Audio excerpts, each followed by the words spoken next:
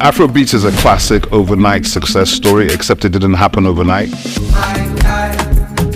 I'm happy to be here. One of the key things about the Omniverse is that it's designed to go beyond an event and designed to be fully something that people can engage beyond the summit. The point being that Nigeria has so much to bring to the world in terms of these things, but we will be bringing fresh energy, fresh ideas, a fresh engagement, and we're obviously open to collaboration. But hip-hop, it's never dies. What's the difference between Thor and Shango? Thor is approaching $50 billion in revenue. Shango's broke somewhere outside Lagos. And that's a lack of imagination on our part, Africa, and they're all Nigerian. So to be seen and to be noticed is very hard if you're not in the place where all the noise is being made.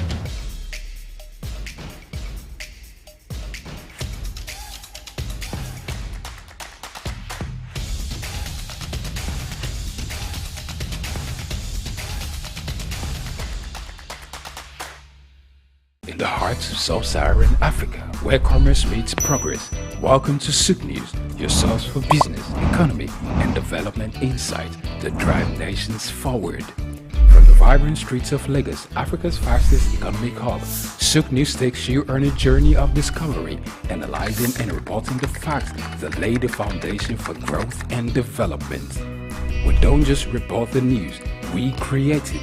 SOUQ News is more than a channel. It is a catalyst for change, spotlighting the stories that shape economies, inspire entrepreneurs, and fuel progress. Covering business, finance, technology, energy, and many more, SOUQ News provides a daily deep dive into the stories that matter, interviews with industry titans, and analysis that empowers your understanding of economic landscape. Join us daily as we dissect, discuss, and deliver the most relevant and factual news on business and the economy.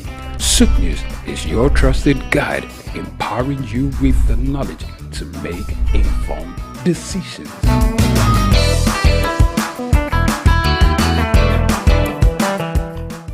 In today's fast-paced world, staying ahead of market trends is crucial. Whether you're an investor, a business owner, or just curious about the economy, you need reliable, up-to-date information to make informed decisions. When we pay our tax, or when our participants pay or contribute their tax, there will be development in such an organization or country. The Ministry of Marine and Blue Economy that is going to address that alone. The National Security Advisor and the Office of the President also need to see to it to ensure that the security situation is being addressed.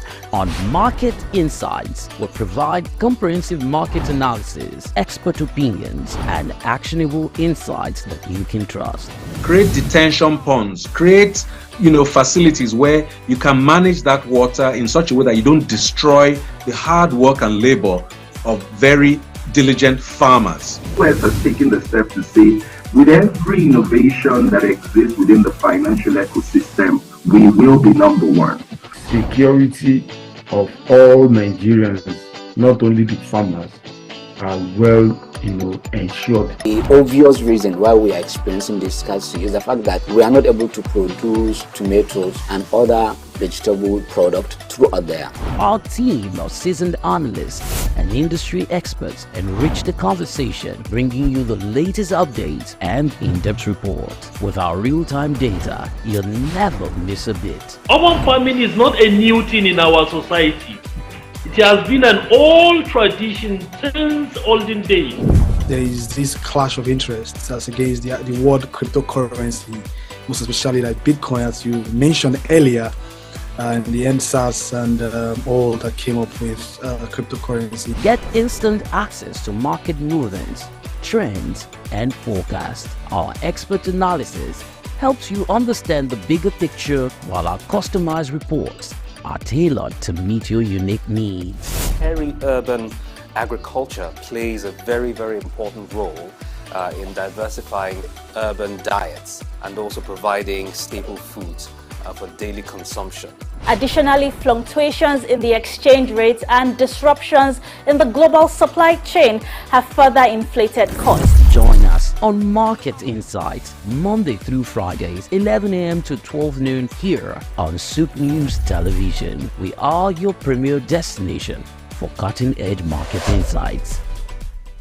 The unchecked activities of the touts and extortionists at Lagos seaports and along the Economic Community of West African States, ECOWAS corridors, have severe impacts on trade facilitation, transport businesses, human lives, the maritime industry, the economy, and the country's international image.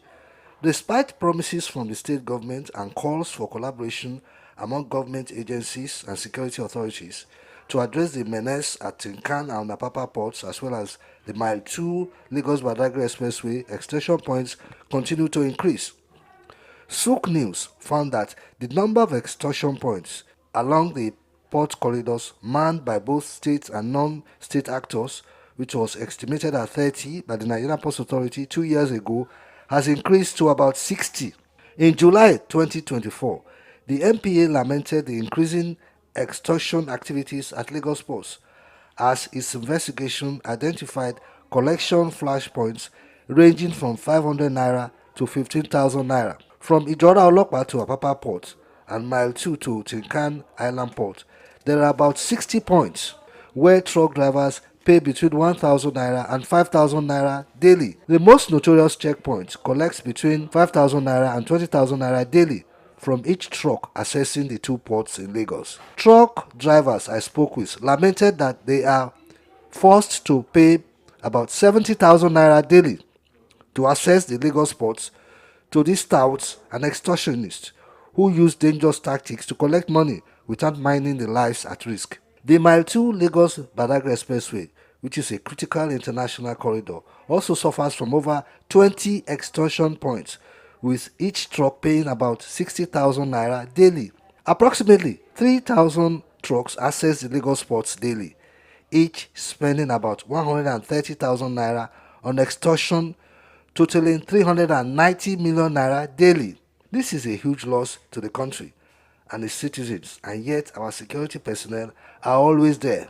What a waste. This menace not only causes financial loss to truckers, but also significantly increases the cost of transportation of goods, with customers ultimately paying 20% more.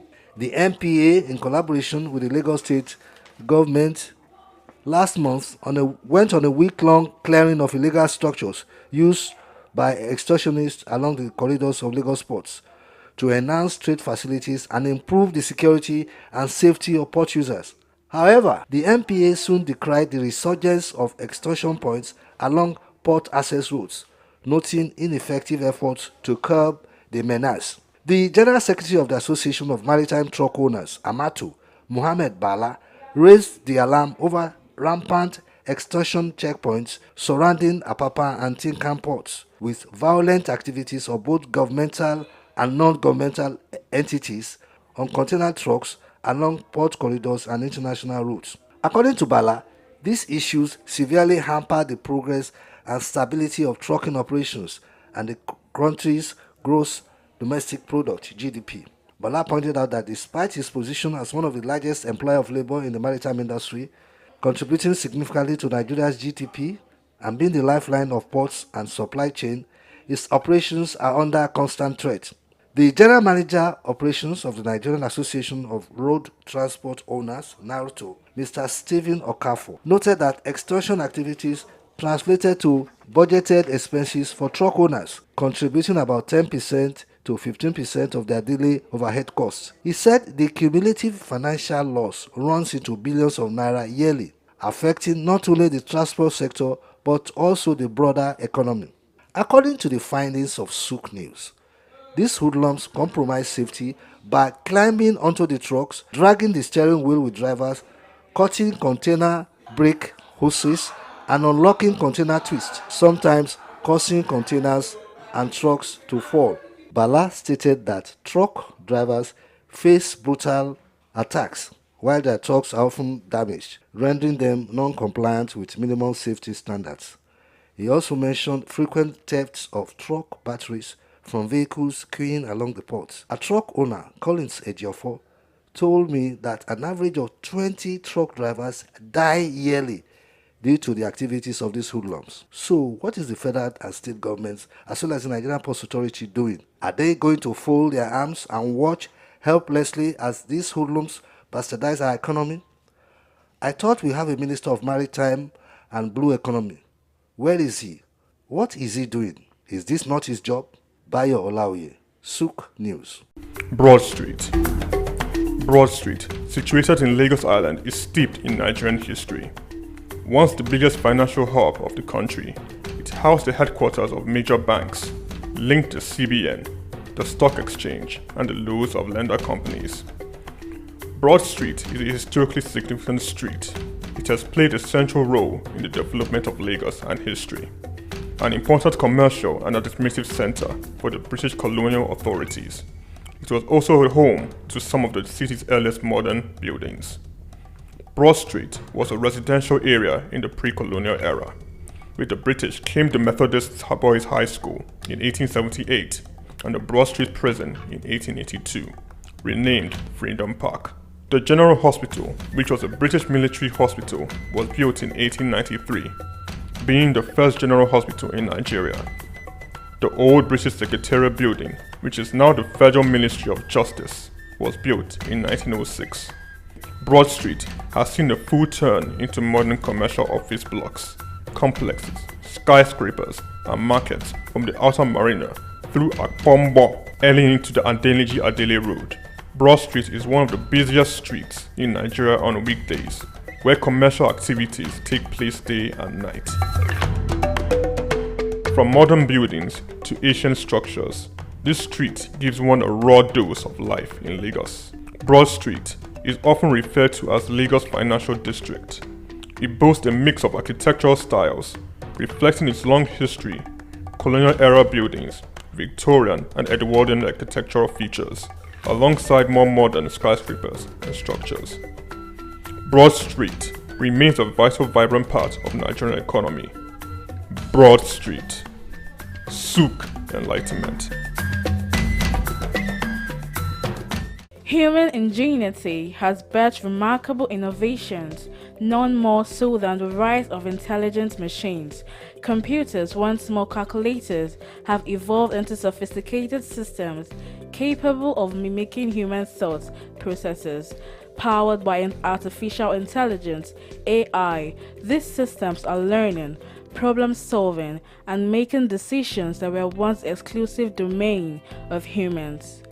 From accelerating scientific discovery to tackling climate change, AI's potential is vast, but perhaps its most profound impact lies in healthcare. Artificial intelligence, AI, it's no longer a futuristic concept. It's here with the potential to revolutionize patient care, diagnosis, and treatment. AI is emerging as a powerful tool in the hands of medical professionals. From detecting diseases early to optimizing treatment plans, AI is demonstrating remarkable capabilities. It can analyze vast amounts of medical data to identify patterns and predict outcomes, aiding in more accurate diagnosis. Also, AI-powered robots are assisting in surgeries, improving precision, and reducing recovery times. However, despite its promises, challenges persist. Concerns about data privacy, ethical implications, and the need for robust regulatory frameworks are hindering widespread AI adoption. To fully unlock AI's potential in healthcare, collaborative efforts are essential. Healthcare providers, researchers, policymakers, and technology companies must work together to develop and implement AI solutions responsibly. By addressing ethical concerns, investing in AI research, and creating supportive regulatory environments, we can accelerate the integration of AI into healthcare and improve patient outcomes. Joy Chuma, SOUQ News. For more than a century, Zambia has stood as a prominent figure in the mining sector, particularly renowned for its copper production, which remains a cornerstone of the nation's economy. Accounting for 3/4 of the country's export earnings, mining plays a pivotal role in Zambia's economic landscape. The focal point of this mining activity is the Copperbelt province, home to major copper mines like Lumwana and Konkola, alongside Sentinel in the northwestern province. These mines, operated by renowned international firms such as Barrick and Vendetta Resources, hold majority foreign ownership, with Zambia Consolidated Copper Mine Investment Holdings retaining minority stakes. Smaller mines in the Copperbelt region, backed by investors from countries like China, Brazil, and South Africa, contribute to Zambia's diversified mining landscape. However, the country's mining sector faces various challenges hindering the potential growth trajectory. Fiscal policies introduced by the government, including royalty increases, the taxation policies, have negatively impacted mining profitability. Also, price volatility in global markets, infrastructural deficiencies like inadequate transportation networks, power shortages, and an uncertain regulatory environment further increases the sector's challenges. Moreover, labor disputes, safety concerns, and geopolitical risks stemming from political instability poses additional hurdles to Zambia's mining sector. To propel the nation towards its 3 million tons copper production goal, strategic measures are crucial, and these include leveraging digital technology through partnerships with AI and machine learning firms to enhance sector's efficiency and investment, stable policy framework in order to attract and retain investment, and provision of a conducive regulatory environment. Infrastructure strengthening supported by donor funding and concessional financing can also alleviate critical constraints such as transportation and power shortages. More so, environmental conservation is vital for sustainable development. Hence, mining companies must provide government-approved environmental management plans, prioritize durable equipment, and proper waste disposal techniques to minimize environmental degradation. Given copper's expected dominance in Zambia's exports, maintaining its position as Africa's economic hub demands a concerted effort. Israel Adeyemi, SOUQ News.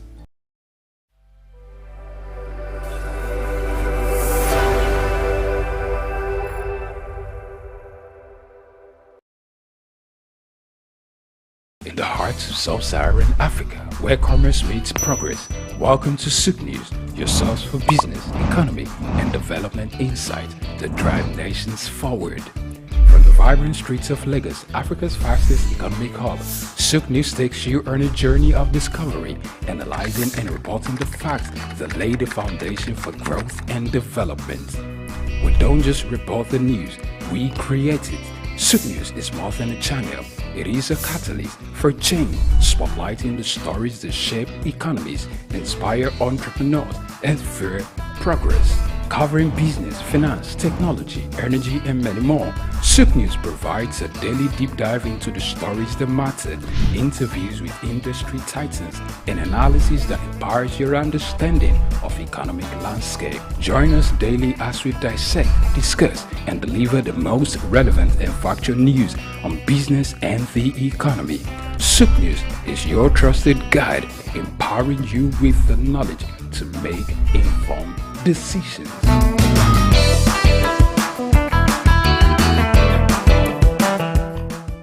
We've got just what you need right here at Femi Wash Media. Call it the Midas touch and you wouldn't be wrong. Let us record, produce, mix and master your audio like nobody does. Reach us on our contact today for the best quality job.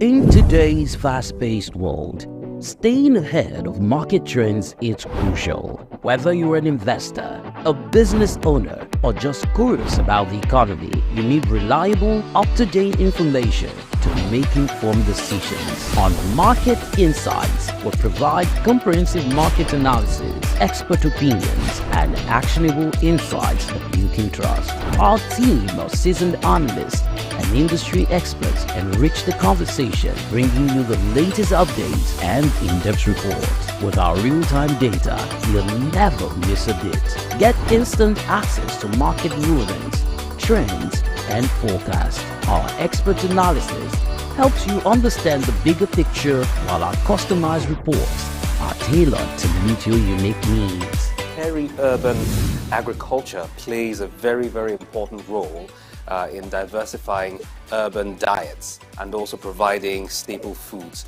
for daily consumption. Additionally, fluctuations in the exchange rates and disruptions in the global supply chain have further inflated costs. Join us on Market Insights, Monday through Fridays, 11 a.m. to 12 noon here on SOUQ News Television. We are your premier destination for cutting-edge market insights.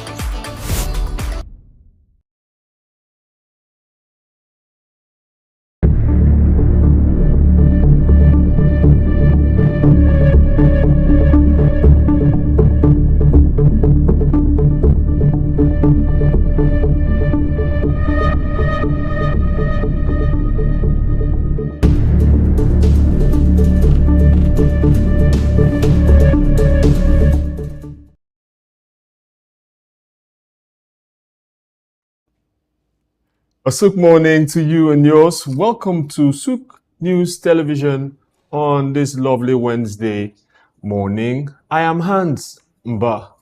This is SOUQ Business Landscape, where we take a look at business headlines from across the world. I will allow you to look at the ones that concern you, the ones that concern us. And when we do this, we'll engage and talk about it on YouTube, across all social media, and share our thoughts. We'll take a break. When we return from our coffee, cups of coffee, tea, and all that is soothing as we enter into this. Let's take a break and return.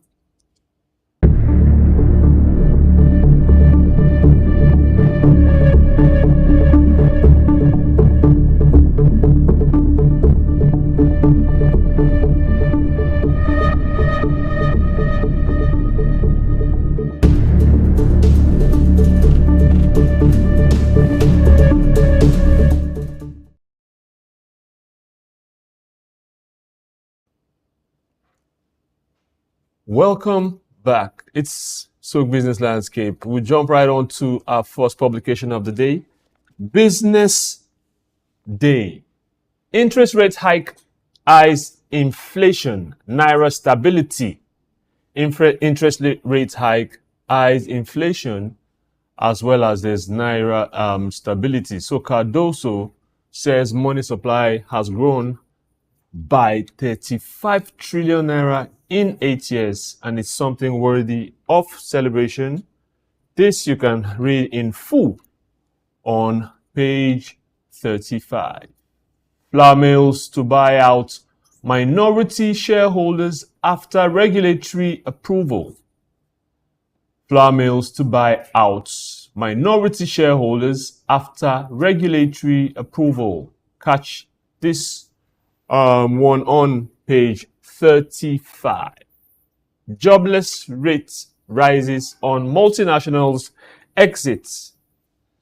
Jobless rates rises on multinationals exits, factory closures. Page 34 with this one, all the gist on factory closures on this news.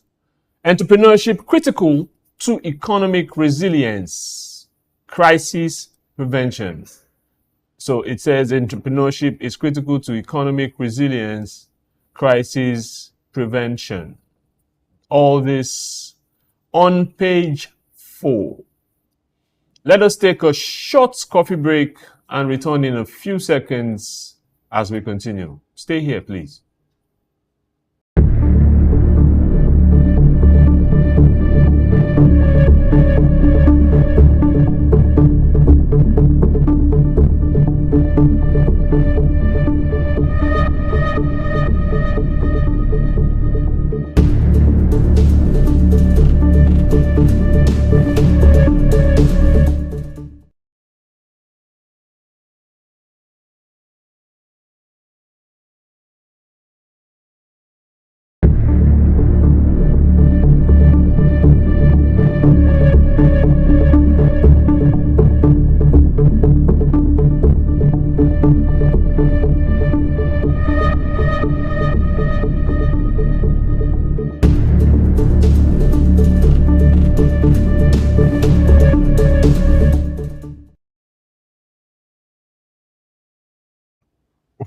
Welcome back. I finished my coffee real quick, so I had to go for a second cup. I apologize. Business Daily Kenya, that's where we are. MP's top list of 64 billion shillings SACCO loan defaulters. Wow. MP's top list for 64 billion shillings SACCO loan defaulters.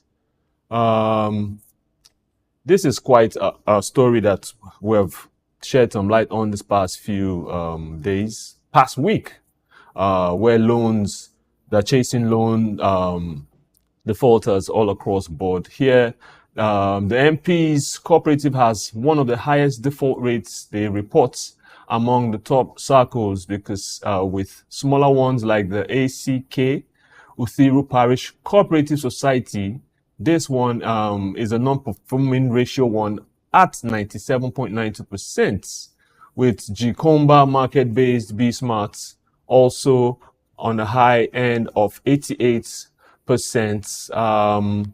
There's another church-focused SACCO loan as well at 71.8%. So all these defaulters, they have listed finally that they're going to be going at them. Ruto backs Starlink rivalry with Safaricom. This is causing a lot of ruckus, borderline hullabaloo. Ruto is still always in that hot cocoa, like my coffee is. So Ruto is backing Starlink Safaricom. So he has backed Elon Musk Starlink entry that they're just coming into Kenya, and he backs it strongly amidst the petition from homegrown, home-based Safaricom to reconsider the award of licenses to satellite internet providers.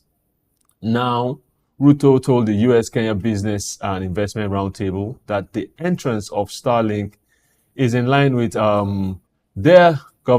his government's policy of deepening internet penetration into the country. You know how it is. You can't fight the government, no matter how that happens.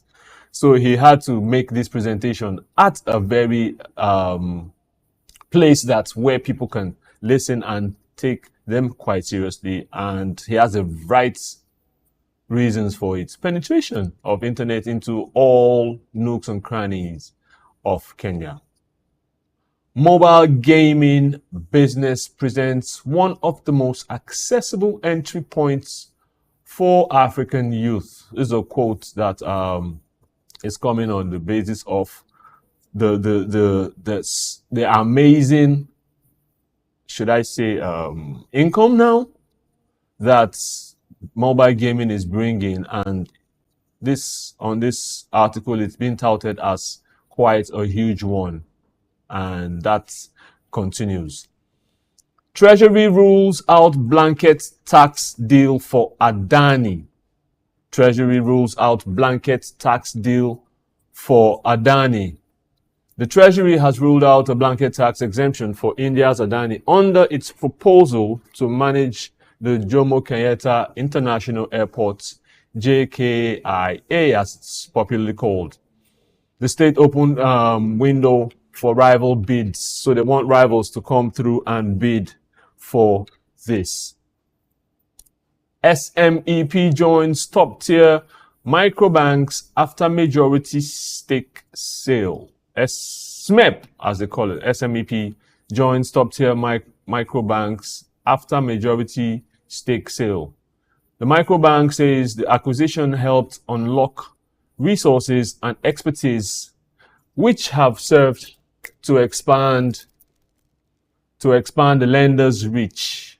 They say this expansion of the lender's reach comes, and this acquisition brought several advantages, which includes access to HOPE international expertise as well as resources, which will bolster SMEAP microfinance bank's capabilities to expand its reach. And it's something that they're doing currently thanks to the SME's support. We segue from Business Daily in Kenya onto Business Day South Africa. This one caught my eye and it had to come first. Hyprop shows its smarts with Nigerian sale. And now Hyprop Investments, owners of a whole long line and slew of shopping centers across the whole of Africa, said on Monday it completed a deal to sell its interest rates in Ikeja City Mall, Nigeria. Now they're saying that this is a very shrewd deal, safeguarding the group's balance sheets, which is why they say this is happening. Safeguard their balance sheets and protecting their profitability as regards South Africa assets. This also is something that's going on with fellow property baron Attack, also, which he has sold his stake in the properties in the same sub-Saharan Africa. Is there something that someone isn't telling someone? Who knows? Funds are bullish on reforms in South Africa. Funds are bullish on reforms in South Africa. So a survey on behalf of the Bank of America, which was conducted by the research firm, popular research firm Ipsos, has found a record number of fund managers in South Africa's government of national unity to implement meaningful reforms, in quotes. Perhaps the reforms are not meaningful, which is why that's the quote. And they could see that the local markets deliver returns in excess of 10% over the next 12 months. This sounds like a prayer. Some say it's a wish, but we see how that plays out. We'll keep an eye on that one. Only 5% of adults think climate is a priority. 5%, a measly 5% think climate is a priority. A Presidential Climate Commission survey says that joblessness, crime, and the cost of living ranks higher despite climate change likely impacts on these issues. It's amazing. Good or bad, it is amazing. Amplats crashes out of the JSE's top 40 index. Amplats crashes out of the JSE's top 40 index. World's biggest platinum producer has lost nearly 100 billion rands in value since the beginning of 2024. Right? Anglo-American Platinum, full name called shortened to Amplats, they have dropped out of the JSE top 40 index this past Friday, and it's reflecting on a 35.5% drop in the share price since the beginning of the year. Now, as this is happening, their platinum group metal miners continue to fall from favor. Not looking good for Amplats. SA perspective on dollar dominance and its global ripple effects. This article sheds some light on SA's perspective on dollar dominance and its global ripple effects. South Africa's financial markets are well developed, but there's a concern about foreign holdings and capital outflows. These are things collectively that are being worried about. The dollar has dominated the global financial system for decades, especially since the collapse of the Bretton, of course, as far back as the Bretton Woods Woods system since 1971. When the US detached the dollar from gold, it introduced a new era of fiat currencies, providing the US with unprecedented monetary flexibility, this change also introduced global volatility, which has affected South Africa's monetary policy, its long-term investment strategies, as well as its economic stability too. Gold, a boost for sales despite falling outputs. Gold, a boost for sales despite falling output. So amidst decreasing production, income in July, a couple of months ago, more than doubled from the previous year of 2023. Now, elevated gold prices have been a saving grace for South Africa's mining sector in more recent months, which eventually is turning out to drive up big increases in mineral sales, and it's offsetting the steady decline in South Africa's gold production. And it's something that has to be, they have to do something about it. They have to keep their eye on that one, a close eye on that one, so things don't dissipate. Newspapers bulwark of Afrikaans culture. It's one to look out for. Also on Business Day South Africa, catch that full gist on page 5. BRICS. BRICS is always been on the news, and it's attractive when it is. BRICS shape air and defense display. So 8 years ago, the transnational industrial collaboration that was touted as one of the primary benefits of BRICS partnership was still kind of like a kite flying exercise. But now times have changed, and some of those kites are now real-life military jets. Apart from its mention in passing by some head of states and governments over these years, this past 8 years, the industrial sale of initiative appeared to have lain fallow since it was launched in 2009. But now, it's massive, it's big, it's huge. BRICS, well done. We head to Asia, Bangladesh to be precise. Business Post is talking about a few things. RMG industry back on track as demands are met. RMG industry back on track as demands are met.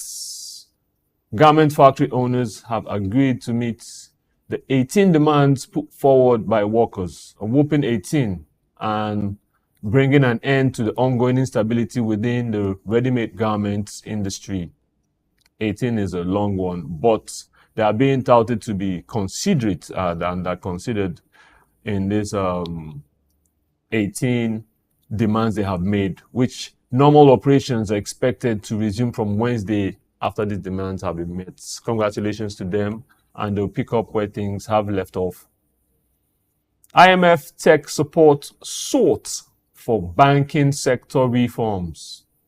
IMF tech support sought for banking sector reforms. Bangladesh has requested technical assistance from the International Monetary Fund to address key areas of concern, including banking sector reforms, including money laundering control, including tax reforms.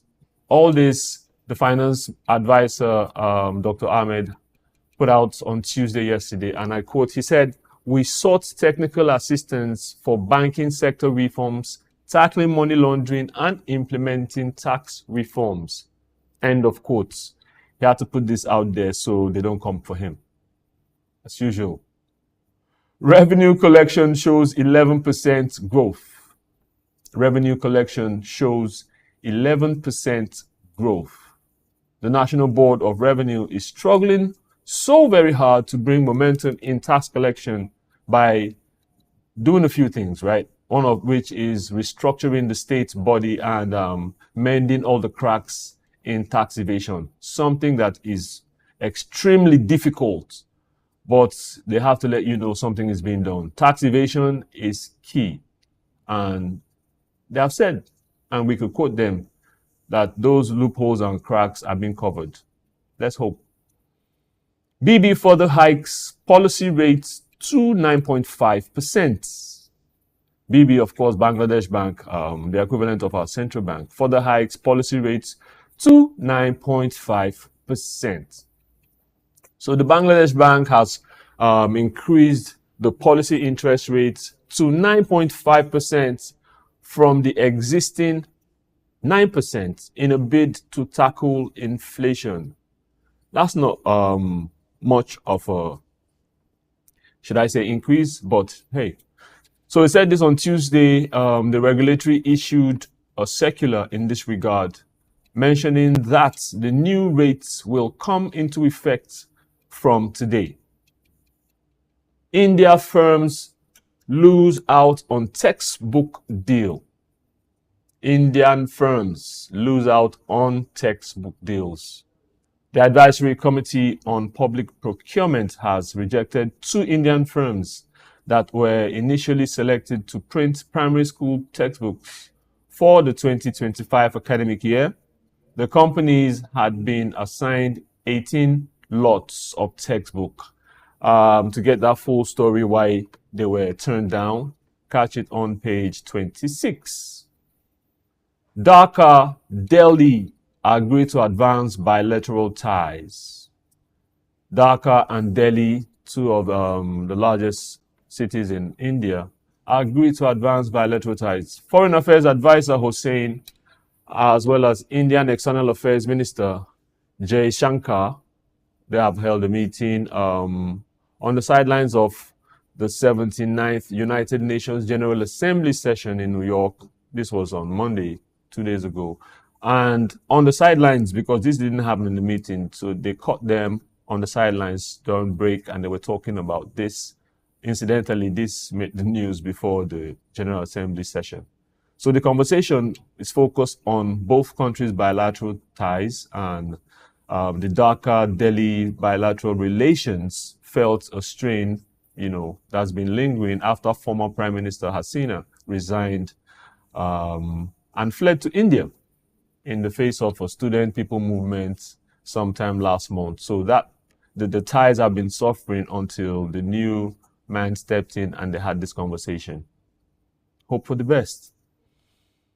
BB must provide liquidity support to save troubled banks. This is coming from National Bank Limited, Abdul Minto. He says Bangladesh Bank must provide liquidity support to save troubled bank. So he's the newly installed National Bank Limited chairman, and he says, I quote, without instant liquidity support, there is no way to regain the trust of depositors in the banks where the boards have been restructured. No way, he says. The loan guarantee from the central bank is not enough, as other banks also know that financial health of these banks are paramount.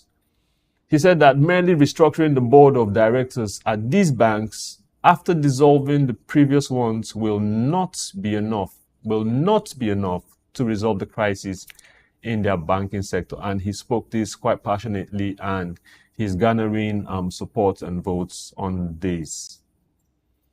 Polythene bags banned in markets from November 1st.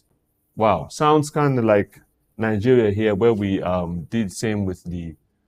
Anyway, polythene and polypropylene bags will be banned in all supermarkets from October 1st, and in all open markets as well, not just supermarkets, because more of these are used in open markets than supermarkets. All this for supermarkets, October 1st, from open markets, November 1st. So Rizwana Hassan, the advisor to the Ministry of Environment, mentioned this yesterday and insists that people should take note and they would be enforced. We will take a break right now, and when we return, we would fly to Business Standard in India. Stay here with us.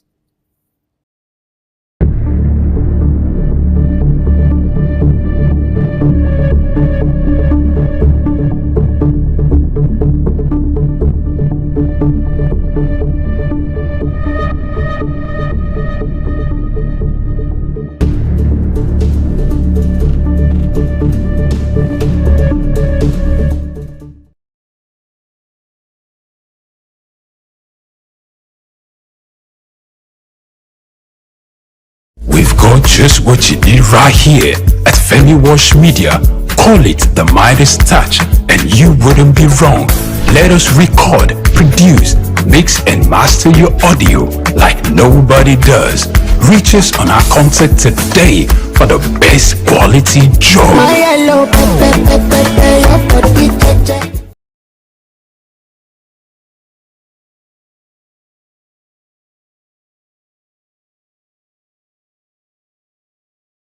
In today's fast-paced world, staying ahead of market trends is crucial. Whether you're an investor, a business owner, or just curious about the economy, you need reliable, up-to-date information to make informed decisions. When we pay our tax, or when participants pay or contribute their tax, there will be development in such an organization or country.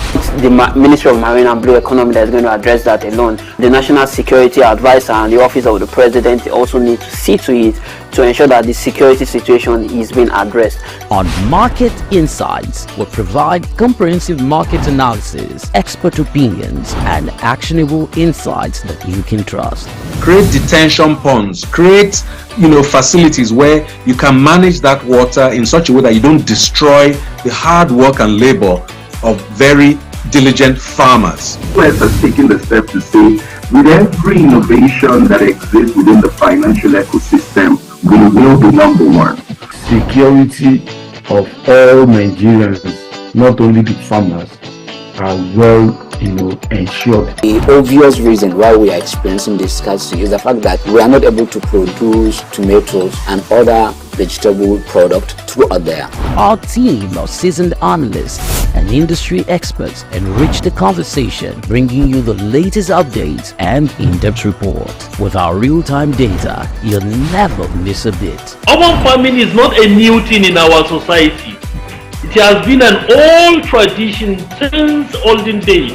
There is this clash of interests as against the world cryptocurrency, most especially like Bitcoin, as you mentioned earlier, and the SOUQ and all that came up with cryptocurrency. Get instant access to market movements, trends, and forecasts. Our expert analysis helps you understand the bigger picture, while our customized reports are tailored to meet your unique needs. Peri-urban agriculture plays a very, very important role in diversifying urban diets and also providing staple foods for daily consumption. Additionally, fluctuations in the exchange rates and disruptions in the global supply chain have further inflated costs. Join us on Market Insights, Monday through Fridays, 11 a.m. to 12 noon here on SOUQ News Television. We are your premier destination for cutting-edge market insights. We've got just what you need right here at Femi Wash Media. Call it the Midas touch and you wouldn't be wrong. Let us record, produce, mix and master your audio like nobody does. Reach us on our contact today for the best quality job.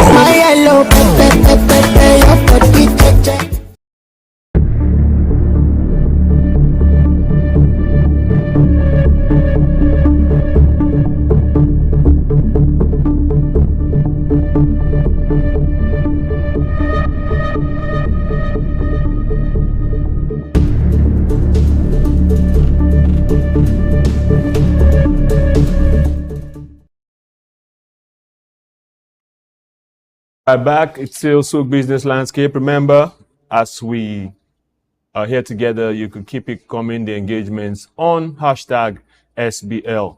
We're on to business standard in India. INFI GST notices relief in sight. Two options on the table. That's their finance ministry may declare notices null and void or reduce tax liabilities. Feature phone firms may red flag DOT mandates. Feature phones may red flag DOT mandates. Catch that one on page 3 as it speaks to you. Sensex scales 85K and Nifty tops 26K, then retreats. It's a lot of back and forth on the stock exchange. If you take a look here, you'll see Sensex and Nifty 50. There's data letting you know how they're playing out. Gold outshines equities in a falling rates environment, as well as mixed bag debuts for trio of new listings. Catch this on the front page. On page 6, about economy and public affairs, consensus eludes GOM on realty GST. Consensus eludes GOM on realty GST.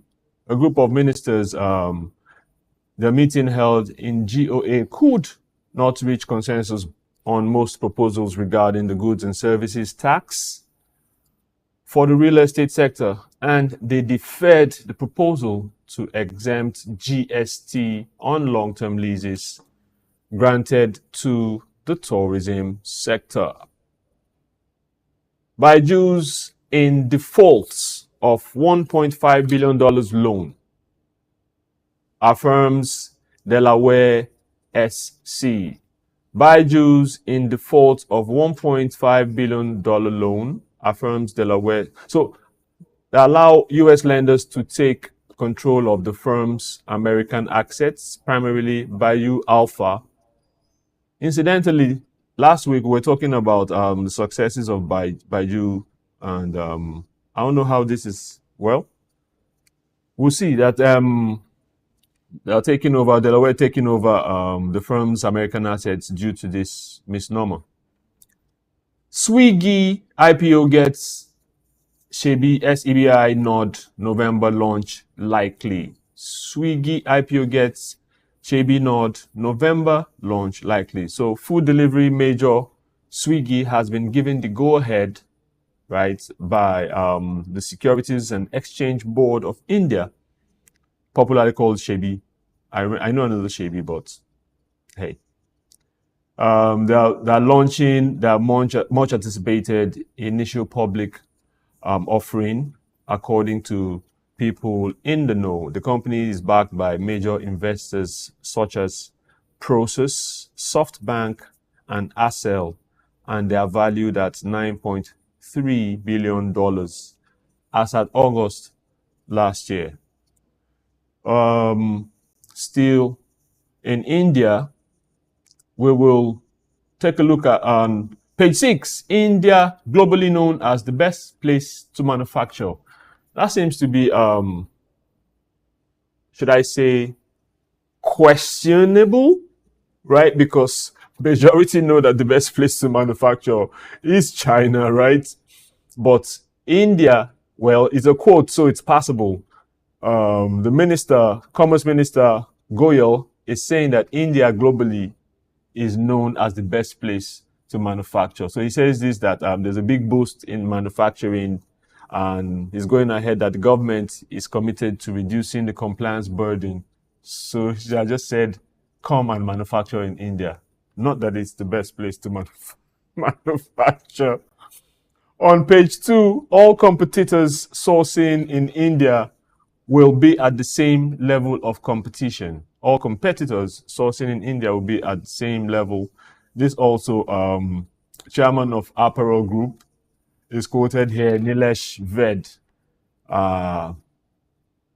Lastly, should I say one more headline?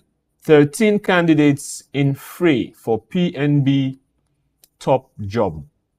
13 candidates in fray for PNB top job. So at least 13 candidates are in the race for the position of Managing Director and Chief Executive Officer of Punjab National Bank. PNB is one of the biggest banks in India, by the way. And it's the second largest public sector bank, the first being one of a private one. Among them are 2 EDs. Among the 13 candidates are 2 executive directors, one from the Bank of Baroda and another from the Union Bank of India. So we will move away now onto our last publication for the morning. Financial Times. So we're looking at the UK and the US concurrently. Okay. China unleashes aggressive stimulus blitz in battle to hit 5% growth target. China unleashes aggressive stimulus blitz in battle to hit 5% growth target. We're talking about interest rate cuts. We're talking about funding to boost markets, as well as support for the property sector, and the stock is rising 4.3%. All right. Warlord Prigozhin secretly used HSBC and JP Morgan for Wagner payments. Warlord Prigozhin secretly used HSBC and JP Morgan for Wagner payments. This is a strong accusation, and catch the full story on the front page as it continues on page 3. Labour pledges to tackle crisis for women in prison. Labour pledges to tackle crisis for women in prison. Starmer vows to fix Britain. Starmer vows to fix Britain. Still on the front page of that one. Uber is on collision course with Amazon. The fight continues. Uber is doing pretty well across the world, as well as Amazon. But this collision course, you want to know about it, catch it on page 3 of the publication. The EU's over-regulation challenge is still on. LVMH Louis Vuitton Bannon reporters put Arnault in spotlights. Arnault is in the spotlights. Akzo Nobel axes jobs. They're cutting off jobs, and this Akzo is the Dutch paint producer of paints that owns Dulux, the popular and expensive Dulux. And they will cut 20,000 posts, including a number in the head office, by the end of next year, as it faces pressure to slash costs and keep up with its rival. This comes at no surprise, because looking at what Dulux is costing in the market, there are a lot of newbies in the market that are being patronized, and it's something that is causing them to cut jobs. Exchange groups raided. Exchange groups raided. So here they're referring to Nasdaq and the Deutsche Börse. They have been raided by EU officials and are probing whether the exchange groups may have been involved in any antitrust violations that's related to financial derivatives. This is a show on catch it on page 8. You have more things to show on that one. U.S. climate law defended. U.S. climate law defended. So we're talking Donald Trump's plan to gut, the way they put it, Donald Trump's plan to gut the Biden administration sweeping climate legislation would be like stabbing ourselves and would hand China the advantage, says U.S. Energy Secretary. He says, you know, of course, when you hear a comment like that, you know where he's going to and what he's referring to. Calvin Klein accused. So in Beijing, Calvin Klein has been accused of boycotting cotton from Xinjiang, the Xinjiang region, which is where most of their cotton comes from, and is threatening for the first time to put a U.S. group with big interests on Chinese soil. This is a huge one. This is a fight that's I don't know if there shall be an end to it. Quickly, we'll wrap things up with Gulf Times in Qatar. Ooredoo Group secures 2 billion reals in landmark financing deal to accelerate data center expansion. So Ooredoo Group announced on Tuesday, just yesterday here, a landmark 2 billion reals financing deal to accelerate the growth of its data center and AI business. AI, huge these days, especially with organizations. And all this will enable a significant expansion of capacity and the modernization of its data centers. The financing deal was signed with QNB, Qatar National Bank, Doha Bank, and Masraf AI Ryan. A good deal, a good combination of big wigs. QIB receives Straight-Through Processing Excellence Award. The Qatar Islamic Bank received the annual Straight-Through Processing Excellence Award from Citibank for outstanding performance in STP and delivery of commercial and treasury payments. The award was handed over at a meeting held at QIB head office and was attended by senior officials from QIB and Citibank Group. Congratulations on that one. China's central bank unveils most aggressive stimulus since the pandemic. Are we still talking about the pandemic? The broader than expected package offering more funding and interest rate cuts marks the latest attempts by policymakers to restore confidence in the world's second largest economy after a slew of disappointing data has been raised, and these concerns of a prolonged structural slowdown.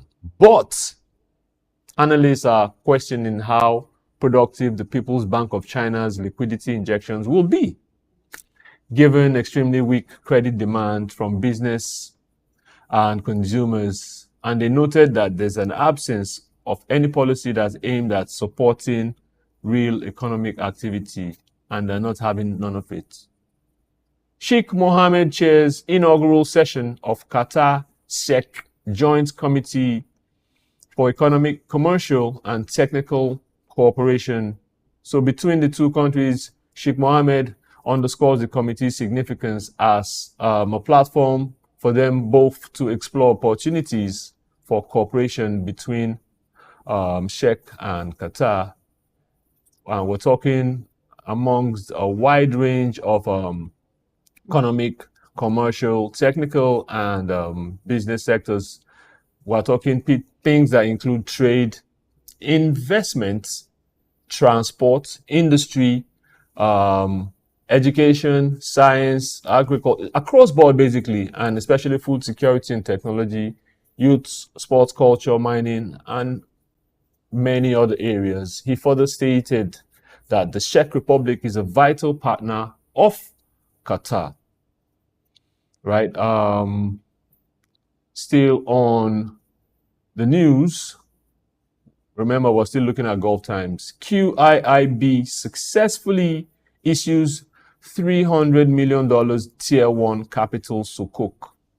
So QIIB announced that the successful issuance of this amount for sukuk is aimed at strengthening its position and benefiting from opportunities that the global sukuk market presents.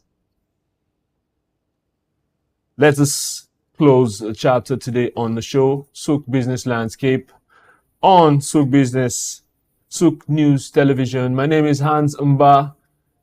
Do engage with us on social media, hashtag SBL. Let's talk about this some more as your morning gets better.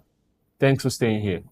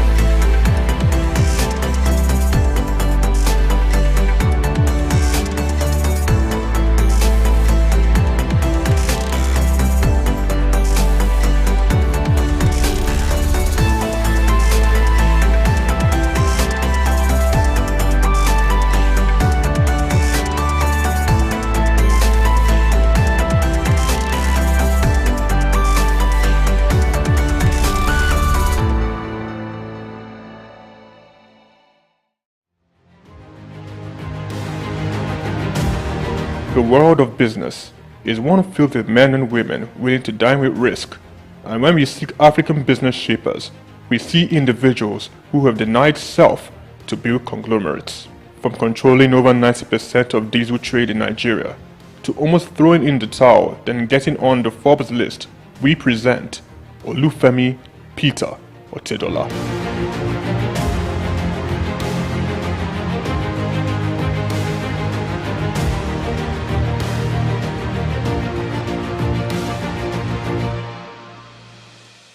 The Nigerian businessman and philanthropist was born in Ibadan, the capital of Oyo State, on the 4th of November 1962, into the family of late Sir Michael Otedola, the governor of Lagos State from 1992 to 1993. The University of Lagos Staff School, Akuka, welcomed Olufemi for his primary education and secondary education at Olivet Baptist High School, Oyo.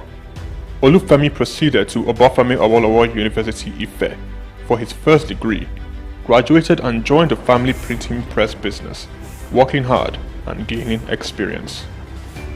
Femi Otedola ventured out starting Center Force Limited. The company focused on finance, investment and trading. The oil and gas sector was Femi Otedola's next port of call. From quite a very humble beginning in the oil and gas sector, utilizing connections and networks of family and friends, he cultivated partnerships in diesel supply chain. Him being the last man to the final consumer. Challenges breed opportunities, and in Femi's case, it was a late delivery of diesel from his supplier with a broken truck, and he caught the idea. He could do better and provide better services. He ventured into diesel supply business, buying diesel from a retailer and supplying to companies. Femi Otedola encountered several difficulties securing his supply and timely meeting the demands of his growing clients. This definitely was an opportunity he identified in the fuel retail market. Otedola secured the finance and Zenon Petroleum and Gas Limited was born, petroleum products marketing and distribution company. He's a man who became a billionaire at an early age, and that has been sustainable over the years. And I think this should be a leading light or a torchbearer for those who are interested in entrepreneurship. Otedola, owner and chairman of Zenon, in 2004 invested 15 billion naira in downstream infrastructure development and acquired storage seaports at Ibadan, Apapa, as well as 4 cargo vessels, amounting to a combined total storage capacity of 147,000 metric tons. Zenon Petroleum and Gas Limited also acquired a fleet of 100 DAF fuel tanker trucks.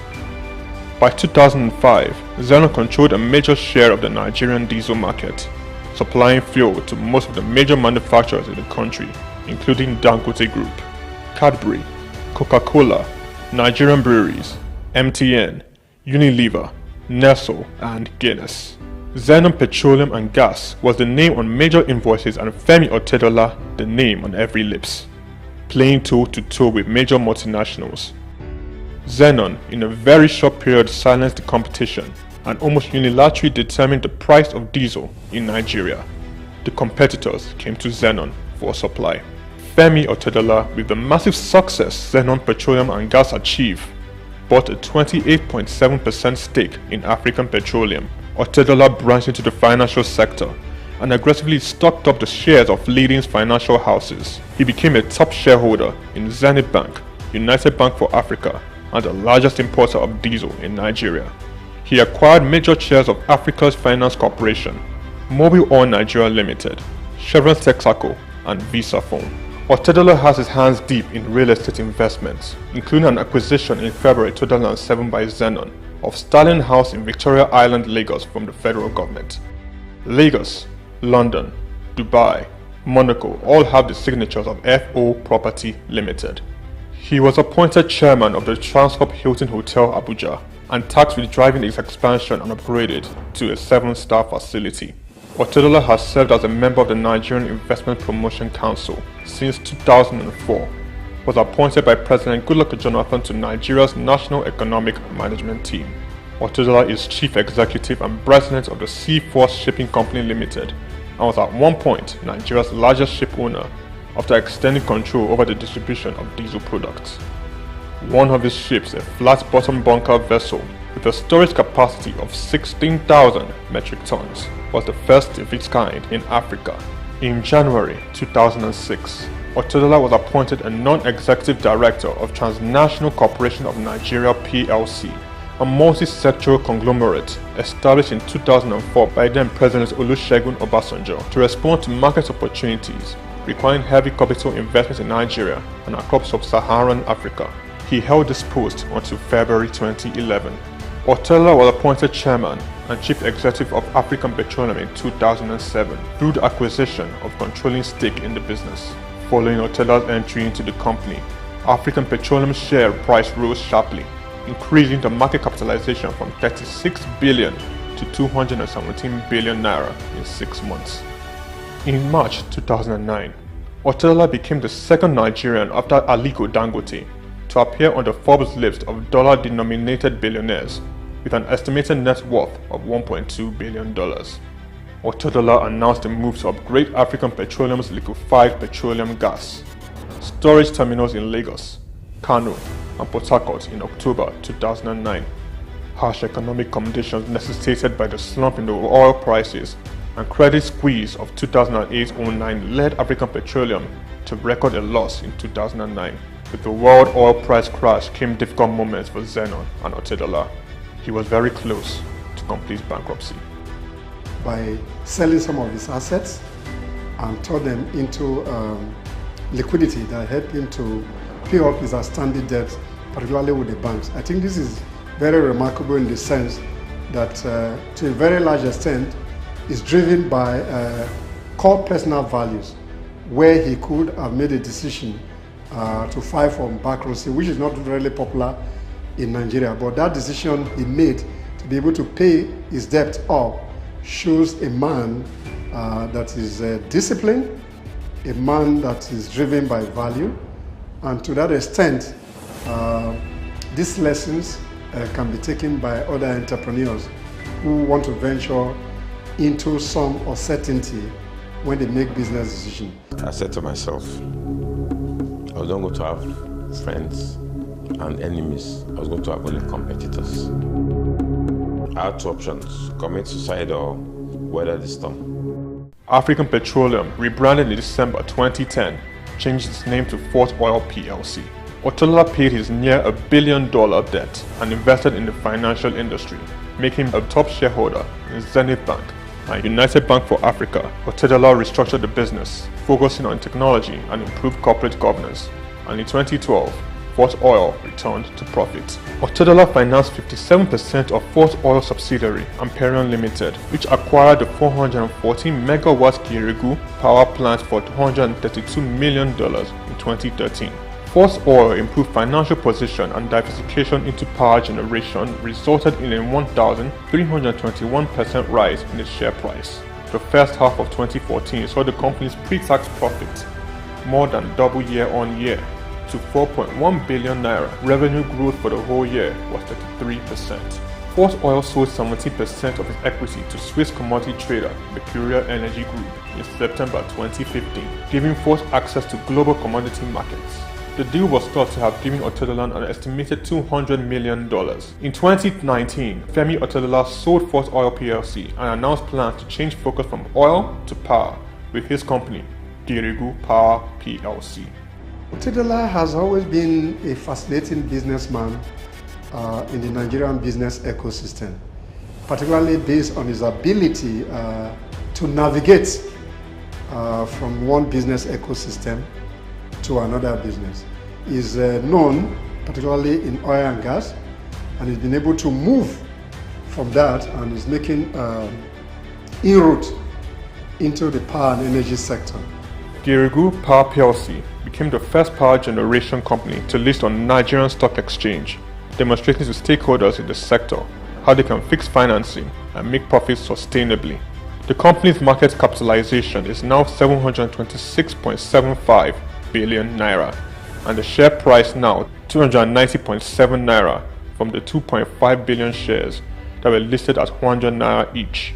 Otedola, the chairman of Girigu Power, sold down a Girigu stake to bring on institutional investors. In October 2021, Femi Otedola was announced as the single largest shareholder of First Bank PLC. FBN Holdings, the parent company of First Bank Limited, witnessed a commendable 437.9 billion naira surge in market capitalization. FBN Holdings appointed billionaire Femi Otedola as the new chairman of its board of directors effective January 31st, 2024. Femi Otedola has had its share of controversies. Zenon was among the number of companies named in an alleged fuel subsidy scam report. This was followed by a case against Farouk Lawan for bribery. Otedola has also lost in the ever-evolving competing space of business acquisitions. Transcorp and Huheli Power Plant are two notable projects he closely bidded and lost. Femi Otedola philanthropy is quite remarkable. Otedola made a 300 million naira donation to the completion of the National Ecumenical Center in Abuja. In 2007, he gave 200 million to the State Security Trust Fund in a drive to reduce crime in Lagos. Donated 100 million naira to the Otedola College of Primary Education in Ekpe. In 2008, he donated 80 million to the Faculty of Agriculture at the University of Port Harcourt. Femi Otedola pledged and redeemed $25,000 to the Super Eagles in the match against Algeria in 2019 AFCON. He gave all 750 students of Augustine University 1 million naira each. Femi Otedola is unique in many regards. Number one, he has continued to be a torchbearer to the young generation, that entrepreneurship is sustainable once you are disciplined. On the other hand, he has also proven that those who, to a very large extent, were born with some silver spoon can equally carve a niche for themselves in entrepreneurship. So in terms of discipline, in terms of focus, Otedola remained one of the very fascinating Nigerians that we need to find a way to study. Then those who are equally in business and facing challenging times can equally take some understanding from how Femi Otedola has carried on in the business horizon. Finally, youths, whether you are from a humble background, whether you are born with some silver spoon, once you stay focused and you're determined to make good use of your talent, your skill set, and the knowledge, what Otedola has done is to provide a pathway for us in terms of personal development, in terms of personal discipline, in terms of the spirit of entrepreneurship. That once you're focused, once you can make some right business decision, then the business place can sustain people once you remain focused and determined. Femi Otedola sits comfortably on the Forbes billionaires list of top 20 richest people in Africa. Femi Otedola is married to Mrs. Nana Otedola and have 4 children: Olawumi Christy Tolani, Florence Ifeoluwa, Elizabeth Temi, and Fewa Otedola. Olufemi Peter Otedola is a standout astute business executive.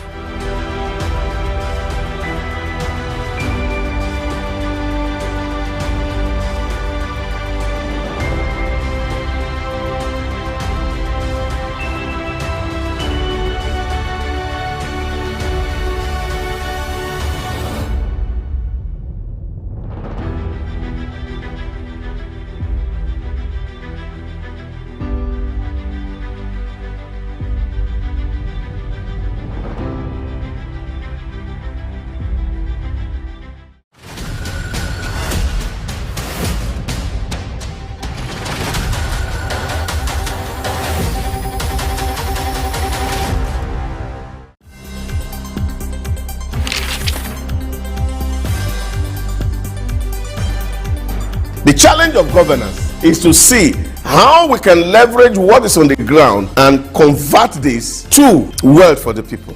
Russia, China are gaining entry into Africa, and it would appear that some Western countries are losing out. You're working as an expatriate worker, then you're paid in your currency. But then if you must spend those money, you need to convert those money to the local currency to spend. When we address this exchange rate volatility, we will see definitely cost of goods and services will come down. From a security point of view, we should employ the technology to ensure that we can track individuals and goods within the continent.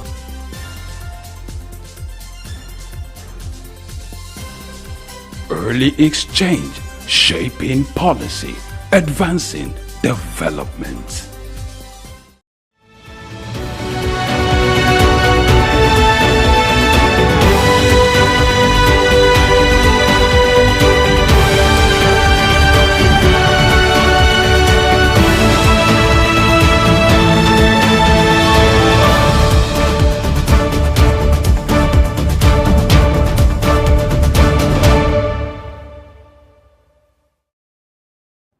Good morning and welcome to the news update on SOUQ News Television. I am Shade Uwe. The Federal Executive Council has approved the economic stabilization bills as part of the government's Accelerated Stability and Advancement Plan. These bills aim to amend around 15 tax and fiscal laws to support economic stability and promote long-term inclusive growth in Nigeria. The ESB focuses on several key objectives, including reducing inflation, strengthening the naira, enhancing job creation, and promoting exports. Notable proposed changes include changes to income tax laws to create employment opportunities, especially in Nigeria's digital economy, implementing zero-rated value-added tax to encourage exports of goods, services, and intellectual property, simplifying local content requirements to facilitate investment in the gas sector and ensure competitiveness, enhancing the Central Bank of Nigeria's regulatory powers to improve forex liquidity and stabilize exchange rates, providing tax relief for private sector employers on wage awards and transport subsidies, offering tax benefits to companies that create and retain jobs for at least 3 years, promoting fiscal discipline and improving remittances from government agencies to the federal government's Consolidated Revenue Fund, collaborating with state governments to suspend certain taxes on small businesses and vulnerable populations, introducing a new initiative to expand the tax base and create a level playing field for businesses, increasing funding for the Students' Loan Scheme to support education. The approved bills will now be transmitted to the National Assembly for passage into law, marking a significant step towards stabilizing Nigeria's economy and fostering sustainable growth. Nigeria has renewed its commitment to deepening international partnerships with member states of the Organization of African, Caribbean, and Pacific States. Vice President Kashim Shettima, representing President Bola Tinubu, expressed this at a high-level OACPS meeting during the 79th United Nations General Assembly in New York. Shettima highlighted Nigeria's dedication to shared values of democracy, diaspora engagement, and development while addressing global challenges. He emphasized Nigeria's support for OACPS initiatives, including aid to Haiti, and reaffirmed the country's commitment to advocating for fair treatment in international financial systems. Meanwhile, the federal government has forecast heavy rainfall across 35 locations in 15 states from September 24th to 28th, 2024, which may lead to flooding.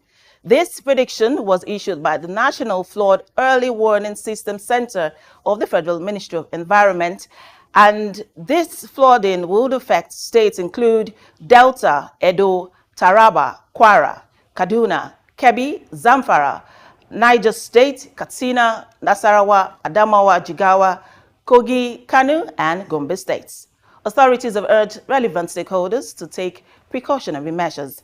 Additionally, the National Emergency Management Agency has called on the Rivers State government to build emergency shelters to accommodate flood victims during the anticipated flooding. Chinese stocks rose on Wednesday, lifting regional markets and extending a global rally.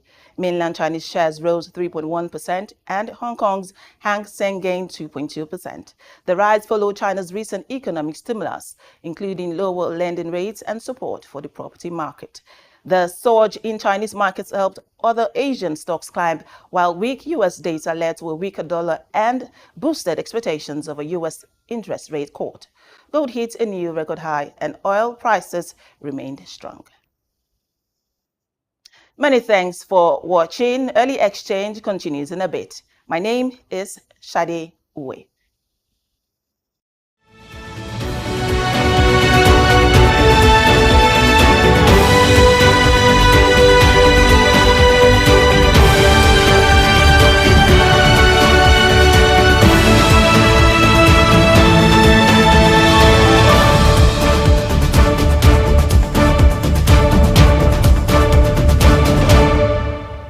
Monetary Policy Committee, MPC, of the Central Bank of Nigeria, CBN, held its 297th meeting on the 23rd and 24th of September 2024 to review recent economic and financial developments, as well as assess risks to the outlook. 11 of the 12 members of the committee were in attendance. Decisions of the MPC. The committee was unanimous in its decision to further tighten policy, and thus decided as follows. 1, raise the MPR by 50 basis points to 27.25% from 26.75%. 2, retain the asymmetric corridor around the MPR at plus 500 to minus 100 basis points. 3, raise the cash reserve ratio of deposit money banks by 500 basis points to 50% from 45%, and merchant banks by 200 basis points to 16% from 14%. 4, retain the liquidity ratio at 30%.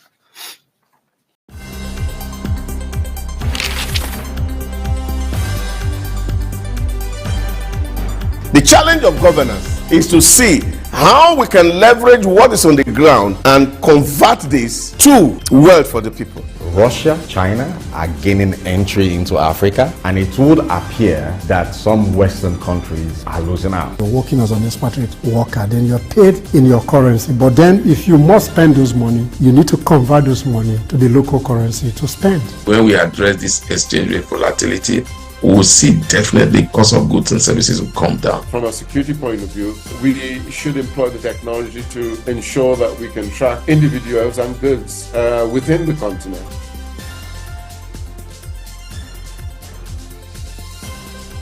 Early exchange, shaping policy, advancing development. All right, that was the voice of the central bank governors. That's the soundbite from the central bank governor giving us a summary of what took place at the MPC meeting. What a way to start the show this morning, and that's to give you a picture of what will be the thrust of our conversation today. Welcome and glad to have you join us on that program that sets the pace for your day, that program that gives you the sense of direction when it comes to issues related to business, finance, and the economy. Always my pleasure to be your host, and I am Femi Ayodele. So today, we're going to revisit the decision made by the CBN MPC as regards the benchmark interest rate. The CBN, in its wisdom, decided to increase it to 27.25%, by 50 basis points. We're going to look at the implication of this on the economy. As expected by some people, that perhaps this would be a time for CBN to cut interest rate, but in its wisdom, unanimously decided to increase the benchmark interest rate. Like you know, on Wednesday, we always do a special series on sustainable development goal. We also do something different apart from the outcome of the MPC meeting to look at climate change financing, as there has been committed by developed nations to commit the sum of $100 billion to developing nations in order for them to be able to meet up with climate change goals. But what has been the level of commitment to this fund is going to be part of our conversation today. Don't forget, you can be part of this conversation. All you just have to do is to join us on all our social media platforms, Facebook, X. Just search for SOUQ News TV. There you find all the details. All right, we'll go on a short break now. When we return, we'll look at our big story for today, which is the result or the outcome of the MPC meeting, and then the implication of that on the economy for Nigeria and what all the business community needs to know as regards this development. That will take place after this timeout. Stay with us. In today's fast-paced world, staying ahead of market trends is crucial. Whether you're an investor, a business owner, or just curious about the economy, you need reliable, up-to-date information to make informed decisions. When we pay our tax, or when our participants pay or contribute their tax, there will be development in such an organization or country. The Ministry of Marine and Blue Economy that is going to address that alone. The National Security Advisor and the Office of the President also need to see to it to ensure that the security situation is being addressed. On Market Insights, we provide comprehensive market analysis, expert opinions, and actionable insights that you can trust. Create detention ponds, create facilities where you can manage that water in such a way that you don't destroy the hard work and labor of very diligent farmers. West has taken the step to say, with every innovation that exists within the financial ecosystem, we will be number one. Security of all Nigerians, not only the farmers, are well ensured. The obvious reason why we are experiencing this scarcity is the fact that we are not able to produce tomatoes and other vegetable products throughout there. Our team of seasoned analysts and industry experts enrich the conversation, bringing you the latest updates and in-depth reports. With our real-time data, you'll never miss a bit. Urban farming is not a new thing in our society. It has been an old tradition since olden days. There is this clash of interests as against the world cryptocurrency, most especially like Bitcoin, as you mentioned earlier, and the SOUQ and all that came up with cryptocurrency. Get instant access to market movements, trends, and forecasts. Our expert analysis helps you understand the bigger picture, while our customized reports are tailored to meet your unique needs. Peri-urban agriculture plays a very, very important role in diversifying urban diets and also providing staple foods for daily consumption. Additionally, fluctuations in the exchange rates and disruptions in the global supply chain have further inflated costs. Join us on Market Insights, Monday through Fridays, 11 a.m. to 12 noon here on SOUQ News Television. We are your premier destination for cutting-edge market insights.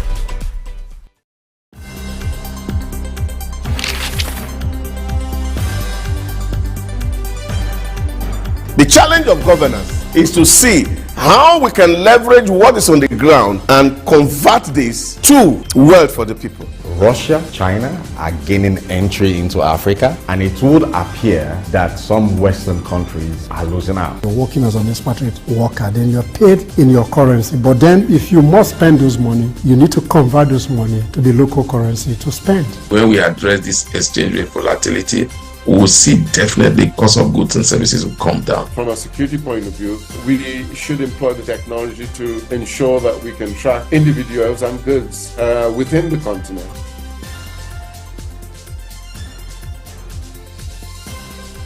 Early exchange, shaping policy, advancing development.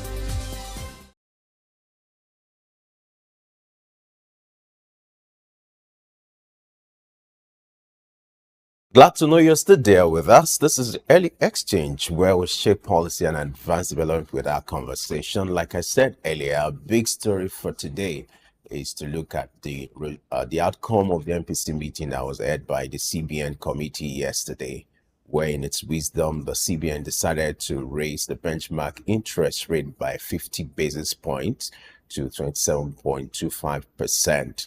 I want to look at the outcome of that. For those who have been expecting the CBN to cut rate, I hope you're not disappointed. But like what the CBN governor said, it was a unanimous decision on the part of the committee to ensure that Nigeria repositions its economy, and we're looking at the impact of that. Joining us in the business of shaping policy in this regard, we have Sam Oruwuje, who is a public affairs expert. Glad to have you join us this morning. Good morning, Femi. My pleasure to be here. Good morning. Good to see you again. Thank you. Yeah. So let's start. There were expectations before now. Yesterday we were looking at what might likely play out. Even a few weeks ago, when this news broke out, the MPC meeting is going to hold. Several permutations were happening. People were speculating, okay, it's time for the CBN to increase. It's time for the CBN to maintain the same rate. It's time for the CBN to reduce the rate, given the fact that the inflation figure recorded in August and all that. Were you surprised at the decision of the CBN to raise benchmark interest rate to 27.25%? Personally, I'm not surprised. If you look at the trajectory in the last 1 year of the central bank leadership under Olayemi Kadoso, the most recent that was held in July, there was a raise in the benchmark interest rate. So I'm not surprised. If you look at the indices and the elements within the economy in the last 1 year, I was not expecting that the rates would be reduced, in my personal view. So I'm not surprised that there was a 500-point raise from 26.75% to 27.25%, which is a bit marginal increase in terms of interest rate, but not too surprising. But then some of the initiative in the last 6 months and thereabout, if you look at the National Bureau of Statistics, the rate of food inflation has gone down to some extent. Even the headline inflation as well has reduced. So if you look at it from that perspective, some of the intervention of the Monetary Policy Committee of the CBN may be producing some results gradually. But maybe towards the end of the year, when they meet sometime in November or thereabouts, maybe the expectations will be different. But for now, within the element of that decision making of this 11 member that was present at that committee meeting and the press release by the governor of the CBN, some of those decisions were far-reaching. Maybe as we progress, we'll look at the implications in terms of liquidity ratio, cash reserve ratios, price of commodities, and some elements within the monetary policy corridor or window which the central bank uses in making monetary decisions in respect of the monetary policy rate that just been raised recently. Now, before we look at the implication, let's look at the trend globally. You could observe that, given the example given by the U.S. Federal Reserve, the Fed last week decided to cut interest rate. And when the decision to cut interest rate is made, is informed by when you have appreciable progress when it comes to the inflation figure and that. Weren't you expecting the CBN to also look at the fact that if given the figure released in August showing that the inflation figure is experiencing a decrease, don't you think a marginal decrease? Don't you so think the percentage it's also, is so marginal? Yeah, it's so marginal. But don't you think it's also in the spirit of the fact that if that is something to go by? You understand, if you claim, okay, the inflation figure is dropping, isn't there an opportunity to consider cutting interest rates like some have done? You have the US, UK, Canada, and the rest of them. But if you look at the distortion in the economy, particularly the foreign exchange market, we've been struggling in that regard, even where you have a market that has been unified to some extent. If you look at those rates, it's still challenging, particularly for manufacturing. So maybe sometime in November, if we can have another marginal decrease in terms of headline inflation, food inflation, maybe the level of insecurity has been worked upon by the government. Maybe November, we might look at a situation where there might be a marginal cut in the interest rate. But in the wisdom of the CBN, what they have done, I think, is in line with the economic reality of Nigeria. So it's within their mandate to put a policy framework to control monetary policy in terms of price stability, in terms of interest rate, and some other challenge that has to do with money supply in the market. Now, let's go to the implication of these now. Each time the CBN decides to increase benchmark interest rates, the implication to that is it increases the cost of borrowing. And for investors, when you have the benchmark interest rate at 27.25%, they'll somehow be discouraged to engage in borrowing and all that. What may be the impact of that on businesses? Because we agree that, okay, for Nigeria to get better at the Nigerian economy, we need to improve the level of our local production. For these manufacturers, these producers, to improve local production, they need funds. And here you have the benchmark interest rate at 27.25%. Will that not discourage them further? Well, while we look forward to a single-digit interest rate, particularly for manufacturing, we're not there yet. So what is important is to clear the distortion in the economy. So what it is that if the banks are getting it at 27.25%, then there are minimum thresholds at which the banks can give out credit.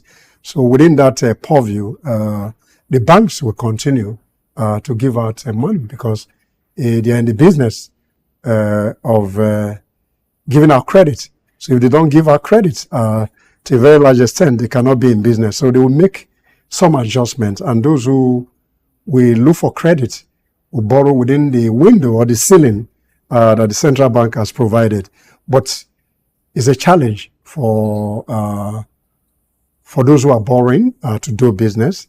It's a challenge for those who are lending money because if you look at the 5 major elements in terms of lending principle, once those elements, then the ability for the bank to be able to realize is credits that are likely to fail if those given to business and those businesses are not doing well. That becomes another problem in terms of secularization of those loan portfolios where you're not able to realize your credit as at when due, and because people put deposits in your bank, and those deposits are supposed to return on demand. So when there's a disconnect between the borrower and the lender, then generally the economy suffer for it. But the bank will find a creative mechanism to lend in spite of those rates. But there are other opportunities where the cash reserve ratio, the liquidity reserve ratios, those windows, I think they are positive. To that extent, they can leverage on those other windows to be able to borrow to lend to the public. Now, this conversation will be incomplete if you don't look at the implication on an average consumer, in terms of the prices of goods and services. And for those who are servicing loans, via student loans, mortgage loans, and the rest of that, how will this impact their interest? Normally, when there's a gap, the disposable income, which is the purchasing power that consumers have to go to the market to consume certain item. So if the income is not there, certain element cannot happen. So the purchasing power cannot buy certain element in the market. Then manufacturing and those who are producing items for the market will equally suffer. So we have to find a way to strike a balance between these ratios or interest rate in a way that it does not jeopardize the general economy. But then this is done to stabilize money supply, which is within the purview or the mandate of the central bank to do regularly. Now, let's look at the issue of inflation, which is largely influenced by food inflation in Nigeria. And you're aware of the issue of insecurity, which has prevented some farmers from accessing their farms. Now, for those who argue that the tackling inflation in Nigeria is beyond just tightening the economy, given the examples that we have in the last few months, what are other things that you think the CBN should also focus on to complement on the gain, achieved by tightening up the economy, like the issue of food inflation, exchange rate, and also the cost of production? So I wanted to speak to these three areas: the food inflation, the exchange rate. The CBN has decided to float the naira, and here we are, the implication. Also talk about the addressing local production as well. Femi, simply put, what is the challenge here, even beyond the CBN, is productivity. Once you cannot energize productivity, then this challenge that we'll talk about. So therefore, what is important, the other windows beyond the CBN, there are core other lending sector that the government is trying to use to reflate the economy. So more education should be given where manufacturers, particularly small and medium enterprises, can take advantage of those other incentives so that we can enhance productivity. Once productivity is enhanced, then the issue of inflation naturally will come down. So our major challenge is inflation, then insecurity on the one part, making people not having the capacity to go to farm, to become productive in terms of getting food supply to the market. On the other hand, our penchant for foreign goods is equally a challenge, and that's why the foreign exchange market has become a major problem in terms of providing economic growth and development for the country. So we need to look inward and let's see how we consume home or Nigerian-made goods so that we can shore up our foreign reserve for certain things that are critical to the economy. That's essential. Then on the other hand, the government must equally show some leadership in terms of responsibility in the way they spend government money in an opaque manner that does not energize trust in the public space. So once we're able to connect all these dots, then we get to a level where the level of inflation will reduce dramatically. Then the CBN is able to stabilize the interest rate, and the monetary policy regime will improve and to be good for the common good or the public good. All right. I guess we just have to leave the conversation here. Let's hope with this decision, the economy will get better, and let's see the outcome in a few weeks and even in months. Perhaps the next figure released by the Nigeria Bureau of Statistics would justify the decision and the implication of this decision made by the CBN. We must thank you, Sam Oruje, for your time and your thoughts on this development. Thank you so much for always being there for us. Thank you. My pleasure. All right, Steve, your award-winning program where we shape policy and advance development with our conversation. We'll take a moment now. When we return, we'll look at climate change financing and the respected actions to be taken in order to be able to hit the target slated for the year 2030. That will take place after this break. Stay with us. In the heart of sub-Saharan Africa, where commerce meets progress, welcome to SOUQ News, your source for business, economy, and development insight that drive nations forward. From the vibrant streets of Lagos, Africa's fastest economic hub, SOUQ News takes you on a journey of discovery, analyzing and reporting the facts that lay the foundation for growth and development. We don't just report the news, we create it. SOUQ News is more than a channel. It is a catalyst for change, spotlighting the stories that shape economies, inspire entrepreneurs, and fuel progress. covering business, finance, technology, energy, and many more.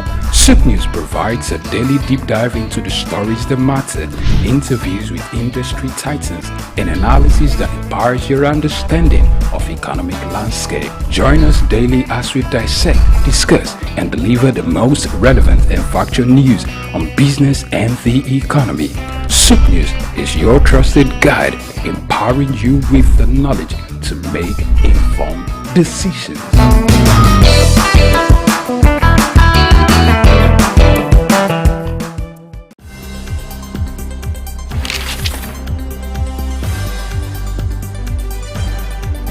The challenge of governance is to see how we can leverage what is on the ground and convert this to wealth for the people. Russia, China are gaining entry into Africa, and it would appear that some Western countries are losing out. You're working as an expatriate worker, then you're paid in your currency. But then if you must spend those money, you need to convert those money to the local currency to spend. When we address this exchange rate volatility, we will see definitely cost of goods and services will come down. From a security point of view, we should employ the technology to ensure that we can track individuals and goods within the continent.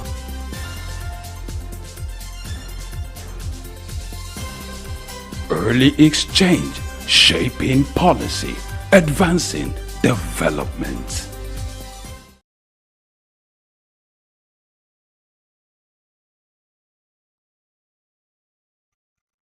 All right, glad to know you're still always there for us. We started our conversation by taking, a summary of what happened at the MPC meeting and the decision of the CBN to raise benchmark interest rates to 27.25%. And now to our second big story for today, which is to look at climate change financing. In the year 2009, Committee of Nations, precisely the developed nations, about 24 countries, made a commitment to devote a sum of $100 billion annually to helping developing nations meeting their targets as regards climate change financing. But the question is, what has been the level of this commitment and the level of success given the year 2024? Record has shown that by the year 2020, the target was met, even though it's some years after, we're still talking about the need to increase the funding for meeting the climate change actions. And statistics have shown that to be able to meet the target for the year 2030, nations needs to raise trillions of dollars to be able to meet this target, which is also going to be the thrust of conversation for COP29, the conference slated for November this year. That will be the thrust of our conversation now. And joining us in shaping policy in this regard, we have Brian Owino, who joins us all the way from Kenya. Brian, glad to have you join us on LX Thing this morning. Thank you very much, Femi. It's always a pleasure to have these discussions in shaping the future of Africa and the global climate actions. Thank you. Yes, it's One Africa. So good to see you. How is Kenya today? The weather is a bit cloudy and rainy, and we are experiencing a bit of climate change impact as well. These variabilities, we keep seeing them happening from time to time, and it's not going to end today. And that's why we need very strong actions coming from COP29 from 11th to 22nd November this year. All right, great. Now let's set the ball rolling. You're aware of the Paris Agreement for the year 2015 and also the commitment made by developed nations, what you call OECD nations, in the year 2009, to make a commitment of $100 billion to developing nations in helping them to meet their targets.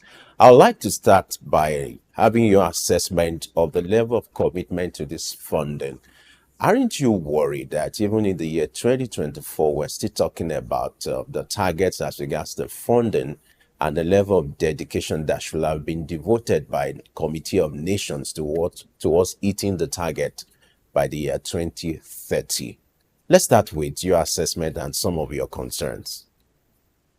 Well, thank you, Femi. When this commitment was set in the year 2009, and the aim was to support developing countries, especially Africa and small island and developing states who more or less contribute to less emissions within the global emission framework. And the aim of this financing was to support both mitigation and adaptation actions in these countries, more specifically on the adaptation end, where the impacts are really crippling both the economy and the people from these regions. By 2022, this was achieved, yes, but this was achieved 2 years later. 2020 was the target. This was achieved in 2022. But if you look at the form of financing, how this financing is coming to these countries, most of it, about 69%, is flowing as, in form of loans. And we understand that these countries are already grappling with the debt burden, which is even making this difficult. So the form in which this finance should flow, and within the Paris Agreement framework, there was a lot of debate around the role of private sector, for example, private sector capital that is flowing as well, whether this money should come in as either ODA or that is the direct assistance, or it would come as in the form of foreign direct investments, is really one question that needs as well to be clarified, especially in the scope of climate negotiations. So in as much as we head towards COP29, where there's already a push to revise this figure to set new targets in terms of how much to commit to developing countries, it's something that we are looking forward to seeing. And I believe probably that the African nations or the African negotiators will have the right, place in this discussion, in these negotiations in COP29. Okay, now let's talk about, gathering the right funding needed to make some of these actions. What are some of the challenges here, the setback you think some of these countries are experiencing? Now, if there's a resolve to have a pool of funds to achieve this target, why do you think some countries have not been able to fulfill their obligation? And now you're coming up with, there's a new reality now that the $100 billion target might not even be enough to meet what is expected. And that's why COP29 is reviewing the targets and the goals for the climate financing and the energy sector. What are the concerns there? Why do we have this kind of disparity? And another side to it is there are those who argue that why do you want to burden developed nations more as regards the funding? Isn't that a way to excuse developing nations from making some commitment? Though there are those who argue that, okay, they are the largest polluters, and so they should take up the financial muscle. What's your take on these two narratives? Well, the major challenge I see is that right from the onset in Paris Agreement, the rules were not clear because there was the basis of the nationally determined contributions. And the basis is that these targets are voluntary, which means based on sovereignty and based on the national priorities, for example, that supersedes, what is happening within this framework. So when we have some of the articles in the Paris Agreement, especially for Article 6 of the Paris Agreement, the carbon markets and how climate finance should flow, especially making it very clear that if it's 100 billion, this should be transferred in these forms. And we saw that much of this is even included in terms of how the private capital can be organized and support the developing countries. So this lack of clarity in the forms in which this finance should flow is one area that needed a lot of clarity and needed a lot of negotiations so that it's clear from the rule book, the Paris rule book, that a developing nation needs to receive X amount from these developed countries. I know there are a lot of frameworks that have been adopted. For example, the clean adjustment mechanisms, technology transfer, how much that, whenever two entities one from developed countries and developing country are in partnership, do we account for this as, climate finance? Does it account for, taking part of that 100 billion that is promised?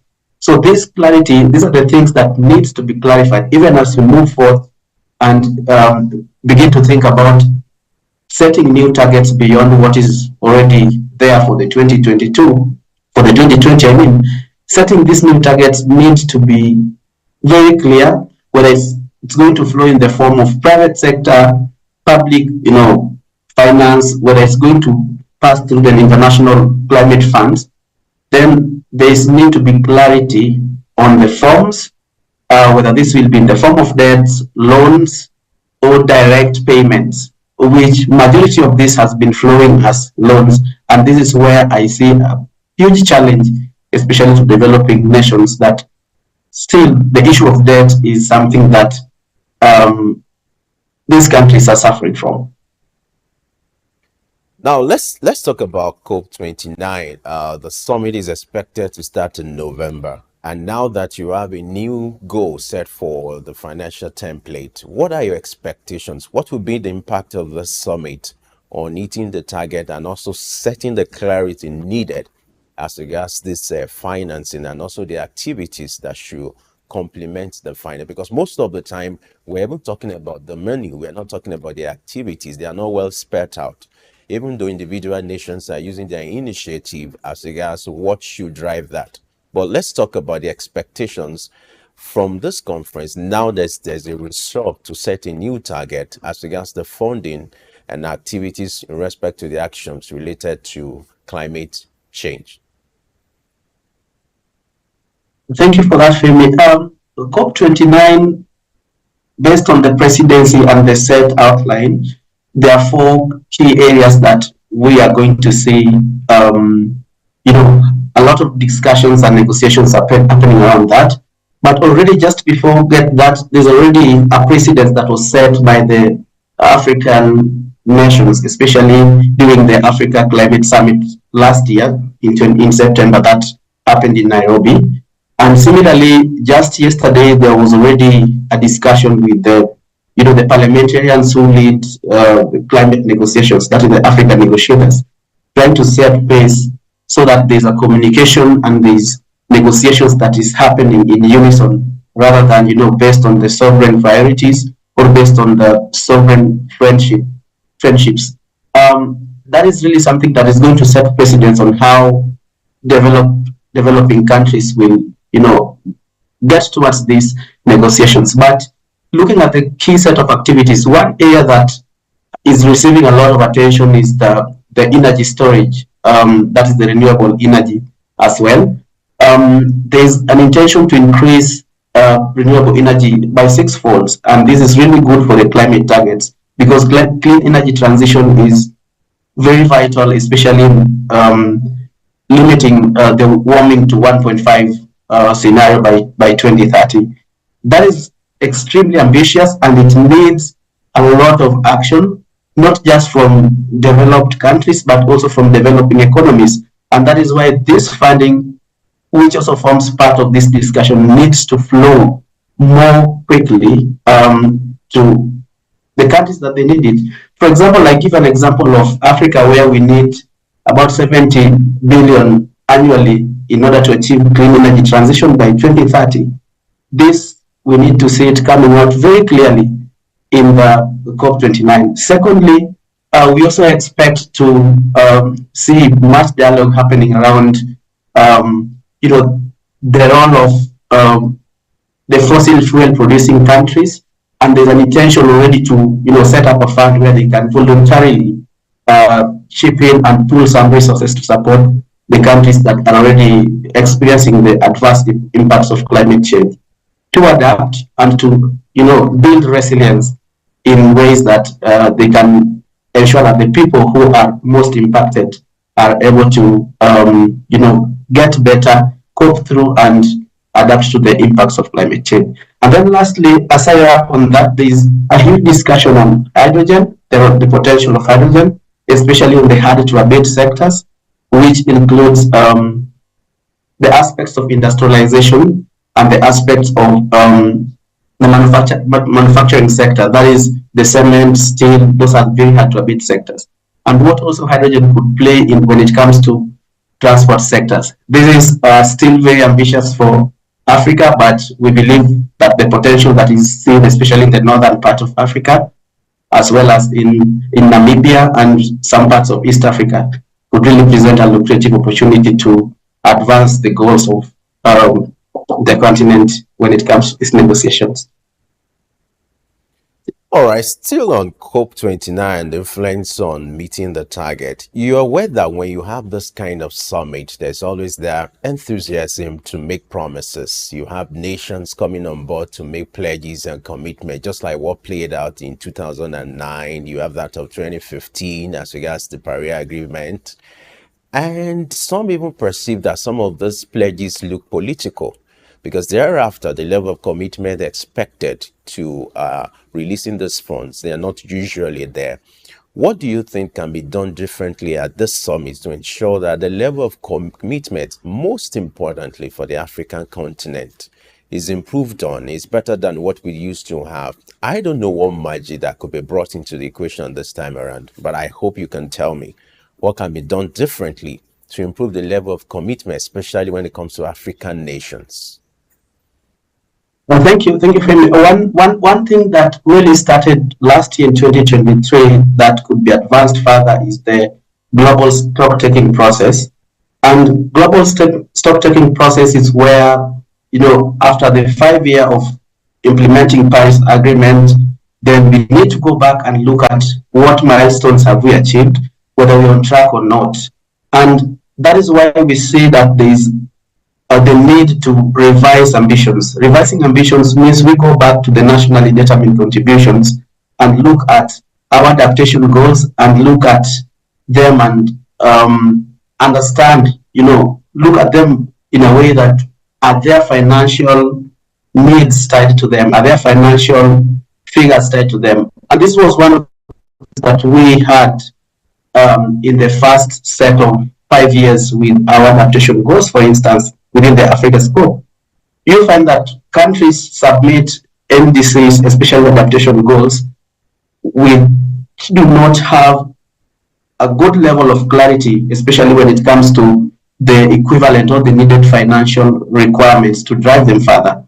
This has been revised in some countries. There's some sort of clarity. And also, when it comes to the Africa Climate Summit that happened last year, this really brought in the aspect of needs and how we can reinforce, climate action within our political space.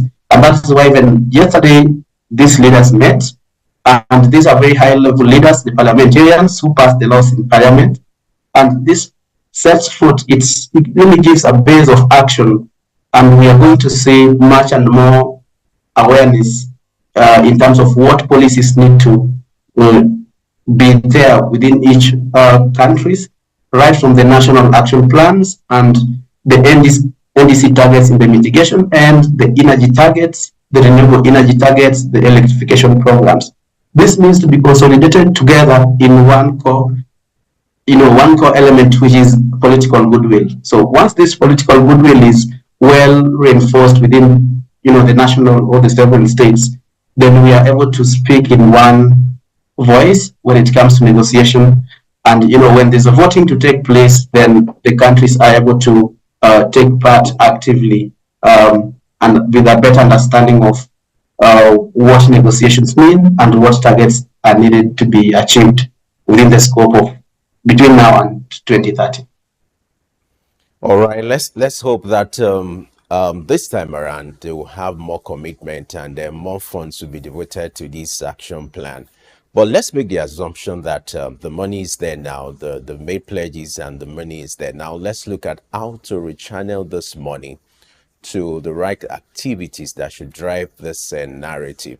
You're aware that a lot of activities spelled out as regards the SDG goals, goal 13, talking about climate change activities.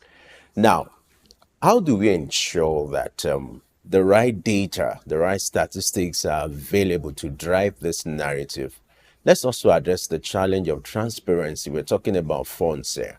So in your own wisdom, how do you think these funds can be rightly channeled towards the right activities? And then how do we ensure there's transparency accountability, and also having the right data to drive this funding, most importantly for our continent, where the issue of data has been challenging. And then there are issues as regards transparency. So if I'm going to bring these two as one question, the issue of data transparency, for us to be able to rightly rechannel this funding, how do we address all this? Thank you. Thank you very much for that. Again, within the scope of Paris Agreement, if you look at Article 11, for example, and Article 12 as well, in the Paris Agreement, there's a global transparency framework, which means every country needs to submit their targets and submit whatever they've achieved, and also plus their goals to the UNFCCC. And this is all taken into account and recorded. Some of this information should be made public so that it's accessible to the public, and we know that this is how much that is being spent on this. And from time to time, the targets are revised, and this is checked against the original, the original targets. And this is what it's meant with the global stock-taking process, which started in 2023. And again, when it comes to the sovereign states, each of these countries, there is need for them to further develop frameworks for, to involve every stakeholder, especially when it comes to revising their nationally determined contributions. We understand the issue of data is quite a challenge, and most of this is because of lack of capacity building. How do we collect the right climate data, for instance? How do we enable the hierarchy, especially when it comes to the scientific data within the climate space? How does it interact with other social and socioeconomic areas? So having the right data is one area that each of these countries need to be guided. And some work has been going so well when it comes to capacity building, in enhancing the capacity of national institutions. For example, having the right policy frameworks in order to advance climate data, and in order to, one key example is within the energy sector, for instance, where there's a lot of fostering to drive energy access in Africa through, the data that is available. Where do we have the last mile people, and how do we connect to them? And also, what is there in the private sector? What are the misses? What are the gaps? So these are really critical questions and key data points that needs to be brought together in order to seal in the gaps. So whenever we get this level of funding, whenever state gets this level of funding, they understand where the links, where the vulnerability lie, where the exposures lie. And this drives the investment criteria. And this is really critical. Still, data is a challenge, but we are headed in the right direction when it comes to capacity building, and as well as the knowledge about climate change. This is done by all stakeholders, both the non-governmental institutions as well as the national institutions that are in charge of policy making at national level.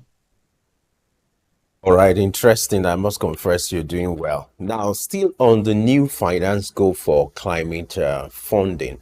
Now, you're aware that the initial plan was made by 24 countries, the initial commitment of $100 billion, 24 countries.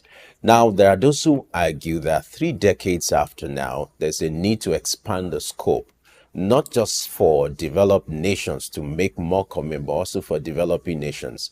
So my question is, what do you think should be the framework to determine the nations who are to contribute to the new finance goal? Yeah, I understand this is a very critical debate, especially with China's economy growing and emitting even more, and also the India's economy growing further. These are really some of the debates that we'll see. But however, there's one critical agreement that was passed, that was common but differentiated responsibility, the CBDR principle. This was very controversial. But if this is revised and it brings to scope the developing countries, I'm not sure if we need to bring more developing countries, especially in the Caribbean and African countries. This is upon the member states to come together again to review and look at it. But still, we cannot dispute the fact that historical emissions, we know them. We have data on that. We've seen what has been happening since pre-industrial periods. So whenever there's going to be a mechanism, to pull more resources, regardless of being developed or being a developing country, that is something that needs to be approached amicably, because we understand where we came from and we understand that the historical emissions had nothing to do with developing countries, and whoever was responsible needs to take charge of this.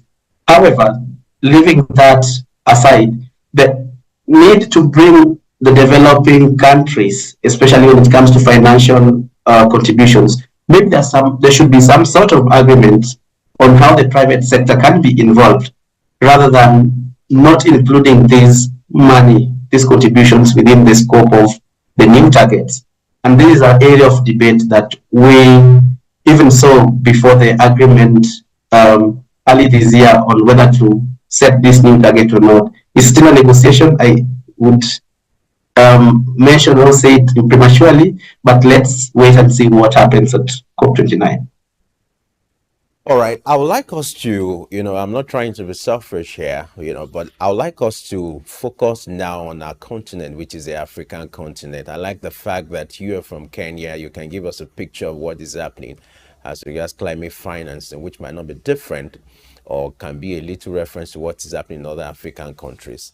Let's narrow the scope to Africa now, where we look at the level of commitment and financing. We're aware of what African Development Bank is doing. Talking about the multilateral banks revealing that in the year 2023, their climate action financing each $125 billion target. Now, let's start with you giving us a picture of what is playing out in Kenya as regards commitment to climate financing. We can also look at other countries, Nigeria and the rest of them, Africa as a whole. What will be your assessment of the level of commitment to climate financing? And then the role of AFDB, how will you assess that role? And then the loopholes that need to be plugged as regards climate financing in Africa. Yes, when it comes to the national states, there's our countries, there's the need to even look further on how we spend in the national budgets, especially how much is allocated to to climate action, and this could be embedded within the key sectors such as agriculture. And from the context of Kenya, there's a lot going on when it comes to climate action. I'm not saying this is enough. There's much needed to be done, especially in the northern countries, in the northern counties or the northern region, where we have 80% of the landmass, which is arid and semi-arid region in the country. There's much more needed, especially financing flowing to the right people who need it the most at the right time, especially when it comes to timing. So every country, I think this can even be happening within our states, within the states, within the continent, to ensure that every country within their budget, there's a specific percentage of allocation to fight climate change, for instance, so that we can track and see impacts in the lives of people building resilience, farmers, getting the right support they require, especially when it comes to getting the right climate information services. Again, linking this to the role of MFIs, the MDBs as well. For example, Africa Development Bank has an excellent program around Africa Adaptation and Acceleration Program, which currently focuses on 26 countries. That is a good example of how this financing is flowing. But then just after COVID, we noticed a very significant reallocation of capital on how these financial institutions are spending their money. And this we are continuously going to see. And just an example of how AFDB is doing this is that the current portfolio, especially on the financing portfolio, the types of projects that they fund, one of the selection criteria or one of the criteria in which they fund their projects is the green aspect. And recently, up to 215 billion that was achieved in 2023 is a huge milestone, and that is highly plausible. And we will see more of this happening because we need to take action now, and more focus needs to be given to adaptation, and which I'm really, really, really pleased that the bank is taking that direction. Now you consider that to be an appreciable progress, looking at the target $1.5 billion. But let's look at the report itself, and I would love you to react to it. From what is spelled out here, you have $74.7 billion devoted to low and middle income economies. And then the second part is what I want you to talk about. 67% of the money, which is about $50 billion, went to finance climate mitigation, which refers to actions that reduce and avoid the issue of greenhouse emission. Now, I want you to react. If like about $50 billion, which is like 67% of the money went to climate mitigation, what kind of picture does that portray to you as regards the setback or some of the issues around climate change itself? Well, this is the core of the issue because we need to adapt quickly. And, according to the report on adaptation gap, the cost of adaptation will even grow further as we head towards 2030 and 2050. And that means that we need to move fast enough, especially on how capital or finance flows towards the adaptation end. Looking at that figure, it's much better than what we see at global scale, to speak realistically on that, because what we see globally is that just 6% of climate finance is flowing towards adaptation, whereas you see at FDB portfolio, for example, the MFIs, the financing is about 43%. I think that's really good. And looking at the strategy of the bank, there's more and more push to have more money allocated towards adaptation, and that should be the way to go, because as in Africa, the impacts of climate change are more or less felt already, and this is adaptation. We do not say that mitigation is not a priority. It should be, but we need to prioritize and see what needs to be tackled first in the right way, with the right finances, with the limited resources that we have. In as much as we accelerate mitigation, which has more mature, technologies that can be financed within the capital markets. When it comes to the other side of adaptation, there's really limited technologies or limited solutions that can be financed, and this needs some sort of initial capital flowing in the right areas in order to stimulate and accelerate fast adaptation, so that there's quick resilience to the people within the continent. All right, let's talk about the issue of climate adaptation, which is it's a crucial issue here in Africa. Now, what other areas you think this money should be devoted to? Because there are critical areas as regards activities that should guide this. What are some of these activities, and how can it get better in Africa when it comes to the challenge of climate adaptation? Thank you. Yeah.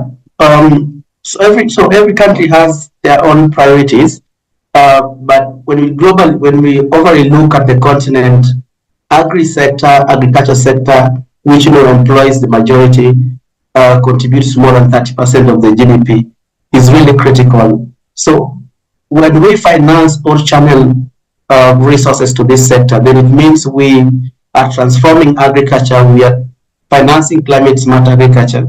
We are building resilience. We are rolling out drought-tolerant crops, as well as new technologies that can support farmers, especially local farmers in local communities, to build better resilience and feed the economies, as well as the continent, where even food security is still a challenge. That is one key critical sector. Then secondly, we also need to build resilience, especially within the urban centers, the infrastructure, for instance. And there's a huge push for nature-based solutions, for instance, to ensure that whenever there's flooding, for example, in Lagos, there's mechanisms that can support the city to adapt better and even cope to climatic shocks such as floods and drought. Again, when it comes to the coastal cities where we have the cyclones, especially in areas like Mozambique, there's need to foster further mechanisms or new approaches to ensure that the people living within the coastal zones are safe and they are able to be safeguarded against climate shocks. And then lastly, there's loss and damage, there's the residual impacts that we cannot avoid at all. So payments and social protection, especially those in marginalized societies, this needs to be advanced so that everybody is at stake and there's an inclusive approach towards climate action. Those are the key sectors, but that's not all. Some of this priority may be, may be different depending on country to country within the continent.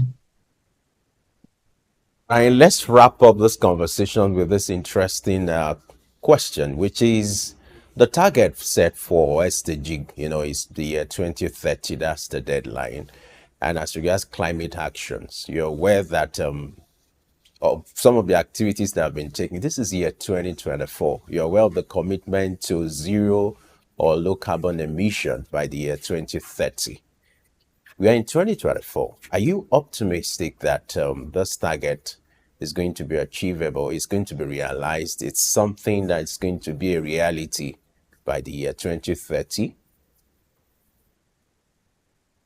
Well, we are not in the right place when it comes to achieving these targets. And this means that more action is needed, especially within the member states. And this is because when you look at the pledges, you combine the pledges plus the policy scenarios, still we are not meeting the target by 2030, unless from COP29 we see very significant significant developments when it comes to addressing the mitigation itself, very quick investments into the energy sector so that we curb or we stop using fossil fuels, or we slow down on using fossil fuels completely. Secondly, we really need to see a very strong political will, because that is one area that is usually lacking. People go to COP, political leaders go to COP, but then after COP, we start planning for another COP. So when do we take time to make actions or make pledges a reality, especially on the element of methane emissions, the element of investing in the renewables, and also the elements of taking key actions and supporting the right people to invest in the right technologies, and as well as the quick reallocation of capital from the private sector. That is what is actually needed. However, as it stands, we are not in a good standing when it comes to achieving the 1.5 scenario either by 2030. All right, what a way to wrap up this conversation. Brian, we must thank you joining us all the way from Kenya this morning. Thank you so much for your time, for your submissions and your thoughts on this development. It's one Africa, and we hope with what we are doing in Africa will get better, and globally we'll all be in a better place by 2030 to assess the level of development. Thank you so much for creating time out of your busy schedule to join us this morning, and our regards to our brothers and sisters in Kenya. Thank you for having me, Femi. All right, it's the Early Exchange, where we share policy and an advanced development with our conversation. We're done with the conversation looking at the SDG goals. But coming up is a new directive. There will be no more stopping of vehicles to check, vehicle papers. That sounds like a good news, isn't it? That will be the thrust of our conversation after this break. Stay with us. In today's fast-paced world, Staying ahead of market trends is crucial. Whether you're an investor, a business owner, or just curious about the economy, you need reliable, up-to-date information to make informed decisions. On Market Insights, we provide comprehensive market analysis, expert opinions, and actionable insights that you can trust. Our team of seasoned analysts and industry experts enrich the conversation, bringing you the latest updates and in-depth reports. With our real-time data, you'll never miss a bit. Get instant access to market rulings, trends, and forecasts. Our expert analysis helps you understand the bigger picture, while our customized reports are tailored to meet your unique needs. Peri-urban agriculture plays a very, very important role in diversifying urban diets and also providing staple foods for daily consumption. Additionally, fluctuations in the exchange rates and disruptions in the global supply chain have further inflated costs. Join us on Market Insights, Monday through Fridays, 11 a.m. to 12 noon here on SOUQ News Television. We are your premier destination for cutting-edge market insights.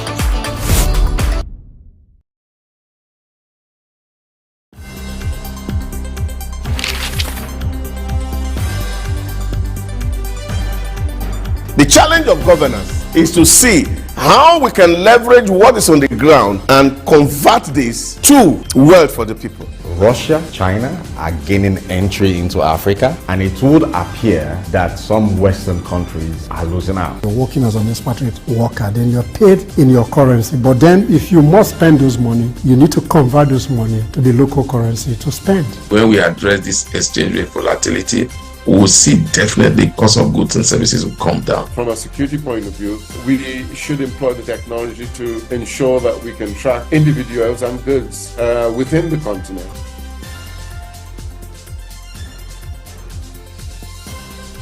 Early exchange, shaping policy, advancing development.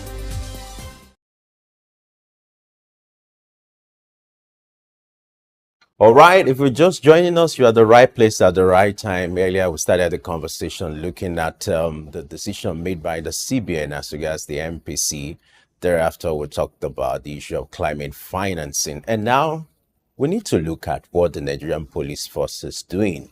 It seems to me that the Nigerian Police Force is heading to a new direction with its initiative by introducing technology into its activities. This time around, what we call e-policing has been the trend as regards the Nigerian Police Force. And what they intend to do is to ensure that when it comes to vehicle registration and checking of papers, that is driven by technology rather than having the manual way, which you have having a police officer having to stop you at checkpoints to check for vehicle papers. You're familiar with these usual parlance, inner light. You know where that comes from. I'm sure with this initiative, that will be another thing that will be of the past. So what will be the implication of this? How will this play out? Joining us for this conversation, we have Okechukwu Nwaguma, who is the Executive Director, Rule of Law and Accountability Center, RULAC. Okechukwu, glad you have you join us on the Early Exchange this morning. Thanks for having me this morning. Good morning. All right. We're talking about the Nigerian Police Force here. It sounds like a good news. E-policing, introducing technology to drive the registration of vehicles, and we wouldn't have that conventional format of, having roadblocks or road checks of vehicles. How do you react to this kind of initiative? I think it's a very good development, a welcome development. Modern policing is driven by technology, and by this singular move, I think the Nigerian police has taken the right step in the right direction, and my expectation is that the use of technology should be extended to other aspects of policing, including investigation, intelligence gathering, and all the rest. My only hope also is that this will last. I mean, this is not the first time anyway that the Nigerian police had, taken similar steps, and then we saw a retreat. I do hope that this will be sustained because it will help to ease the work of policing and also reduce human rights violation and abuse that happen on the highways in the pretext of stop and search, which provides opportunity or the context for human rights violations. Right. Now, talking about having a centralized vehicle or motor registry in Nigeria, the issue of data has always been of concern, and the reliability of this data. What's your recommendation now that the Nigerian police is looking in this direction as regards harmonizing this data and the reliability of data in Nigeria? Are there concerns that should be addressed here? Well, I would like to say that what the Nigerian police has started to do is actually part of what was contained in the Police Act 2020, which came into force in September 2020.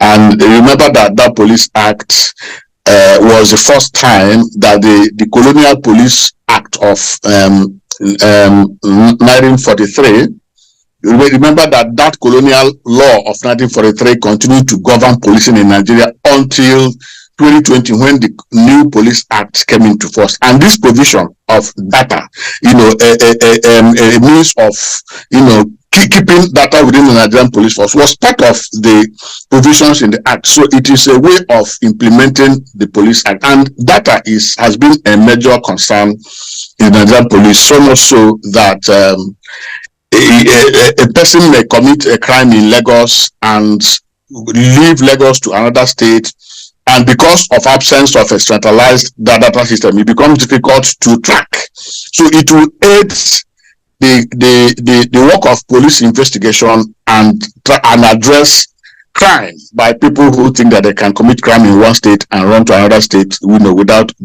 detection. I think it is something that is commendable, and I do hope that it will, just like I said, it will work. It is not just one of those, knee-jerk responses to, public complaints or outrage about certain things that are happening in the police, and then they come up with one idea.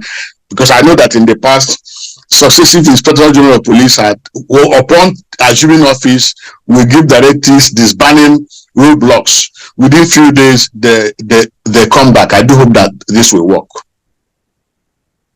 Now, talking about a centralized vehicle registration, this initiative sounds good, but don't you think it's also needful for the Nigerian police force to carry along the Federal Road Safety Corps?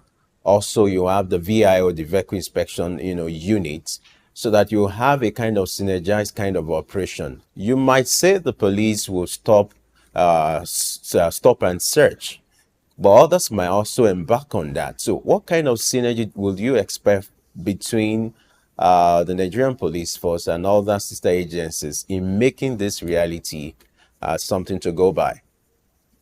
I think that you are spot on that point. There is the need for synergy among law enforcement organizations cannot be overemphasized, because in terms of contacts with citizens, who use vehicles on the roads, it is not just the police. Like you mentioned, there are many agencies, law enforcement agencies that do the work of that stop people on the road and check vehicles, road safety, the Road Safety Commission. Sometimes you even see military personnel, and then the ones they call different agencies. So the point is that it is important that this centralized registry should be one that should be accessible to all the agencies that engage in vehicle checks or that stop people or investigate crimes relating to stolen vehicles. So that synergy will help, so that if someone, for example, escapes the police, he will not escape the other agency that also has a reason, a good reason for that matter, to try to check vehicles or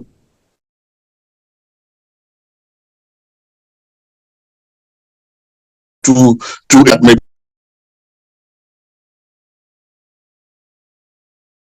With getting feedback from Okechukwu as regards the internet.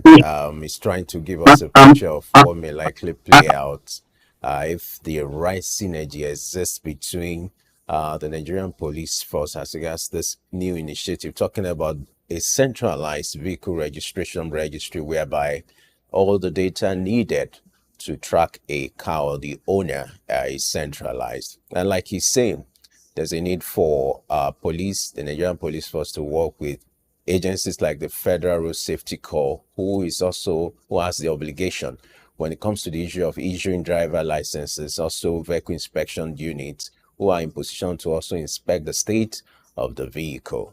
But let's get back to Okechukwu now for him to continue his thoughts in this regard. Okechukwu, sorry about that, but you have the floor now. Please go ahead with your conversation as regards the synergy that should exist between the Nigerian police and other sister agencies.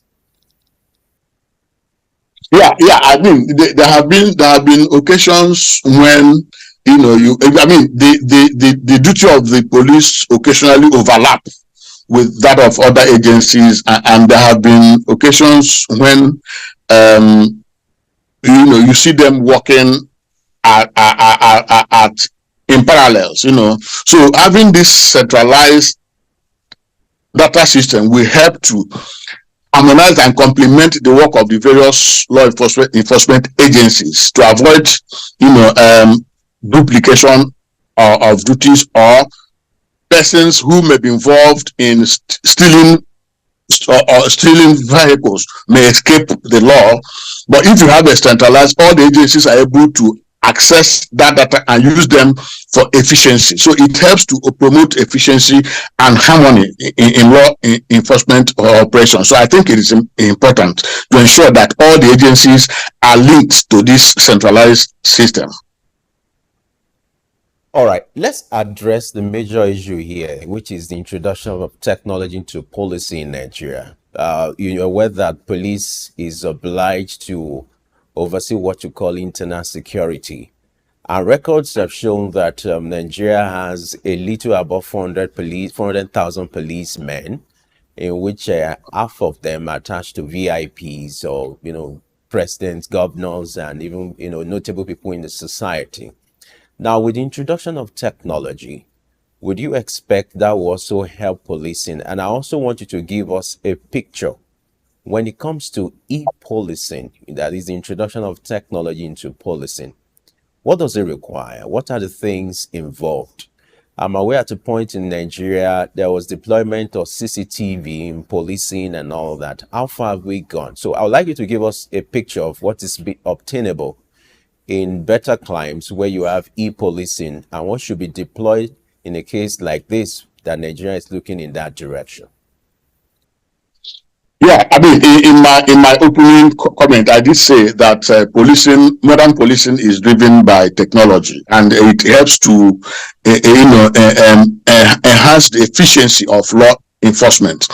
The absence of technology in policing has the consequences of reducing the capacity of law enforcement to track even simple crimes. It can also leave room for human rights violation. For example, let me give you an example of why torture is one of the key human rights violations in Nigeria. It is the primary means by which Nigerian police carry out investigation. And the reason for this is that there is low level of forensic capability.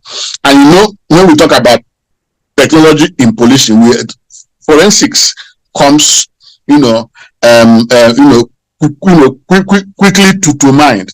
So when you are able to use someone's fingerprint to determine whether or not he's involved in crime, there will be no need for you to resort to torture in order to force the person to confess. Once the person's fingerprint links him or her to a crime, I mean, it makes it easier. You don't have need to to torture a person. So you find out that it is one of the reasons, absence of technology is one of the reasons that this type of violation happens. When you talk about even tracking crimes, today in Nigeria, kidnapping has become a major issue.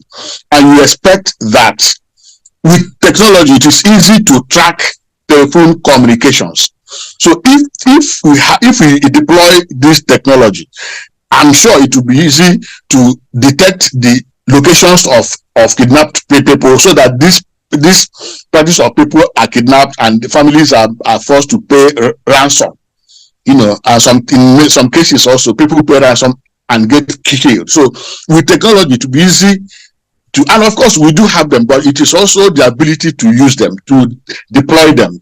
And of course, sometimes there are certain factors that may stand between law enforcement and the use of technology, which is also political interference.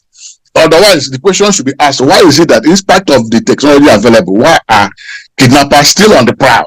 So if we deploy technology and sincerely implement them, I'm sure it will ease the work of law enforcement in terms of enhancing investigation, tracking crime, preventing crime, and harassing people who have committed crime. So technology is very key.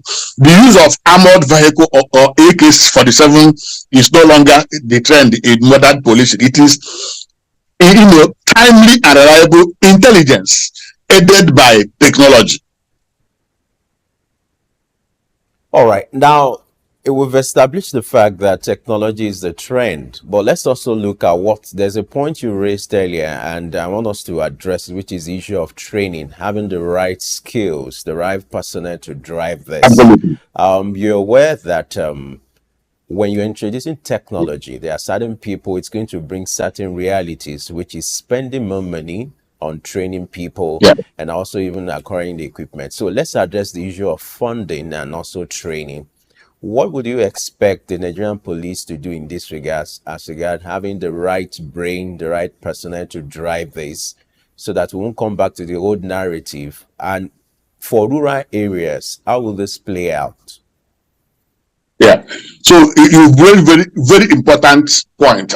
This question is a very interesting question. First of all, I think it takes us back to the whole issue of the question about the recruitment process. So we have in Nigeria a recruitment process, and I remember sometime the former president Obasanjo did say that a compromised recruitment system has allowed criminals and untrainable people, criminals and misfits, to find their way into the police. So because of the compromised recruitment process, you find that most of the people recruited into the Nigerian police are not even educated. They can't even understand. So training does not make sense. So unless we address that and ensure that only those who are qualified and have the basic minimum qualification, educational qualification, character qualification, are able to come in, so that when you talk about training, it makes a lot of sense. The other point is also about what is even the training curriculum in the Nigerian police training institutions. First of all, when you go to police training colleges, you find squalid structures that need rehabilitation. Then what is even are they updating the training curriculum to bring them up to date with modern policing, so that it includes the use of technology, forensics, and basic law enforcement, psychology and all that. So it requires one, ensuring that the right people are recruited into the police, and that the training institutions are in a good shape and form to be able to impart the needed knowledge and skills, technological skills, that police officers need to do their work efficiently and effectively. Now, let's also address some concerns that may arise, which might lead to loss of job for some people. The angle of introducing technology, like the people you referred to earlier who are not educated, some of them who don't have the literacy to even handle this equipment. Don't you think it's also lead to job loss? Or let's address the fear of job loss. What can be done to that category of people? Then also, let's look at the sustainability. What structure should be put in place to ensure that these things are well maintained? We've had issue of CCTV cameras in the past in Abuja, in Lagos, and elsewhere. If you check those cameras now, my God, you'll be surprised at the state of those equipment. So let's address the issue of resistance that might come from people who do not want to embrace the change. People are not well equipped for the change that is to come, and the culture of, let's say the issue of maintenance culture. Let's address those three things. What would you expect for this to play out and become a reality? Yeah, it is possible that certain policies, particularly policies that introduce technology, could minimize the use of, manpower needs. But in the case of the Nigerian police, I do not think that it is likely going to lead to job loss, because at the moment, although we argue that technology is key in driving law enforcement, but you also need personnel to operate this technology. At the moment, the Nigerian police is grossly undermanned.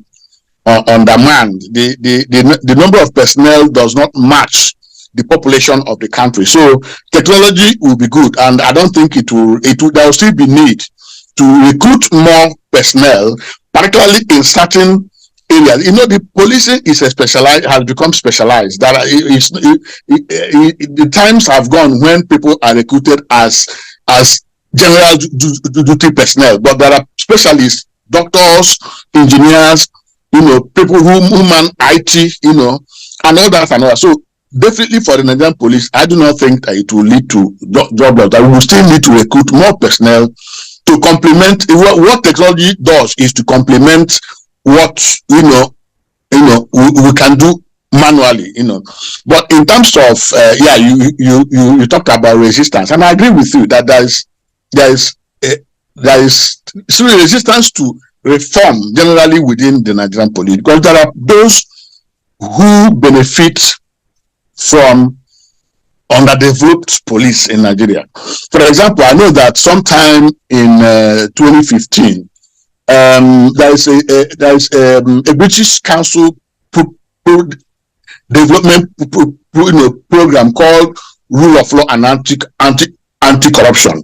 It provided support for the Nigerian police to implement the Administration of Criminal Justice Act, and part of what it did, it found that yes, this Administration of Criminal Justice Act is helped to promote criminal justice administration in Nigeria, and that for this to happen, there are certain equipment and tools that they need. For example, the law provides the need for suspects to be interrogated with under camera. It should be recorded. That interrogation should be recorded. The idea is to minimize the resort to torture.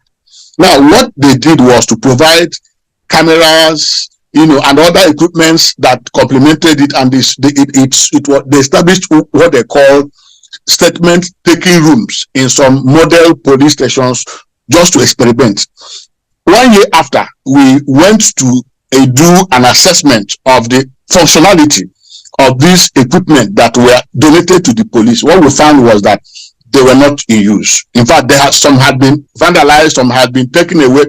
The screens were converted to using to watch football rather than using it to monitor what happens in the interrogation. So this, like you said, is one of the examples to show the level of resistance within the police for change and reform. So it will require political commitment, police leadership commitment, and political commitment by political leaders. Note that the president is the operational head of the police, and that if he's genuinely committed to reform, he will ensure that these reforms happen, and that when these technological innovations are introduced, that they will be allowed to work. For example, CCTV. Why are they not using CCTV? Because they want to cover up the atrocities that they commit. So it requires committed political leadership to ensure that police leadership is competent enough and committed to reform, and that to make these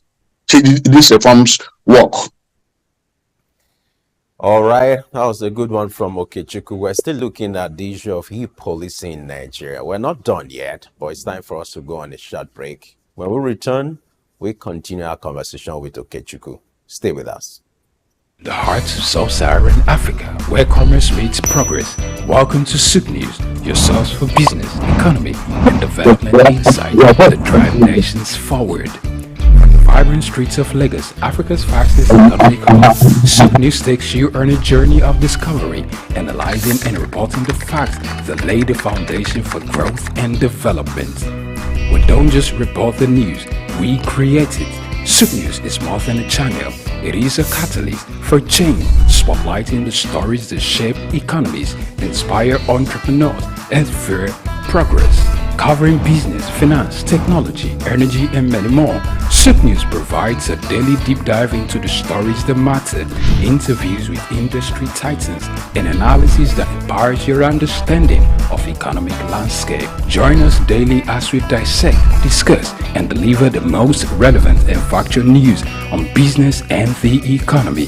SOUQ News is your trusted guide, empowering you with the knowledge to make informed decisions.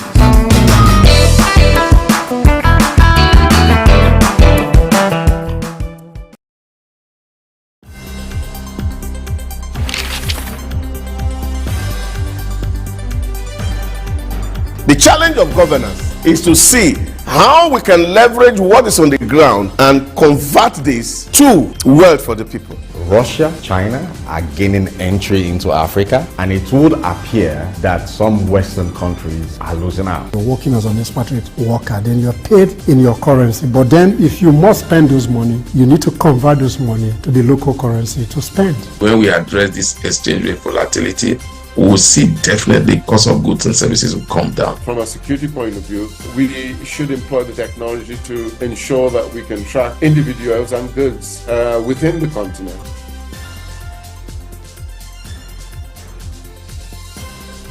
Early exchange, shaping policy, advancing development. All right, it's still your favorite program, and we're still looking at e-policing in Nigeria, where the Nigerian Police Force is introducing a centralized registry as regards vehicle registration in Nigeria. You're familiar with this narrative when you are being stopped by the police in Nigeria. Inner light, show your particulars. The implication of this is this statement or this idea of behavior will be a thing of the past if this becomes reality. And we still have Okechukwu here with us, shedding more light on this development. Glad to know you're still there with us. Pleasure. All right, now let's look at policing generally in Nigeria. We're at a time where it's becoming more challenging given the global trends as regards terrorism and the issue of insecurity. If you look at the ratio of police to an average citizen in Nigeria, it's not just encouraging. Over or a little over 400,000 policemen to the population of Nigeria, about 200 million people. Now, with this initiative, do you think it will still be necessary to hire more policemen to cover up for the shortfall of what you call internal security? Or rather, they will just need to co-opt maybe agencies, state agencies like Amotekun, Ebube, Ago, and the rest of them, and also deploy all the state police actors rather than expanding the national police first? What do you think? Well, the need for technology in policing and law enforcement is crucial. But like I said, it is also humans that operate technology. There's always this saying by some people about the ratio, and they make reference to the United Nations ratio. I haven't seen any such United Nations. I haven't seen any document showing what United Nations says about ratio. But I do know it is agreed generally among experts that for every population there must be a ratio of the number of police officers that that needs to police a certain number of citizens in a country. Going by that, I do not think that Nigeria is too big a country be policed by just 400 or about 400 police officers. And by the way, there's even no accurate figure. You can't get an accurate figure of the police personnel in Nigeria. If you ask the Inspector General of Police, the figure you get will be different from what you get from the Chairman of the Police Service Commission, and so on and so forth. And records are usually kept secret. But so what we do is approximation, and this approximation, every year police officers retire, they die, and yet we stick to the same 380 or to 400, But I think that we need a certain number of police officers to police a country of over 200 million. The number we have now is inadequate. But of course, what technology does is to complement, what people can do manually. And I think that so we need to take more seriously the need for police recruitment, and you realize that this issue of police recruitment has been at the center of dispute between the Nigerian Police Force and the Police Service Commission, and the reason for that is obvious, But in terms of collaborating with, yes, policing, as you know, is local, and the clamor for state police is in response to that fact that policing happens more at the local level. So you need to have police at those levels. But of course, the opposition by those who are afraid of state police is born out of experience. If Nigeria is a federal system, for example, composed of the national government and the federative units, which are the states, and the states have high courts, state high courts that make laws, why shouldn't they also have state police that should also implement state laws? Because at the moment, it is the federal police that implements both federal laws and state laws. And in implementing and enforcing state laws, they choose the ones to enforce and the ones not to enforce, which is why a lot of governors ask for state police. But I mean, this debate is not about state police, but I think that it's important to consider the need to decentralize policing so that policing happens more at the local level. Now, the emergence of bodies like Amoteku in the southwest and Mebubago in the southeast is as a result of the gap left by the police in effectively providing protection and safety to citizens. So these groups emerged to fill that vacuum. So it again brings up the issue of community policing. Policing cannot happen without public trust and public support, because you need members of the public, members of the communities that you serve, to have confidence in you, to be able to give you information. So if Amoteku has been reported to have carried out successful operations in terms of arresting, criminal suspects, and I think it is important for the police to work with such bodies.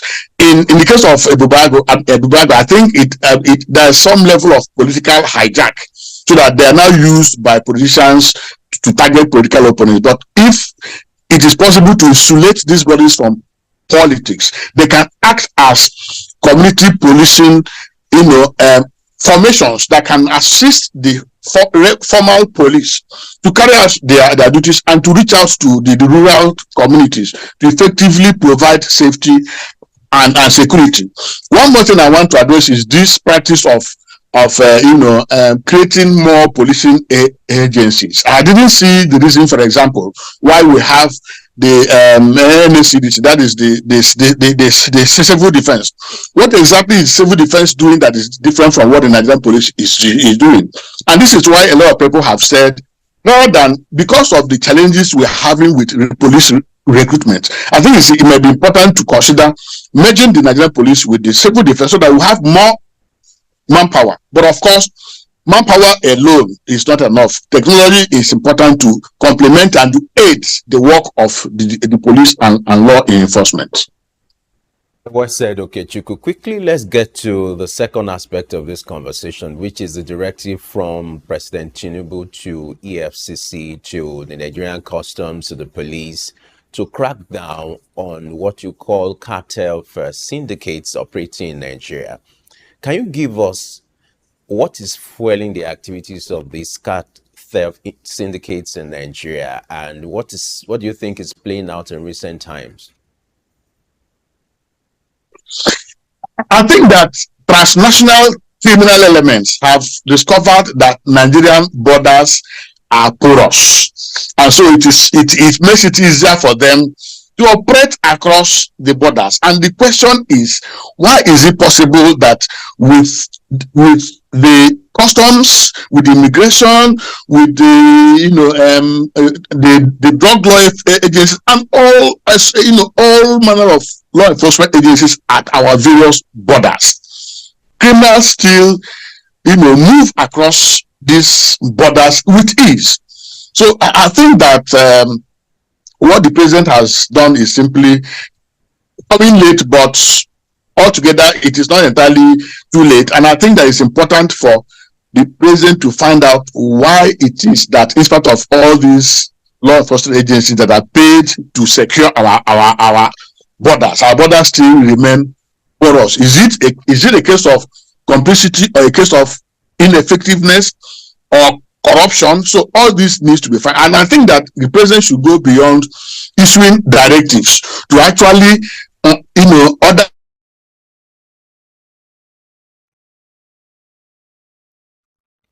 All right, we're still looking at the directive from President Tinubu to the EFCC, to a couple of security agencies in Nigeria, Nigerian Customs Service, to the police, to curtail the activities of car theft syndicates in Nigeria. It's been observed that this cartel, it's an international caucus where in recent times they've engaged in the business of stolen vehicles. And perhaps for you not to be a victim, it's important for you to understand that these people are operating in Nigeria and their modus operandi, for you to understand. It's important so that you won't fall victim.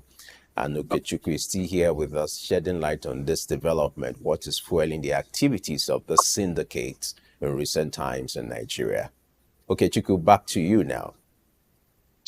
Yeah, I was saying before I lost connection. I was just trying to talk about the need to find out why, to identify the gaps that have made it difficult for our agencies to effectively man our border. But it's also important that there is cooperation with law enforcement agencies in neighboring countries. Without this synergy, it will be difficult for one country alone, because they operate from here and move to the other part of the continent. So it is important for that collaboration, inter-country collaboration between agencies in Nigeria and agencies in other countries. That's one way to deal with this, and unless there are consequences for poor performance, people will not sit up. If we have law enforcement agencies at our borders and criminals are still finding, being able to move freely through them, somebody must be fired so that they will know that there are consequences for failure. Wrap up by looking at the role of technology in this. We started by talking about e-policing. Let's deploy that to this conversation now. You earlier talked about the porosity of the border in Nigeria.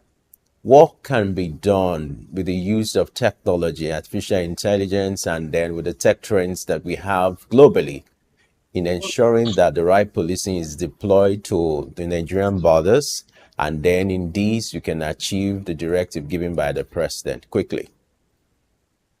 Yeah, I think that I see that technology seems to be a new thing, in the Nigerian law enforcement, environment. So there is need for training of personnel on the use of technology, because without adequate knowledge of this technology and how to use them, installing devices, for example, without people having the knowledge to operate them, will make little sense. So I think it's important to devote time to train personnel to be able to understand the technology and the use of technology and how we can aid the work of law enforcement in Nigeria, so that they can deploy them to, to prevent crime and to detect crime and to solve crime. Right, Okechukwu Nwaguma, the Executive Director, Rule of Law and Accountability Center, RULAC. Thank you so much for your thoughts, your time, spending time with us. You are the last guest for today, but not the least anyway. And thank you so much for sharing your brilliant thoughts on what e-policing should look like and some of the challenges that should be addressed in Nigeria. We really appreciate your time this morning. Thank you. Thank you so much. All right. As well said there by Okechukwu, talking about e-policing technology is the trend now. It's important for Nigeria to wake up to this reality. You have international cartel syndicates operating in Nigeria. And as in Nigeria, it's important you follow this conversation so that you won't be a victim. And for those who missed this conversation earlier, you can do a catch-up on all our social media platforms, Facebook, X, YouTube. Just search for SOUQ News TV. There you find us. Don't forget, Early Exchange will always return bigger and better. And for us, our resolve is to ensure that we shape policy and advance development for our society to become better, and globally for all of us to be proud of our society. Market Insight comes up at 11. And this is where we're going to wrap up of our conversation today. It's our offering for today. We'll return tomorrow, bigger and better. I am Femi Ayodele. Thanks for watching. I'll see you tomorrow.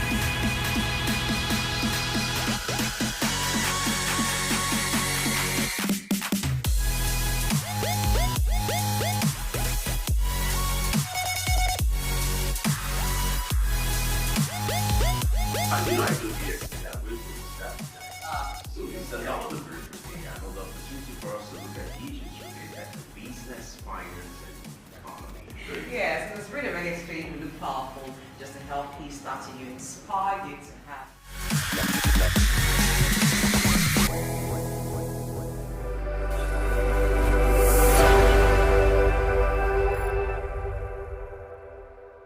One thing that worth being treasured and celebrated is having a family of intellect, especially a father full of wisdom to lead aright.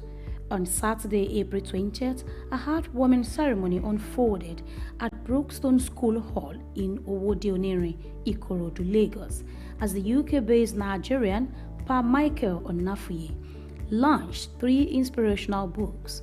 The event not only marked the culmination of Pa Onafuye's literary endeavors but also served as a testament to his zeal for intellectual exploits, spiritual gifts, and guidance, as well as laid down legacies for his family.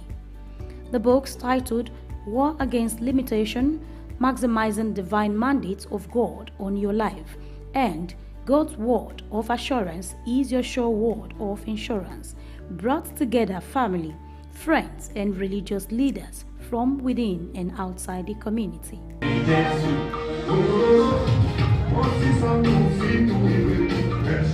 Speak for my sins on the cross. In the midst of men, delivered me.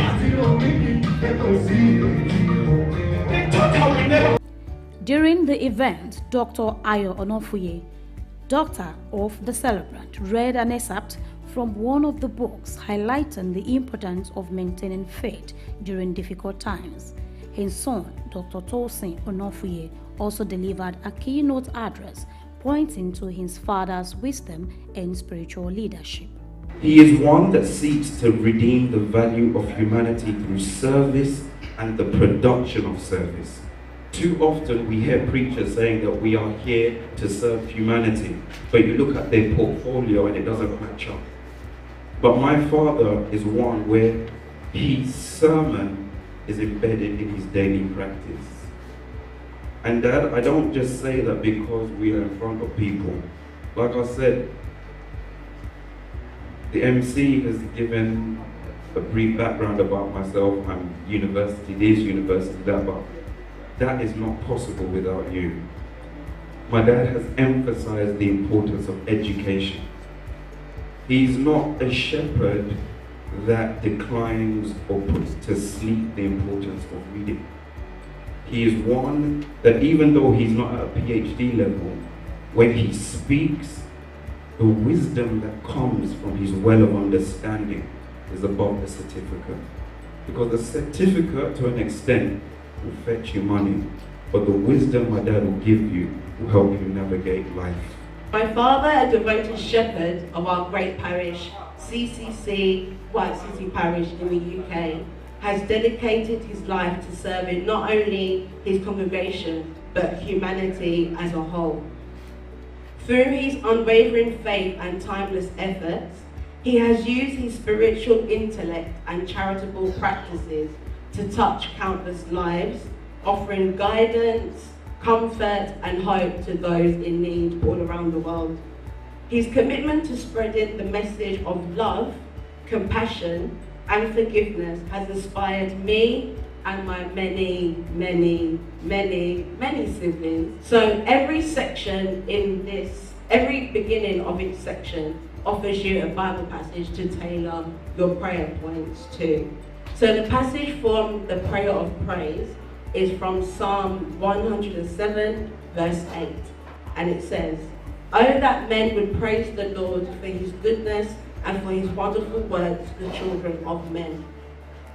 So to start off, in my book, Living Above Limitations, I emphasize that choosing to rise above traumatic experiences and embracing the joy of praise is key to embodying the ideal spiritual life for genuine believers. The ceremony also marked the launch of the first book by the author's youngest son, Temi Onofuye.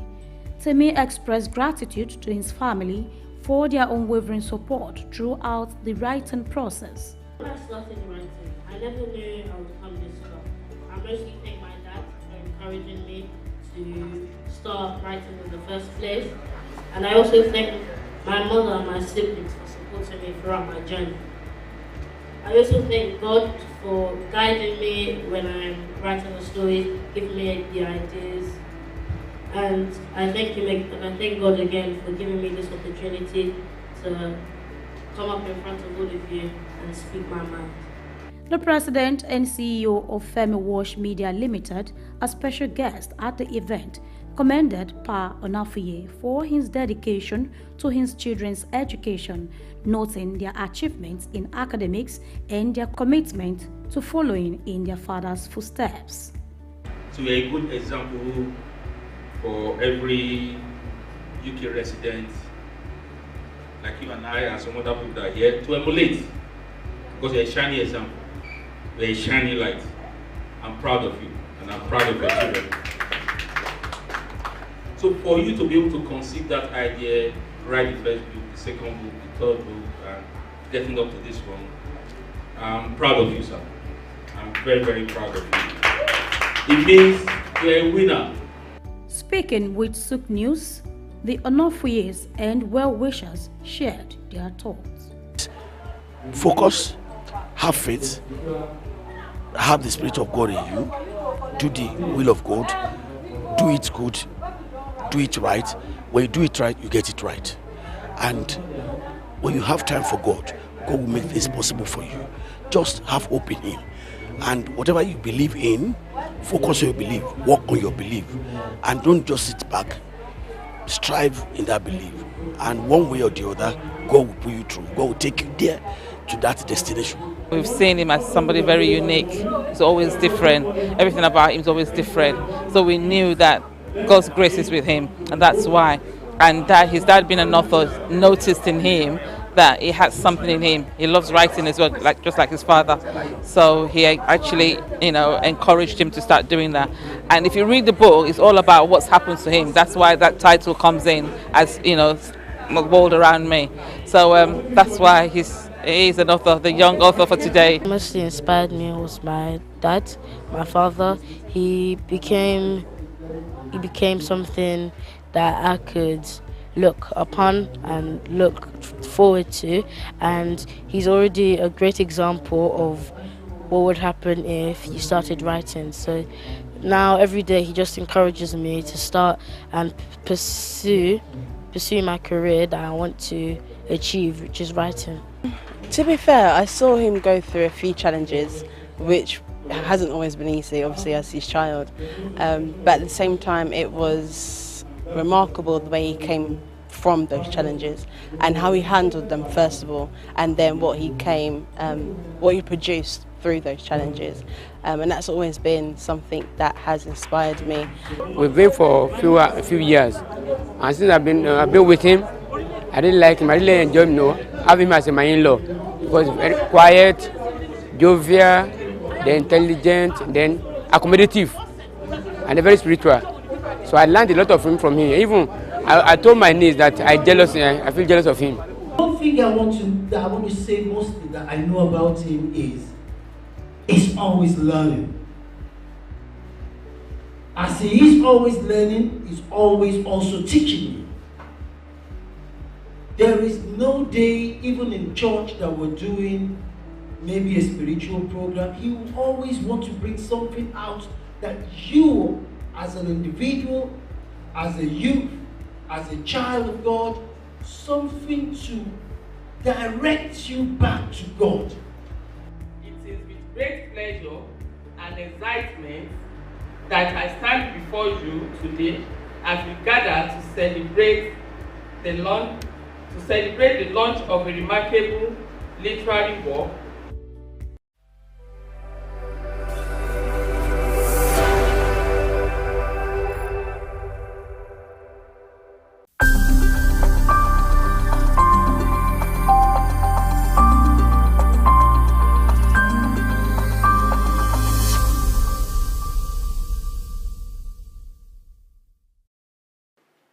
Well,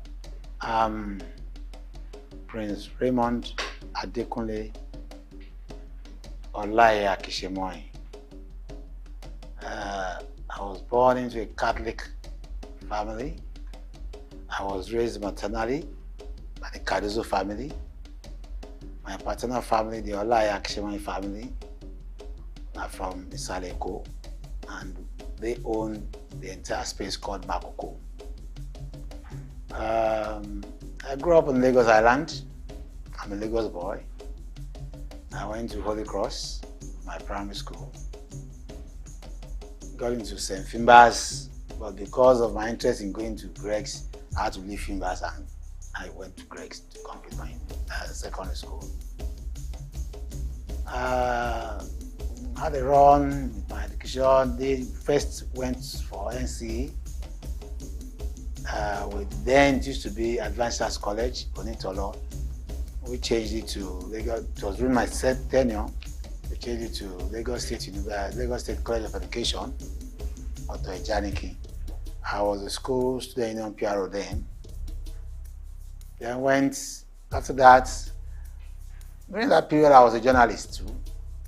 During the period of the Second Republic, I was the Lagos State correspondent for Radio YO. When I went for NYC in 1982, I was made a press secretary to two commissioners in Ogun State. That's Chief Yemi Adefulu and Chief Isiaka Abiodun Adekunle. I was the press secretary to the two commissioners there. After that, I went back. I did a short period teaching for 1 year at Agaway Secondary School. Then I left for one school to a very interior part of Ogun State, Okiri Ojule. The full meaning is Okiri Ojule Mobile Begbedu. Secondary school there then. Then I left, went back to my journalism, I was with Community Concord, then I joined Guardian. I was the one in Abeokuta with Tayo Awotusi, who later left for this one newspaper. Then he went to Liberia and he died in Liberia. You know. Then after Guardian, I started Republic with them. I was the first Ogun State editor of Republic newspapers. Then going back to Guardian Concord. But within that period, I was the NUJ. I started the general in Ogun State during the period of media, you know. Demola Badijo was the secretary. I was the assistant secretary. And after that stint, I was the national financial secretary of our SWAN, Sports Travel Association, during the time of Ndubuisi. So I got fed up with journalism when we had June 12, and I saw the whole country in that terrible state. So I just left. Went back to school. I had OND, HND, mass comm. Then went back to school again for postgraduate marketing at the NIJ. And I did law. And right now I'm practicing law. I also was in politics.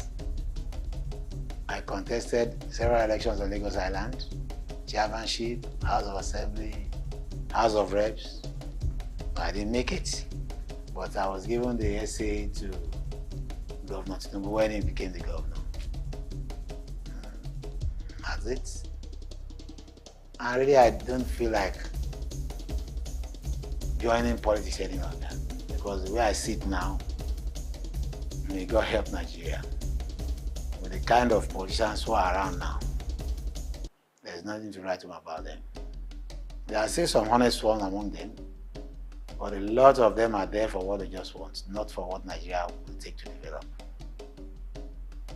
I mean, we have so many things in this country. We have not even many, we have so much. We can't count them. The resources are there.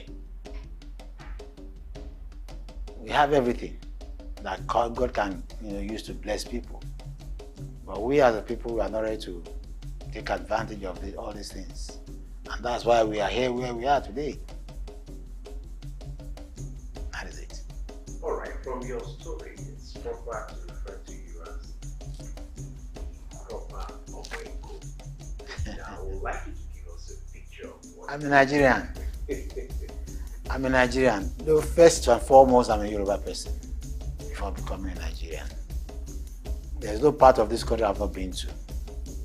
But my Omoiko in me, the Omoluabi in me, will always be there. Yes, you're right. I'm an Omoiko person.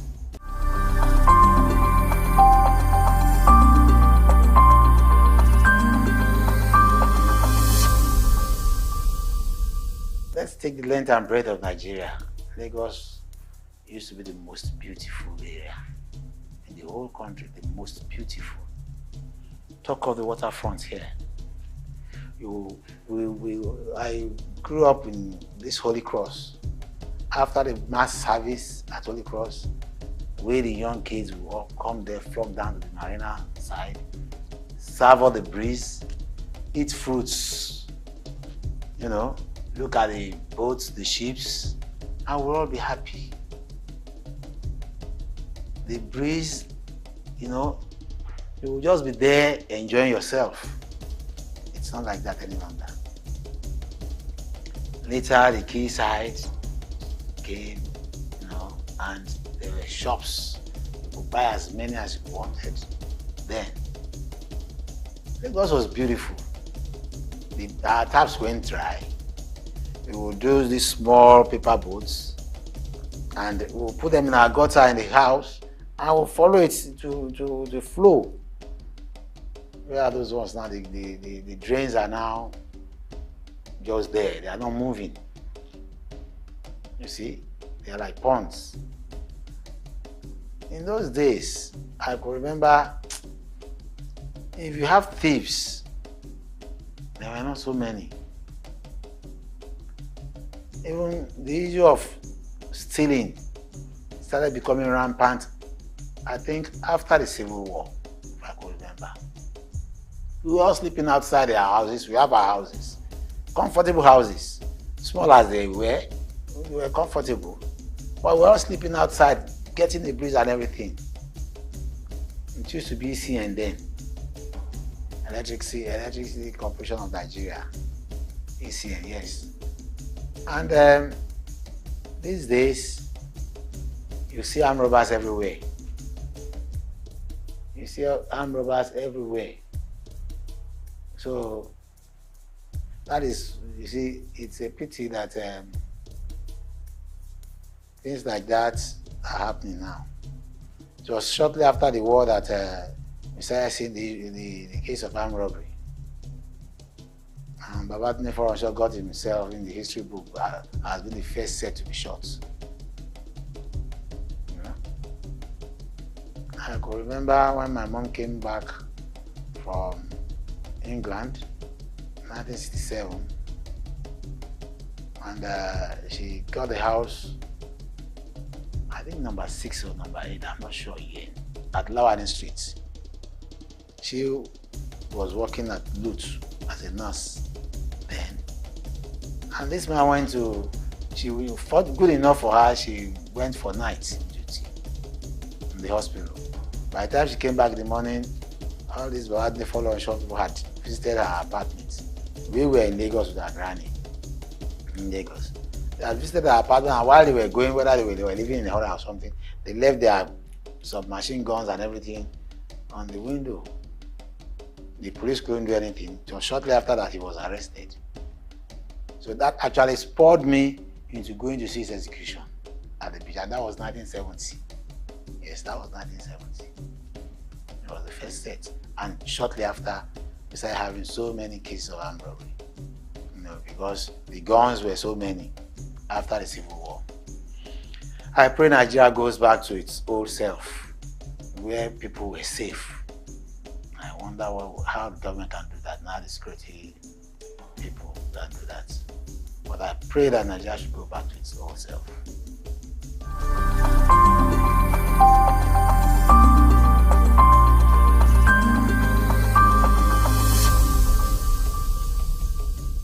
Morocco is a coastline settlement, you know, and we acquired that place from the Oloto family around the 18th or 19th century, and they got all the papers from the Oloto family then,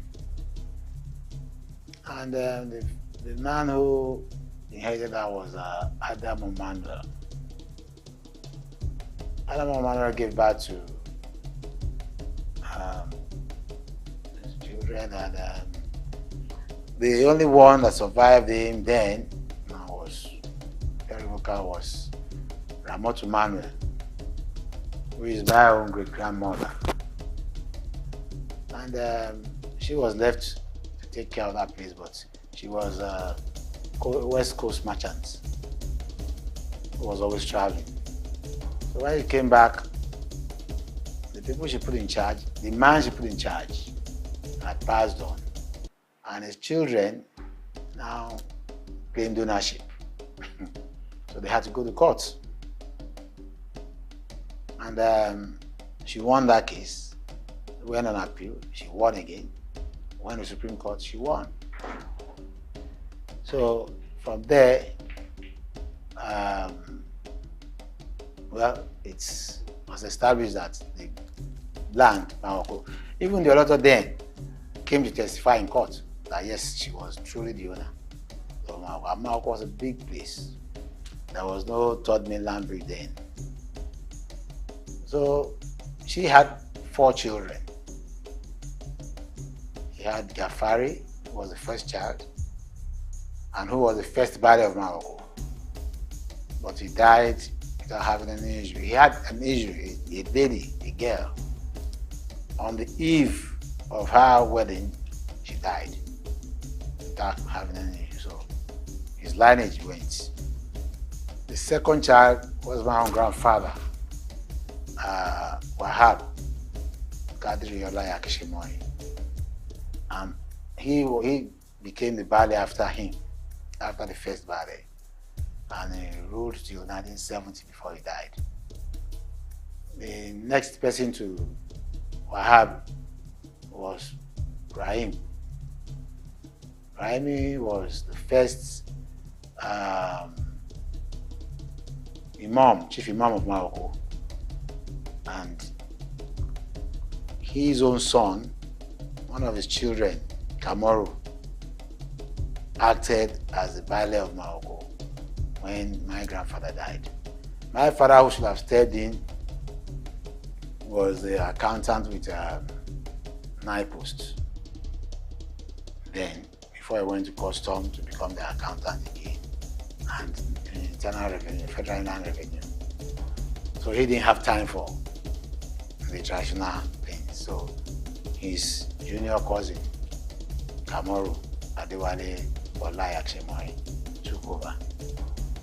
Then next to Rahim was the lady whose place I use as my palace today, and that is Sariyu. Sariyu too didn't have any child. So out of the 4 children, only Wahab and Rahim that have their own offsprings. And that's why the two branches are the ones ruling Morocco.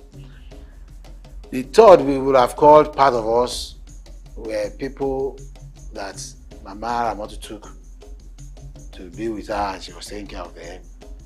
Their father's name was Yakini. So in her will, she put it there that they should give them, treat them as children too. So those are the four basic children of Ramotu Mandela. And Morocco, it was Ramotu who welcomed or who employed the Egun people to be fishing for her. And I have papers where they were even pleading that it should be given a space to use, to be staying while fishing, because they used to fish and would leave. And they told her that where they were coming from was far. So she told them to settle at the river bank, and she specifically instructed her children to collect rent from them. But over the years, because of the friendship and everything, they left them, and they've been going ever since. And that is why we have that chaotic situation on the waterfront, where everybody just comes now, build your stilts, the house, and you are good to go. That's why I have now told the government now that, look, come, let us redevelop Morocco, which is now being kicked against by some people. They think I want to drive them. No, I'm not driving you away. Let's redevelop Morocco in line with new developments in the world. We cannot continue to be looking at Morocco. People will be flying the third mainland bridge, and you'll be seeing that death, that rot.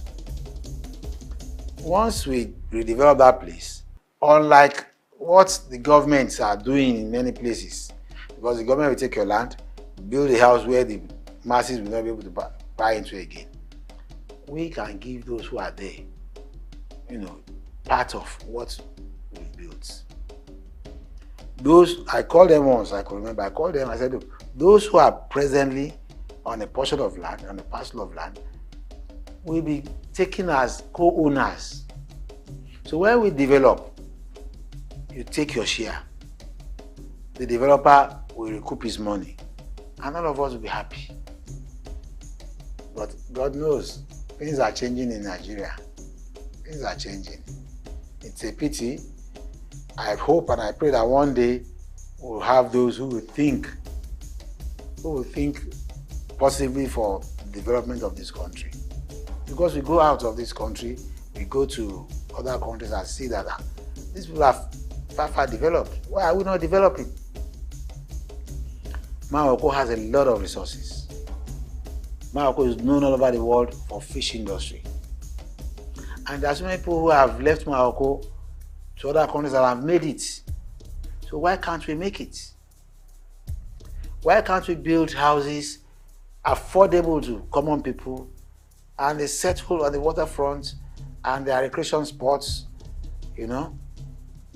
I spoke with the Emirates, the people from Dubai, from the United Arab Emirates some years back, and they agreed that they were going to invest there. Why couldn't we do it? Right now, we are appealing to the present Lagos State government, Sanwo-Olu, to give us that opportunity of doing that development by ourselves. I don't know why that development by ourselves. I don't know why government will not be interested in owners of a land, a parcel of land, developing their land. But the government will say, no, we are driving everybody away, we want to develop ourselves. No, it doesn't make sense.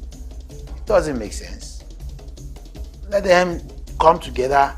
Let us see what we have. Let us see what they have. Let us see how we are going to do it together.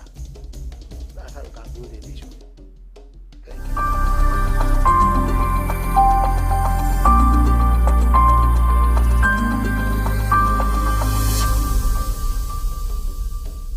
The first I would say is misinformation. The world is being fed only about bad things about Morocco. Oh, Morocco is a slum. Morocco, they are living on water. Morocco, no, there are so many good things about Morocco. So many good things. Yes, we have all these area boys, we have all these, I'm a made person who shouldn't be. But we have people who are investors too in Morocco. As far as Lagos is concerned, Morocco is the biggest fish industry in Lagos State. Are you getting what I'm saying? All over the world, people know Morocco for the fish industry. And if government comes together and partners with the people and develop that industry alone, it's bam. The other one is this plywood industry. You get what I'm saying? Yes, government is trying to relocate them to elsewhere. But there are cottage industries that could be made for this kind of businesses in Morocco, and the people in Lagos will still be benefiting. And you won't lose all these spaces you are seeing being wasted. We organize it in such a way that every sector will be confined to specific areas, and government will make billions of money, and the people too will be happy. We don't do things haphazardly. We don't do fire brigade approach. No. Let us sit down and plan and say, look, this is the length and breadth of Morocco. This is what we are going to redevelop it into. This is the residential area. These are the recreation spots. This is what we are going to bring out from recreation services. For the other services being provided, this is what how we're going to organize. Now, as usual, people say no, they are the owner. Who owns it? They are not. These are land poachers. We can send them off within weeks. Let them go to court. Let them go to. They have no papers. You get it? But when they have politicians behind them, they throw the hands of the clock back. Let us move ahead. With a good secondary school in Morocco, all the children in Morocco will be going to that school instead of endangering their lives going far distances to look for secondary education. Do you get what I'm saying? We have the primary schools there. They are there. So, like I said, we have all those ones. Hospitals can be built. We have the primary health center, which is being run by the local government. But we can build a government model hospital in Morocco that can take care of that population and take care of the other people within or outside the Morocco environment. You know, we can do all these things. How much will it cost government? If government is not going to spend money, let us come together. We'll get organizations and people who will sponsor these kind of things. And it will be good for everybody. We will give them land. So this is what I see about Morocco. And like I told you earlier, there are people who have the money. There are investors who are ready to invest. as long as they know that, yes, what they are investing on is genuine. And there will be no policy that will raise their money tomorrow.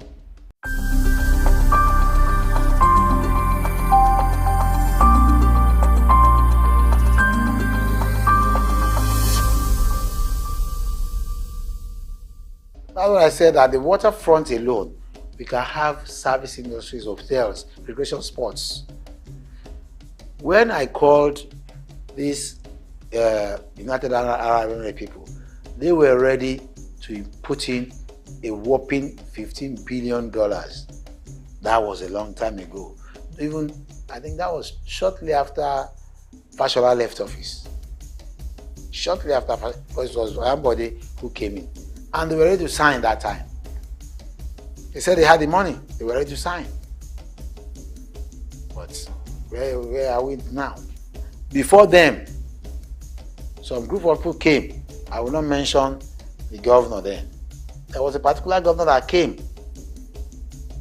and said, look, I have $3 billion to invest. I told them I wasn't going to be the only person to listen to that. I called members of the family and we all had a meeting with his representatives. And they said, look, we are not going to borrow this money. They were having $3 billion. You could not take off from the ground. We could not advance. We could not put our plans into, fruition. We could not do anything. Why are we being frustrated? And as I'm talking to you now, I am saying that the Lagos State government can still be made to sit with us and do this. But the next thing you hear is that they are talking to some stakeholders. Who are stakeholders? You are talking to my tenant as my stakeholder? I will go to court. Yes, the courts are there. You may own the court, you may build the court, but the law will always be the law. You can't talk to my tenants as somebody who is a stakeholder over my property. No. He is my tenant, let him stay there. If I'm not doing anything bad to him, let him enjoy his stay there quietly. Anything you want to talk about my property, it's my property. Maoko is not government land. Maoko is a private family property. You get what I'm saying? I belong to the other family and not to any other family. Any tout, any hooligan that gets money from I don't know where and comes and says, no, you cannot. Your forebears came as tenants. You cannot grow overnight and say you are. No, it's not possible.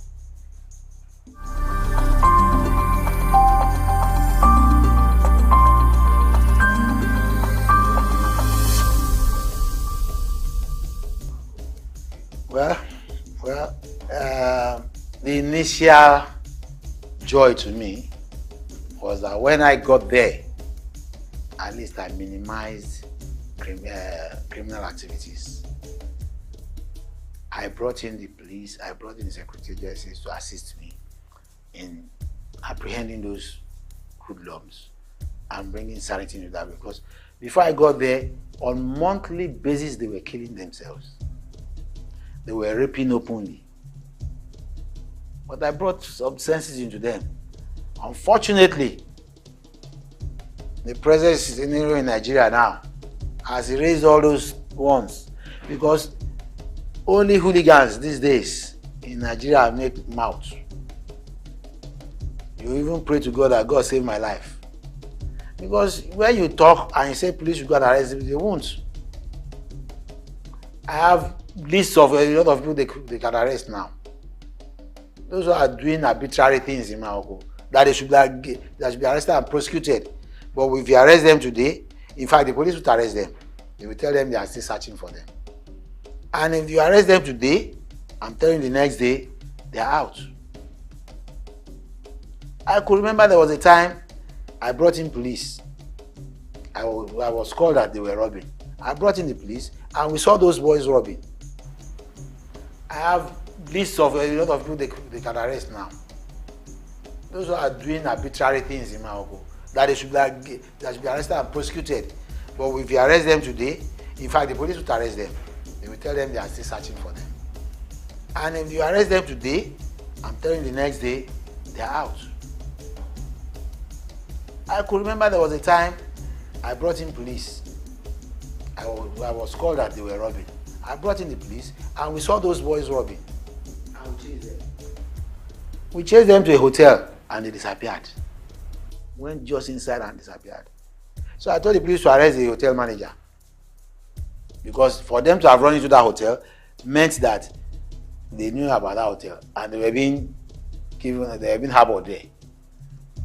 Before the next morning, the manager had been released. Apart from that, the police came back in the night around 2 a.m. and met those boys again robbing. So they fired them. I was told they killed about 5 of them who jumped into the canal and died there. Before 8 o'clock the next morning, they had buried all of them. Then they called me to a security meeting at the council. And I told the chairman, I said, you should be arrested. I told him, I said, you should be arrested. He said, why? I said, who owns the government cemetery? Who owns the cemetery? Aton Cemetery. He said it belonged to the government. I said, who controls the said government? Fine. This incident happened on a Saturday night, stroke Sunday. Sunday morning, before 8 o'clock, all these girls had been buried in government cemetery. How did they get in? Who authorized it, their burial? He saw where I was going. He now turned to the people. He said he didn't know anything. He now said he should go and call the people in charge of the cemetery. He put in charge of the cemetery. They called the boy. When they called him, as soon as the boy saw me, he started raining abuses and invectives on me. This is the head of ram robbers and that. The man said, keep quiet. That's not what I brought you here for. Answer this question. What happened with those boys the police killed overnight? And so and so. He said, I don't know. He said, you don't know. Were you not the one in charge of the cemetery? Were you not buried in the cemetery? He said, yeah, my guy will see you later. Don't see me in front of everybody. You know what the boy did? He now turned and looked at, there were 2 DPOs sitting with us, and looked at one of them and said, okay, but you 2, you were there when they were burying them now. While we were discussing, the DPO didn't say he was there. So the boy now told the DPO that, DPO, but you led them to us to be buried. Now you gave them cover now. So why are you not talking? Why is it me alone you want to put it on top of me? How do you now solve that problem? Are you getting what I'm saying? One of the legacies I would have said I had was I brought sanity, but it's been erased off. Even my own brothers are involved in this criminality these days. In fact, they are the heads of those leading criminals to perpetrate terrible things in Maogo. And yet the police cannot catch them.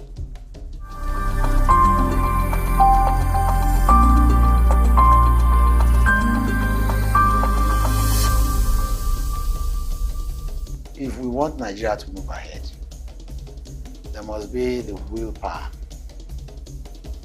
to take the bull by the horn. Forget about this person is my cousin, that person is my family, this is my son. Let us all do the right thing. If your son is caught engaging himself in robbery or whatever, let him face it. I had a sad experience of such before. The Oba is late now. The Oba of Odiolu of Ilaro had a son, Abiodun Adekombi. There was a robbery. I was a journalist then. I can't remember. I think 1980 something or so. There was a robbery in Abeokuta. Unfortunately, the victim of the robbery was shot and killed, and his car was stolen. And this guy was involved in the robbery, the prince. Because he was from Ilaro, he crossed the border, made his papers as if he had traveled. But people saw him. People knew it was him. The robbery took place in Abeokuta. So police started the investigation. He was arrested. It was a very celebrated court, case, and everybody was interested in it. Eventually, he was convicted. It was during the time of Raji Rasaki. Well, what happened?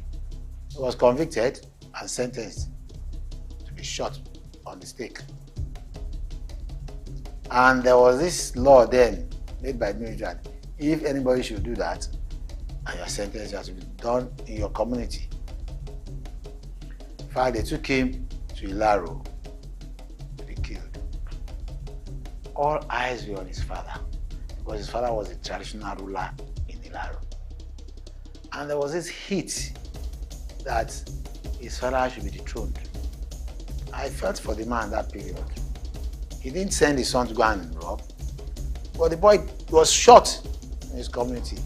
That day we went there to see the man. All his palaces, all the gates were locked up. The man could not come out. And I'm sure that would have been a sore point, for that man. Well, if he's gone now. But I felt bad. How could I have brought such a shame to his family? And I'm telling you that these things should be done that way, so that people can talk to their children. When you bring a deviant child home to punish him or her in front of the whole community, his siblings or our siblings will not do that again. And the other families will also warn their children that, look, try this and you bring shame to the family. I'm recalling that today now, not to make jest of the family, but it was painful. I'm recollecting with regrets that boy could have done that to his family. And we know that Yorubas, I'm sorry coming back to Yorubas are Omoluabi people. Before a Yoruba man will engage in criminality, you should have gone to check his background. He probably wasn't brought up well. We were brought up well. I was brought up as a Catholic. I'm not minding my Catholic background. I have Muslim background too. I have a name called Afatai. It's in my birth certificate. And when we were young, both Muslims and Christians, and even the traditional rulers, we were cohabiting together. And we were like one. And that's why I keep telling my children, yes, I'm a Catholic. In fact, I even rose to becoming the vice president of Catholic Men Organization in Lagos State. You get it? But I don't know how to pray in Islamic way, but I've not forgotten my Islamic background. I'm a traditional ruler.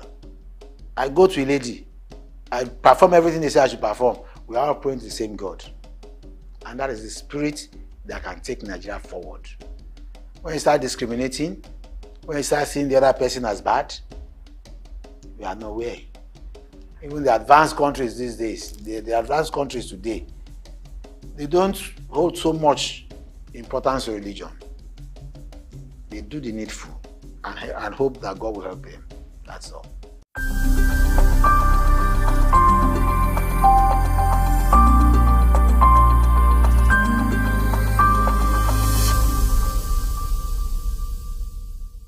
I fully support. At the local government level, I don't see why somebody, all in the name of the constitution, saying if you stay in a place, you should be taken as part and parcel of that. No. There are people today that don't know anything about where they are ruling. They don't know anything about where they are ruling. You call that local government chairman, the chairman of a local government, where he cannot even tell you the history of the local government. What kind of nonsense is that? The traditional ruler who is there must have been somebody from that area, must have grown from a family in that area, and should be held responsible for the minuses or the positive things in that area. Are you getting what I'm saying? If the local government chairmanship position is given to an educated traditional ruler, Obi Anoba, Obi Ibale, do you get it? Let that person administer the affairs of that area and know that if he fails, he's going back to that community and they'll deal with him. they will deal with him.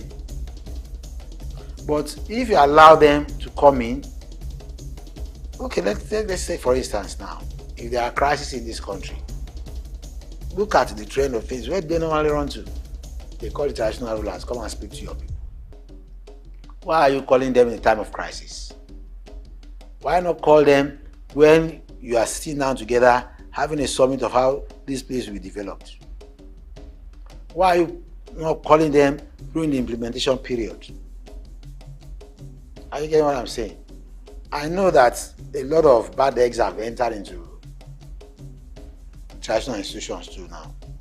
You see all kinds of characters putting beads on their neck, calling themselves chiefs, calling themselves otumbas, even taking the post of Oba or Bales or whatever. But with time we'll sanitize that too. With time we'll sanitize it. And I pray that the present crop of rulers we have will think along that line. It used to be like that during the First Republic. You get it? Let's bring it back now.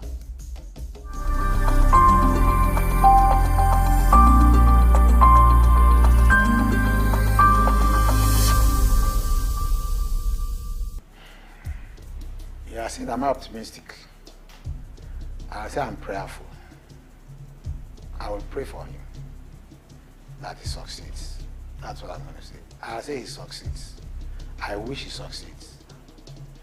I hope he succeeds. Because let me tell you something.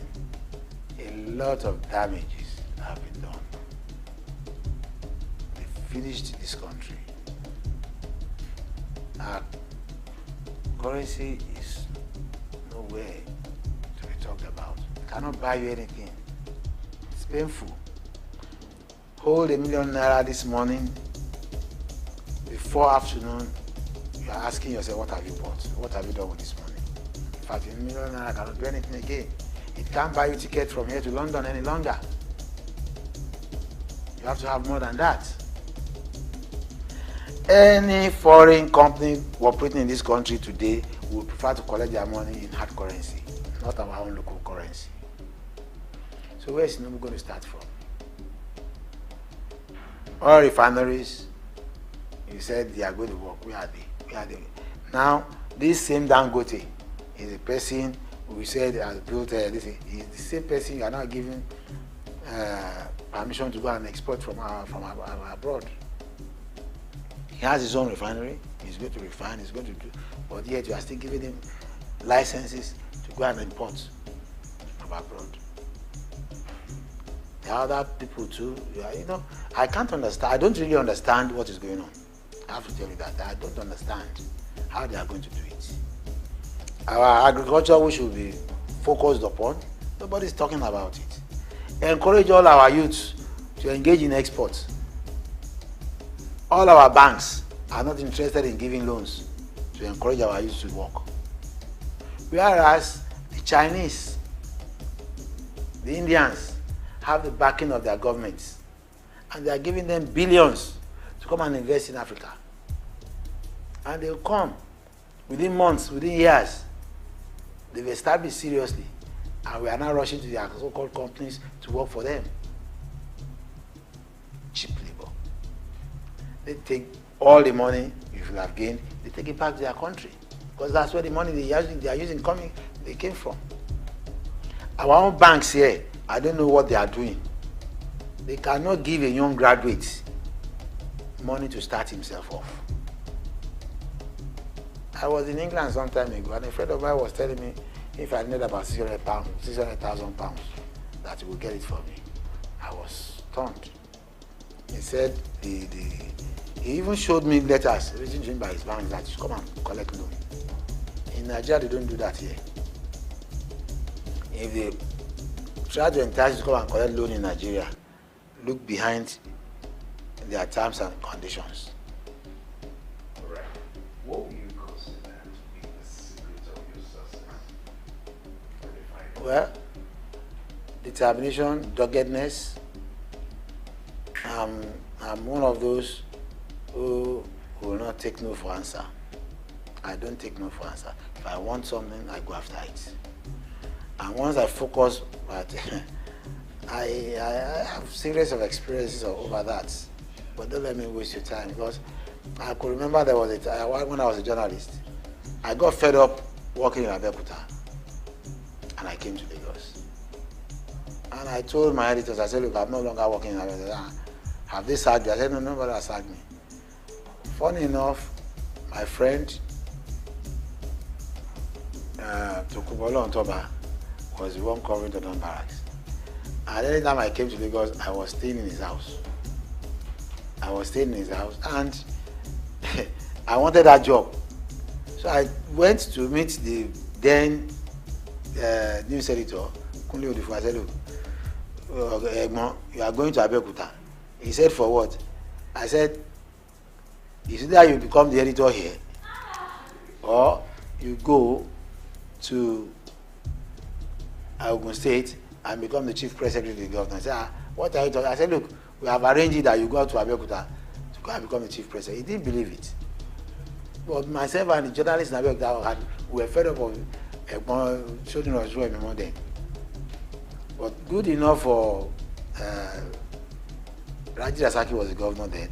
He accepted our offer that Kunle Odifu should come in as chief press secretary. But he didn't know what to do with Shodun Oshoemo. And good enough, coincidentally, he was taken out of Lagos at that period. So Lawal came in. And when Lawal came in, what happened was that Lawal thought of it and said, okay, people are gunning for Kunle Odifu to come in as chief press secretary. Let's Shodun Oshoemo become the commissioner, and Kunle Odifu became chief secretary. So his own position as news editor opened.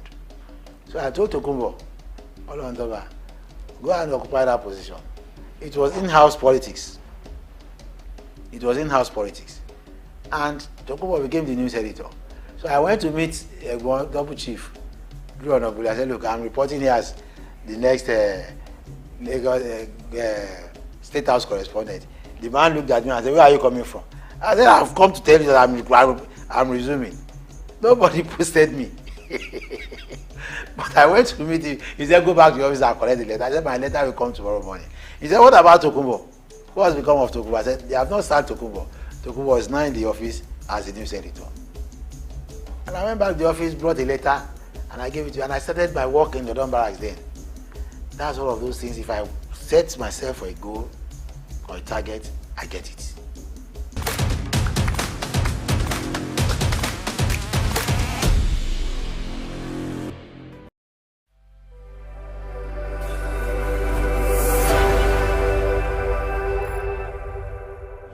Is safe or secure. And in 6 years' time, it may be very difficult. I am a realist where might is right for Nigeria to say that we are going to be safe and secure. 6 years is no utopia. Indeed, there are many factors that contribute to a nation attaining total security. Such factors include food security, economic security, energy security, and the security of the territorial boundary of the nation. Nigeria as a nation has not been successful in attaining security at any of the level above. The issue of insecurity is one that is inflicting pain and hardship on the people while successfully crippling the economy. Speaking at the Founders Day event during the King's College Old Boys Association week-long event, retired Major General T.A. Gagariga highlighted strategies that can be used to quell insecurity, placing emphasis on border security. But if we want to achieve a secure Nigeria by 2030, there are some little things we can do to establish, and that is in terms of border security, and that is what? Improve your border control measures, increase your border patrols, introduce surveillance and technology, introduce drones, and then introduce biometrics. These are some little things that we can do within that six-year timeline that we could achieve national security.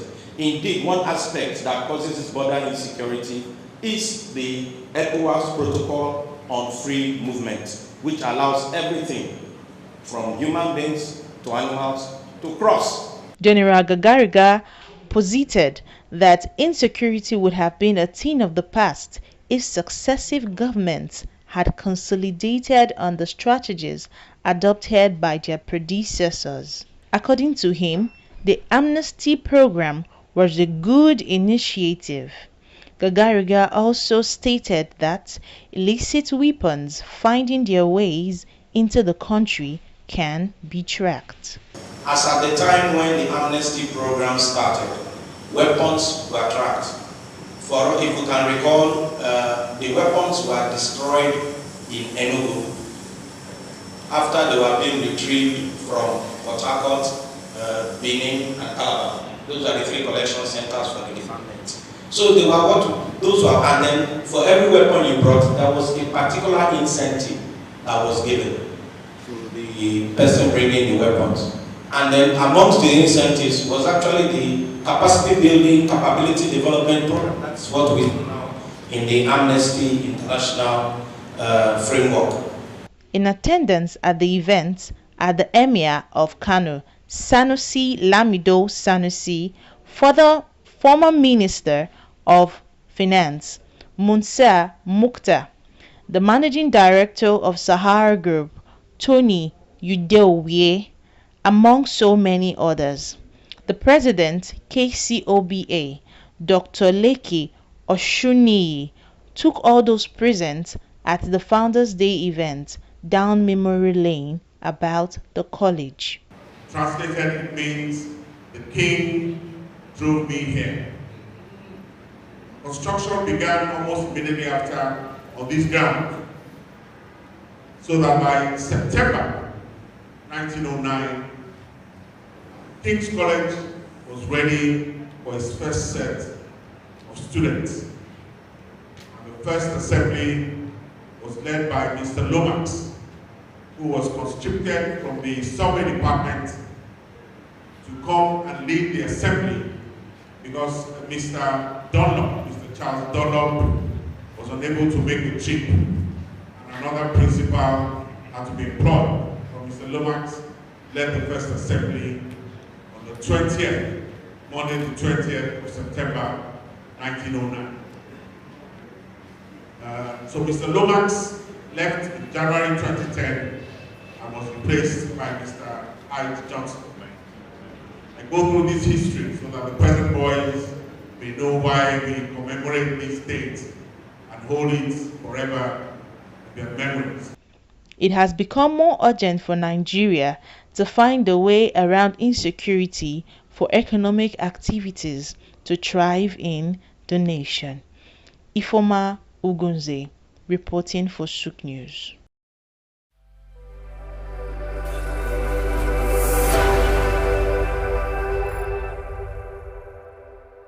For more than a century, Zambia has stood as a prominent figure in the mining sector, particularly renowned for its copper production, which remains a cornerstone of the nation's economy.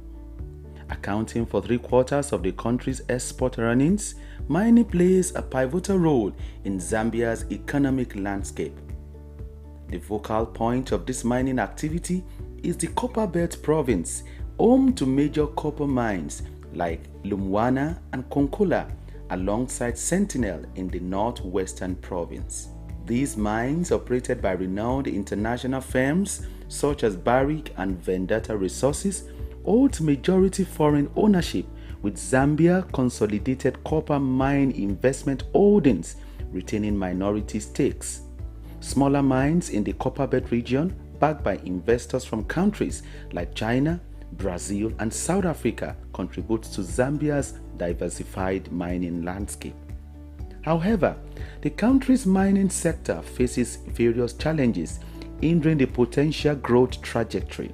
Fiscal policies introduced by the government, including royalty increases, the taxation policies, have negatively impacted mining profitability.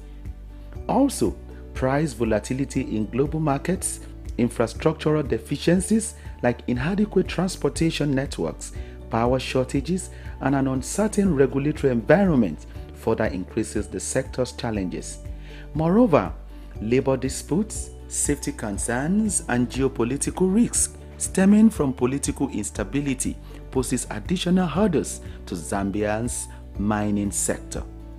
To propel the nation towards its 3rd million tons copper production goal, strategic measures are crucial, and these include leveraging digital technology through partnerships with AI and machine learning firms to enhance sector's efficiency and investment, stable policy framework in order to attract and retain investment, and provision of a conducive regulatory environment. Infrastructure strengthening supported by donor funding and concessional financing can also alleviate critical constraints such as transportation and power shortages. More so, environmental conservation is vital for sustainable development. Hence, mining companies must provide government-approved environmental management plans, prioritize durable equipment, and proper waste disposal techniques to minimize environmental degradation. Given copper's expected dominance in Zambia's exports, maintaining its position as Africa's economic hub demands a concerted effort. Israel Adeyemi, SOUQ News.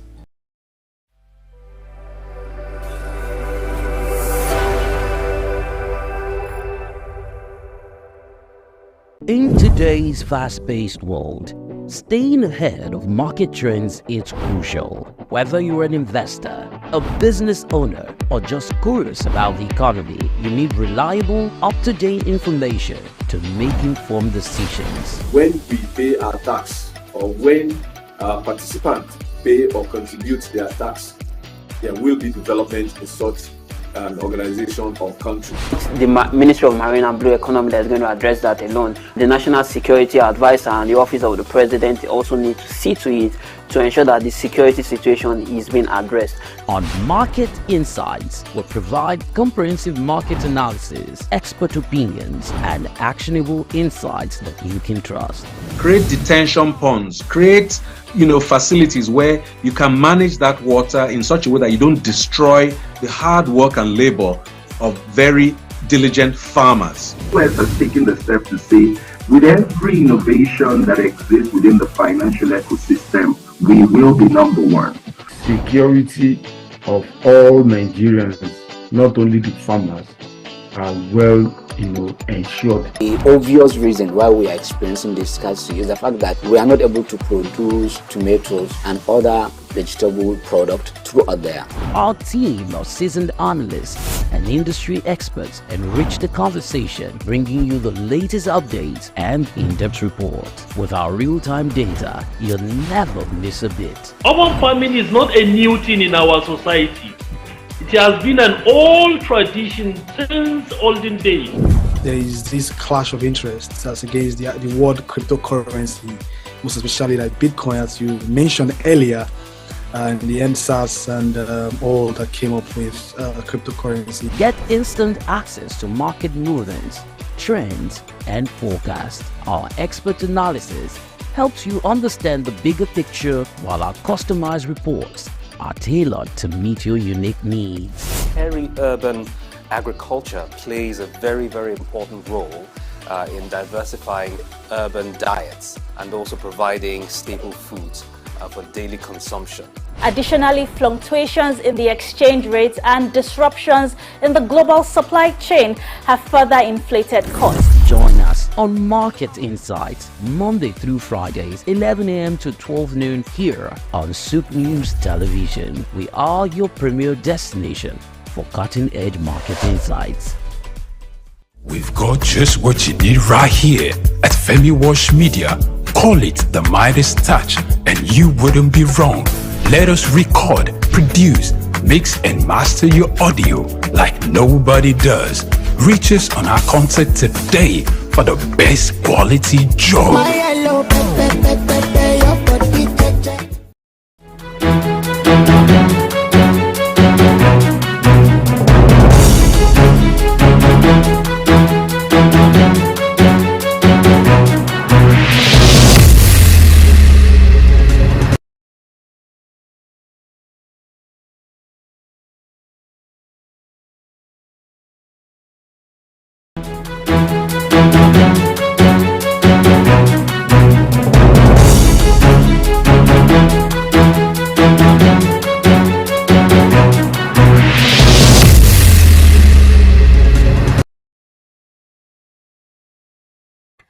Hello and welcome to Market Insights. It's a beautiful day and I'm happy to be here as we discuss the latest developments in our economy.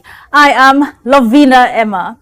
On today's show, we will focus on the Central Bank of Nigeria's cybersecurity levy and its implications for Nigeria's digital economy.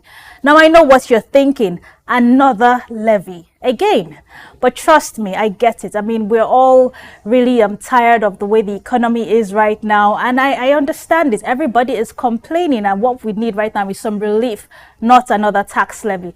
But let's take a step back and understand why this is a big deal. Now, let's think about it. In today's world, for example, now everything is digital, from banking to shopping, even chatting with friends. We are constantly online. But with this digital convenience comes a huge risk. And that risk is cyber attacks. Now, hackers can steal your money, they can ruin your credit, and even disrupt essential services. And that's a scary thought, right? We wouldn't want to everything we've worked so hard for to just change within a few minutes. I mean, that's how fast these hackers can get into your account and start stealing all your funds, especially what you've saved over years.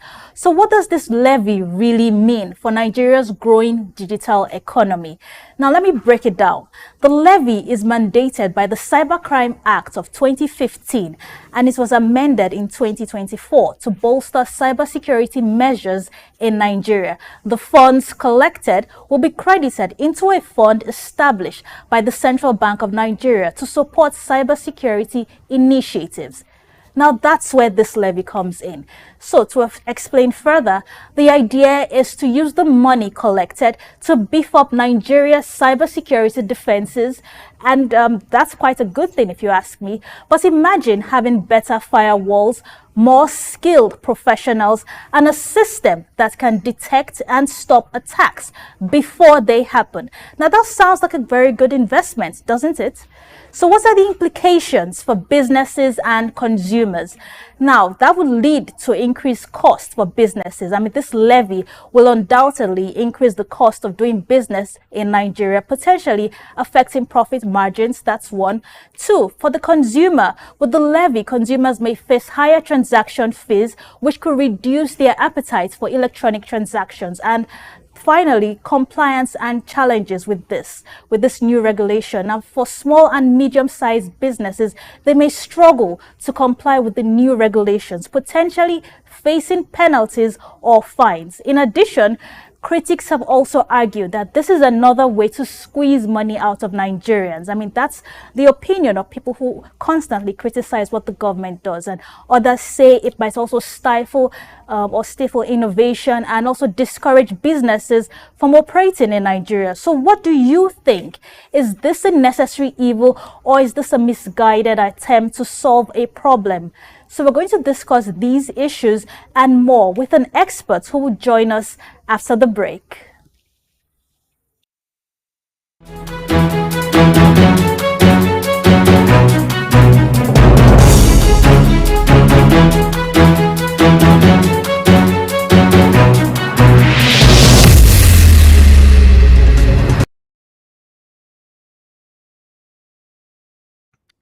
Thank you for watching the program.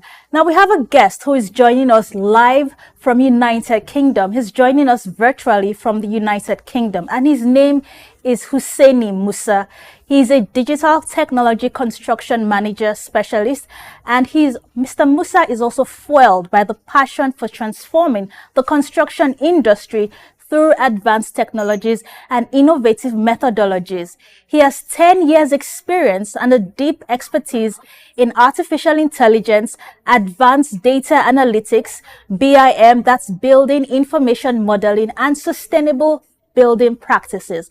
He is also dedicated to bringing organizations to unlock the full potentials of digital tools to optimize project efficiency and reduce costs.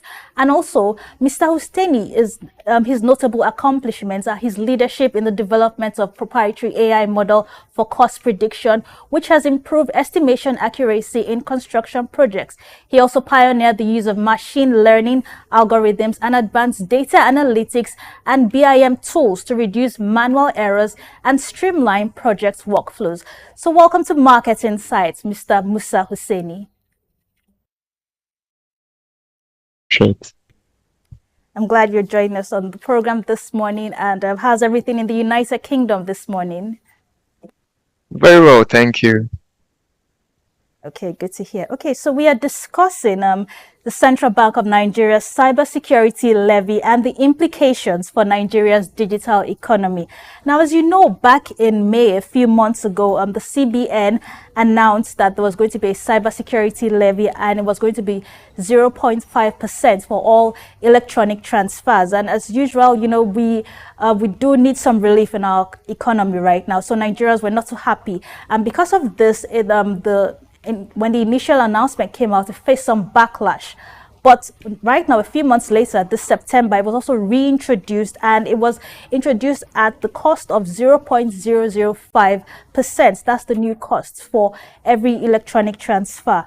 Now, do you really think that looking at our cybersecurity situation in Nigeria, do we really think this levy is coming at the right time right now?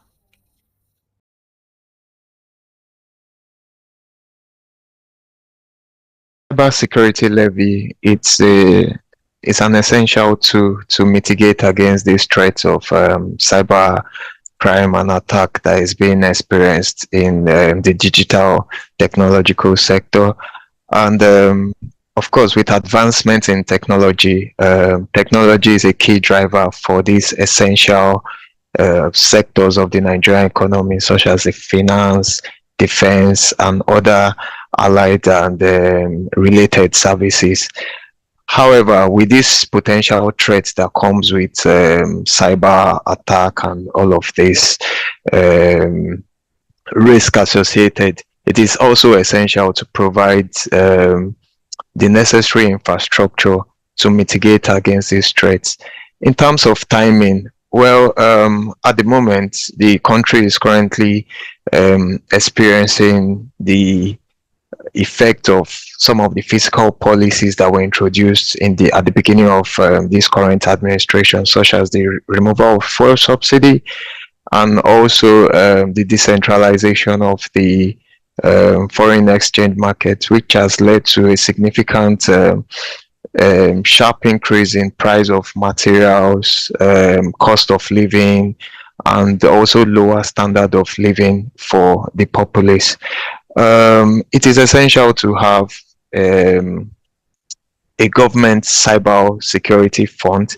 This will help the government to allocate resources in championing this drive towards protecting our data assets and also upgrading our existing cyber security measures in line with current evolving technologies. It is very essential. However, with the current situation in the country and this reduction in the levy, to an extent, is going to cause it's going to bring a sigh of relief for businesses and the citizens compared to the previous rate of 0.5%. You can imagine maybe you are trying to do a transaction through electronic means of maybe 100k and you're having to spend 5,000 additional charge on that, but now that has been significantly reduced to about, say, 50 naira thereabout on a 100k transaction. So it's a good move from the government. I believe they must have gone back to the drawing board, reassess the policy that they had introduced previously, and see how the impact of this affects the drive towards transitioning the economy into a cashless one, and also create that robust infrastructure for the government cybersecurity systems. Okay, yes, that's very key, actually, creating a very robust infrastructure. But before we talk about that, now, what are the potential economic benefits of this cybersecurity levy? The economic benefits, you can look at it from a different range of thoughts. Firstly, it's also a form of revenue for the government. These revenues can be channeled into measures to mitigate against these cyber attacks. We understand that digital literacy is still very low in the country, and the number of highly skilled professionals that know how to that have the technical know-how is still really, really low. So these funds can go a long way in creating some form of education and trainings for more people to be upskilled in the area of digital literacy. Also, these funds could also go into providing the necessary infrastructure that's in line with current industry and technological requirements to boost the companies and the country's security system.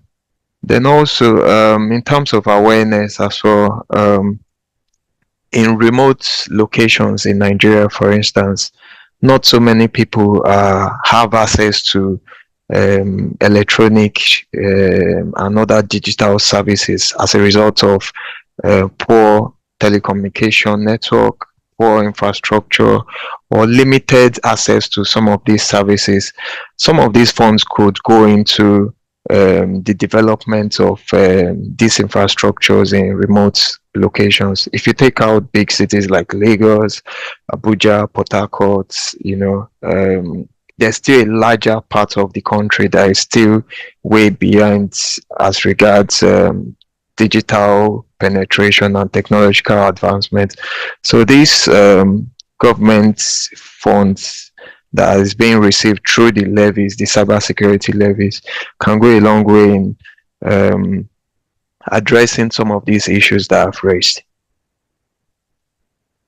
Yes, you mentioned these benefits, yes, but do you really think that, the purpose of this, we know we all have, most people who have bank accounts now, they have bank accounts, they're also given the right to also transfer money or any electronic transfers, whether it's using the bank app or via the internet now. Now, the whole purpose of the cybersecurity levy is that these funds are generated and given to CBN to be able to get the necessary requirements and the infrastructure to put together a cybersecurity infrastructure that can protect people when they are doing their transactions online. But don't you think that these funds will be better used if it's directly with the bank handling this as opposed to the Central Bank of Nigeria handling this? What are your thoughts on this? Yes, the recovery of these levies from the CBN fiscal policy documents, the collection of these, the revenues from these levies through the financial institution. And however, one may want to question why the government is so concerned about taxing its citizens. In some other countries, like the United Kingdom, for instance, this funding could also be gotten through the financial institution or the service providers as a way of maybe penalties. I'll cite an example. There is a telecom company in the UK in recent time that was fined about almost £17 million, and these were as a result of failure to connect about 14,000 phone calls through emergency services for its citizens. Its citizens tried to use their own network to reach out to emergency services, but they were failures. So as a result, these service providers had they had not fulfilled their own obligation, and it was form of a letdown.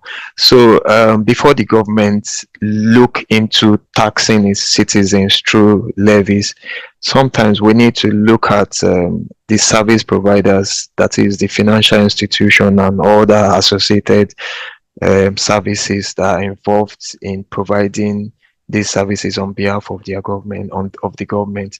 what is their responsibility to the people, what is their responsibility to the government. And from these funds through penalties or charges that is being gotten from this institution, this can also contribute towards the cybersecurity fund, in addition to, or as an alternative to, the levy that has been enacted by the federal government. However, with this reduction in levy, this has also reduced the revenue that government had proposed initially, from the 0.5%. So government need to also look at other alternative streams through which they can increase revenue for the cybersecurity fund, and not just relying alone on the cybersecurity levy to fund this initiative. Okay, so what other alternative way would you suggest the government should look out for how to generate revenue, as opposed to just taxing or levying the citizens? Like I mentioned, a proposed fine or penalty charges for on the part of the financial institution, not just for compliance on not just on non-compliance on the levy remittances, but also in their service delivery to the nation. You can bear me witness that telecommunication services, financial services that is being offered by this company is not in line with global standard yet. This is 2024, and you do maybe an intra-electronic transfer, and it takes minutes or hours before the recipient receives this money. And I feel like we are not there yet. The necessary infrastructure are in place, but we just need the government to be on top of things with these service providers, and not just looking at generating revenue through levies on the citizens, because for a typical organization that provides IT services, you already have company income tax, you have VAT, withholding tax. Now also adding a cybersecurity tax on electronic transfer, it's also an additional burdens on some of these businesses, you know, and this will also discourage the government's drive to transition to a more cashless economy. So I believe the government needs to be on top of things with the financial institutions. Where there are non-compliance, the appropriate fines and sanctions in form of monetary terms should be properly administered to be able to recover some of these funds for the cybersecurity initiative. Okay, yes, there was something that you mentioned. Now, do you think this initiative, having been reintroduced and making the fee 0.005%, do you think this would discourage innovation and investment in Nigeria's digital economy?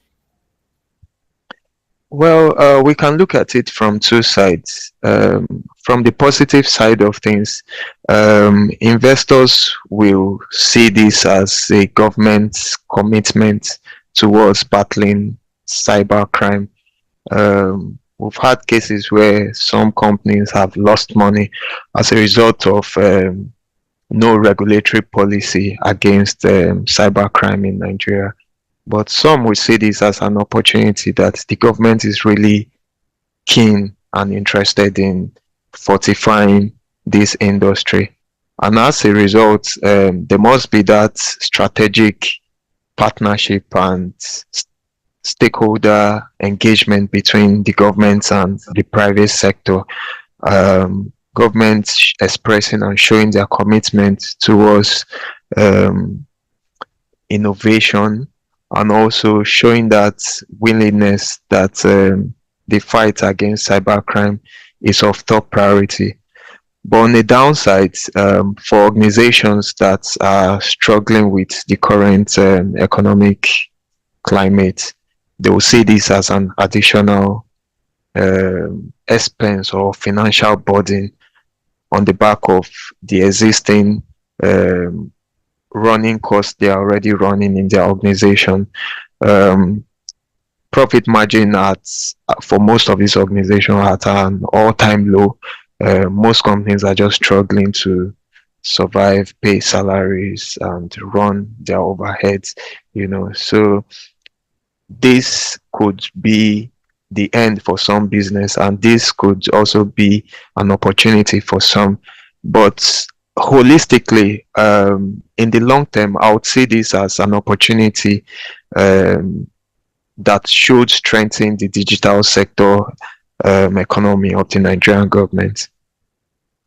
Okay, I like that. Yes, looking on the bright side of this, yes, this can definitely strengthen our digital economy. Now, let's talk about the rural areas now.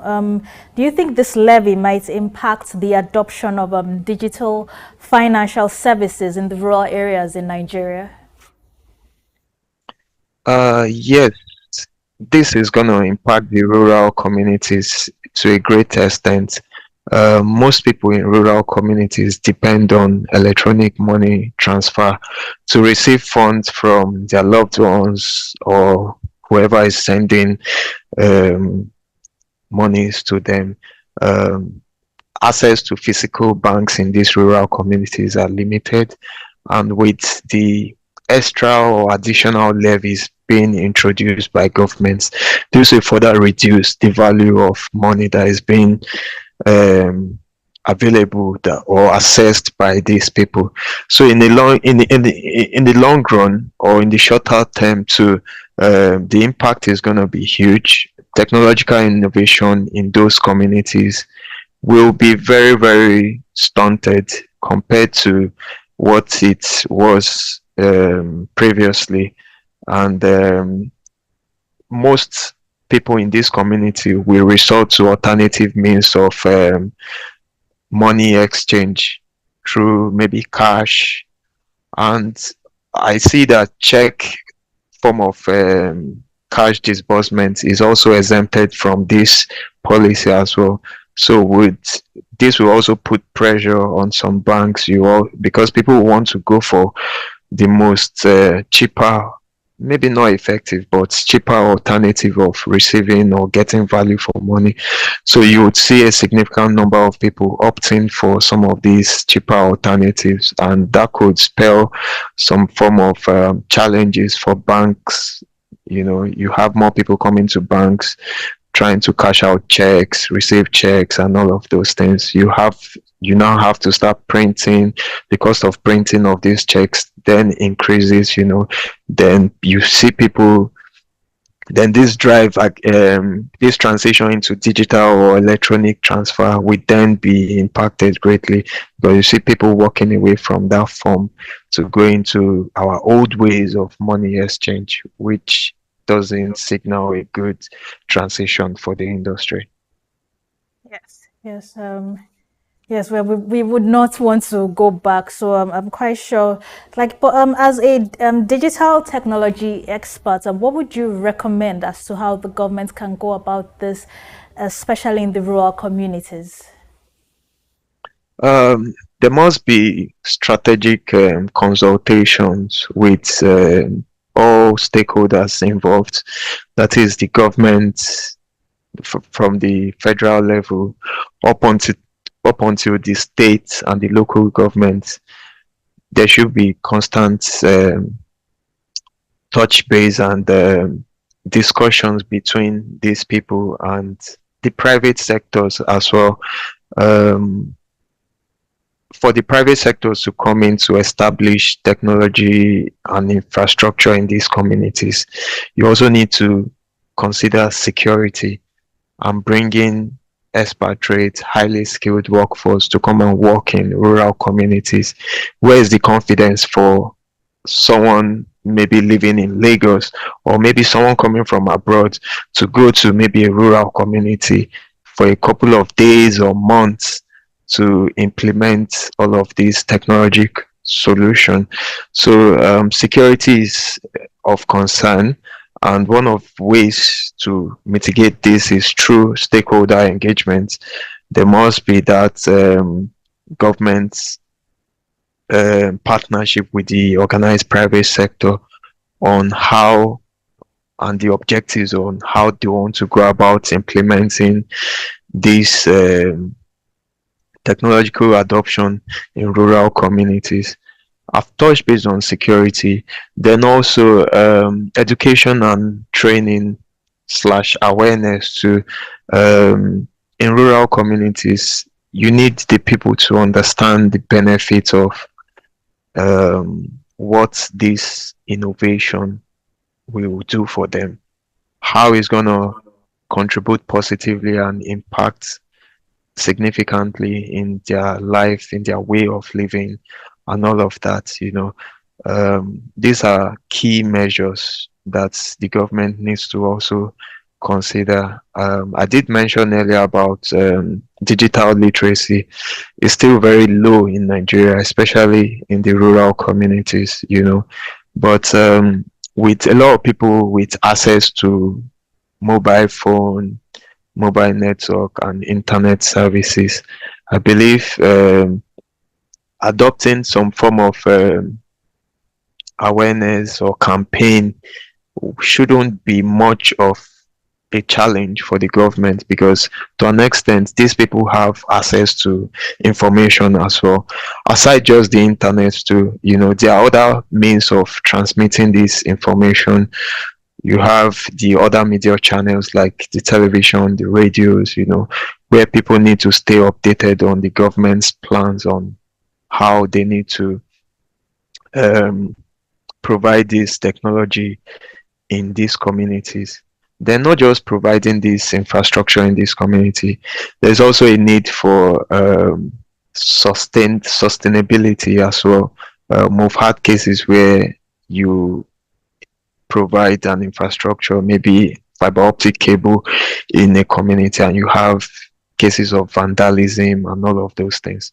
What are the efforts that are being put in place to mitigate against some of these things? And these are some of the things that have discouraged foreign direct investments in those locations. And you see that most of these investments are just targeted to just the urban areas like Lagos, Abuja, Port Harcourt. So there's that need for collaboration between the private sector and the government. The government share their plans, their initiative and objective on how they want to carry out these plans.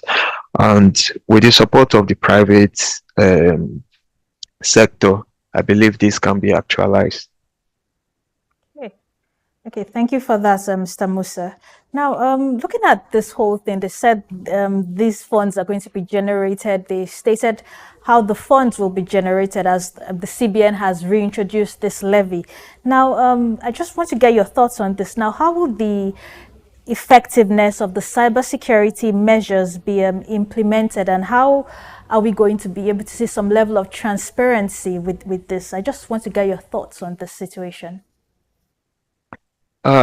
Transparency and accountability has been a major issue with the previous governments of the Federation and even down to the present government. How these monies is to be disbursed or utilized is yet, I've not seen any paper or any document or policy document from the government that says, okay, the money, the recoverables from these funds, this is how it's gonna contribute towards this initiative. So there must be an establishment of a clear path on how these monies are to be utilized. Then also there must also be a compliance system in place for monitoring how these monies will also be utilized. If, for instance, you said a certain percentage of the government said a certain percentage of the funds has been allocated to towards maybe digital awareness, what metrics are we using to measure that? There must be measurable terms for some of these initiatives that the government has for these funds. And this will also help in boosting the reputation of the government locally and globally as well. And also, it will also boost investor confidence, because you know that the levies that is being recovered or that is being imposed by governments on this electronic transfer is utilized effectively. And this will also give the citizens confidence that yes, what they are actually paying for, they are getting value for it. So that transparency and accountability is very key. It will help the integrity of this current administration of the government. Like we've had cases where subsidy removal, the proceeds from it, how has the government been accountable for some of these funds that has been saved or recovered from those policies they've introduced. So this is another policy that has also been introduced. The government now need to demonstrate their commitment to how they want to utilize these funds effectively. Okay. Yeah, well said, Mr. Musa. Now, let's take a break now. When we return, we're going to discuss further with Mr. Musa on the government's alternatives and also this policy implications. Join us after the break. Thank you. Hello, sports fans, enthusiasts, and pundits. Welcome to SOUQ Sports. Say your humble boy, your loyal boy from the hood, Kevin Ojefe, and I'm glad to be here. This is SOUQ Sports.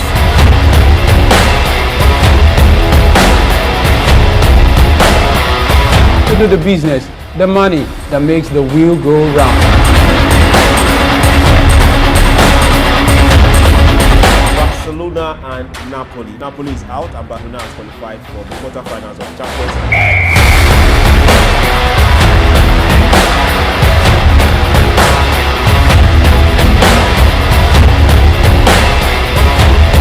For different ways to make money. Sports is best a way to be creative.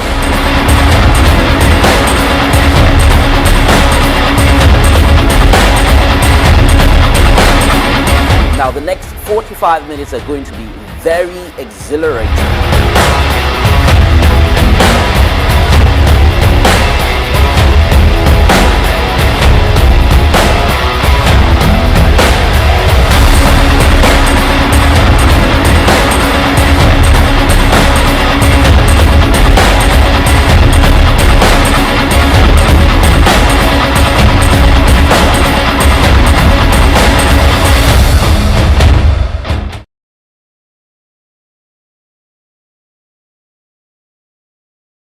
We've got just what you need right here at Femi Wash Media. Call it the Midas Touch and you wouldn't be wrong. Let us record, produce, mix and master your audio like nobody does. Reach us on our contact today for the best quality job.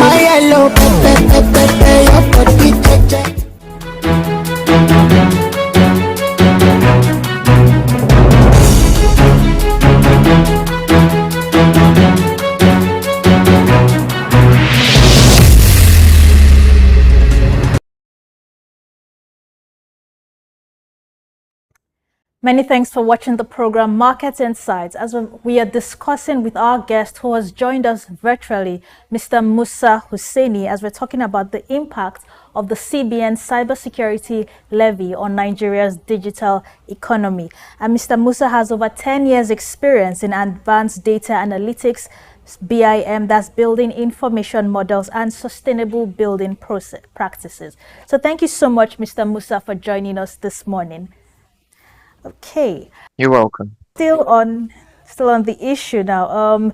Now, do you think this new introduction of this levy will lead to? Do you think it will lead to increased employment or unemployment in some certain sectors of our economy? I believe this will open opportunities for people in the digital technological sector, because with these funds, the utilization of these funds will be used to train more people, I believe, and this will further grow the number of representation of professionals we have in this industry. The industry is still very, very, very low in terms of competent professionals that can carry out some of these digital and technological competence required to assist the government in battling cybercrime. So there will be opportunities, no doubt, for more people to come in, get jobs, and also for businesses as well. I touched based on collaboration with private sectors. You also have more involvement. In recent years, we've had fintech companies spring up, and many more are still coming up because money exchange is a critical sector of the Nigerian economy. And in the last couple of years, we've seen so many fintech companies come into the industry, and this has also provided jobs for people in the industry, not just only technical roles as well.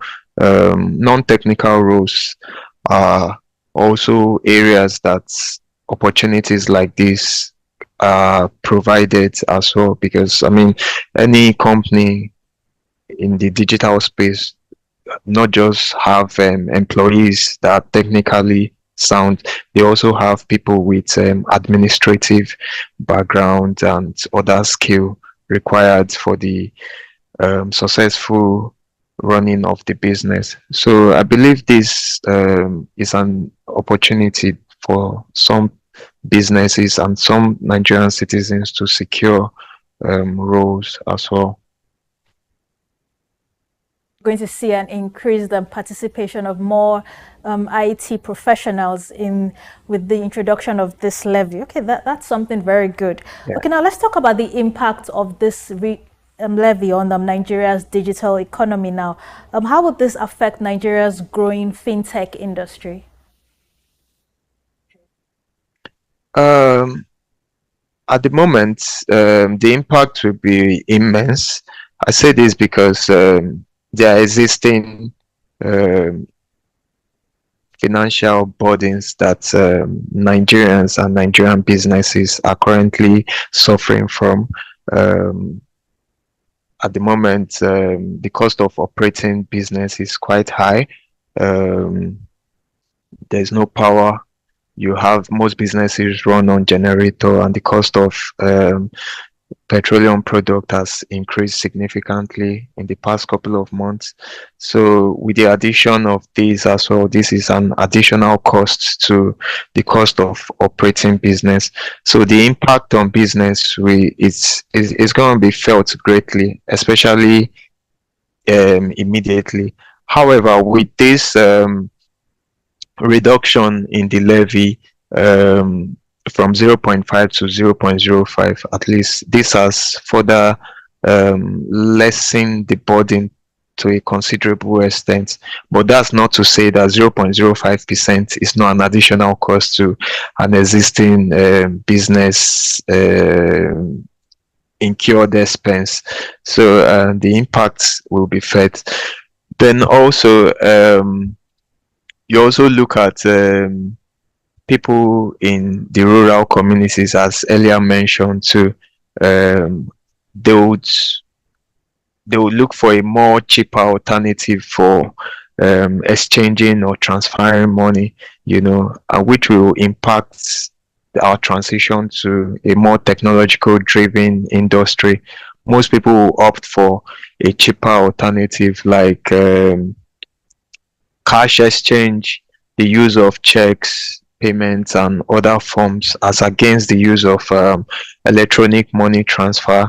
So that would also impact businesses and the rural communities as well. because businesses that thrive and depend on electronic money exchange may not get as much volume of transaction through those channels as it was previously, as people would seek alternative means. Then also, we also need to look at the government's commitment towards driving the economy from a cashless based economy to a more electronic, digitized one. More recently, in 2023, we saw the effect of the CBN policy in the build up to the 2024 general election, where a lot of Nigerians were cash strapped.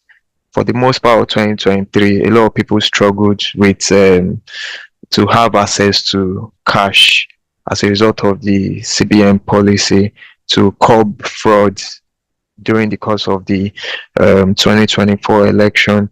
And we are saying we could potentially see a repeat of such occurrence, because when people decide not to use electronic channels anymore and want to opt for other channels, and on the back of what was experienced last year, it still shows that there's still a huge gap in the Nigerian financial technological sector, and these areas will be impacted as well.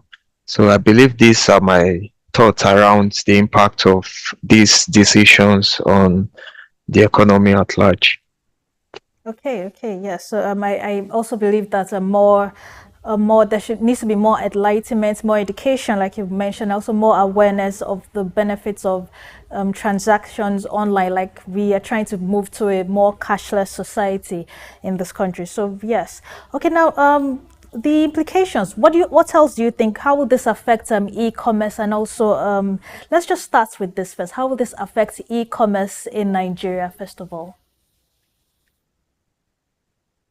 The e-commerce market segment of the Nigerian economy has been one of the key sector of the digitized industry. We've seen people's lifestyle and preference for purchases has changed considerably in the last couple of years. A lot of people have started opting for a more enhanced way of purchase of materials or personal commodities through various online e-commerce platforms. Now, with this policy in place, this will affect a lot of people's appetite for e-commerce channels of procurement in a way. With the additional charge that comes with this, most citizens or those who have preference for e-commerce would want to opt for maybe something alternative, or go back to our traditional way of procurement by doing physical stuff. Then in terms of revenue too, there could be a potential decrease in revenue from some of these e-commerce channel as a result of low transactional volume being experienced. However, with some of these challenges comes potentials for growth as well. Like I mentioned, the impact of this policy will be felt greatly in the short run, but we should also consider the long-term impact of some of these policy. It is essential that the cybersecurity industry is well funded and protected, because most of our data protection, most of our information, most of these critical sectors of the Nigerian economy, they utilize technological driven products, and it is essential that they are protected against these cyber attacks or cyber crime. Cyber fraud or cyber crime is one of the greatest fraud in that is currently being experienced, and with the Nigerian economy, as Can I just ask you this yeah, now? Please, sorry to interrupt you there. yeah. Now, looking at the Nigerian scenario, yes, you've mentioned the benefits of this. Now, do you also, looking at globally the world? I mean, you live in United Kingdom now. How does this Nigerian cybersecurity levy compare to similar initiatives, whether in Europe or in North America? I want to comment on this. Well, this initiative compared to other advanced countries is quite different. Like I mentioned previously, the ways this is being funded by other countries most of their funding could be from penalty charges through poor deliveries from some of these service providers to the government, and which will also boost revenue for the government at the same time. Then also not just boosting revenue too, it's also an avenue to enhance the effectiveness of the industry. One thing that's been the challenge of our industry is complacency. A lot of these service providers, they get away with things, and the service they render to the people and the government, no one is holding them accountable. So some of these funds may be realized from this cybersecurity fund, not just having this fund, how this fund is being utilized effectively is really, really key for the industry. And that would also help in transitioning this country to a more digitized economy. And also, like we're comparing with other advanced nations, they have put in robust system and measures in place to mitigate against all of these things. That's not to say cybercrime do not exist. They exist, but to an extent, it is being managed to the best of their ability based on some of the systems and policies they've placed to mitigate against this cyber risk. Okay. Now, do you think this levy will enhance Nigeria's attractiveness as a destination for foreign investment? Well, yes, potentially. Like I said, if the strategies and objectives that the government have put in place for this industry and for the funds is being effectively managed, monitored, and utilized, this will attract foreign investment. It shows the government's commitment to beefing up the artillery of the digital sector of the economy, and you know that your data is being protected. It gives that level of assurance for businesses that they can do business without suffering any risk as a result of cybercrime and all of those things, so potentially it's a good opportunity that could bring foreign direct investment and attract investors into the sector. Okay, well said. Okay, so before we round up the program now, okay, now how do you think, looking at the future of this right now, how can this cybersecurity levy impact Nigeria's competitiveness in the global stage?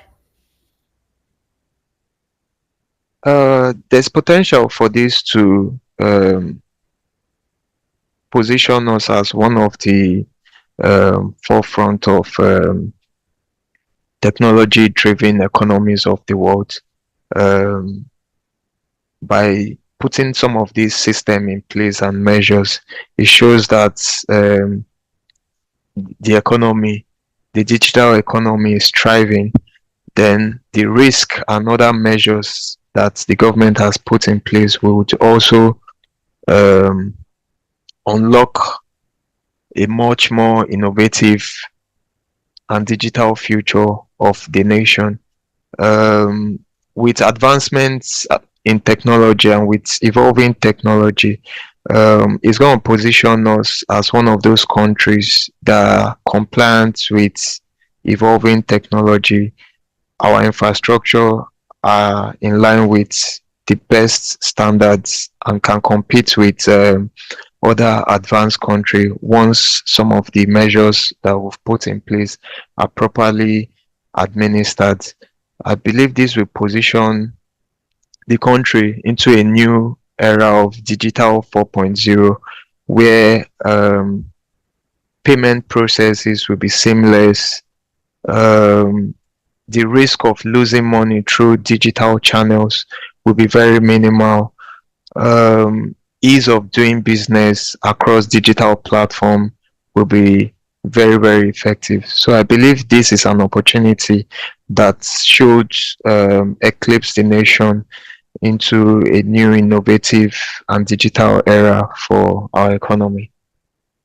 Many thanks for joining us this morning on Market Insights, Mr. Musa Hussaini, as you've shared your insights into this discussion on CBN cybersecurity levy and its impact on Nigeria's digital economy. It was great having you on the program, and we do hope you can join us again on Market Insights. Thank you.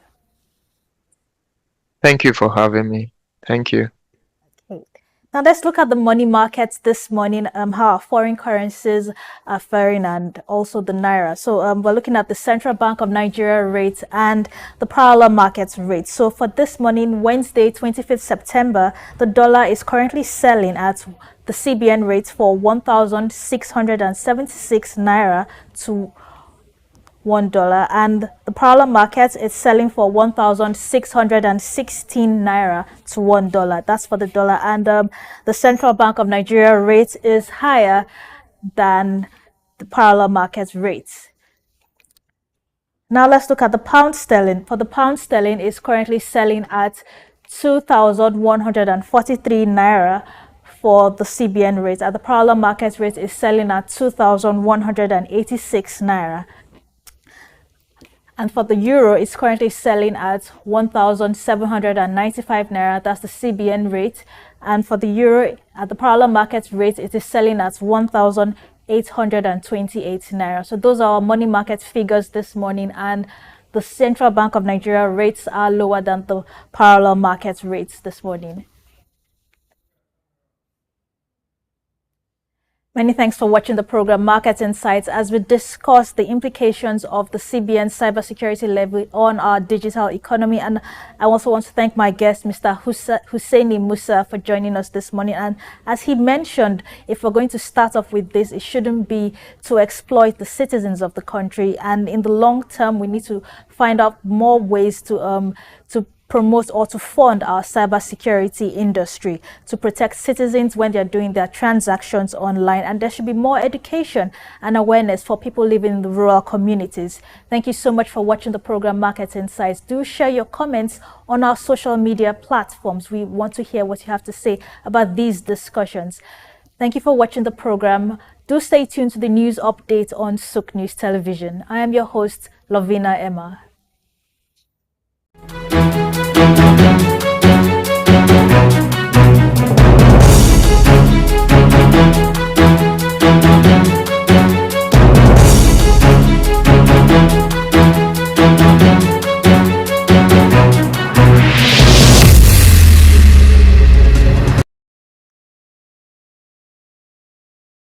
Has stood as a prominent figure in the mining sector, particularly renowned for its copper production, which remains a cornerstone of the nation's economy. Accounting for 3/4 of the country's export earnings, mining plays a pivotal role in Zambia's economic landscape. The focal point of this mining activity is the Copperbelt province, home to major copper mines like Lumwana and Konkola, alongside Sentinel in the northwestern province. These mines, operated by renowned international firms such as Barrick and Vendetta Resources, hold majority foreign ownership, with Zambia Consolidated Copper Mine Investment Holdings retaining minority stakes. Smaller mines in the Copperbelt region, backed by investors from countries like China, Brazil and South Africa, contribute to Zambia's diversified mining landscape. However, the country's mining sector faces various challenges hindering the potential growth trajectory. Fiscal policies introduced by the government, including royalty increases, the taxation policies have negatively impacted mining profitability. Also, price volatility in global markets, infrastructural deficiencies like inadequate transportation networks, power shortages, and an uncertain regulatory environment further increases the sector's challenges. Moreover, labor disputes, safety concerns, and geopolitical risks stemming from political instability poses additional hurdles to Zambia's mining sector. To propel the nation towards its 3 million tons copper production goal, strategic measures are crucial, and these include leveraging digital technology through partnerships with AI and machine learning firms to enhance sector's efficiency and investment, stable policy framework in order to attract and retain investment, and provision of a conducive regulatory environment. Infrastructure strengthening supported by donor funding and concessional financing can also alleviate critical constraints such as transportation and power shortages. More so, environmental conservation is vital for sustainable development. Hence, mining companies must provide government-approved environmental management plans, prioritize durable equipment, and proper waste disposal techniques to minimize environmental degradation.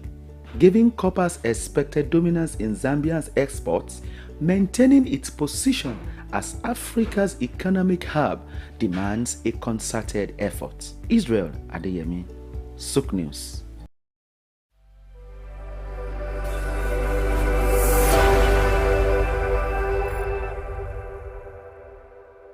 Lateef Jakande. Born Lateef Kayode Jakande in the Ekbetedo area of Lagos Island, Lagos State on July 1929. He studied at the Lagos Public School at Enowa, Lagos Island, then at Bonham Memorial Methodist School, Port Harcourt, King's College, enrolled at Ilesha Grammar School, where he edited a literary paper called The Quarterly Mirror. Jakande began a career in journalism in 1949 with a daily service and joined the Nigerian Tribune in 1953. The owner, Chief Obafemi Awolowo, appointed Jakande editor-in-chief of the Tribune in 1956. Jakande established John West Publications in 1975 after leaving Tribune and began to publish the Lagos News. He served as the first president of the Newspaper Proprietors Association of Nigeria, NPAN. Jakande ran for election as executive governor of Lagos State in 1979 on the Unity Party of Nigeria platform. His administration was effective and open and implemented the cardinal policies of his party. He introduced housing and educational programs targeting the poor, building new neighborhood primary and secondary schools, and providing free primary and secondary education. He gave poor people's children education, and many of them are now very prominent in the society today. Jakande established the Lagos State University and constructed over 30,000 housing units. After the military takeover in 1983, Jakande was charged, prosecuted, and convicted of treason and later pardoned. He served as Minister of Works under the Sani Abacha military regime. He died in Lagos on February 11, 2021. Lateef Jakande was the first civilian governor of Lagos State. Lateef Kayode Jakande, SOUQ Enlightenment. We've got just what you need right here at Femi Wash Media. Call it the Midas Touch and you wouldn't be wrong. Let us record, produce, mix and master your audio like nobody does. Reach us on our contact today for the best quality job.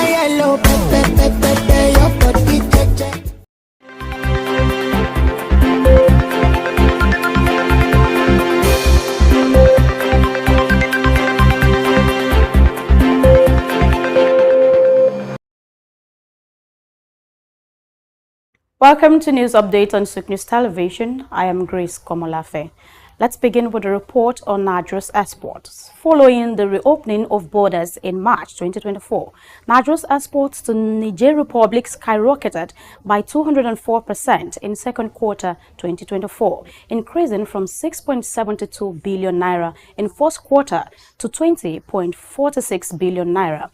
The decision to reopen the borders on crude oil exports, including agricultural products and manufactured goods, reflecting a diverse trade relationship. In a related development, President Tinubu announced a 1.3 billion naira railway project connecting Kano to Maradi. This initiative, primarily funded by the China Civil Engineering Construction Company, is expected to result in significant displacement, impacting nearly 13,000 residential properties in northern Nigeria, according to a recent report. Bringing you updates on cash circulation, the Central Bank of Nigeria (CBN) has announced that it will impose sanctions on banks failing to dispense cash through their automated teller machines (ATMs) in a bid to ensure sufficient cash in circulation. CBN Governor Yemi Cardoso made the announcement during a press briefing at the end of the 297th Monetary Policy Committee (MPC) meeting in Abuja on Tuesday. He emphasized that all deposit money banks must ensure there is always enough cash available for withdrawals. The CBN has set up a monitoring system to ensure compliance, and any bank not adhering to this directive will face penalties. The decision has been seen as a proactive step towards addressing the ongoing issues with ATM cash dispensing in Nigeria, aiming to maintain public confidence in the banking system and facilitate everyday transactions. However, it's important for the CBN to also consider the underlying issues that led to cash shortages, such as logistics and distribution challenges, and to provide support for banks in overcoming these challenges. And on minimum wage, the federal government, through the National Salaries, Incomes and Wages Commission (NSIWC), announced on Tuesday, 23rd of September 2024, that the payment of the new minimum wage will commence from July 29th, 2024. The NSIWC chairman, Ekpo Unta, revealed this during a press briefing in Abuja, explaining that the date aligns with when the president approved the bill after it was passed by the National Assembly. This announcement contrasts with an earlier statement by the Minister of State for Labor in Kiruka, Onyejiocha, who had said the payment would begin on May 1, 2024. If payment starts by October, the government is expected to pay 2 months arrears. The new wage will follow revision in the consolidated public service salary structure and other salary structures. However, the delay in implementation has drawn criticism from labor leaders, with the Nigerian Labour Congress and Trade Union Congress calling the decision unacceptable. And away from that, the Nigerian Interbank Settlement System (NIBSS) reported that Nigeria spent 89.5 trillion naira through electronic channels in July 2024, the highest monthly transaction valued on the NIBSS Instant Payment (NIP) platform. This marks an 89% increase from 47.4 trillion naira in July 2023. From January to July 2024, total electronic transactions reached 566.3 trillion naira, nearing the 600 trillion naira recorded for all of 2023. The volume of NIP transactions rose from 743 million to 907 million year-on-year, a 22% increase. Industry analysts link this surge to the Central Bank of Nigeria's cashless policy and recent cash shortages, which limit individuals' cash withdrawals to 500,000 naira weekly and corporate withdrawals to 5 million naira. Financial experts have, however, noted that cash scarcity has pushed many Nigerians to adopt cashless payment methods, including point of sales (POS) transaction and mobile transfers.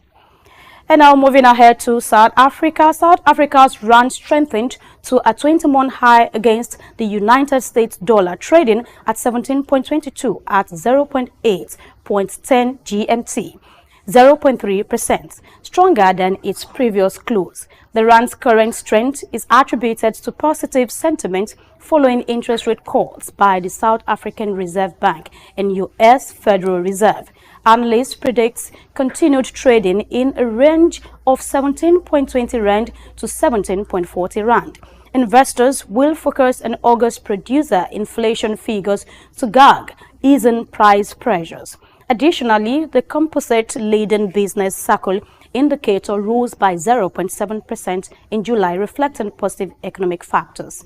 The Johannesburg Stock Exchange top -4 index increased by 1.5%, while the benchmark 2030 government bond yielded rose to 8.86%. And that's the update at 12 noon. Please stay tuned for more exciting programs coming your way in a bit. I am Grace Komalafe. Good afternoon.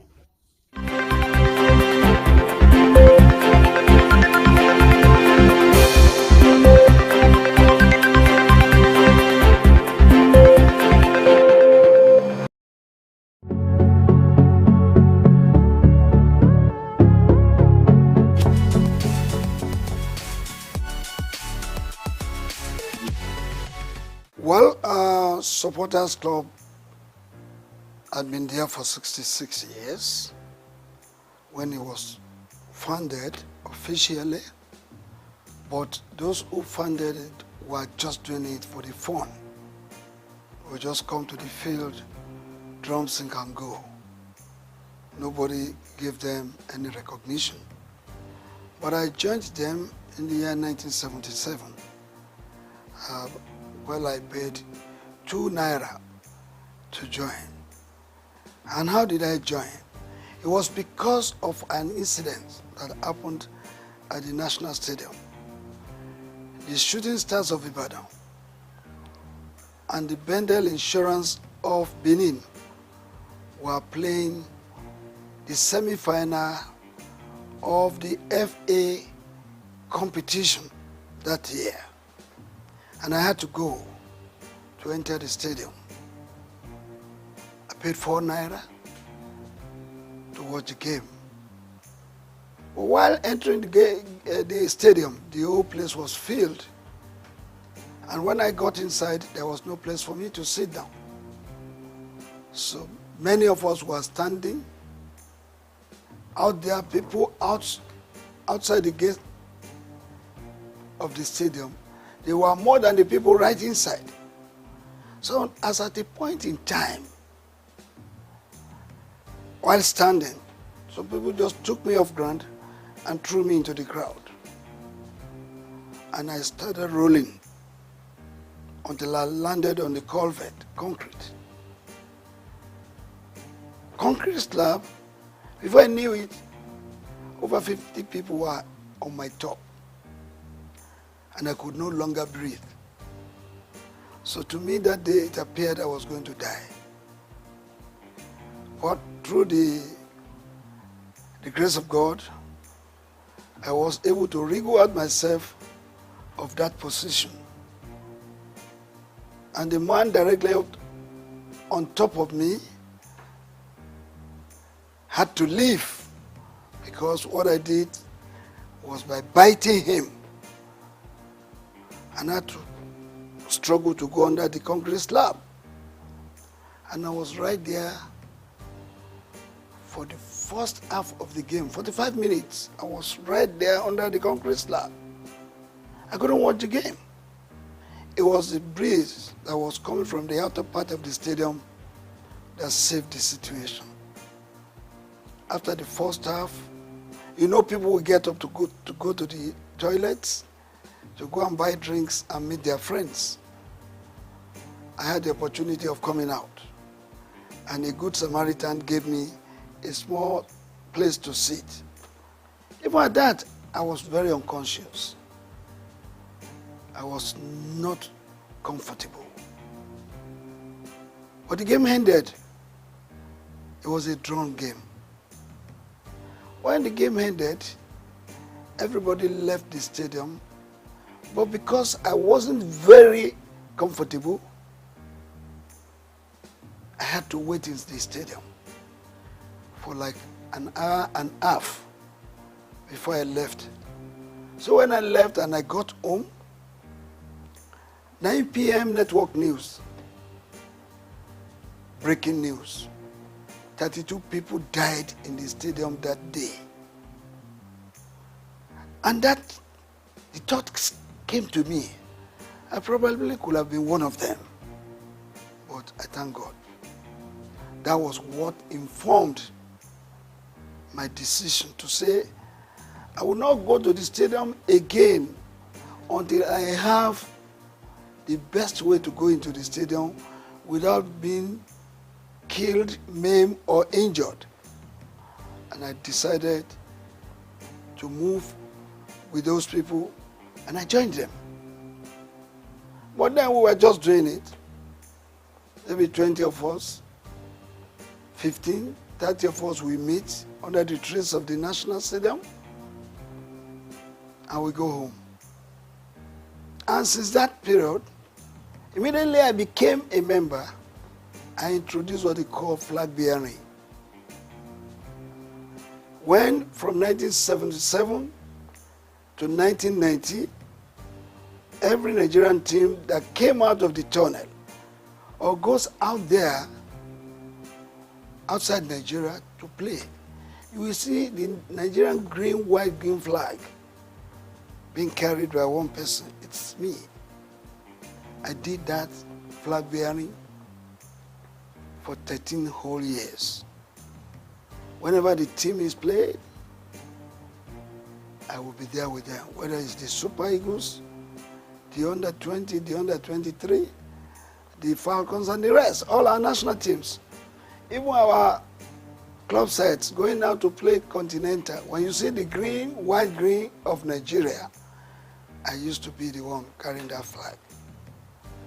So I was with them, and I rose within the ranks from being an assistant secretary to becoming the national secretary and also the chairman of the disciplinary panel of the Nigerian Football Supporters Club.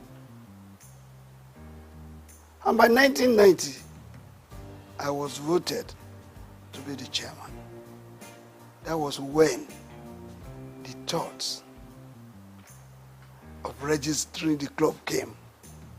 So when you hear that the Nigerian Football Supporters Club founder, officially because of its registration, I did the registration. Registering the club, I moved it from Lagos to Ibadan, Oyo State. I'm an Ibadan man. Charity begins at home, they say. So I went to Ibadan. From Ibadan, I moved to Bauchi. I moved to Abuja, Kano, Port Harcourt, all the states of the Federation. By 1992, I went to Cote d'Ivoire, in Abidjan precisely, to launch the Supporters Club. I went there physically, bringing the Nigerians together, those living in Abidjan. I formed the Supporters Club and launched it officially. I left that place, I went to Ghana. I launched it in Ghana. Leaving Ghana, I went to Gambia. I went to Burkina Faso. I went to Mali. I went to Republic of Benin. I went to Togo. I went to all the countries of Africa, putting the Supporters Club in place in those countries. By 1995, I moved to the United States of America. I launched the Supporters Club at the Giant Sports Stadium in New Jersey in 1995. After that, I went to France in 1997 to launch the Supporters Club in France in 1997 because we were already thinking of going to France to play in the World Cup. And if the Super Eagles will not have enough supporters there, what will happen to them? Don't forget that I led the Supporters Club to the United States of America for the very first time we played in the World Cup in 1994. I was at the Copa America in 1995. That was when I had the opportunity of launching the supporters club in America. In 1996, I led the supporters club to Atlanta in 96. And the winning of the trophy, the gold in football event, made possible by the supporters club, support of the supporters club. Because when you listen, when that match, you remember that we played a match with Brazil in the preliminary stage, and we lost 1-0. But we had the opportunity again to meet them during the semi-final. And during the semi-final, Brazil had given us 3 goals. We were trailing 1-3 at the interval. And when the second half came up, we were given a penalty, I think 25 minutes to the end of the game. One of our players, I don't want to mention the name, but he knows, he lost that penalty kick. That was when God told me, sing this song. It's a miracle working God. It's a miracle working God. He's the Alpha and Omega. He's a miracle working God. Of course, my members chorused. Indeed, miracle came. We scored the second goal. And the then Minister of Sports, Chief Jim Nwobodo, came to our stand and said, let it go. I heard you guys singing, it's a miracle working God. It's like God is going to make a miracle to happen today. I said, yes. And we continued. I changed the song. I have a Father who never fails. I have a Father who never fails. I have a Father who never fails. Who never fails. Who never fails. Forevermore. Amen. Jesus never failed. Amen. Jesus never failed. Amen. Jesus never failed. Jesus never failed. Jesus never failed. Forevermore.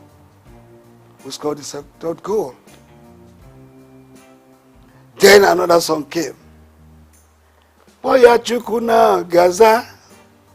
Poya chukuna gaza mere. Messiah yobiuma. Poya chukuna gaza. The match ended and there was to be the extra time. And that time it was a sudden death rule. Immediately I sang that song, my people chorused. And the ball was coming to Kanun Wakwo. He was backing the goalkeeper. Chested the ball, raised it up, turned around and tapped it to the net. And that was the 4 goals the Nigerian team scored against Brazil. And they started crying. And I decided to form another song. When Nigeria beat Brazil, when Nigeria beat Brazil, oh, Bebeto start to cry. When Nigeria beat Brazil, why Bebeto? Because they pulled him out. They were thinking they were reserving him because they thought they would meet Argentina in the final. Unknowingly to them, that they will be beaten, they don't know.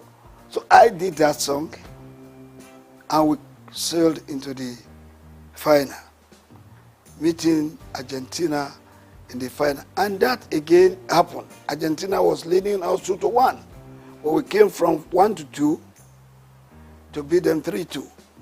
Yeah, to answer your question, I did that to tell you what the supporters club is to the team. And what this man felt by registering the club is that I have that belief, and it is general, everybody must have it, that this is Nigeria, it's our country. We have to do something by giving it a positive image, whether in Nigeria or outside. You do know that all of us cannot be Mr. President of Nigeria. All of us cannot be governors, and not all of us will be members of the National Assembly. But all of us as Nigerians have special roles to play in giving our country a befitting and positive image.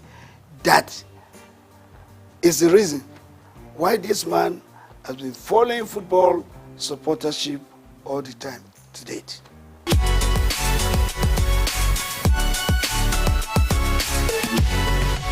Well, I want to tell you, like I said earlier on, the grace of God has been the secret. The other secret is that my members, I get them reoriented to believe in my vision. All of them supports what I was doing. They all love this country. They want to contribute their own to the good name of Nigeria. That has been the secret. And don't forget, any member of the supporters club should be referred to as a patron par excellence, because they are not paid. They are not given any allowance.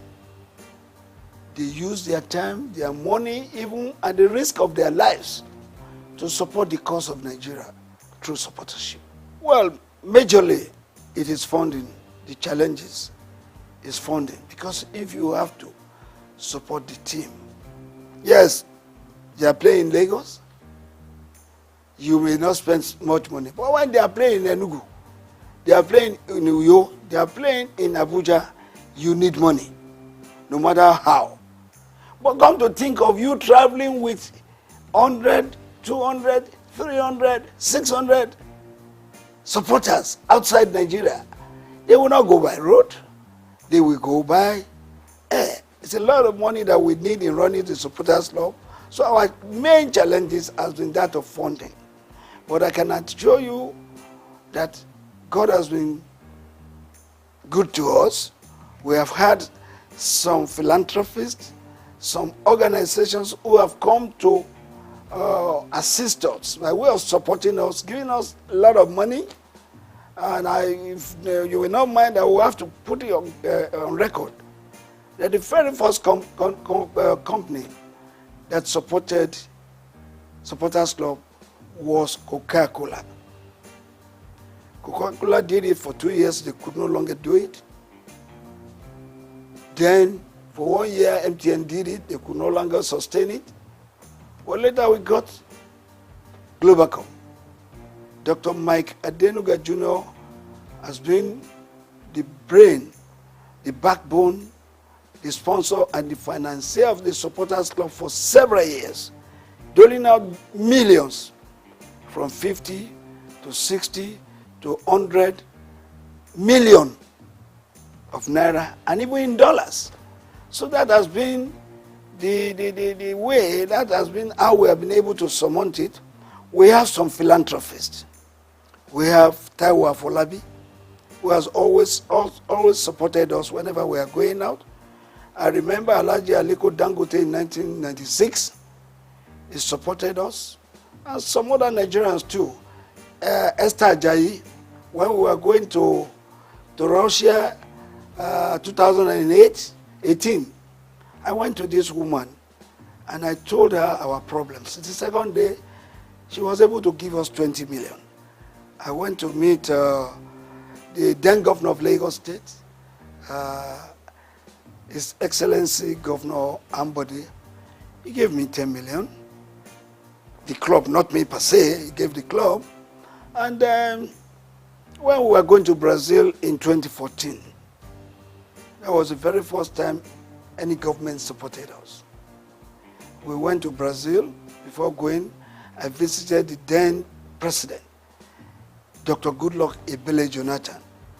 After decorating him as our patron, he pronounced a 50 million naira grant for us to go to Brazil. Actually, we were going to request from him a whole plane to take us there because we were going for a national assignment. Supporters Club is a selfless service, but the president gave us 50 million. I mean, Goodluck Jonathan.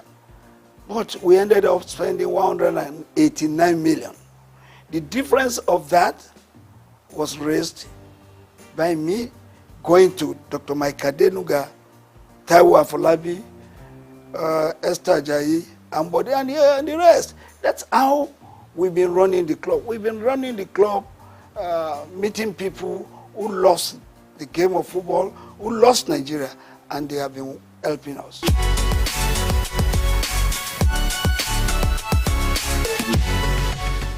Well, very, very unfortunate. It's a story I hate to be talking about all the time because I've said many things about it more than 100 times.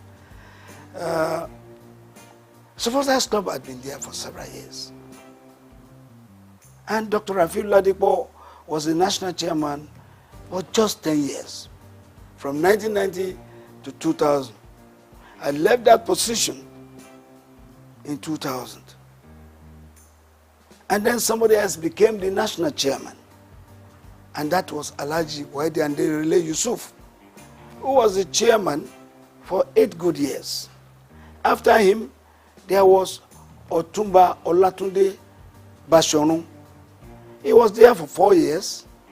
And there came a time when one Mr. Vincent Okumagba acted in that capacity for 3.5 years. And there was one little mistake, misunderstanding, because people will not want to wait for their time. And all I told them is, please go through an election. Anybody who would not want to go through an election is not supposed to be on that chair of the national chairman. That's what came up. And the then NFF believed that there could be 20 arms of supporters clubs in Nigeria. It could even run to 100 units. But this is unhealthy. You cannot have a situation where your team is playing right on the field and you have different corners where you have the Nigerian supporters scattered all over the field, singing in different voices. It's not good. But look, I've been able to manage it because God has told me that supporters must not die. Supporters Club will not die. I have to be patient to let them see reasons why the Supporters Club should go and support the teams with unity. As a unit, go and support the team.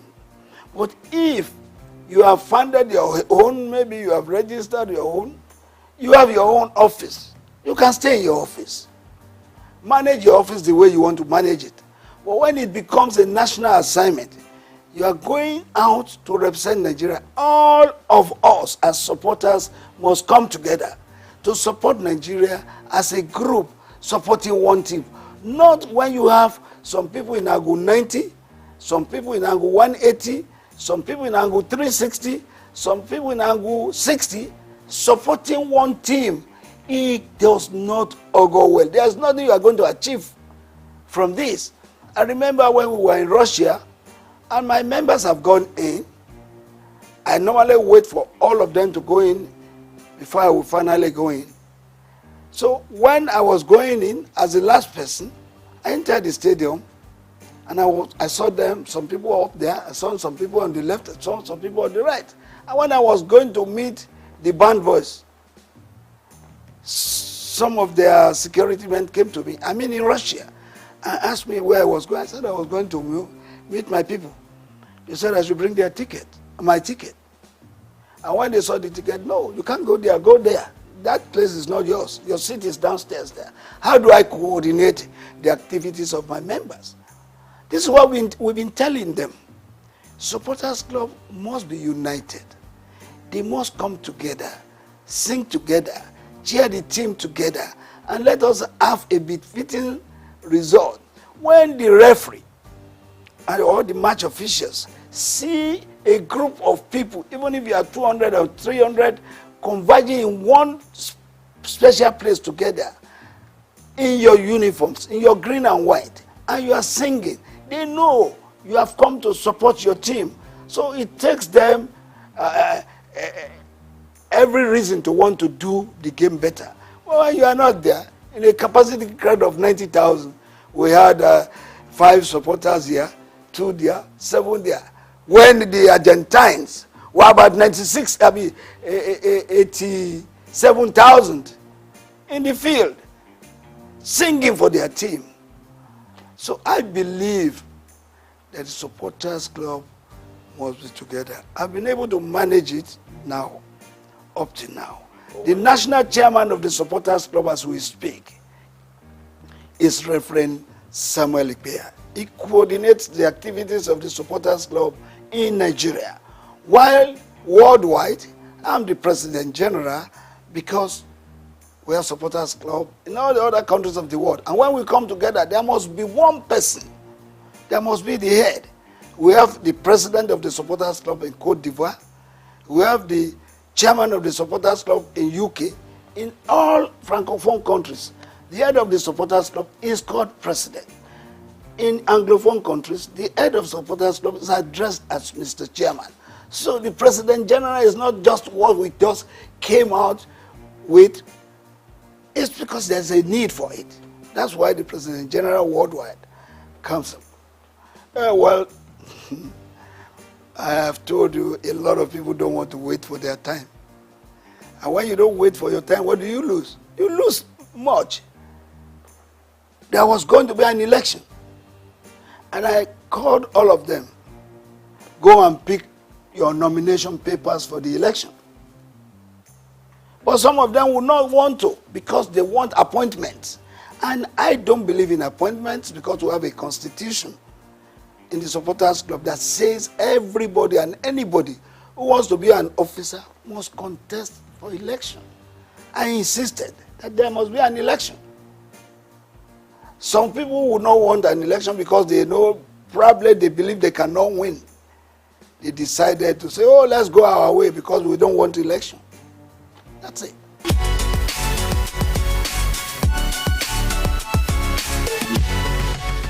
Before now,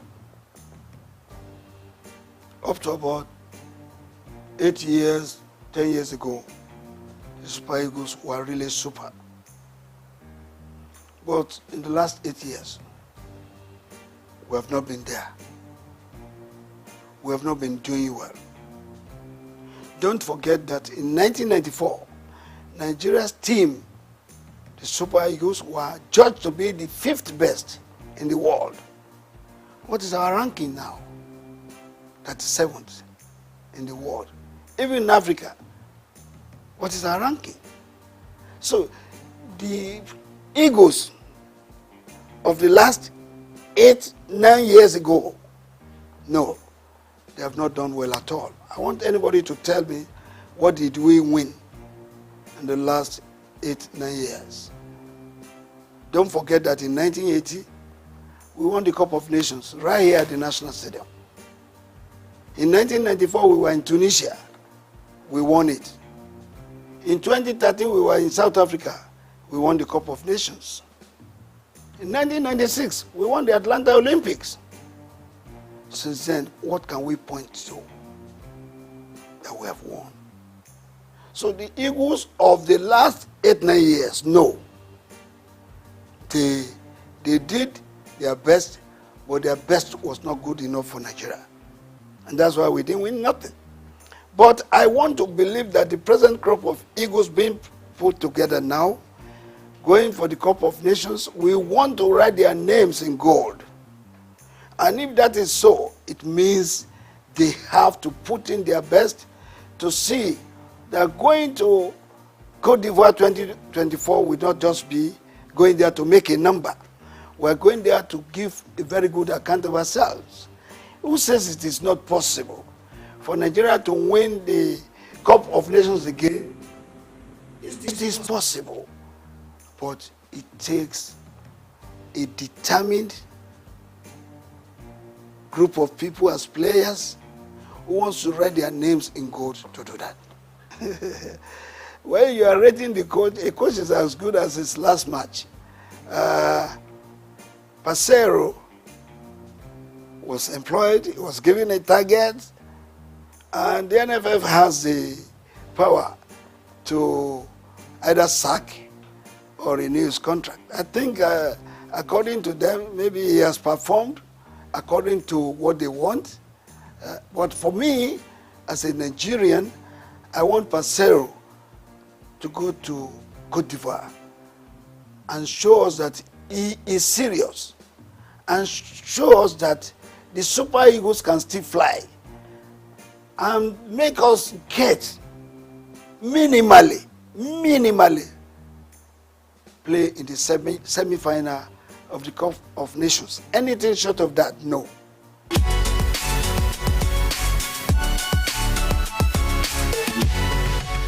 Well, I want to believe that our Nigerian coaches are good.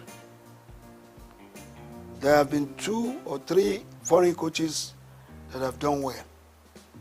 Westhoff, Bonfrejo, and this which doctor, what's his name again? I'll remember his name. This guy qualified us to play in the World Cup with a match to go. The witch doctor. Well, the witch coach, we call him, we remember his name, it will come back. So, since then, there's no foreign coach that has done better. I was one of the people that went to London to recruit this man I'm talking about. When we recruited him, he came to Nigeria and he made us to qualify for the World Cup with a match still to go. Philippe Troussé. I was there in England where we interviewed him. Well, since then, it has been one coach coming to take our money, not giving a very good account of us, of himself.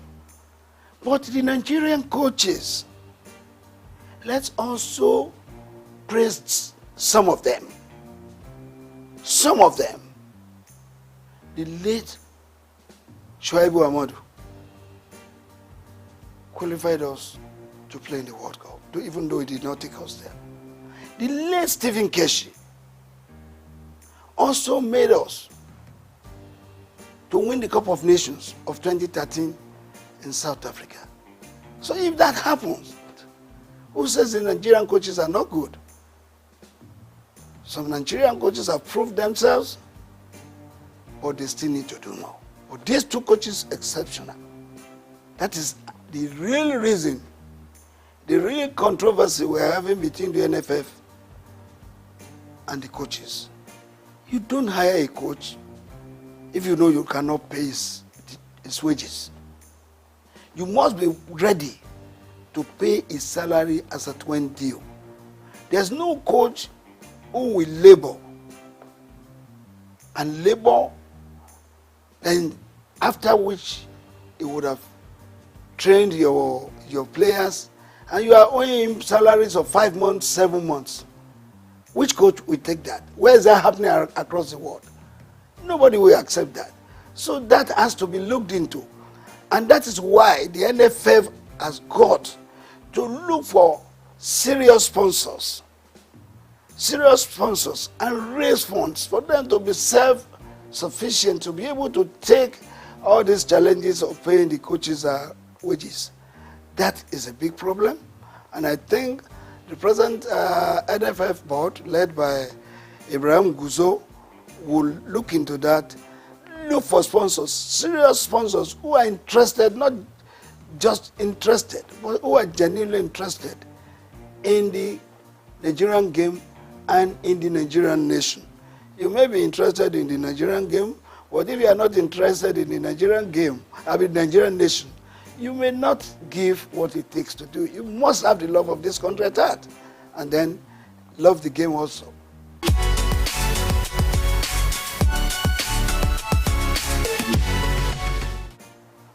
In the last 15, 10, 8 years, our boxing went down.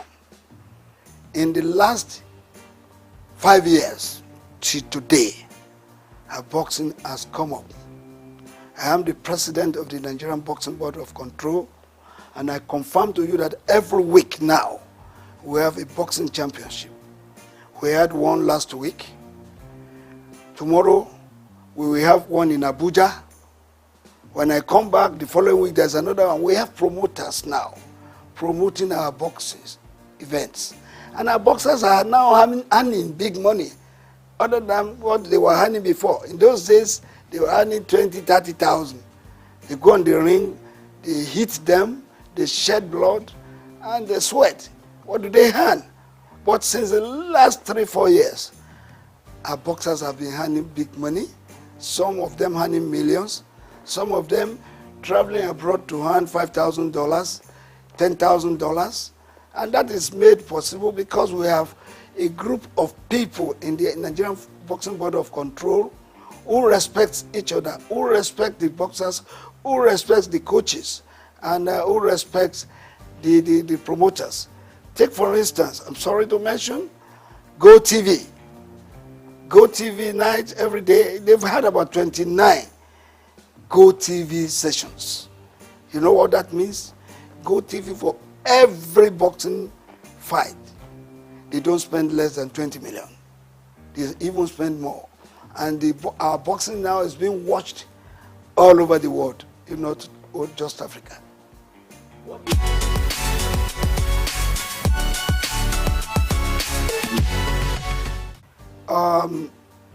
A lot of things have been said about this.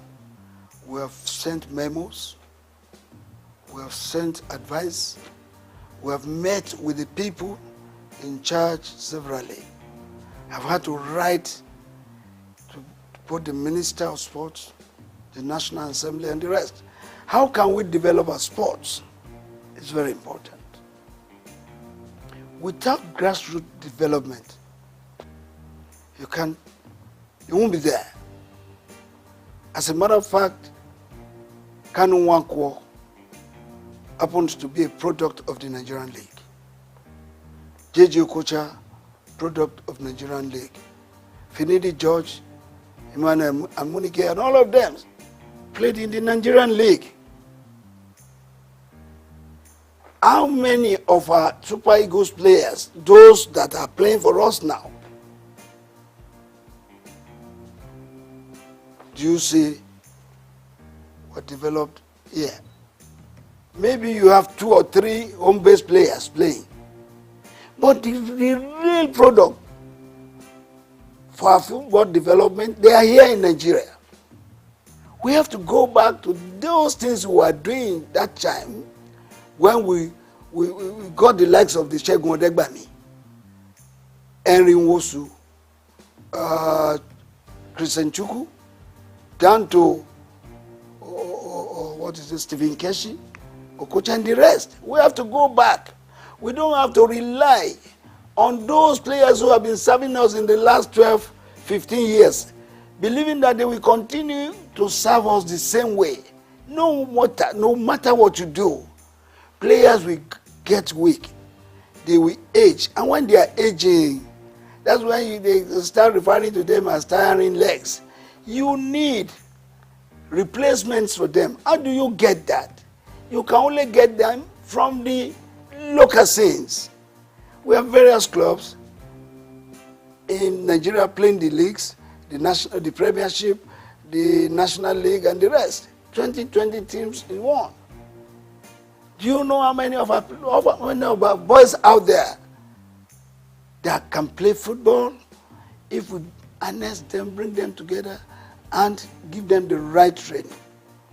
Of course, let me ask you, how many of our club sides have feeder teams? Feeder teams, they are very important to the development of the game. When you have a junior player playing the feeder team and is maturing. Bring him to replace a tiring leg. In the senior team, how many of those teams that we have can boast of feeder teams? How many of them can boast of their own fields? Perhaps we have about 3 clubs that are privately owned. But others are owned by governments, state governments. And state governments, what do they use them for? For political gains. And if it is political gains, well, it's off it. Let's do football like it is done elsewhere. Football is big business. People are making billions of dollars in football. Nigeria can do same. If we do same, we will take off all this nonsense. The boys going about doing a lot of violence, going to do yahoo, going to do kidnapping and the rest. You will have all of them looking forward to becoming millionaires and billionaires in future. And of course becoming employers of labor apart from fending for their families.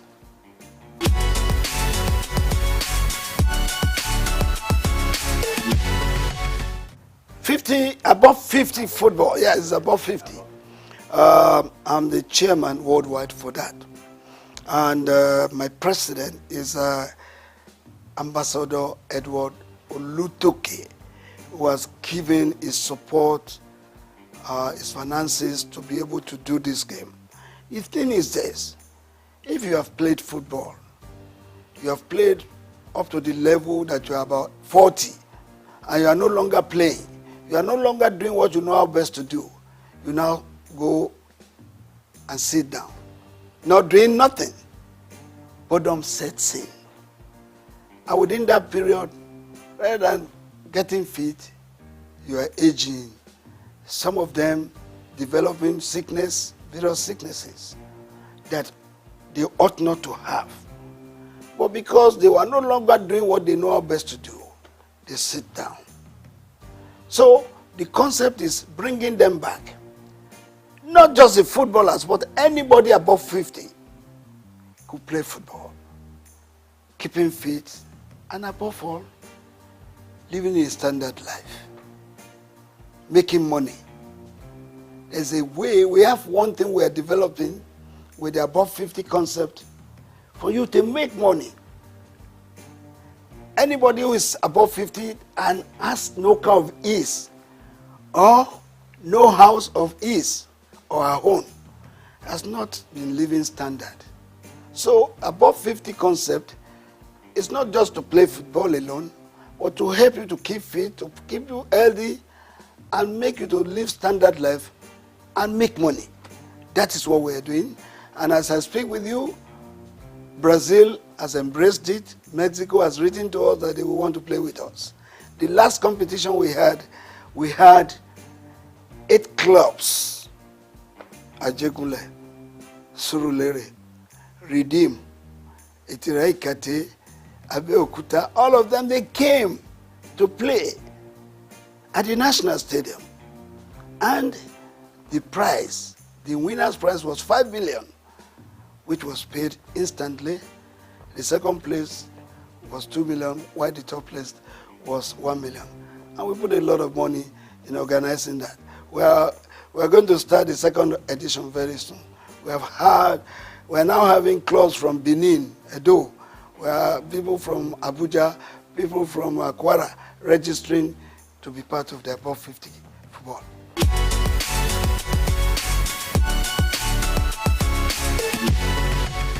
How much do they put into sports? What you have in sports is noise. How much money do they put into sports? They need more money to run sports, particularly the development of the sports, not just taking part in competitions. Because if you have to develop sports, it takes a lot of money. And all those successful countries doing sports, it's because they have put money into its development. So government has got to put more money into the development of sports. Fantastic women. They've done us proud severally, having been champions of Africa for 9 times. I don't think any country in Africa can boast of that. But beyond that, we should also realize that these ladies, they are getting old. Some of them are 40, 38, 36, down the ladder. You need replacements for them. That is why we are asking that we should put more money, we should put more focus in the development of sports, both male and female. I think with what the female national team has done for Nigeria, we owe it a duty to put more money into the development of female football.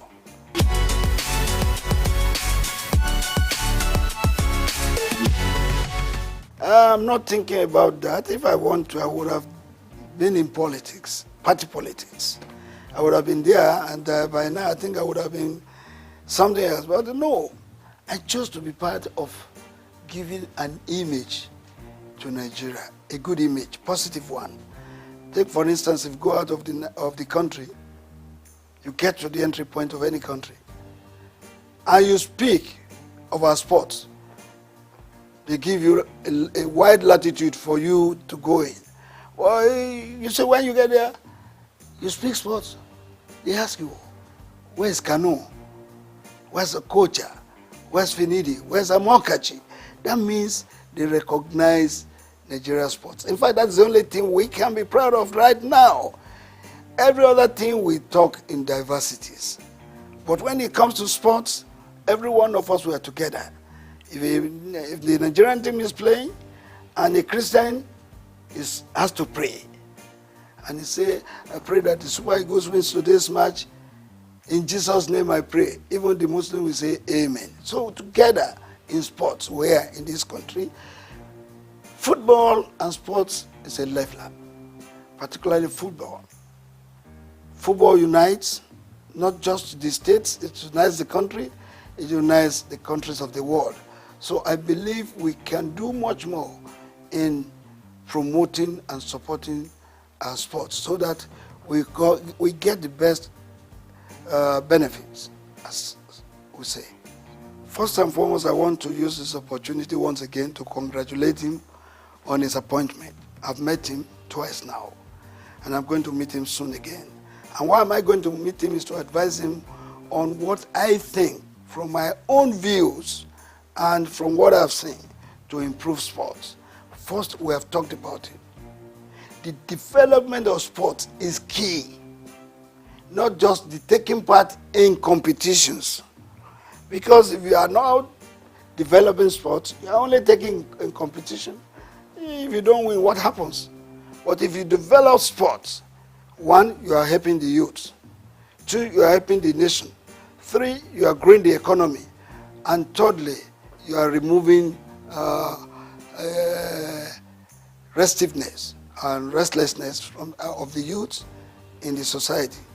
I want us to advise the minister to key into the development of sports from the grassroots. Let's go back to the schools. Let's go back to the rural areas. Football is played everywhere. Go under the bridges, you see people playing football. Let the minister put in place, through the NFF, a consortium of coaches that will go to these schools, that will go to these corners. Everywhere in Nigeria, you have talents that can be helped, sponsored and nurtured to stardom.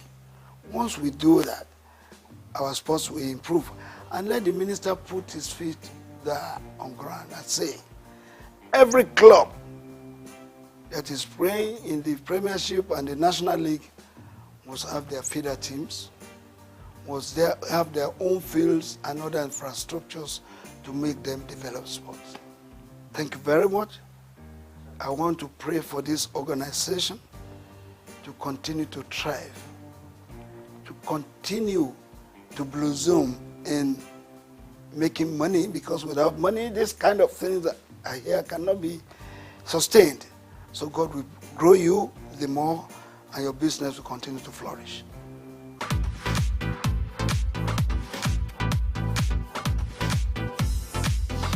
You are unable to understand why the Imo man, Imo woman, Bayelsa man, Bayelsa woman will blow egg to chicken and chicken will cry. What is, you are the one that don't understand it. You can't understand the science behind it.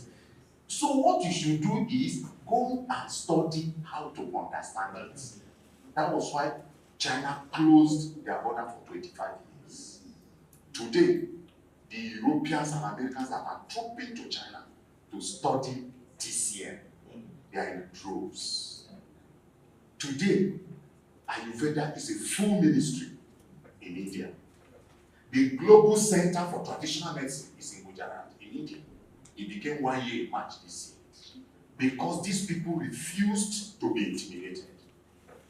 They even want to scrape us so that we will not talk. Because of the advent of drugs, hospitals, and modern technology, natural medicine in Nigeria have been relegated to the back for the longest of time in Nigeria. This situation has left Nigerians and Africans at large at the mercy of drugs produced abroad, as opposed to the effective, potent, and curing ability of leaves and roots. The Nigerian Natural Medicine Development Agency and natural medicine practitioners have partnered with Femi Walsh, owners of SOUQ News Television and the Isle 104.9 FM. The Memorandum of Understanding was signed at a meeting held between both parties on Wednesday, July 7, 2024 in Lagos.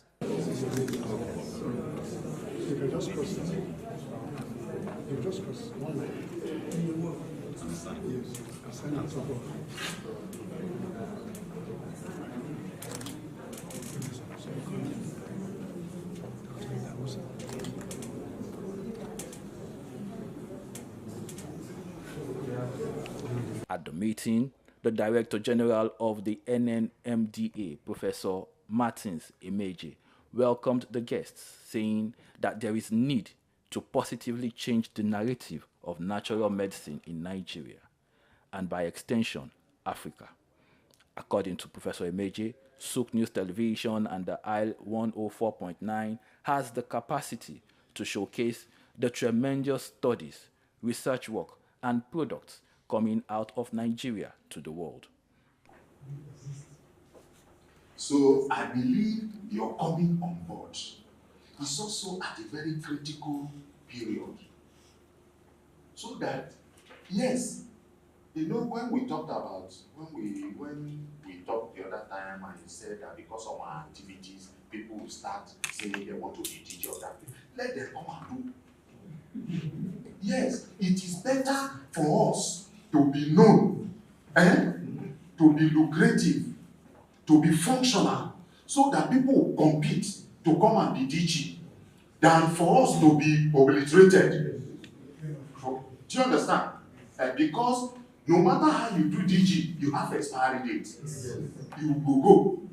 But let the organization remain for the benefit of our nation. Thank you very much.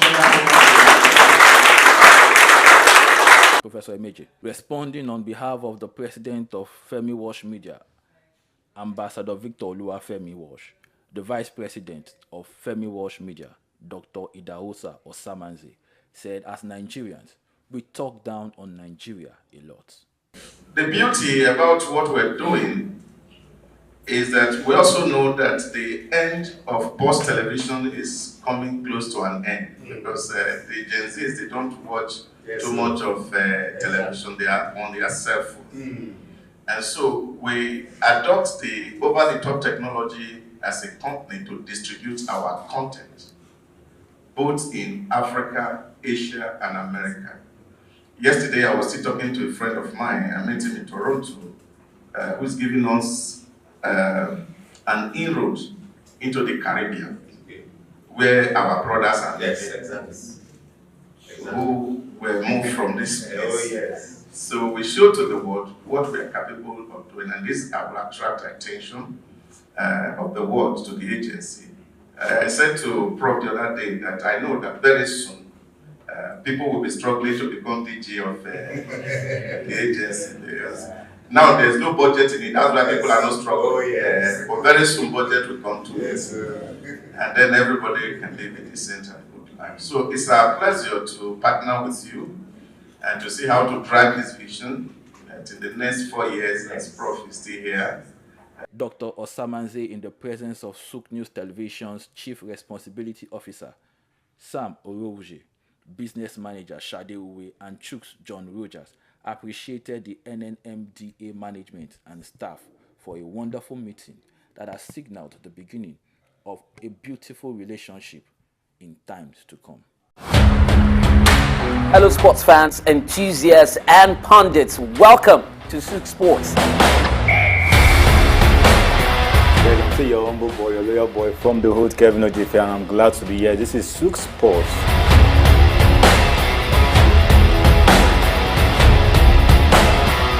To do the business, the money that makes the wheel go round. Barcelona and Napoli. Napoli is out and Barcelona has qualified for the quarterfinals of Champions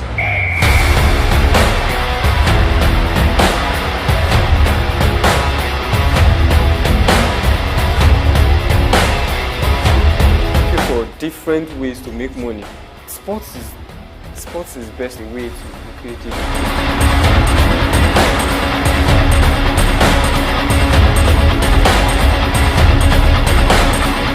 Now the next 45 minutes are going to be very exhilarating.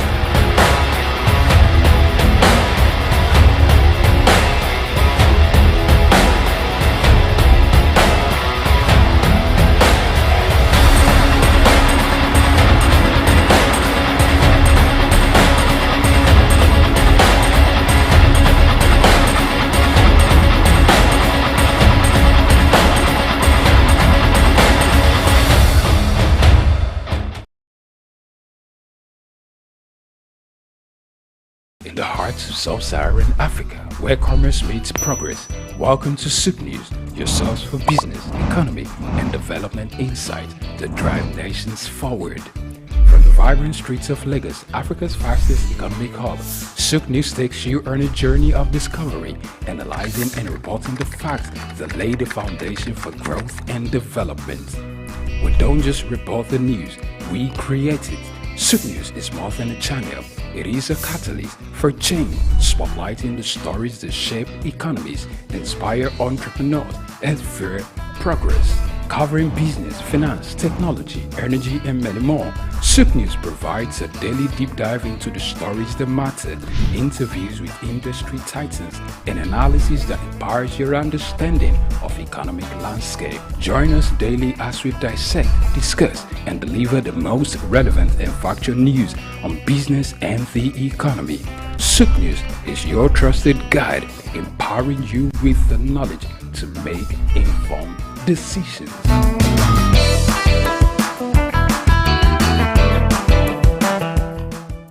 Tafawa Balewa Square, TBS.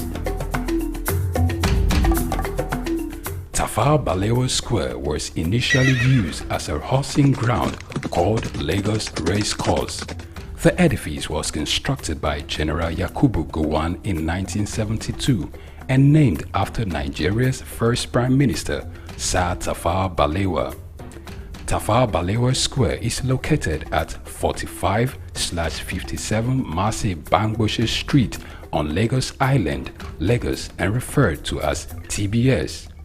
TBS is a 50,000-seater capacity venue and houses the Remembrance Arcade, the 26-story Independence House, which at a time was the country's tallest building. When Lagos served as the country's seat of government, the National Assembly Complex was within the TBS. Also in the square are the National Broadcasting Commission Office, the Nigerian Hydrological Services Agency Office, shopping centers, travel agencies, restaurants, car parking lots, and a bus terminal. Tafawa Balewa Square is adorned with beautiful statues of white horses and red eagles, symbols of strength and dignity.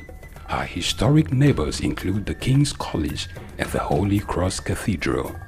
Tafawa Balewa Square hosted some of the country's memorable events such as the Independence Day in 1960 when Nigeria gained independence from Britain, the Armed Forces Remembrance Day, which is celebrated annually on January 15.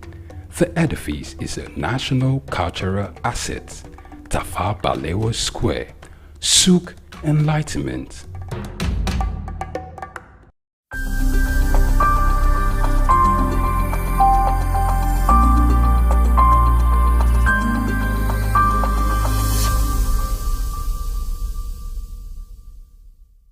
Congratulations on the new channel, and I'm happy to be here. The Omniverse is imagined as a collaboration platform. So it's a platform that, as the name suggests, is bringing together ecosystems. So it's like an ecosystem of ecosystems, aggregating aggregators and community leaders who are able to bring together their communities together to a platform. So the summit in itself was, while it was a big event and a heavy lift for us and the team, and I have to thank our team of volunteers. We had a team of about 40 full-time core volunteers that delivered the Omniverse. So one of the key things about the Omniverse is that it's designed to go beyond an event and designed to be fully something that people can engage beyond the summit. So we will be launching our digital platform. We have about 70 community partners already, including a number of government institutions. So to answer the question, there's public-private partnership within the Omniverse. There's regulators, there's government departments and agencies, there's ministries. But more importantly, there's diverse sectors across the economy coming together with the understanding that tech is the biggest enabler for development across all sectors, and that if we can drive collaboration, we can scale. So that's the ethos of the Omniverse. Collaboration is the superpower that we're trying to bring to the fore.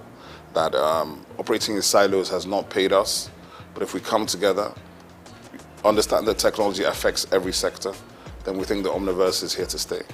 Nigerian companies, Nigerian associations, global associations, and when I say associations, it's from things like the Nigerian digital artists who have 3,000 members, right, in the NFT community, the Visual Artists of Nigeria, the Society of Nigerian Art, the AfriLabs, which is the biggest innovation hub network on the continent in 54 African countries, ISN Hubs, which is our core partner, which is the biggest innovation network in Nigeria, innovation support network, with something like 189 hubs in 30 states in Nigeria. And these are primarily private sector driven platforms, from aggregators who are major promoters of major platforms such as Lola Shone from Ake Book Festival, Choma Ode from AFRIF.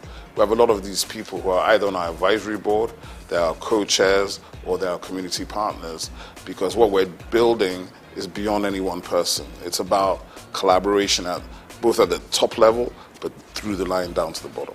The role of my council is, first of all, to be the primary sort of mandate is to infuse Nigerian arts and culture into everything the Nigerian government does, at state level, at federal level, and to input it into schools, education, and everywhere. So in that sense, to make arts and culture functional and front line everywhere. This will involve the foreign minister, making sure it's embedded in our foreign policy, in our embassies, in the government policy, in every sector. So we're literally going to be reaching out to collaborate to all government at all levels, all other agencies, MDAs, ministries, federal government and state government institutions, to see how we can find common ground. Because obviously we don't necessarily have a lot of money, but I feel we represent the real crude oil of Nigeria, which is the IP that the Nigerian people create. That IP they create, even if you valued it at $100 per Nigerian, that'd be something like $20 billion. And I believe each Nigerian is worth more than $100. So my own estimation, it's limitless, right? So what we have to do is we have to rethink how we imagine ourselves, rethink our own possibilities, and therefore from there, take off by pushing that agenda. But it's not an agenda for me alone. It's actually an agenda for all of Nigeria.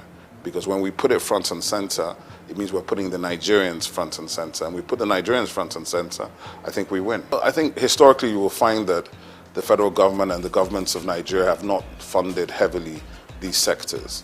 They funded the heavy industries, the military-industrial complex, heavy infrastructure.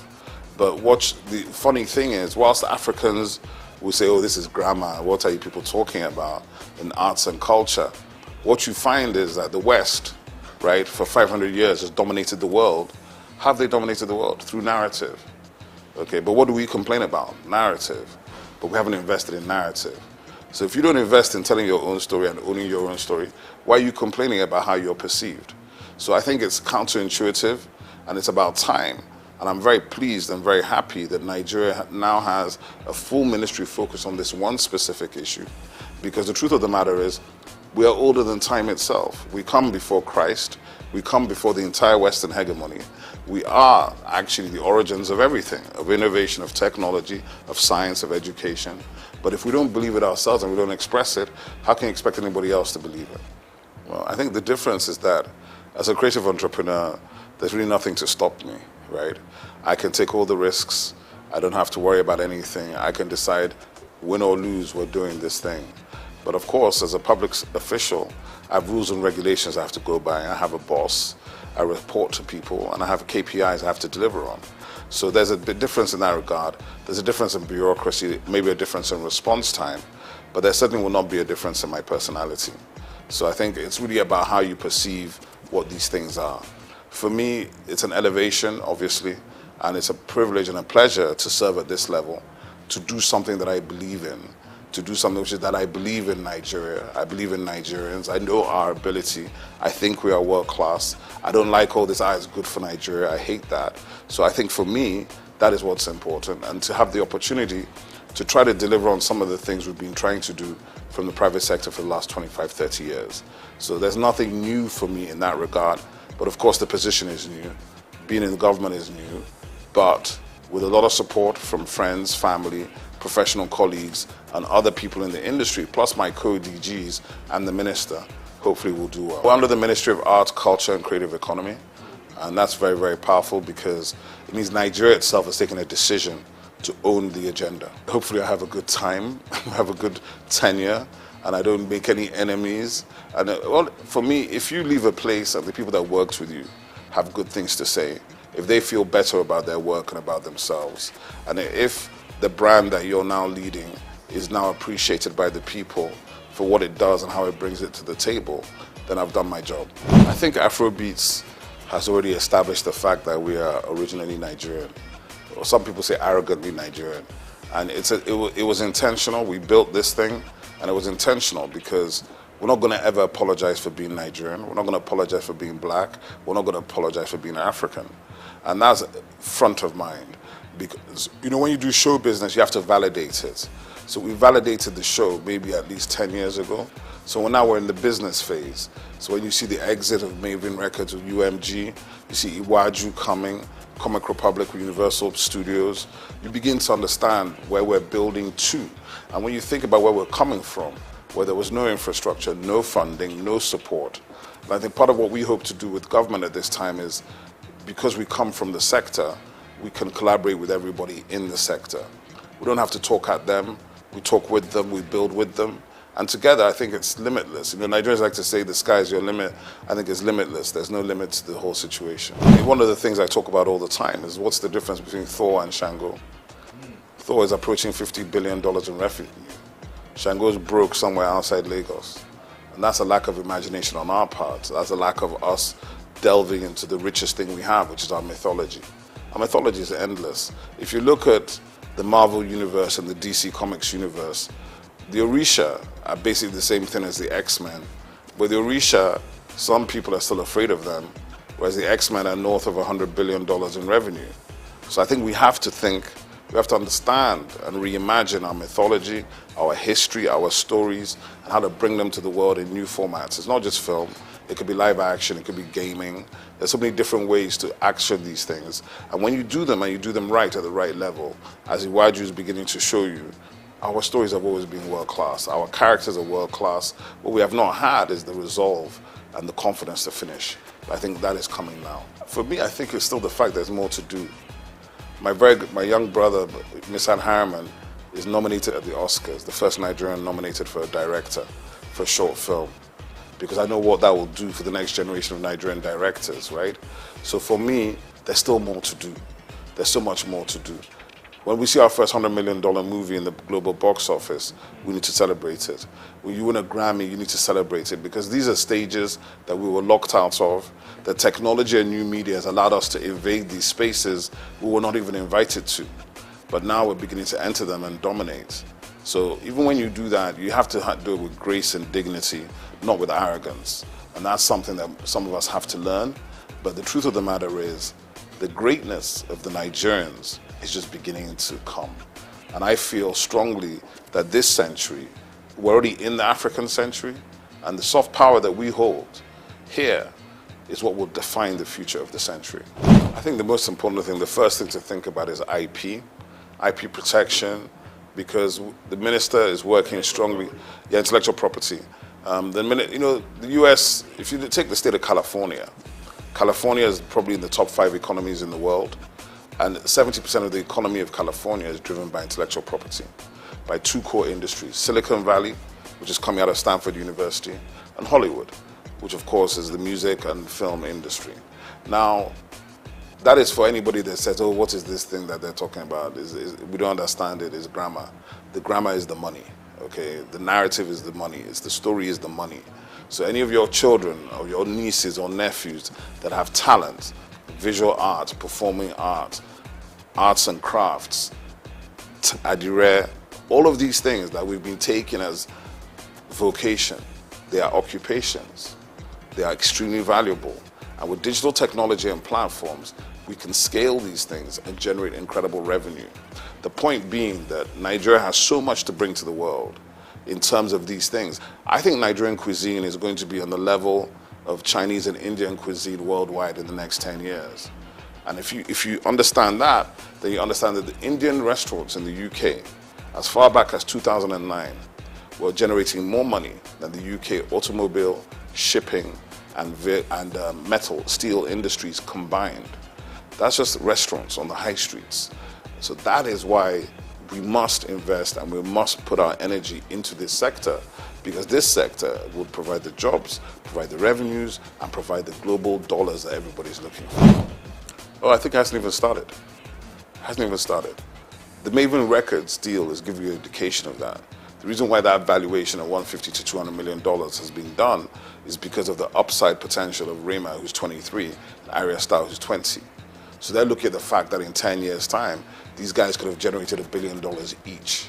Do you understand? So it's a safe bet when you already have a built global talent at 23, when it normally takes years and years and a lot of money to build the talent, right? So what has happened is that we Nigerians have been able to build global talents, global following, with a percentage of the money it takes people in other places to do the same thing.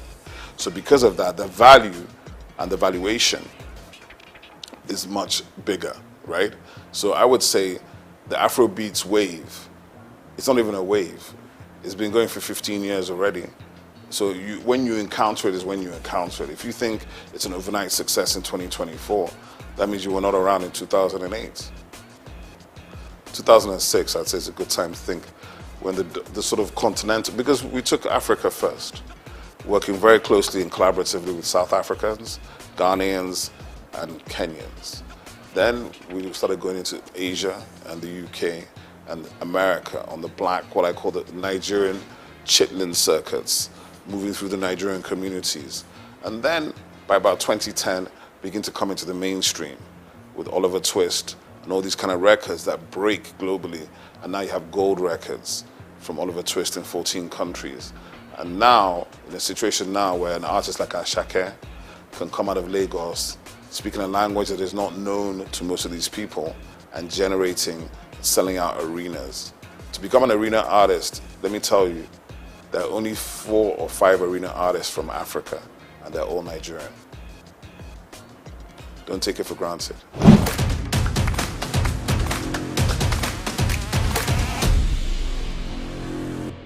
I think a lot of people feel that, but what I should tell the rest of the country is that the rest of the continent is also trying to get to Lagos as well, right? It's not just the rest of Nigeria. From Accra, from Luanda, from everywhere on this continent, they're trying to get into Lagos, because if they can break in Lagos, they can break anywhere else in the world. But what I would say is this, from the perspective of my agency, our purview is national and global. We have 10 regional offices. We'll be visiting all of them. And our duty is to spotlight and showcase everybody. So we can't deal with just Lagos. And I think as we go forward, people begin to see the activations and plans coming. But the easiest way to do it, and the way we're going to do our best to do it, is to provide digital platforms to give everybody the opportunity to be seen. Because in this world, you know, we live in the attention economy. So to be seen and to be noticed is very hard if you're not in the place where all the noise is being made. But I know for a fact there's significant talent in all parts of Nigeria. I was watching last week, a gentleman called Ehi Benite was showing me all this content from Jos with these guys rapping, serious stuff. They're rapping in Hausa, they were doing ciphers. And then he was like, what do we do about these guys? I said, just keep pushing them, because there's an audience for everything. There's an audience for everything. Don't be worried about that. There's an audience for every single thing, including the thing that you may be doing in your bedroom, but you think is not important. Somebody's interested in it. My label was a hip-hop label. I even refused to sign singers. There's almost every singer you could name was trying to get us to sign them. And I used to do it based on, can you rap? If you can't drop a freestyle, don't bother, right? It was that simple. And we helped all the other singers get signed to labels that we thought could help them and develop them in that direction. Hip-hop has changed, and obviously it's generational, right? So hip-hop has changed, and you know, everybody approaches music from their own generation. Like, oh, I like this kind of hip-hop or that kind of hip-hop. What I feel is that Afrobeats became overwhelming, and it overwhelmed every other genre here. So the hip-hop guys had to fight for relevance, but the best ones always rise to the top. That's just the simple truth. So I don't worry about that. And I've heard enough guys. I even saw there was a whole Instagram series some guy was doing about a year ago, where he was just bringing out fresh rappers every day, from Enugu, from Jos, from Kaduna, from Kano, from Benin. I love it. I think there are incredible MCs in Nigeria. A lot of times they need to focus on doing better songs, right? Not just being a freestyle rapper. If you want to get paid to rap, you've got to do better songs. You can't just do the freestyles. And that's something they've got to think about. You've got to balance the commercial side of it with the business side of it. And what has happened is, to a large extent, the commercial side has won because you've got to pay bills. But hip-hop, it never dies. I think, first of all, obviously from the perspective I'm sitting in government, so I'm not in a position to tell government what to do or what not to do. But what I can say is this, is that the agency, my agency will be the home for the music industry, for performing arts, visual arts, fashion, gaming, recreation, festivals, culinary arts, film and television. We're kind of a convening agency for the ministry.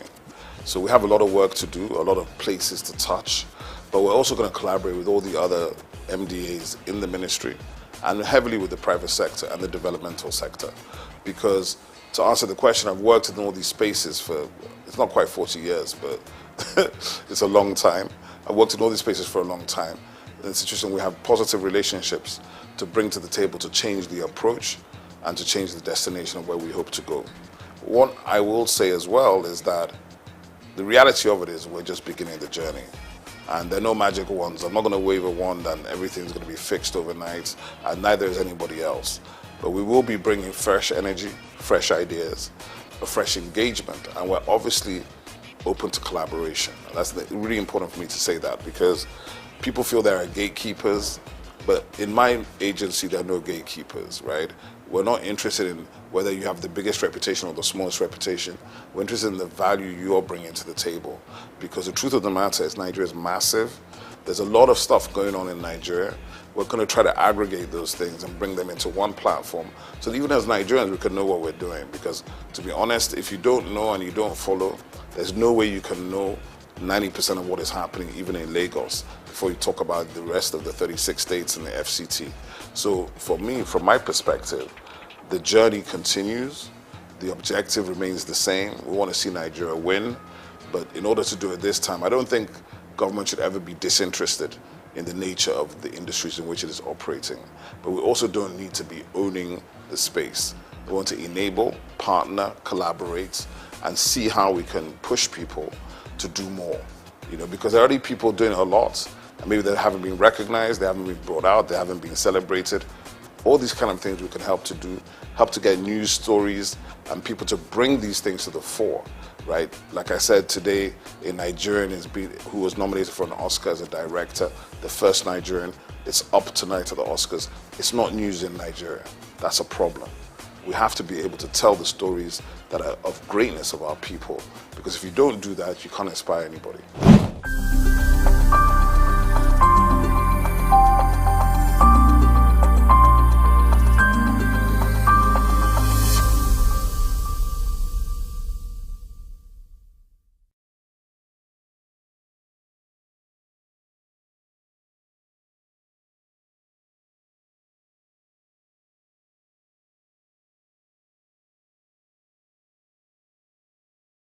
In the heart of sub-Saharan Africa, where commerce meets progress, welcome to SOUQ News, your source for business, economy, and development insight that drive nations forward. From the vibrant streets of Lagos, Africa's fastest economic hub, SOUQ News takes you on a journey of discovery, analyzing and reporting the facts that lay the foundation for growth and development.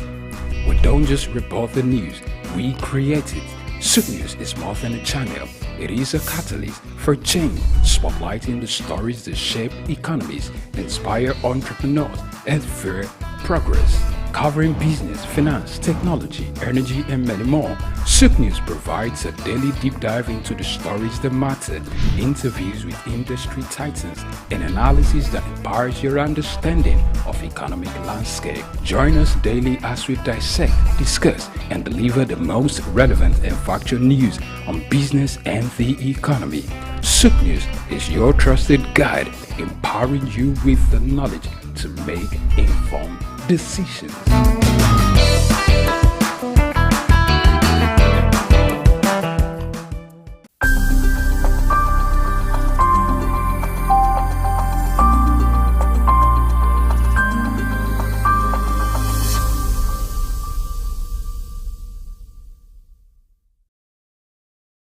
Looking back, my village is nice. Urban, or it's an urban area now. My village was Ekpoma. The village was known as Emaundo. The best reference in terms of personality is Professor Ambrose Ali. That's where it comes from. My father was a farmer. My grandfather, really, Akaine. We all grew up under the shadow of the man. A very disciplined man and a big farmer. Had large landed properties, in the community. And so my immediate father, my biological father, was also under the shadow of the patriarch, Akaine, in the family. So usually you learn in the traditional African setting by just following what you see. You go to the farm, you learn how to take care of the crops, and all of that. So that's the way you learn. You don't have an institutionalized form of learning the way we do now, where you go to the classroom and all of that. That never existed. So whatever skills or profession your parents were in, you of course imbibe them and you learn them and they become part of you, So that was it. And that discipline comes with courage. You can wake up at 5, and head to the bush. That is courage. You've conquered the fear of the night, or whatever is on the way, and the rest of them. That was it. And when we close in the primary school, we also go and join them at the farm. We go join them in the farm and come back. So that was, a great deal of discipline. And also, we had our mini farms. So you work with your parents in the big farms during the normal, weekdays On Sunday, which is like the resting period, we also go to our mini farm, which is closer to the home, and all of that. So you can see you imbibe almost everything that the family does, and you also replicate it in your own way. So for me, I know the value of farms. When I at the Lagos State University where I am now, when I walk out, you have this what they call these gardeners, planting vegetables and the rest of them. When I look at the vegetables, there's a certain feeling I get, because I know what it is to watch crops grow and the rest of them. So the substance of all of this background is productivity. The question about being idle wasn't there. Indolence wasn't there at all. You have to be productive, and that's what you call labor emulation. You know your role, and you don't wait to be told what to do and the rest of them. So for me, we are missing all of that in contemporary times, for the young ones that are growing up. So from there, primary school,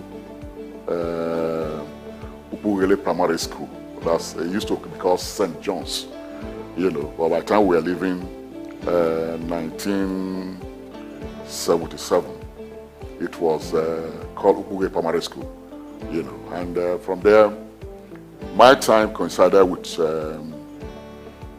a time there was a great competition for education, in the then Bender State. There were these great schools. You want to go to any of them. An association, Catholic College in Irua. You have Bishop Kelly in Benin, Edo College, Benin, Ugeli Government College, UGR, in Delta now. So those big schools, St. John Bosco in Ubiaja, Esan Grammar School in Uromi, and all of those ones. We were competing to be there. In fact, there is this joke I normally make. Those of us who didn't enter secondary school on time, when your mates come back during holidays wearing their school vest, we become jealous. So there was something to spur us, all of the time, and all of that. From there, so getting into secondary school was highly competitive. Today you see, I don't know how they do it now. Somebody will come out with 8 credits, not just 8 credits, 8 A's. I don't know how they do it now. In my time, we were not, poor academically, but it was difficult to make those grades. And your result might even be seized. You have to go and receipt for another round of WAEC examinations. So we did all of that, all with the hope of getting to the university. And I remember I wrote my JAM. Must have written JAM about 3 times. You write your JAM with the hope that you are going to make all the combinations that you require to enter into the university, and you don't get it. So I kept, in terms of choice of university, I wanted to go to University of Benin, which was, of course, the closest to me in the then Bender. I tried, it didn't quite work out.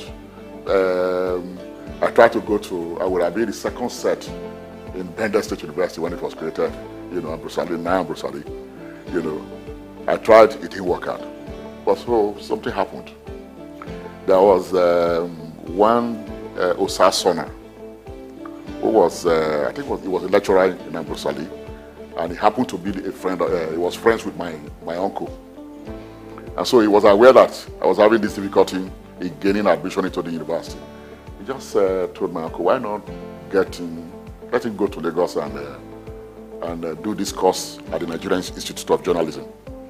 It was called Certificate in Advanced Writing and Specialized Reporting.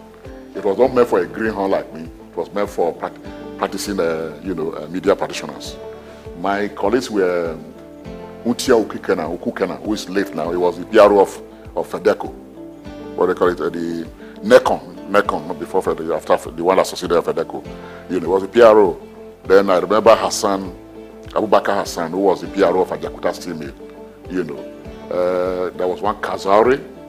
I think there was this paper in the north, not the New Nigeria. Was it not Herald? Triumph, something like that, yeah. Then you had, there was this other guy who was I think he was deputy manager in NTA Sokoto. These were my classmates, you know. I think this sports writer who was in The Guardian joined us, I remember very well. So, but you know, that program turned out to be very exciting for me, you know, because I had interest in writing. And as far back as when I left secondary school, my first attempt at writing was, I wrote a book on Awolowo. You know, it was titled The Oasis. And that took me to Ikene to meet Papa, Chief Obafemi Awolowo. And he recommended that book to Spectrum. Shortly after he did, he died. So nobody could to pursue it. And I don't forget that when I was leaving, he gave me 20 naira. 20 naira was very big, 1985, you know, went back to Lagos. But it was not even the money. The fact that I could shake the hand of the sage was exciting for me. And looking back, I said to myself, look, I could have kept that 20 naira as a souvenir. But at that time, it was, you know, it was something that it was, you know, some money that I could use. So that was in terms of measuring my ambition, you know. And my earliest heroes were, you know, Obafemi Awolowo, Ole Soyinka, then, and of course, Kaduna Ozeogo, the man who led the first military coup d'etat. You know, in terms of his commitment, patriotism, you know, and disinterestedness in himself. You know, a man who could tell you that if I don't come out in 15 minutes, take care of me and the target. You know, so those were my earliest heroes. And I remember I read The Man Died even before I left secondary school, and I was to reread that work again when I was writing my master's, you know, thesis. You know, so the other part of me which was in it was to detest anything oppressive. I remember in the secondary school that I started with, where I was one of the pioneers, Opoji Grammar School.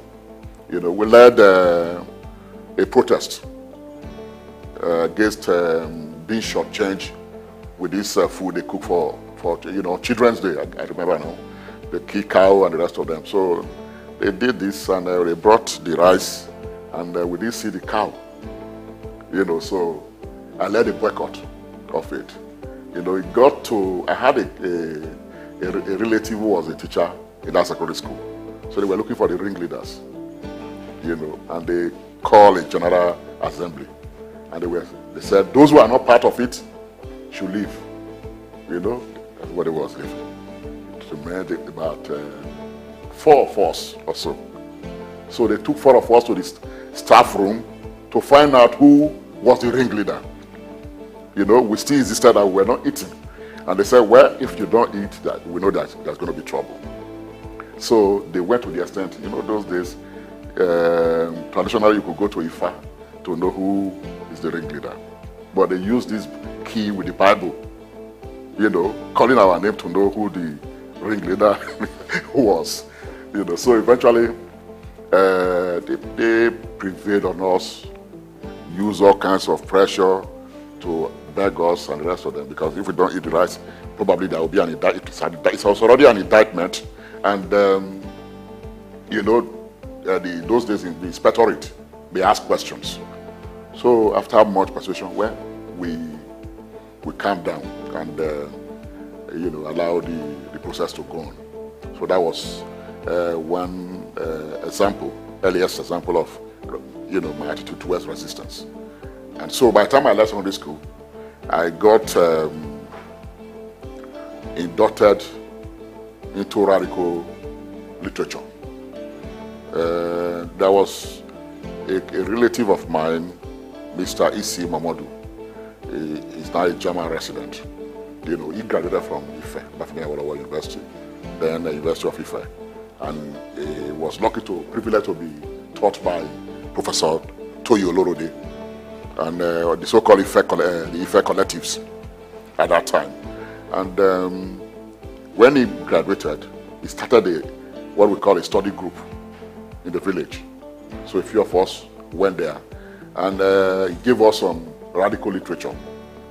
He gave me one like I recall very well, The Dialectics of Nature by Frederick Engels.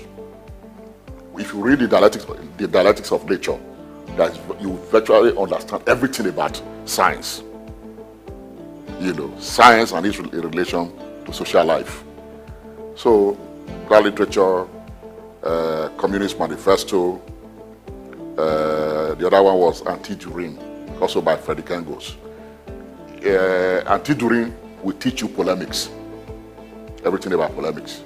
So, by the time I entered the university, I was already radicalized in terms of world outlook, you know, and all of that. So when I left ECPOMA for Lagos, you know, to start the NIJ program, so there were other comrades who were, you know, belonged to those radical movements. There was one Femi Ahmed, you know, those days we call him Sandinista. And so he was in charge of the cell that I belonged to, the Patriotic Labour Movement. So when I came into Lagos, we normally try to establish what we call front organizations. And Femi, we established what we call Nigerian Tenants Association. It might interest you to know that I became the first general secretary, you know, even though I was squatting, you know, at that time. And what we did by, you know, putting you in those organizations is to learn leadership. Writing minutes, you know, and articulating proceedings. So I learned it through that, you know, period until I entered the University of Lagos, you know. Then when I got to the University of Lagos, we then established what we call Marxist-Leninist Study Group. There were these radical boys who came from Kwaratech, Bengal, Awekbo, who ran for the presidency, people under People's Trust. Olaiton Yoride, who was private secretary to Adam Soshomole, but he died in Benin. You had Bala Muhammad, who was a lecturer in Unimed, but he was doing his master's at the University of Lagos. You had Ukem Onyepe, you know, there was Anti Kanabe, and a host of others. So we formed what we call the Marxist-Leninist Study Group. The UNILAG Student Union was banned, you know, during that period. So we resuscitated the union. I brought the union back by, you know, launching a protest against the management at the Senate building in UNILAG. So we got the union back, and so we got involved in the student union politics. And you know, there's always contestation. The management will want somebody who will be amenable to them, and we wanted independent student unionism. So we did that. The first year, management managed to get one of theirs, Madoju Timi Phillips. Atlanta died, God bless his soul, you know, to become the union president. I ran, after Madoju Timi, I think I ran for the presidency, you know, and again, I lost to Papa Chris. Chris Anyaze is also late now, you know. That led to crisis at the university because I won the whole of Akoka campus. They rigged it at the Diaraba. You can see some of these things you see today at the Diaraba campus. And we said no. Nobody can be sworn in unless I was sworn in. So that led to my rustication, you know, in the university. And we didn't give up. We went to court. I think we were about, I can't remember the number, by 11 or so. Our counsel was Femi Falana. You know, so, and we were out of campus for almost a year. And at the end of the day, we won the case. It was Justice Onalaja who ruled in our favor by asking the question, what is indiscipline under the law? Because we follow all the procedure in our communication with the management. So it became a landmark judgment, you know. That was it. So I went back to write my degree, my final year exam as a single candidate. You know, the previous year I lost a year because the previous year I would have served in Calabar. So then my result was, when it was eventually released, you know, I was deployed to Sokoto, and I deployed back to Lagos because the period coincided with the June 12th, you know, crisis. And we read the atmosphere and said, if the crisis burst open, we were going to be consumed in the north, you know. And so we deployed back to Lagos. Myself, GT Okunye, Niyi, and so many others, I can't remember their names now. We deployed back, you know, to Lagos. And of course, you know what that crisis led to. Snowballed into so many crises, renewed authoritarianism with Abacha coming in and the rest of them. So when we finished our service, because of my stint in journalism, so even while I was on campus, I was reporting for The Guardian, you know, the art desk, because the guy who mentored me was Ben Tomoloju, you know, the doyen of Nigerian cultural journalism. You know, so I was reporting for The Guardian while at the University of Lagos. So because of that, my journalistic background, the Committee for the Defense of Human Rights was formed, and Bekora Sokuti was the chairman. So I was brought in to edit the newsletter, which we call The Victims. You know, I was editing that for a time, and in the course of the crisis, the struggle against the military and all of that, I was again elevated to become the General Secretary of the Campaign for Democracy in Nigeria. And you know the implication of that. I succeeded Chima Ubani. You know, I was elected at the Ibadan Convention of the organization. So few months after I was elected, I was arrested by the military and taken away to Brinikabi prisons for 1 year. You know, I was released when the Commonwealth delegation came to Nigeria. I had a meeting with Abacha.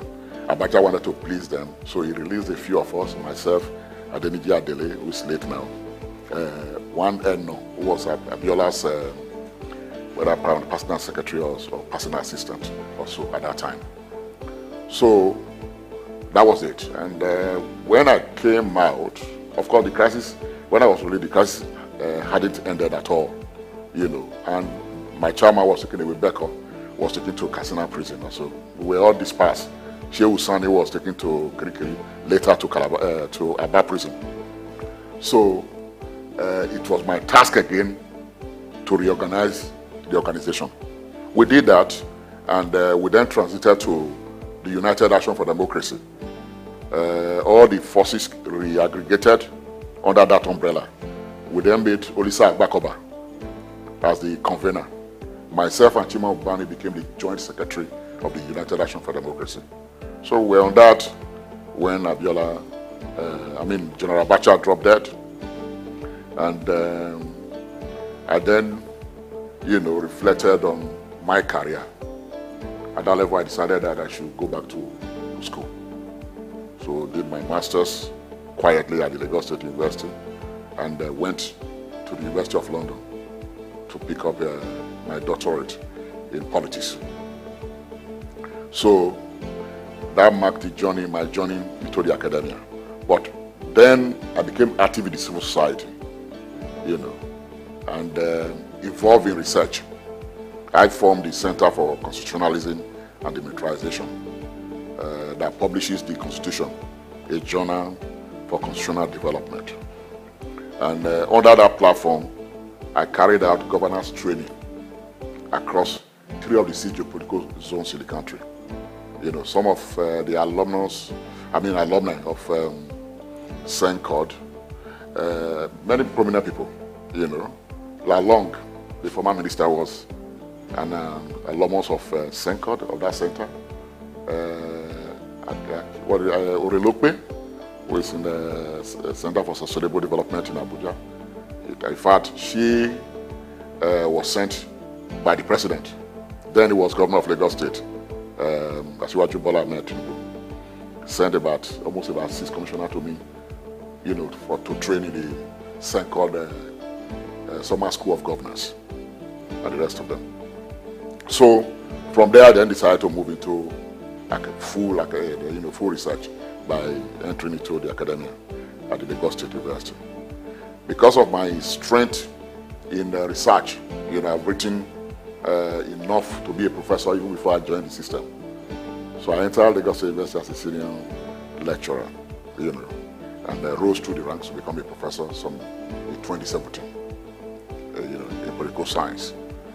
So, and in terms of the content of my scholarship, it's liberating. It's about, how to transform the society. And it's about, underscoring the problems that the continent faces, And I've written so many books. My essays are over 100, so including books. One of them, which I think is very seminal, is Patrons of Poverty. IMF, World Bank, and Africa's Problem. And I also wrote, of course, detailed a volume on globalization and the fringe players. The way it affects the global South. I did that, and just like so many articles in terms of trying to understand Nigeria's problem and transform them.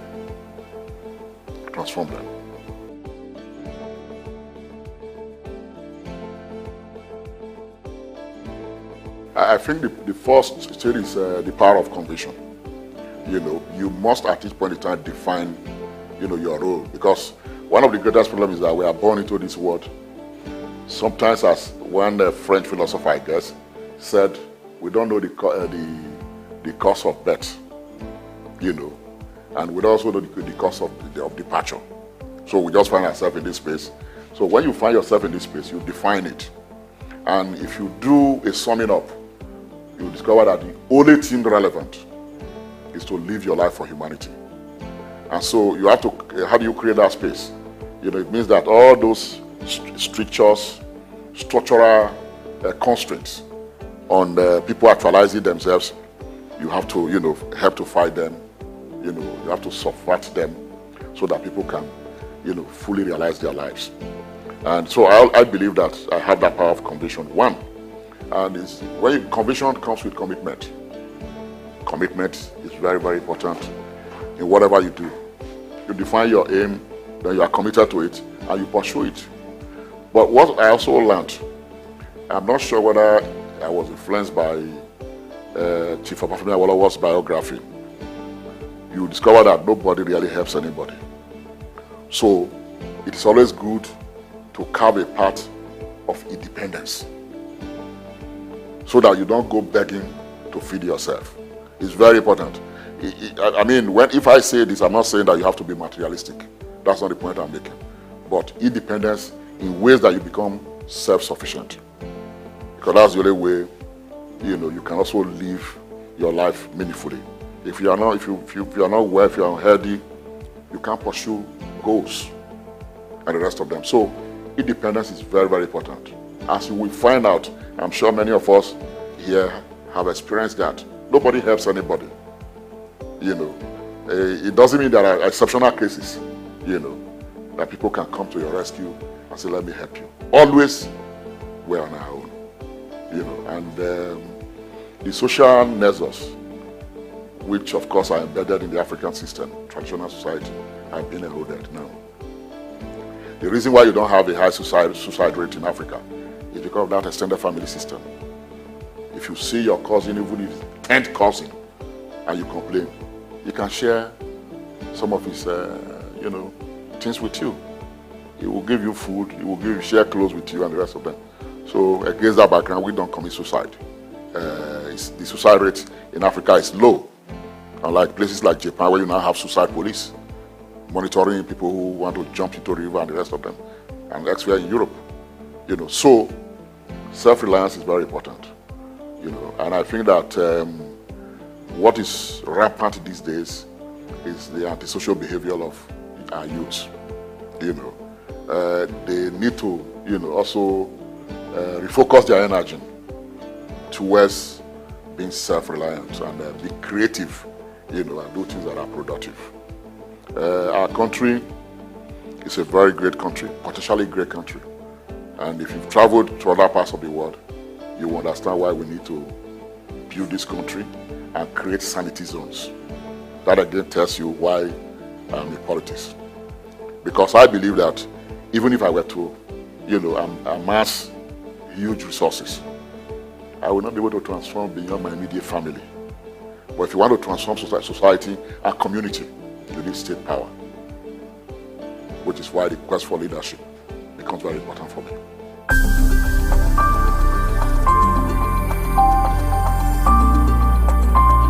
Well, incidentally, I was one of the first persons in the country to organize a national conference on the 1999 Constitution in 2000, just a year after the transition, program. In that conference, I recall very well, Issa Sage was there. The late Bala Jubri Mohammed was there. I think Odi Alfemu was there. So many prominent Nigerians were in that conference. And at that time, if you don't understand the constitutional making, you have what we call there's what we call people's-led kind of process of making constitution. That means that the people must partake in the articulation of the provisions of the constitution. It's actually called process-led. That was the word I was looking for. So that people can own that process. The spirit of that discourse, of that debate, will be of course embedded in that constitutional, provisions. The place it was well, demonstrated is Ethiopia, after the civil war in Ethiopia. The Ethiopia constitution was a process-led one. They even dramatized the provisions of that constitution to the ordinary people to understand what was being, talked about. That was why I was shocked that Abiye could go to war in Tigray, because the Ethiopia constitution has a clause that says whoever wants to go out of the union, if you want to go out of the union, there's an article you can activate in the constitution and you leave. So if Tigrayans wanted to go, why was Abiye trying to stop them? Why is it that the government there refused to follow the laid down the constitutional path to resolve such crisis instead of, bloodletting that happened in Ethiopia? So in the case of Nigeria, we talked about the fact that Nigeria entered into post-colonial life on the basis of a federal constitution. Largely issues of derivation were taken care of in the constitution. If you look at the 1966 Republican Constitution, even 1960, derivation was there, which I told it was almost about 50%, of resources from the regions and the rest of them. So after the Civil War, centralism, because military ruled by edit and decrease, and it's a central command. That collapsed essentially the federal structure and undermined it completely. Even civil service within the regions were now united on a national basis. So that is the problem. You have a military head of state who dictates, everything that happens in the regions. That was a problem. Now, the 79 Constitution was an attempt, to strengthen the federal system so that what they call separatist tendency of the early 60s will not be there. But again, in a way, it atomized the federal essence of the Nigerian, constitution. So the 1999 Constitution, one of the things we found out is that as at the time it was compacted or put together, there were 68 items under the exclusive list, the exclusive legislative list. And compare that to the residual list, where the state has legislative competence. It was infinitesimal. So we felt that there are items on the 68 exclusive items on this exclusive list that ought to be either concurrent or residual, to the state. So that is the problem. So the states are largely de-empowered with the 1999 Constitution. The states are largely de-empowered. And there are aspects of the Constitution that are not enforceable. I think the directive principles of state policy, I think chapter 2 or so, are not enforceable, and all of that. So what you then have is that what Ekweremadu call Fidiboto federalism. Everybody run to Abuja. Creativity is dead, and the rest of them. And it has, of course, feared what you call a consumerist orientation of the governing elite and the larger society. So these are the problems. And so refederalizing, as we have argued, will mean that, more powers should be devolved, to the states and the rest of them. The last assembly tried to do it haphazardly. Electricity, as you know now, is now under concurrent. And which other one? Railway is now concurrent. So for me, that's some gains of the long-time agitation for devolution of power. But we still need to do more.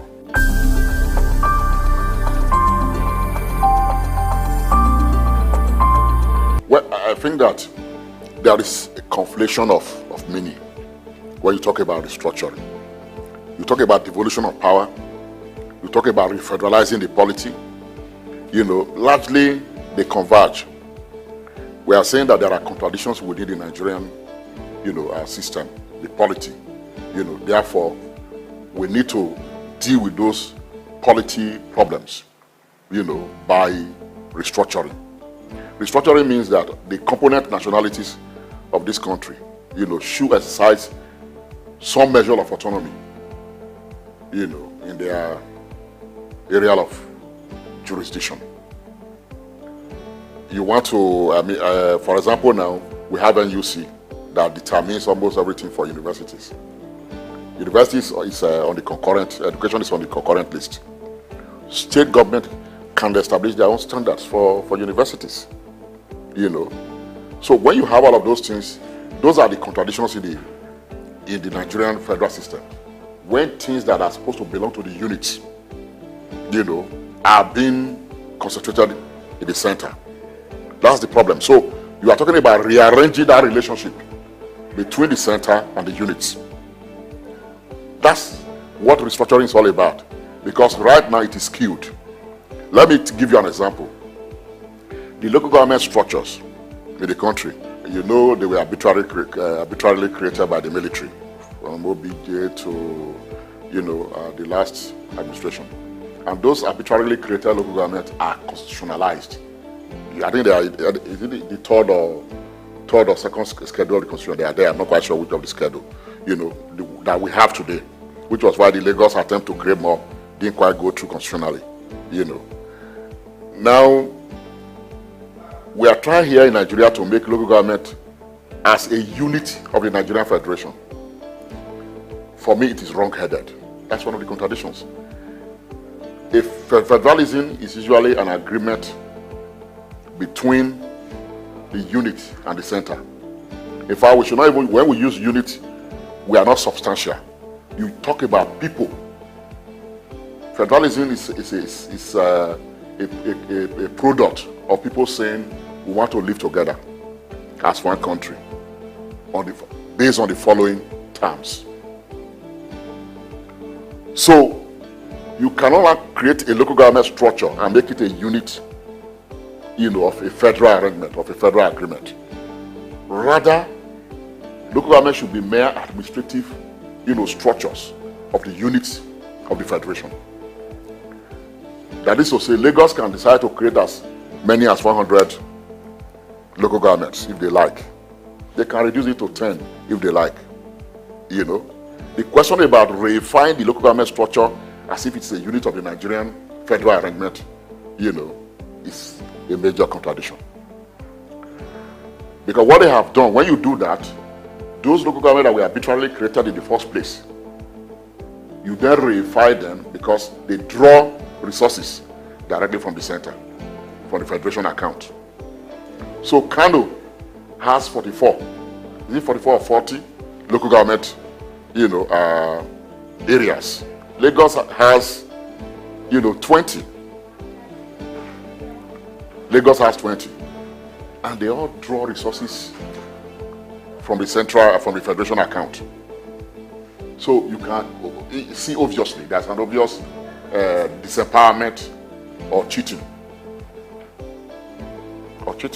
within that system. So that is why we must resist.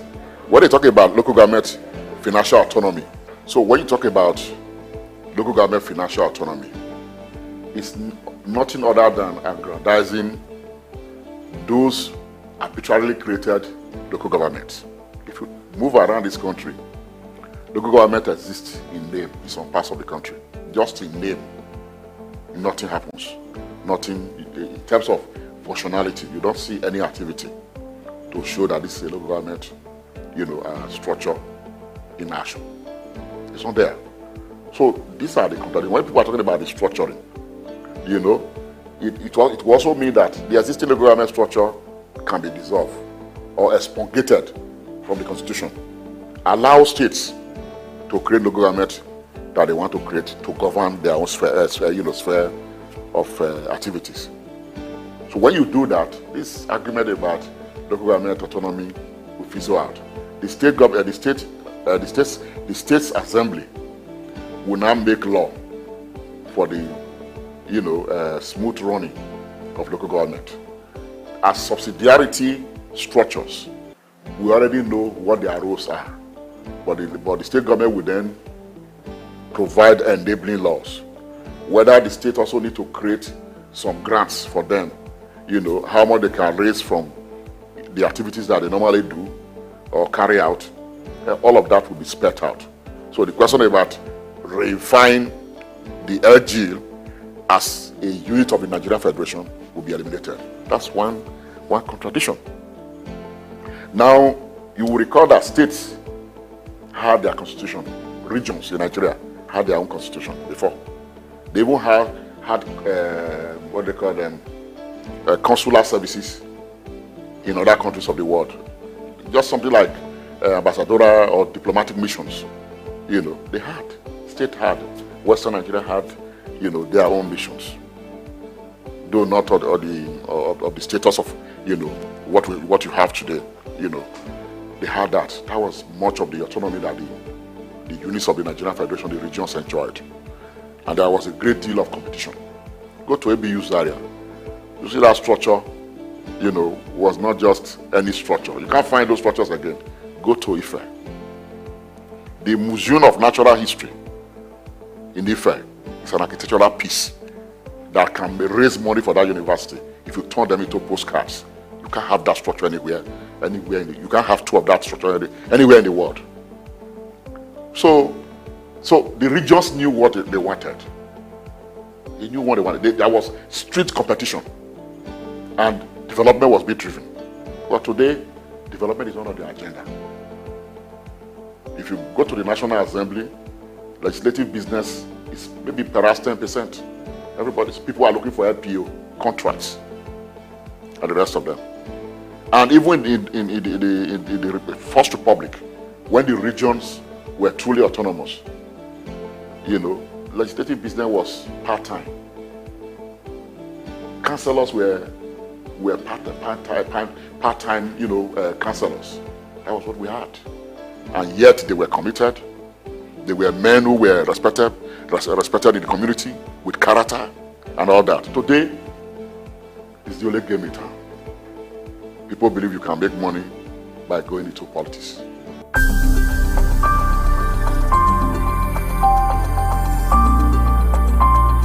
If you look at the academic staff union of universities, the crisis has always been about underfunding of the universities, the tertiary institutions in the country. Or not just even tertiary institutions, the educational sector. If you look at budgetary allocation vis-a-vis other sectors of the national economy, you discover that education is not prioritized. So that has created problems between academic staff union and the Nigerian government. Autonomy happens in different ways. The way we are in Nigeria today in which every institution and agency of government go to the center to collect money from the federation account, will not allow university to have full autonomy, because you still rely on subvention, from the federal government, to run, or the state government, as the case may be, But creating your own resource base, financial autonomy, is still problematic, because you can't charge higher, tuition fees. Private institutions are doing that, and you know what it is. Your children can't go, my children can't go there. But even at that, they rely on, the faculty members in the federal institutions to teach in those institutions, because we resource for them. So, SOUQ has always made a patriotic case for funding of education. And SOUQ doesn't just make a case, they provide solutions. There was a document SOUQ produced in the 80s titled How to Save Nigeria. The third fund that you see today was a product of that articulation. It was SOUQ that articulated this third fund, which comes from the money in third fund is education tax. SOUQ provided anything they asked for, they provide a solution. Even the last element of the crisis, EPs, these integrated personnel, payment services. SOUQ said, look, the nature of the the educational institutions are such that you can't lump us with EPs. SOUQ then provided what they call UTAS, University Transparency and Accountability System, that will take care of the peculiarities within the system. So SOUQ will make a case. When they protest, they review and justify. That's what SOUQ does, And I would say that SOUQ is one of the most patriotic organizations in this country. In fact, the last organization standing in terms of providing, solutions and critical engagement with the state actors. So it is made to look like a problem because of irresponsibility of the minders of the Nigerian state. Elsewhere in the world, education is always prioritized. Some places education takes a larger chunk of the national budget, because if you have an educated population, it is easy to govern. It's easy to govern and the rest of it. So I don't look at it as age-long crisis. If we have a productive national economy, federal government may not need to even fund the university, because product of research, companies will buy into them, and therefore university can survive on royalty. For instance, University of Michigan, survives on royalty, particularly from the automobile industry in Detroit, in the United States of America. Now, but even at that, the state has not shirked its responsibility of giving subvention to a university that is super rich. That's the United States. But here, and you know the trend, all of us in government take our children to universities abroad. And Nigeria's universities in the 70s and 80s and the 60s were stronger than those universities. If you bring a degree from America, Nigerian university system here, they don't regard it those days. If you bring from Canada, they don't even look at it at all, except maybe Britain, because our system was modeled after Britain. But today, we bring all kinds of degrees now. We are proud to label it University of Hull, University of Birmingham, State University, Florida. Whereas Nigerian, the faculty in Nigeria, in Nigerian universities, we're very solid and strong, attracting international, academics to come into Nigeria. If I had so many international academics, UI, the same thing, and the rest of them. UI, where you have people like B.J. Dudley, strong intellectuals that if you enter, you are afraid, you are not sure of yourself if you enter UI, because the academics were thick. They were real scholars and the rest of them. And it's still easy to do this. All you just need to do is to invest, fund educational system. The money that is voted for newspapers for a senator is, it's just equivalent of what a lecturer earns in a month, a professor earns in a month. Less than $500. It is a shame.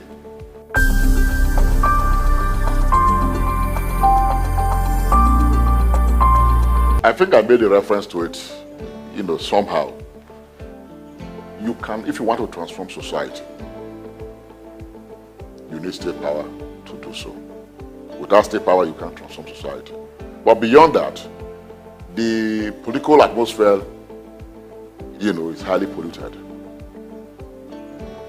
You have state actors who are not there to build, who are not there to transform society, but who are there to self-aggrandize, accumulate resources for themselves and their cronies. That's what you have. Maladministration. That's what you have.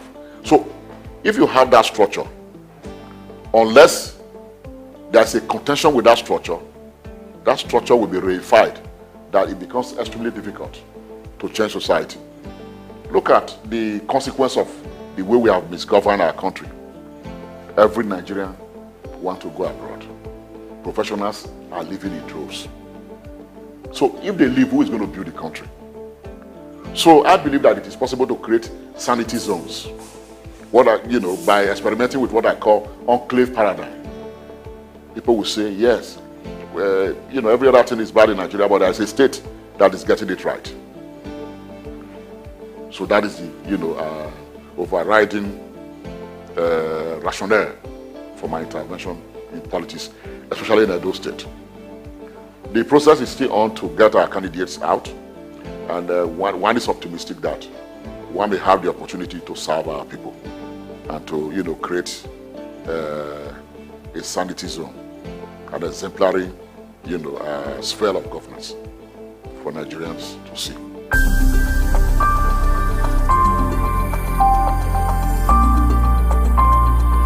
Maybe 2 points, really, from your question. Governance. Governance, then electoral, deficits in the system. If you talk about governance, governance is usually about the people. As a political scientist, I've read Western philosophers, from Plato, Aristotle, to J.S. Mill, David Bertrand, all of these people, Jeremy Bertrand, sorry. What they are all concerned in their philosophical articulation is how to achieve happiness for society. And so society is created in order to create a basis for happiness for humanity. Because individuals cannot surmount, the burden of nature. And therefore, you create a community for that, for our social life. We have negated that largely in Nigeria. And so we need to re-engineer governance. Re-engineer governance in ways that it can become meaningful and create a basis, for happiness of our people. So it means that government must reprioritize and focus on, those vitals, existential vitals. People must have a roof over their head. People must be able to feed, clothe themselves. If you can't do this, you are not governing.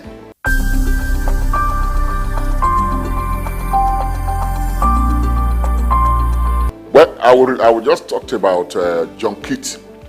It's an English poet. He said that much of life is miserable. He said happiness is an interlude. It's an interlude. So if you understand this, so define a purpose for your life such that you can maximize the interludes of happiness. And that is when you must acquire a skill. You must acquire so that you can be relevant in the productive process in the country. Acquire a skill. Get education. Education, is elevating. Education is elevating. Be self-reliant. Love your neighbor as you love yourself. These things are very important.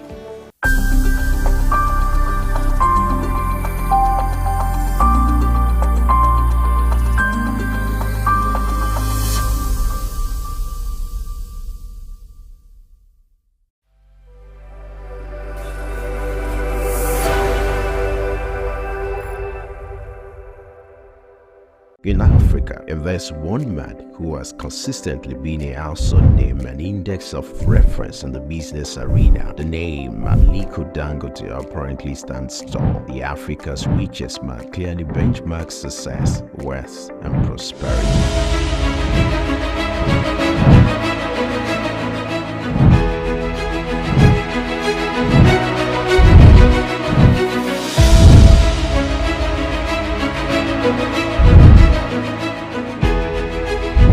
His unofficial love and passion for business are quite phenomenal. These can be traced to his background. Born in April 10, 1957 to Maria Sanusi Dantata and Mohammed Dangote, his maternal ancestors were prosperous caravan traders under British colonial rule, and his grandfather, Alhaji Sanusi Dantata, was a commodity trader. Dangote's grandfather was heavily involved in his upbringing and helped ignite his entrepreneurial spirit. For Dangote, one would ever assume his wealth was handed out or easily channeled, being an offspring of Dantata, but his success didn't come through daydreaming. Dangote complemented inherited fortune with deliberate hard work and innovation to pave his way to the top. Those who knew Dangote while growing up would not be surprised at his outstanding success. At age 8, Dangote uses pocket money to buy sweets, which he and others sell for a profit. Everything big in life starts from little.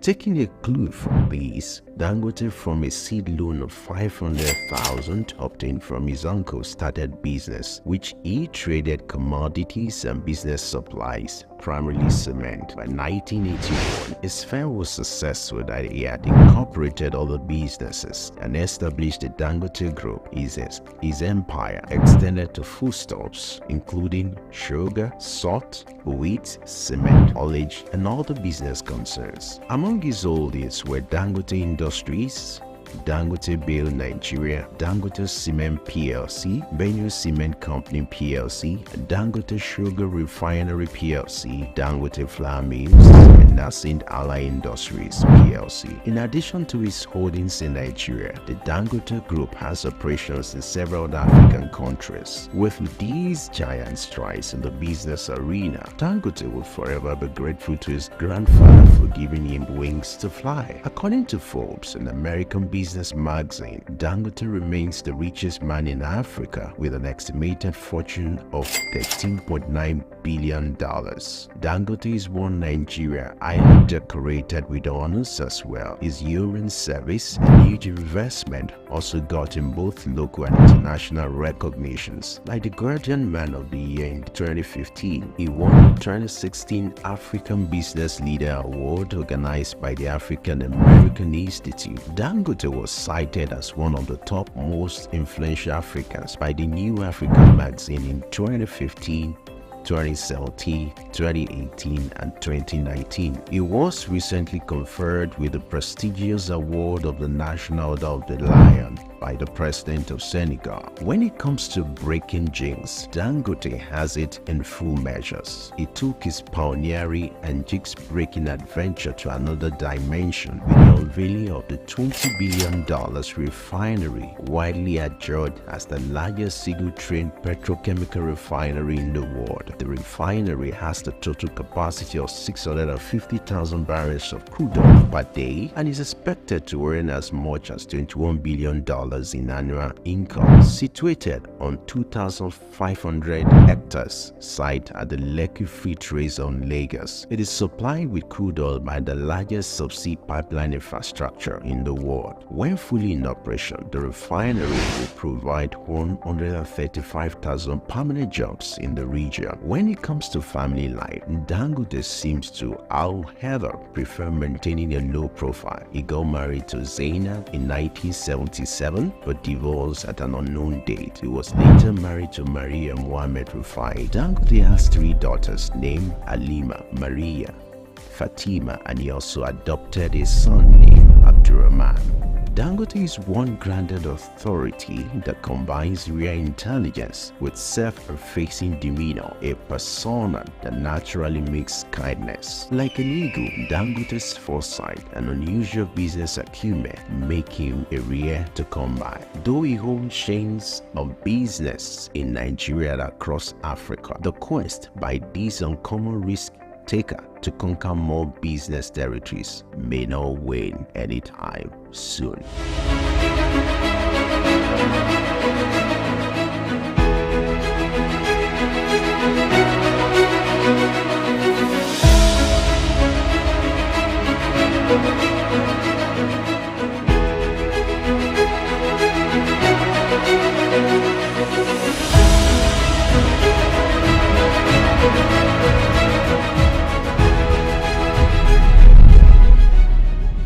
The Three Wise Men. Iconic sculptures and statues adorn major metropolitan cities of the world. In Lagos, Nigeria, the statue of 3 men designed to depict the state's cultural heritage and to usher in visitors and tourists into the ever-accommodating center of excellence is no doubt an astounding work of art. Originally built under the administration of Colonel Raji Rasaki, designed by Bodun Shodende in 1991 and standing over 12 feet high, referred to as Agba Meta or Aro Meta, the 3 sculptured chiefs were placed along the Lagos-Ibadan toll gate to welcome people coming into Lagos State. The statue called the 3 Wise Men by many has become a major signature for the state. 3 white-capped chiefs clad in white wrappers knotted across their shoulders and with clenched right fists are shown in the artwork. The images fascinate and create impressions in the minds of visitors coming into the state, captivating the attention of visitors who look with keen interest, pondering on the messages which the posture of the engraved images signifies. The 3 Wise Men has been relocated thrice from its original position at Ojodu Berger end of Lagos-Ibadan Expressway to Magodo area before its final relocation to its present site at Olowopopo Drive. The sculpture has suffered severe damages over the years and renovated. Bodun Shodende, through this sculpture, depicted the highest honor that can be afforded to anyone in the Echo greeting tradition. The 3 Wise Men, Arometa, SOUQ Enlightenment.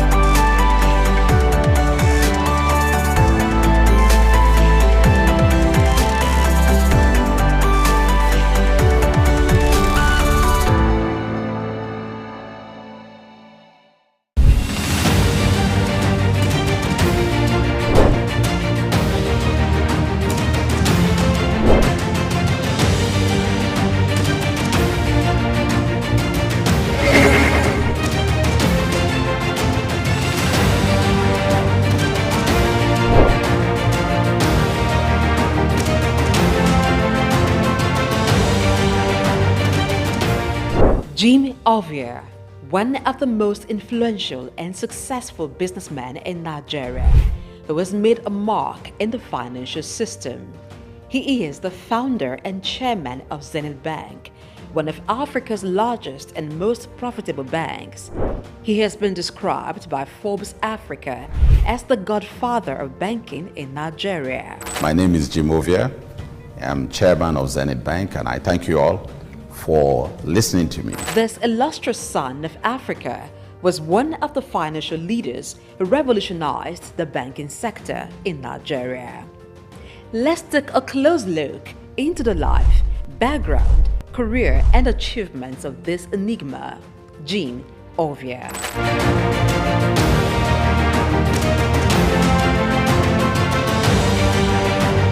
Jim Ovia was born on November 4, 1951 in Agbo, Delta State, Nigeria, to a large family as the second son of Chief Obi Olihe of Agbobi in Delta State. Being one from a humble background, Jim attended local schools as he had lost his father at the tender age of 4.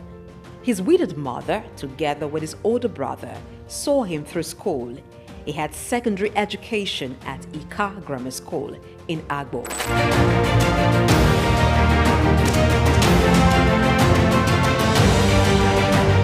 Due to his interest in business and technology, he proceeded to the United States to study business administration at Southern University, Baton Rouge, Louisiana, USA, where he obtained a bachelor's degree in 1977. He furthered to University of Louisiana, Monroe, Louisiana, and bagged a master's degree in business administration in 1979. Jim Ovia is also an alumnus of the prestigious Harvard Business School.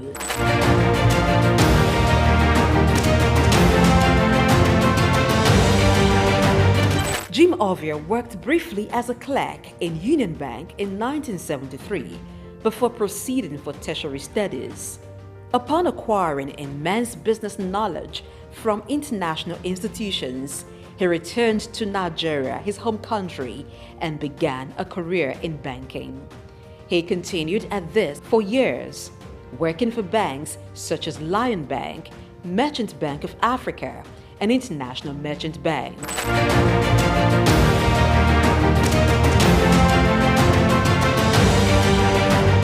After many years in the banking industry, in 1990, Jim came together with some colleagues to found one of Africa's largest and most profitable bank, Zenith Bank. The bank was established with a vision to provide excellent customer service, innovative and technology-driven banking. Zenith Bank flourished as it drew customers who sought excellence in financial services. What started with an asset of $4 million and about 50 staff has grown into over $24 billion in assets and shareholders' funds of more than $3 billion as of June 2022. Zenith Bank is listed on the Nigerian Stock Exchange and London Stock Exchange. Jim Ovia served as Zenith Bank's Chief Executive Officer and Managing Director from 1990 to 2010, and then Chairman from 2010 to 2014. After a brief break, he returned as Chairman of the bank in 2016 and remains so till date. Under his leadership, Zenith Bank has grown to become one of the leading banks in Nigeria and Africa, standing tall among some of Nigeria's first-generation banks of repute, a feat rare for second-generation banks established in a time of tension between military and civilian regimes and economic instability. We will build our own roads to our branches if we're building branches in some cities, towns where the roads are not good enough. We have also bought power plants, generating sets to power electricity into our building. When we do all this, we also even had dug borehole to supply water to the building. When we do all this, what I personally call it is BYOI, bring your own infrastructure or build your own infrastructure. Jim Ovia served as Zenith Bank's Chief Executive Officer and Managing Director from 1990 to 2010, and then Chairman from 2010 to 2014. After a brief break, he returned as Chairman of the bank in 2016 and remains so till date. Under his leadership, Zenith Bank has grown to become one of the leading banks in Nigeria and Africa, standing tall among some of Nigeria's first-generation banks of repute, a feat rare for second-generation banks established in a time of tension between military and civilian regimes.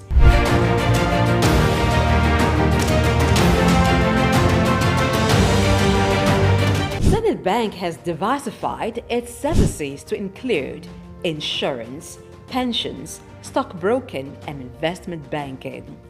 The bank has won awards and recognition for its performance, governance, innovation, and social responsibility, inspired by its chairman's belief in giving back to community. Really, it's my special pleasure, my honor indeed, for this opportunity offered by AAI to be awarded in the category of Business Leadership Award for 2017.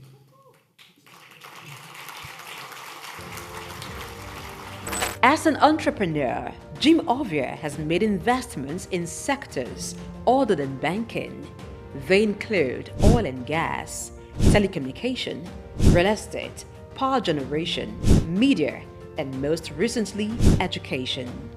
He is the founder and chancellor, James Hope University, Lekki, Lagos State, which has been approved by the National Universities Commission, NUC, to offer postgraduate degrees in business courses.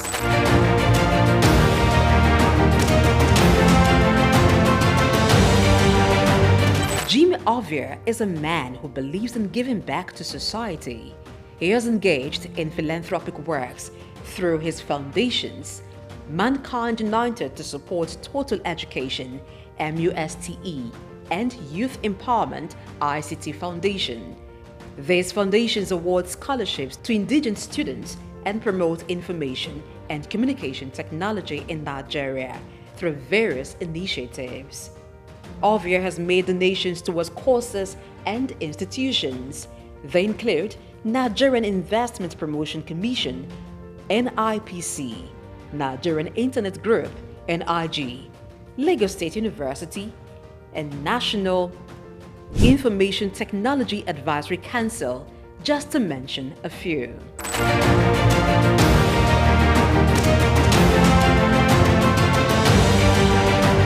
In recognition of his contributions, Jim Ovia is a recipient of many honors and awards.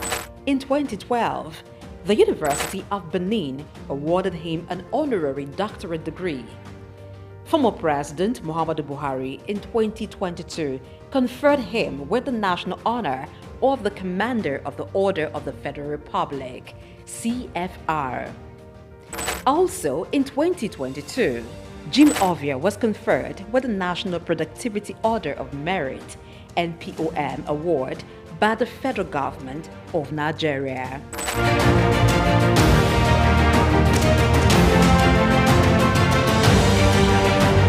Jim Ovia is a proud member of the World Economic Forum, the Nigerian Economic Summit Group, and the Institute of Chartered Accountants of Nigeria. He is also a member of several boards and councils. We can't afford to lose depositors' money. We can't afford to lose money that belongs to stakeholders. So you must structure your industry in such a way that the best and nothing but the best are there. As chairman of Zenith Bank with more than 9% stake, Jim Ovia in 2015 was estimated by Forbes to have a net worth of $550 million. This net worth obviously has been surpassed since then.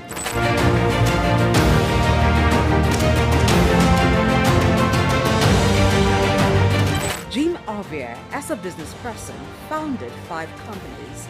They are Zenith Bank PLC, the Quantum Group, Visaphone Communications, Quantum Luxury Properties, Civic Center Towers, and Cyberspace Network.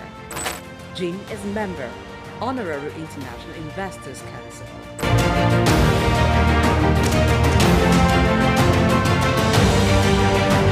Kay Ovia is CEO, Quantum Markets Limited, a firm that offers stock brokerage services. She sits on the board of several organizations and is chairman, board of directors of Cyberspace Limited, a leading software engineering company. Cyberspace Limited is one of the pioneers in provision of internet services in Nigeria, providing network and software services. Kay, being at the head of a tech giant in Nigeria, teamed up with her husband, Jim, to strategically deploy robust IT infrastructure at Zenith Bank, which resulted in the development of digital products and technology-driven banking in Nigeria. Kay is an alumnus of Enugu State University of Technology, SOUQ, where she holds an MBA in management. She is much given to philanthropy, with several initiatives to transform lives, particularly those of the underprivileged. One of her projects targeted at children and youths, Star Rising Talent Hunt, aims at discovering and projecting hidden talents.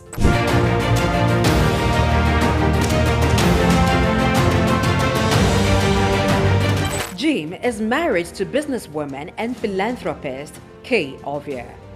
She's also a hotelier, proudly running Starwood Hotels. Jim and Kay Ovia are blessed with 5 children: Isioma, Zephyr, Tito, Tommy, and Jesse. As a family man, Ovia enjoys spending time with his family. He also likes reading and traveling.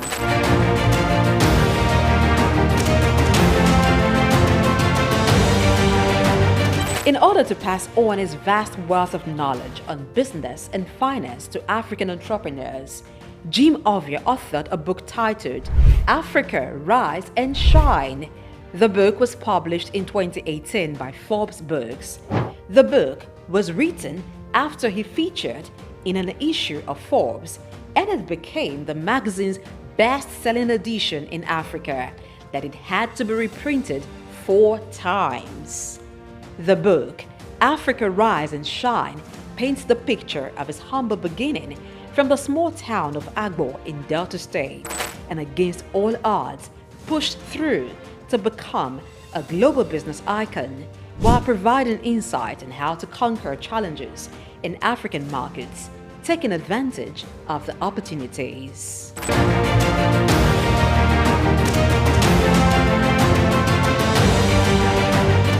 The man, Jim Ovia, is a firm believer of Africa being a continent abundant with natural and human resources. He has constantly pitched the continent as a land filled with investment opportunities in international business forums such as the Harvard Business School Annual Africa Business Conference, Bloomberg Global Business Forum, Commonwealth Business Forum, and the World Economic Forum, where he has been invited to participate and even deliver keynote address. Jim Ovia remains one of the pride of Africa and a great contributor to Nigeria's economy and the financial landscape in Africa.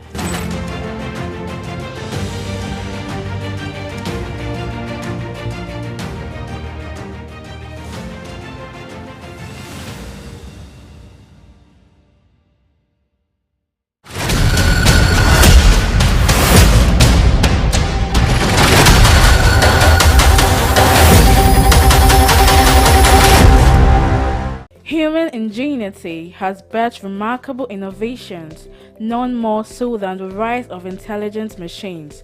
Computers, once small calculators, have evolved into sophisticated systems capable of mimicking human thought processes. Powered by artificial intelligence, AI, these systems are learning, problem solving, and making decisions that were once exclusive domain of humans. From accelerating scientific discovery to tackling climate change, AI's potential is vast, but perhaps its most profound impact lies in healthcare. Artificial intelligence, AI, it's no longer a futuristic concept. It's here with the potential to revolutionize patient care, diagnosis, and treatment. AI is emerging as a powerful tool in the hands of medical professionals. From detecting diseases early to optimizing treatment plans, AI is demonstrating remarkable capabilities. It can analyze vast amounts of medical data to identify patterns and predict outcomes, aiding in more accurate diagnosis. Also, AI-powered robots are assisting in surgeries, improving precision, and reducing recovery times. However, despite its promises, challenges persist. Concerns about data privacy, ethical implications, and the need for robust regulatory frameworks are hindering widespread AI adoption. To fully unlock AI's potential in healthcare, collaborative efforts are essential. Healthcare providers, researchers, policymakers, and technology companies must work together to develop and implement AI solutions responsibly.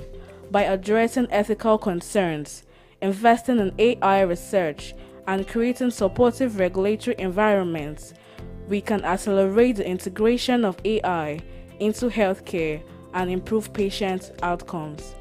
Joy Chuma, SOUQ News. The Institute said that the ambassadors are to assist in promoting professional standards to achieve the building of public trust in insurance. They do this by communicating with local businesses, advocating the importance of professional qualifications, and sharing best practice to influence sector frameworks. The ambassadors appointed in Africa are Fumi Babintin Ashaye from Nigeria, Asante Mafo Ahenkofa, chartered insurance broker from Ghana, and Gigi Chen of China, among others.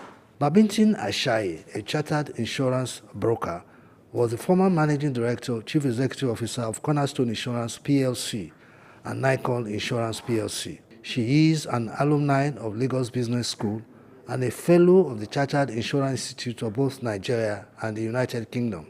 In addition, she is also a fellow of Chartered Insurance Brokers and a fellow of the Institute of Directors of Nigeria, with a master's in entrepreneurship from Massachusetts Institute of Technology, MIT, in the United States of America.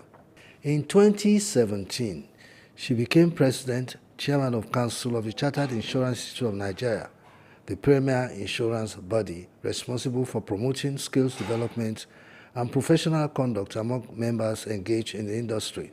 This reinforced her position as a thought leader in the insurance sector of the country. She equally serves on the council of various professional bodies, including the Institute of Directors of Nigeria.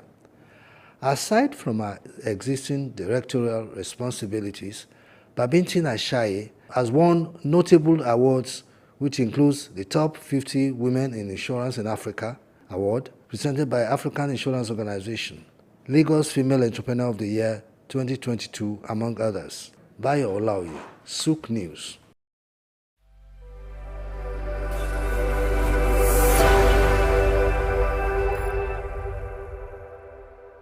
The federal government, through the Federal Ministry of Education, the National Board of Technical Education, NBTE, and stakeholders in the polytechnics sector are finally on the same page about the need for a dedicated commission to regulate polytechnic education. Despite being established to produce middle-level manpower for the country, the polytechnics remain the tertiary institutions in the country regulated by a board and not a commission. In today's news talk, I shall be examining moves to give legal backing to the clamor for a National Polytechnics Commission. I am Bayo Olaoye. The battle for the establishment of a dedicated commission to regulate polytechnics and monotechnics education in the country dates back to the 1990s, when some polytechnic workers, under the auspices of the Polytechnic Lecturers Association of Nigeria, Polycat, and the National Association of Polytechnic Students, NAPCS, started a struggle for a separate commission to regulate polytechnic education. The argument then was the differences in focus and philosophy between polytechnics and universities. Incidentally, the polytechnics appear to be the only arm of the education sector without a dedicated commission, while the universities are regulated by the National Universities Commission, the colleges of education, the primary schools, the secondary schools, nomadic education, adult and non-formal education, and until recently, Al-Majari and out-of-school children have dedicated commissions regulating their activities. The need for the commission later gained momentum with the Academic Staff Union of Polytechnics and Alumni Association of Polytechnics joining the fray. Arising from pressure, the federal government set up a committee in 2010 to review the mandate of the National Board for Technical Education, NBTE, and consider the possibility of the establishment of a separate commission for polytechnics. The Academic Staff Union of Polytechnics, however, took the demand for a commission to the next level in 2015 when they embarked on a strike demanding, among others, the establishment of the commission. The strike, which lasted for several weeks, was suspended after the government agreed to address the issues. But it was not until 2017 that it eventually announced plans to establish a National Polytechnics Commission, but the process was delayed due to various factors. The regulation of polytechnics in the country is currently undertaken by the National Board for Technical Education, MBTE, alongside other vocational training institutions. While the MBTE says it is currently supervising 700 institutions, ASUP said the body is currently supervising over 900 of such institutions and is therefore overburdened. The role of the MBTE, which is currently playing the role expected of the Polytechnic Commission, also covered all technical and vocational institutions offering both tertiary and sub-tertiary educational services. They include polytechnics, colleges of agriculture, colleges of health sciences and technology, colleges of nursing and midwifery, specialized institutions, polytechnics, innovation enterprise institutions, vocational enterprise institutions, and technical colleges. A lawmaker, Fred Agbedi, PDP Bayelsa, introduced a bill to establish a National Polytechnics Regulatory Commission into the 8th Assembly, 2015 to 2019. But just as the government's action remained a promise, the bill never went beyond first reading. Just as the agitation continued into the 9th Assembly 2019 to 2023, with stakeholders arguing that a separate commission will address the unique challenges facing polytechnic education in Nigeria. Honorable Agbedi again reintroduced the bill, which did not also go beyond the first reading. Also, the same bill introduced by Farah Dagogo into the 9th Assembly also did not go beyond the first reading, thereby stalling the idea. Historically, there has been serious opposition to the establishment of a National Polytechnics Commission. Some of those who opposed the idea, including some other regulatory bodies in the education sector and academic staff, believe that having a separate commission for polytechnic education will lead to duplication of efforts and create unnecessary bureaucracy. Some others expressed concern that a separate commission for polytechnics will undermine the university system and create a parallel education system. Incidentally, some officials of the Federal Ministry of Education have also argued that the existing MBTE was sufficient to regulate polytechnic education. The Permanent Secretary in the Federal Ministry of Education, Sani Gwazo, spoke of the decision of government to establish the commission, saying that it was long overdue as it would take over proper regulations of the sector. Gwazo, who commended the House of Assembly for initiating the bill, said ordinarily the proposed ministry, adding that apart from coming at the right time, the commission when established will bring the polytechnics in conformity with their counterparts in other parts of the world. He said that the ministry will support every move aimed at putting in place a standard commission that will ensure standards, assuring that the ministry was ready to offer any assistance needed to ensure quick passage of the bill and establishment of the commission. The Speaker of the House of Representatives, Abbas Tajuddin, said that the National Polytechnic Commission will serve as a regulatory body that ensured standards were upheld across polytechnics nationwide. The Speaker said the initiative was aimed not only to enhance their education but also to promote uniformity and excellence within the polytechnic system, adding that by doing so, we could ensure that graduates from these institutions are well prepared to meet the demands of industry and contribute meaningfully to the nation's economy. I am Bayo Olaoye.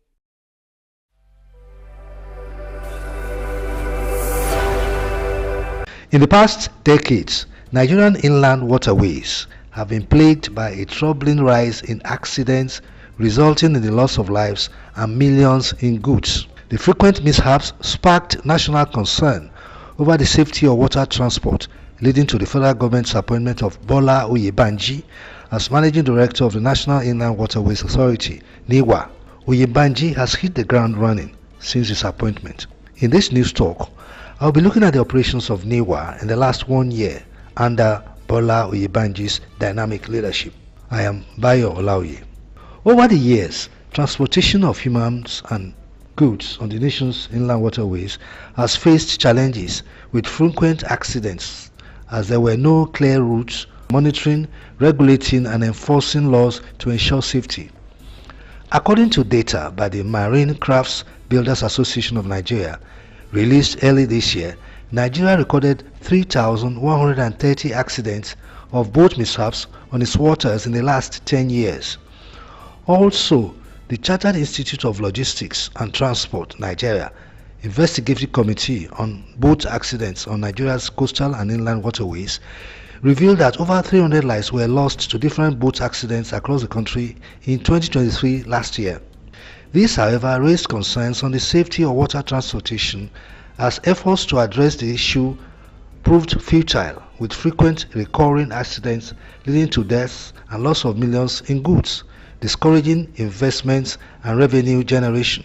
Several factors, both natural and human errors, were identified as the cause of these accidents.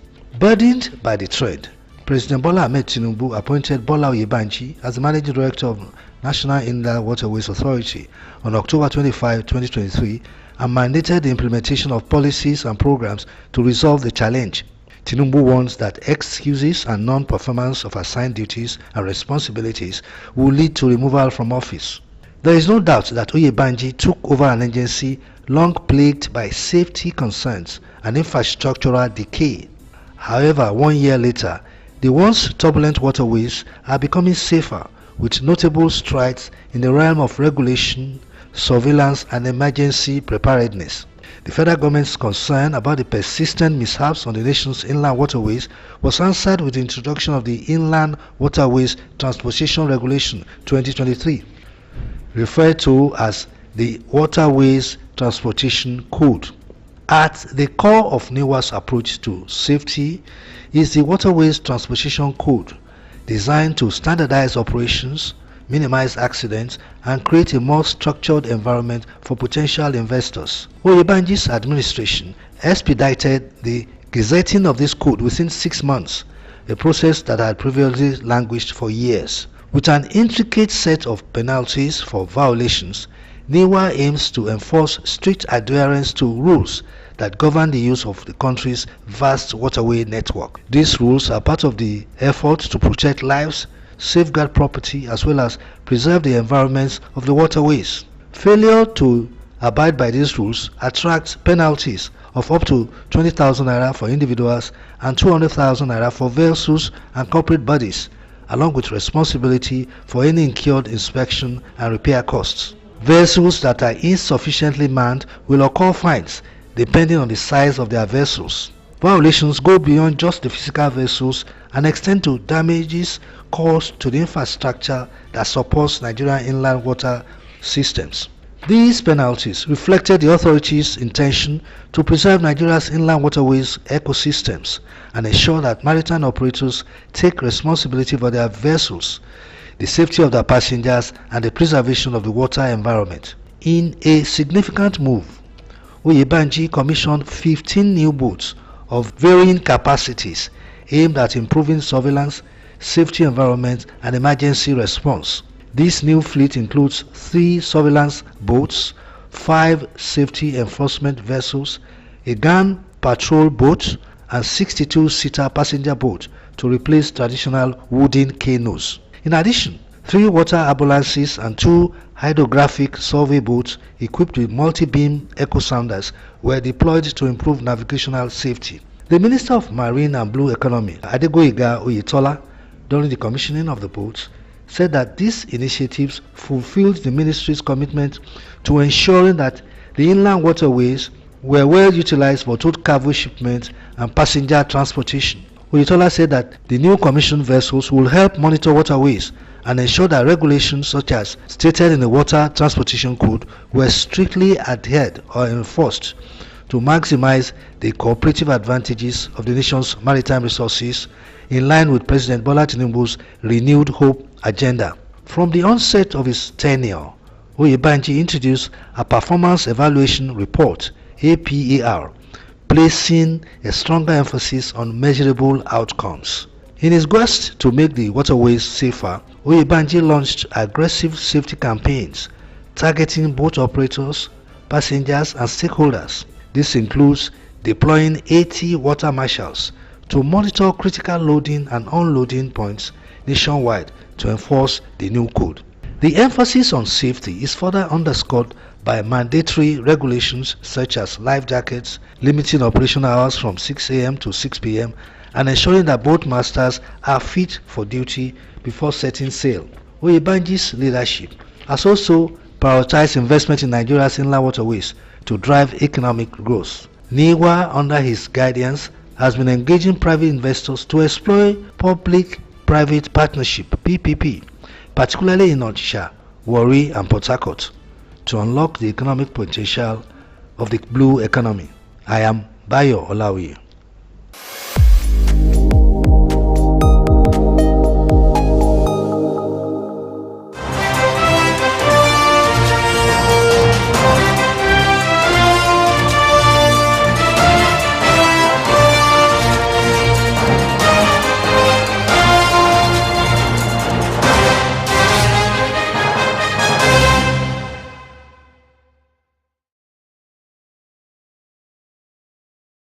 The news hour on SOUQ News Television. Here are the top stories we're covering at this hour.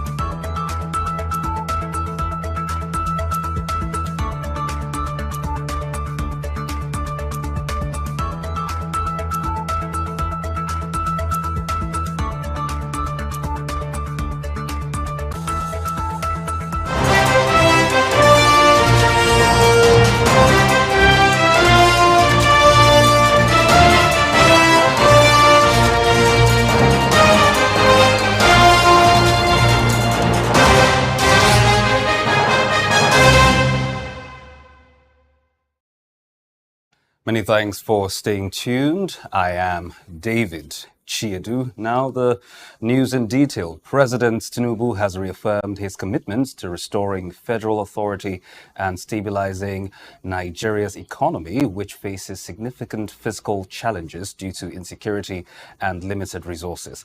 According to the Director General, Budget Office of the Federation, Taminu Yakubu, this administration aims to mobilize resources to expand the economy, focusing on human capital development and economic reforms. Yakubu explained that the goal is to foster efficient resource allocation, address multidimensional poverty, and enhance Nigeria's infrastructure, thereby reducing the cost of doing business and attracting investment. To achieve this, the government is prioritizing national security, capital accumulation, and improved investors' confidence. The 2025 budget is expected to reflect strategic decisions to optimize resource allocation, which with key focus on empowering citizens and effective mobilization of development resources. Yakubu emphasized the importance of aligning budget proposals with national priorities, ensuring a robust, focused, and purpose-driven budget. A training session for ministries, departments, and agencies is underway to enhance budgetary processes through technology, promoting accountability and efficiency. And President Bola Tinubu has requested the National Assembly's approval for an additional supplementary budget for the Federal Capital Territory Administration. This request was made in a letter dated September 19, 2024, addressed to Speaker Tajuddin Abbas. The proposal comes just 110 days after the National Assembly approved a 98.5 billion naira supplementary budget for the FCTA, which was passed on June 6, 2024. While the letter did not specify the proposed amount for this new supplementary budget, it emphasized the alignment with the FCTA's revised revenue and expenditure forecasts and the federal government's fiscal policies. The president aims to prioritize improvements in human capital and infrastructure within the FCTA. In the same session, lawmakers observed a moment of silence for the late Senator Patrick Ifeanyuba, who passed away in July 2024. House of Committee Chairman on Media and Public Affairs, Honorable Akin Rotimi, confirmed that the House would resume normal legislative activities focused on key priorities outlined in his legislative agenda. And the president of the Nigerian Association of Chambers of Commerce, Mines, Industry and Agriculture, NASIMA, Dele Oye, has expressed concern over the recent monetary policy rate hike to 27.25% by the Central Bank's Monetary Policy Committee. The CBN governor had announced the increment of 50 basis points from 26.75% to 27.25% at the end of the 2 days 297th meeting of the Monetary Policy Committee. Oye said that this decision will burden businesses with higher loan costs, exacerbating their struggles and failing to curb inflation or stabilize the naira. Furthermore, he said that the CBN should have seen by now that the hike in interest rate has not had any impact in reducing the rising inflation in the country. The director of the Center for the Promotion of Private Enterprise described the decision of the MPC to raise lending rate by 50% as damaging to investment and economic growth. Muda Yusuf said tightening of the MPR at this moment is a policy measure that would worsen an already suffocating situation. The stakeholders urged the CBN to engage with stakeholders for a collaborative approach and consider alternatives like targeted sector support, deficit reduction, and promoting local production. And small business owners have reacted to 50% interest rate hike by the CBN as announced by the Monetary Policy Committee of the CBN. The president of the Association of Small Business Owners of Nigeria, Dr. Femi Igbeshola, has said that this hike would lead to unemployment and frustrate businesses. The new monetary policy rate set at 27.25% is expected to raise the cost of doing business and ultimately the cost of goods and services. This will likely lead to downsizing and job losses, exacerbating Nigeria's already high unemployment rate, which grew by 1.2 percentage points to 5.3% year on year. Igbeshola criticized the timing of the rate hike, stating that this is the wrong time to increase interest rates. The manufacturing sector is also expected to contract with reduced fund liquidity and profitability, leading to more bad debt and reduced lending to the real sector. He warned that the rate hike will slow economic growth, suppress consumer spending, and decrease business investments in the country. And to the energy sectors, prices of diesel costs continue to rise, reaching a staggering 570 billion naira in just 8 months. Major telecom companies, including MTN and Airtel, are investing in renewable energy sources such as solar, wind, and lithium batteries for power supply. According to the National Bureau of Statistics, the prices of diesel averaging 1,426 naira per litre monthly, the financial strain on the sector has intensified. Telco operators estimate that over 50 million litres of diesel are consumed by telecom companies each month to fuel their infrastructure. Approximately 71.3 billion naira is spent on diesel every month, amounting to a total expenditure of 570 billion naira over the 8 months from January to August of 2024. Diesel plays a crucial role in powering Nigeria's telecom infrastructure, particularly the base stations, which rely heavily on generators due to the country's inconsistent grid electricity supply. According to the Nigerian Communications Commission, NCC, Nigeria had approximately 38,288 base stations as of the end of 2021. With this plan to adopt solar panels, lithium batteries, and connect to the grid, telcos could reduce their energy costs by 15 to 30% annually. However, the exact savings will depend on their current energy management practices and the extent of solar integration, according to the report. And away to the finance sector, the Nigeria Interbank Settlement Systems, NIBSS, has reported a record 89,300 billion naira in e-payment transactions for July 2024, marking the highest monthly total ever recorded. This figure reflects an impressive 89% increase from 47,400 billion naira during the same period last year. The surge in electronic payments is attributed to the CBN's cashless policy and the ongoing cash scarcity, compelling more Nigerians to adopt digital payment methods. For the first 7 months of 2024, total electronic transactions have reached 566,300 billion naira, approaching last year's total of 600 trillion naira, with 5 months still remaining. The volume of NIBSS instant payments transactions also rose by 22% from 743 million in July 2023 to 970 million, to 900, and 7 million in July 2024. Industry analysts suggest that the revised cash withdrawal limits set at 500,000 naira weekly for individuals and 5 million naira for corporate entities have driven consumers towards cashless options. Financial expert Adewale Adeoye noted that the difficulties in accessing cash has led many to rely on point-of-sale systems and mobile transfers, further accelerating the adoption of e-payments in Nigeria. Away from the finance sector to electricity, the Nigerian Electricity Regulatory Commission has reported the payment of $50,360 million from its international customers, Niger, Benin, and Togo, to the Nigerian electricity supply industry, NESI.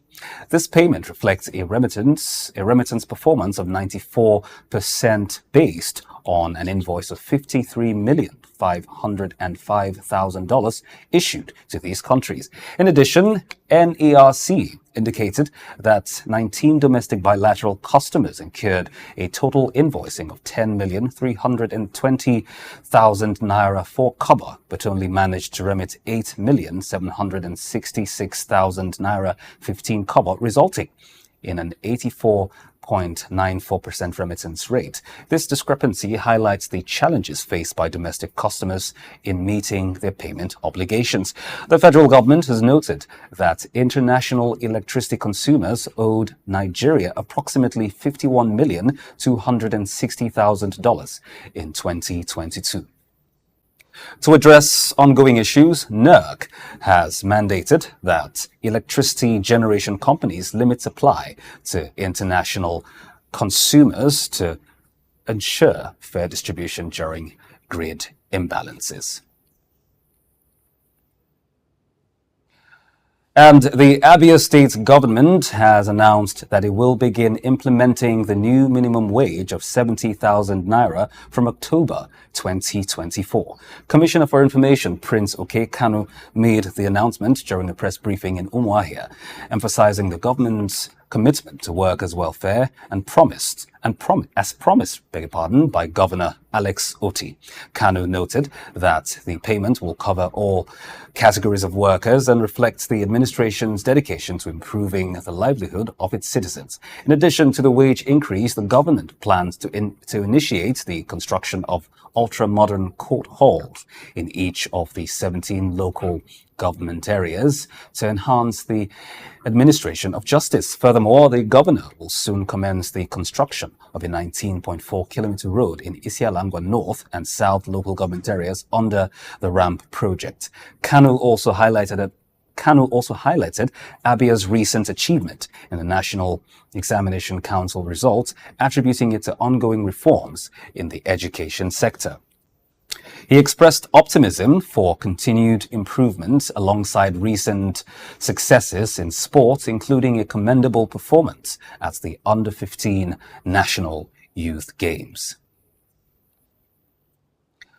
And now to agriculture. Okomu Oil PLC and Presco PLC, two of the largest based companies on the Nigerian Exchange Group, have recorded after-tax profit growth and revenue growth in the period characterized by a challenging business environment.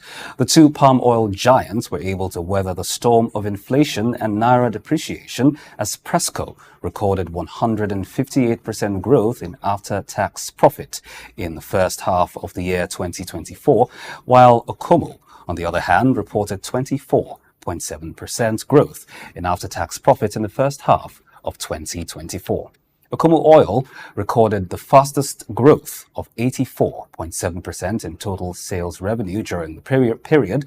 Presco PLC reported 83.1% in growth, indicating that while many manufacturers struggled with losses, these two agro-based giants reported growth in their bottom lines. Our correspondent, Bayo Olawi, has the details in this report.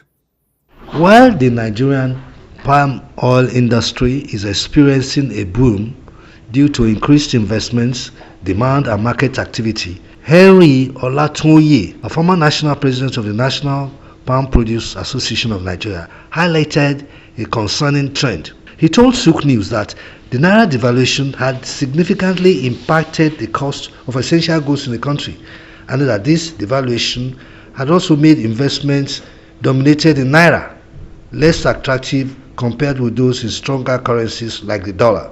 Checks by SOUQ News reveal that palm oil producers ranked in a total of 163.02 billion naira in sales for the first 6 months of 2024 from 88.67 billion in the similar period of 2023. Further checks by SOUQ News reveal that Okomu Oil's turnover grew to 75 billion from 40.6 billion naira, with revenue from sales in the local market in Nigeria amounting to 67.3 billion naira, while export sales stood at 7.74 billion naira. Okomu Oil's sales in Nigeria increased to 67.3 billion naira from 38.1 billion naira, while its revenue from export sales jumped from 7.7 billion naira from 2.58 billion naira. For Presco PLC, revenue was mainly obtained from local sales with a growth of 88.02 billion naira from 48.07 billion naira. Nigeria's palm oil industry, which was a revenue spinner for the country in the 60s before the discovery of crude oil in commercial quantities, is still in its embryonic stage, and it is in dire need of funding and transformation policies. The National Bureau of Statistics (NBS) Foreign Trade in Goods report showed that palm oil is Nigeria's 12th most imported product Nigeria was in the 1960s the world's largest palm oil producer with global market share of about 46% to 60%, but it currently produces a dismally low 3.5% globally. According to the United States Department of Agriculture, Nigeria is the 5th largest producer of crude palm oil, CPO, with less than 2% of total global production of 74.08 million MT. Both Okomu Oil Palm and Presco PLC are integrated agricultural companies with oil palm plantations, palm oil mills, crushing plants, and oil refining plants. They engage in the cultivation of oil palm and the extraction and refining of oil palm into finished products. They are major suppliers of specialty fats and oils to several large and medium companies. Palm oil is rich in vitamin A for good eyesight. It also fights cancer, brain disease, aging, malaria, high blood cholesterol, and high blood pressure. Additionally, it is effective against cyanide poisoning, assists in weight loss, as well as increasing body metabolism. Nigeria is the largest consumer of palm oil on the African continent, but compared with low level of production, it has a deficit of 1.6 MT. The national president of the National Palm Produce Association of Nigeria, NPPAN, Mr. Alphonsus Inyang, stated that Nigeria spends $600 million on palm oil importation annually. Mr. Inyang described the expenditure as unhealthy for national development, adding that the money could be saved and injected into the economy if the palm oil subsector was given due attention by successive governments. He called on the Federal Ministry of Agriculture and Food Security to support members of his association with seedlings to develop 250,000 hectares per year, stressing that his members could plant up to 250,000 hectares every year through the association National Oil Palm Strategy Development Plan, as all it wanted were inputs. He pointed out that what the members of the association needed were seedlings, fertilizers, logistics, and implements to close the gap within 4 years. Bayo Olawi, SOUQ News. Away from that report, cultural and societal barriers have hindered women in tech careers in Africa as a result of certain biases and limited opportunities for advancement. According to a recent report by Women in Tech Africa, only 33% of tech jobs on the continent are held by women. These statistics pose significant implications for innovations and economic growth.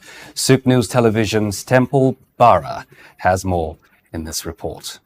The 2024 edition of SOUQ Africa Summit, the largest women in tech summit in Africa, brought together women in tech from across the continent. The event, which held at Zone Tech Park, Lagos, provided a platform for women in tech, founders, senior executives, and enthusiasts to learn and engage in powerful conversations bordering on technical and career growth, leadership, and diversity while networking. The summit also addresses the issue of gender imbalance in the tech space by providing girls and women with tools, learning resources, and job opportunities they need to succeed in the industry. The summit featured keynote presentations, panel sessions, and recognitions of women excelling across various fields. Speaking during the breakaway session, Omotola Omotayo, a community manager at Outreachy, urged participants to take advantage of the growing influence of artificial intelligence while noting AI can't replace tech experts. If you ask AI, where can I get my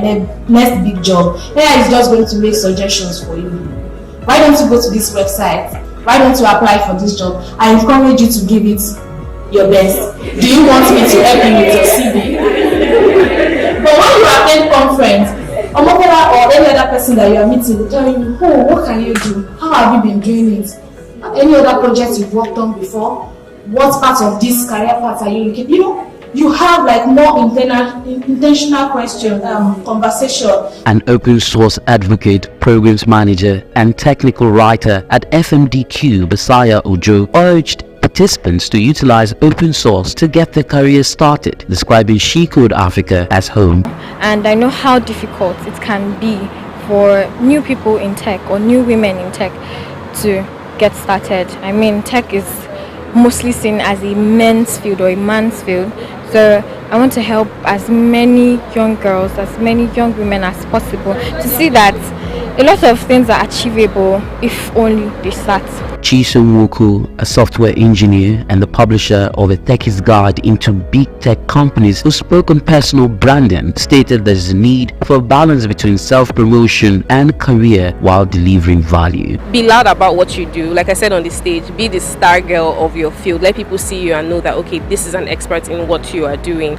Another thing would be your personal brand is something that would grow. As your career is nurturing, your personal brand is something that would go with you. So you want to understand who you are, the kind of values that you want to stand for, and the kind of stories that you want to tell. And definitely your 5-year-old self, after like 5 years from now, 10 years from now, you're going to be very grateful that you started that journey. Founder and Executive Director of SOUQ Africa, Ada Nduka Oyom, says the event has led to the creation of a safe haven and the form of a community for women in tech. At SOUQ Africa, our goal is to, in summary, bridge the gender gap. And events like this provide a safe space for women to understand, acknowledge, and accept that their voices matter. To also provide them an opportunity to network, meet with other women in tech like them, provide more visibility. And from events like this, from our summit, it provides them the platform to know and see that, you know, there are opportunities for them to expand in terms of leadership, in terms of growth, career growth, and just taking charge in an already male-dominated space. We are building an active pipeline. We're equipping them with resources, we're training them, and we're providing them with the opportunities like hiring opportunities and scholarship opportunities I had mentioned earlier. All in all, at the end of the day, the goal is when people come into Africa's tech ecosystem, they see a ton of women who are thriving in the industry thanks to SOUQ Africa and thanks to events like this, the SOUQ Africa Summit. Gertrude Ume, a mother of 4 who participated in the summit, called for more events similar to the SOUQ Africa Summit while urging women to find their purpose. As a woman, who we are should extend beyond our status as being single, married, with kids or without kids. And I push myself, my identity forward regardless of what my status is. When you see me, the first thing you don't think is, oh, she's a wife, she's a mom. You first meet Gertrude before you know about all of that. Those are add-ons, beautiful parts of my life, but first and foremost, I will identify with who I am and the purpose I'm here on earth to fulfill. So yeah, that's it for me, and that's what I would advise any other woman to do. This year's theme of SOUQ Africa is driving innovation for Africa's economy. Women from all over West Africa have gathered at this year's summit, physically and virtually, and one thing is in focus: increasing the participation of women in technology.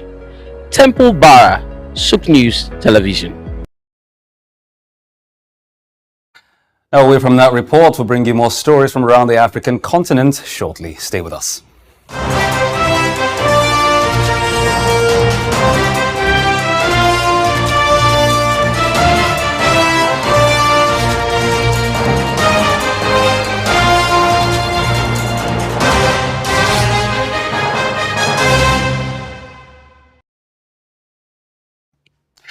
Welcome back. The chairman of the steering committee and Nigeria's Minister of Works, David Umahi, has affirmed that funds will not delay the construction of the 1,028-kilometer Abidjan-Lagos Highway Corridor project, which begins in 2025. Umahi made this known at the 21st Steering Committee meeting of ECOWAS Commission on the Lagos-Abidjan Corridor Highway Development Project in Lagos. The project, which was initiated about 11 years ago, has faced major funding delay despite having several funding partners, especially the African Development Bank, AFDB, that has been part of the process. However, partners are ready to play their parts to make sure that the projects are achieved. According to the committee chairman, the 4 legacy projects total 2,800 kilometers, and that will be the Lagos-Calabar Coastal Highway that has 2 carriageways, and each of the carriageway has 3 lanes with facilities like CCTV cameras to be installed in all stations along the corridor, and it will be tolled. The other 3 ongoing legacy projects include the Sokoto-Badagry, which is situated by the Lagos-Abidjan Highway, the Calabar-Abuja 477-kilometer way, as well as the Abuja-Akwanga Road, which passes through Jos, and Bauchi is another 489 kilometers, totaling 2,800 kilometers. Omahi revealed that when this project is realized, it is going to transform economic growth among the connecting countries, he was reported as saying. And away from Nigerian matters, U.S. President Joe Biden has pledged $500 million to support African countries in combating Mpox, along with donating 1 million doses of monkeypox vaccines. The announcement was made during his farewell address at the 79th session of the United Nations General Assembly in New York. Biden called on international allies to match the U.S. commitment, emphasizing the need for global cooperation in preventing the spread of monkeypox. He said, quote, "We call on our partners to make this $1 billion commitment for Africa," end quote. The USA has already taken steps to help Africa's fight against monkeypox with a recent donation of 10,000 vaccine doses to Nigeria. The vaccines will be prioritized in states with high monkeypox cases, including Bayelsa, Lagos, and Rivers. This new pledge reinforces the U.S. commitments to Africa's public health efforts and follows Germany's recent donation of 100,000 monkeypox vaccine doses from its military stockpile to assist African nations affected by the outbreak. And elsewhere, the European Union has committed €5,400,000 in humanitarian aid to assist communities affected by severe flooding. The fund targets 6 countries, which include Chad, Niger, Nigeria, Cameroon, Mali, and Burkina Faso, where over 4.4 million people are impacted by the devastating floods. The floods have destroyed homes, health facilities, schools, roads, and agricultural areas, leaving many without clean access to clean water and sanitation services. This increases the risk of waterborne diseases, especially in areas prone to cholera. Niger will get €1,350,000, Nigeria €1,100,000, Chad €1 million, Mali €1 million, Cameroon €650,000, and Burkina Faso will get, in turn, the lowest €300,000. The aid will provide food, shelter, clean water, and sanitation services in the hardest hit areas. The European Union Commissioner for Crisis Management, Janez Laničić, emphasized the unprecedented impact of the flooding, displacing millions and causing extensive damage. He urged immediate intervention to provide relief to the vulnerable population. The European Union's response builds on €230 million in assistance already allocated to the region this year. And the Director General of the Middle East, Asian and Pacific Affairs at Ethiopia's Foreign Affairs Ministry, Ambassador Negus Kebede, emphasized the potential for deepening economic cooperation with Saudi Arabia during the celebration of the kingdom's 94th National Day in Addis Ababa. He noted that the historical ties between the two nations dates back over a millennium and are grounded in mutual respect and shared values. Ambassador Negus highlighted Saudi Arabia's investment in Ethiopia, which have significantly contributed to sectors such as manufacturing, agriculture, and real estate, fostering job creation and economic growth. He stated that bilateral trade is on the rise, with Ethiopia exporting goods like coffee and livestock, while importing petroleum products from Saudi Arabia.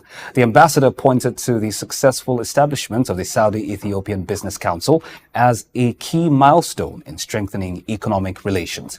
He also stressed the importance of food sovereignty and green initiatives, underlining the commitment of both nations to sustainable development. Saudi Ambassador Fahad Obaidullah Abdul Mayani praised Ethiopia's ongoing economic reforms and urban development projects, further indicating the promising trajectory of Ethiopia-Saudi economic ties.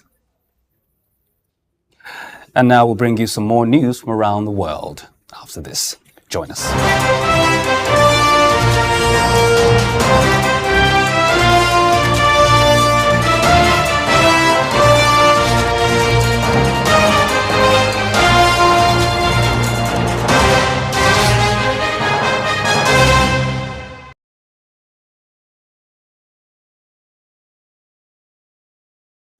Thanks for staying with us. Now to some more stories from around the world. Uber Technologies has announced a strategic partnership with Chinese self-driving technology firm WeRide, aiming to integrate autonomous vehicles into its rideshare platform. This collaboration marks WeRide's first venture with a global ride-hailing service, allowing the company to expand its operations beyond China. Scheduled to launch in Abu Dhabi later this year, the partnership is part of Uber's broader initiative to incorporate robo-taxis into its offerings, following similar collaborations with Waymo and General Motors Cruise to introduce autonomous vehicles in various US cities. WeRide has obtained the UAE's first national license for self-driving vehicles, enabling it to test and operate robo-taxis on public roads throughout the country. While WeRide planned to list its shares in the USA, the IPO has been delayed as the firm works on the necessary documentation. In light of regulatory challenges, including recent proposals from the Biden administration aimed at restricting Chinese automakers from testing self-driving cars on US roads, this partnership offers WeRide a valuable opportunity to advance its technology in a more favorable market. And elsewhere, Greece and Turkey are taking a significant step towards resolving long-standing maritime dispute, with both countries agreeing to explore the possibility of talks aimed at demarcating their maritime zones. This announcement came from Greece's foreign ministry on Wednesday following a meeting between Greek Prime Minister Kyriakos Mitsotakis and Turkish President Tayyip Erdogan at the United Nations General Assembly in New York. The discussions centered on bilateral relations, and both leaders have emphasized the need to keep communication channels open, particularly concerning their contentious issues, including airspace and maritime jurisdiction in the Eastern Mediterranean. An agreement on the delineation of maritime zones is crucial for determining rights to potential gas reserves and energy infrastructure projects. In light of easing tensions over recent years, the foreign minister of Greece and Turkey have been tasked with assessing whether conditions are favorable to initiate discussions on the demarcation of their continental shelf and exclusive economic zones. Preparations for a high-level meeting are set to commence, with the gathering scheduled to take place in Ankara in January, marking a hopeful turn in diplomatic relations between the two NATO allies. In September, the Central Bank of Turkey reported that household expectations for annual inflation over the next 12 months decreased to 71.6%, a decline of 1.5 percentage points from the previous month. Despite this positive shift, the figure remains significantly elevated, reflecting ongoing concerns about the economic outlook. Meanwhile, market participants indicated a smaller decrease in their inflation expectations, with a drop to 1.2 percentage points to 27.5%. This disparity highlights a notable gap between the outlook of everyday households and that of financial markets. The real sector's expectations for inflation also improved, dropping 2.7 points to 51.1% in September. These figures indicate a cautious optimism, but underscores the persistent inflationary pressures faced by consumers and businesses alike. The central bank has stated that one of the key factors influencing its decision on when to ease monetary policy will be the convergence of inflation expectations among households, the real sector, and market participants. This ongoing monitoring suggests that while expectations may be stabilizing, significant work remains to align these views with the central bank's target. I'll bring you some more stories from around the world after this break. Join us.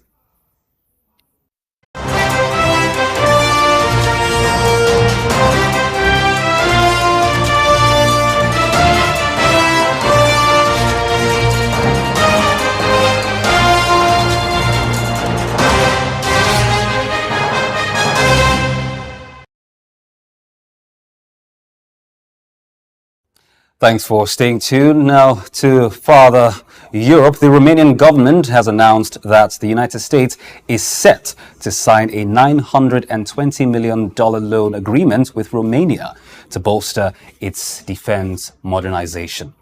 The loan, primarily facilitated through the U.S. Foreign Military Sales (FMS) program, follows Romania's push to strengthen its defense capabilities in response to Russia's invasion of Ukraine.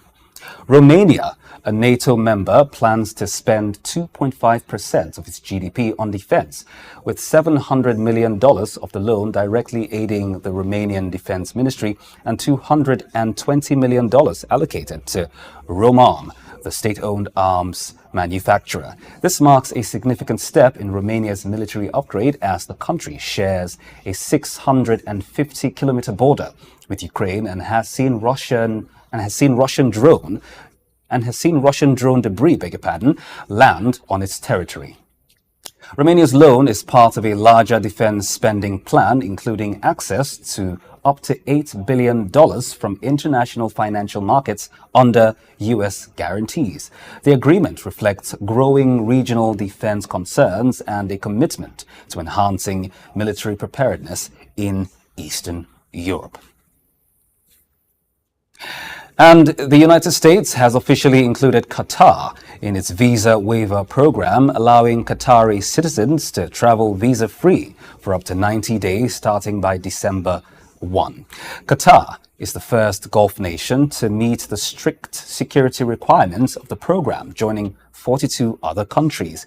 U.S. officials praised Doha's efforts in counter-terrorism, law enforcement and border management, which were instrumental in Qatar's admission. This move is expected to strengthen the economic and strategic relationship between the two nations, and Qatar has played a key role in global diplomacy, including mediating in Gaza and advocating human rights issues in Afghanistan. U.S. Secretary of State Antony Blinken highlighted that the partnership will enhance people-to-people exchanges and increase economic collaboration between the U.S. and Qatar. Qataris will enjoy longer stays in the U.S., while Americans visiting Qatar can extend their stay to 90 days starting from October the 1st. This follows Qatar's growing involvement in global political and economic affairs. And elsewhere, the Asian Development Bank, ADB, has maintained its growth forecast for developing Asia at 5% for 2024, driven by strong consumption and tech export demand. In its latest Asian Development Outlook update, ADB revised inflation projections for the region slightly downward to 2.8% for 2024, citing easing price pressures. China, a key driver in the region, faces economic challenges, particularly in its property sector, despite recent government measures aimed at boosting domestic spending. The ADB expects China to roll out more stimulus in the coming months, maintaining its growth projection at 4.8% for 2024, just below the government's target of 5%. ADB chief economist Albert Park noted that while China's central bank has introduced broad monetary stimulus, the impact remains uncertain and further efforts may be required to restore confidence. The ADB also highlighted downside risks, including rising geopolitical tensions, protectionism, and adverse weather conditions. Despite these challenges, the ADB remains optimistic about Asia's overall growth prospects heading into 2025.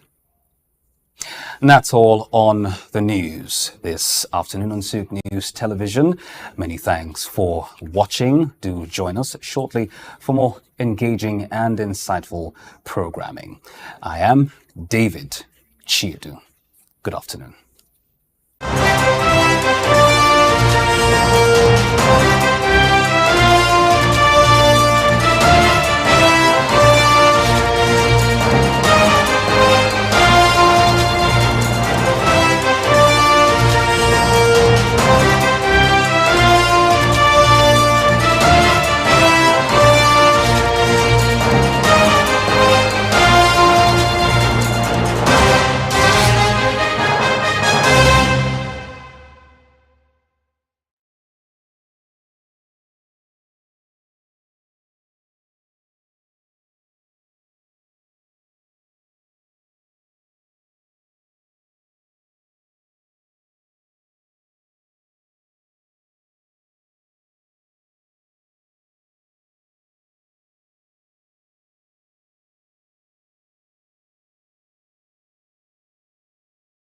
Breweries PLC, one of the country's leading beverage companies, has announced a rights issue worth 599.1 billion naira. The company unveiled the details of the offering at a presentation held at the Nigerian Exchange Limited on Tuesday. The event started with a brief introduction from the CEO of Nigerian Exchange Limited, Jude Chiemeka. You are aware Nigerian Exchange Limited is a member of the World Federation of Exchanges. We are also a member of the African Securities Exchanges in African Securities Exchanges Association, which allows us to draw across different markets in Africa. So we really thank you for taking the time to be with us here, and we believe that we'll get to hear from Nigerian breweries all the very details regarding their rights issue. And my take is that they will be able to raise the capital because we have a strong market. But beyond that, because they do play a very pivotal role in our economy, creating jobs for so many people, so many families, and creating those alcoholic and non-alcoholic beverages that is a delight to most of us in this room. Thank you so much. Next, the CEO of Nigerian Breweries PLC, Hans Asadi, gave a brief history of Nigerian breweries. According to him, the company started in 1946 and has had 78 years of doing business in Nigeria. It listed in the NGX in 1973. Asadi said the ongoing rights issue will enable the company to return to long-term profitability and sustainable value creation for shareholders. Sustainability and compliance are at the heart of the business. Relationship with the Nigerian Stock Exchange. Second part of the presentation will be more around the financials and why we are where we are today. It's comforting to know we're not the only ones, but still some of the numbers that you'll be presented with are quite mind-blowing. So we're hoping also for a way through this very difficult period. The Chief Financial Officer, Ben Boer, got right into the facts behind the rights issue. He gave a presentation on the operating performance of Nigerian Breweries PLC, emphasizing the strong operating performance from 2019 to the first half of 2024. Furthermore, he explained that the rights issue, which is expected to be completed by October 11, 2024, will see the company offer 22.6 billion ordinary shares at a price of 26 naira 50 kobo per share. Existing shareholders will have the opportunity to purchase new shares in proportion to their current holdings. Just to highlight that it's not just about increasing prices, but it's also really about improving our productivity. So what we've done, you see that the personal cost there is relatively flat or almost the same. It's not because we have not increased salaries. Yes, we have also increased salaries, but we have increased our productivity. So if you look at improving our performance, we also look at, okay, how can we improve our productivity in these competitive times? How can we make sure that we lower our cost base in the time where demand was a bit. The whys of the rights issue was presented by the company secretary of Nigerian Breweries PLC, Uwaboy Agbegbaku. He also spoke on the rationale and impacts of the rights issue. According to him, the proceeds from the rights issue will be primarily used to reduce the company's foreign exchange liabilities and local debts. The company has been grappling with significant foreign exchange losses due to the devaluation of the naira. He also spoke about the credible parties to the issue. The innovation that we see in this market, if you listen to the MD, when at a point in time in this country there was a ban on the importation of malted barley, we, with the support of our parent company Heineken, were able to come up with a local alternative that today has become a major raw material for producing beer in Nigeria, right? So when you put all of this together, you then also see that the market leadership you are talking of it will always be there. Now, in terms of the financials, this is exactly what we are trying to do. It's to repair the balance sheet.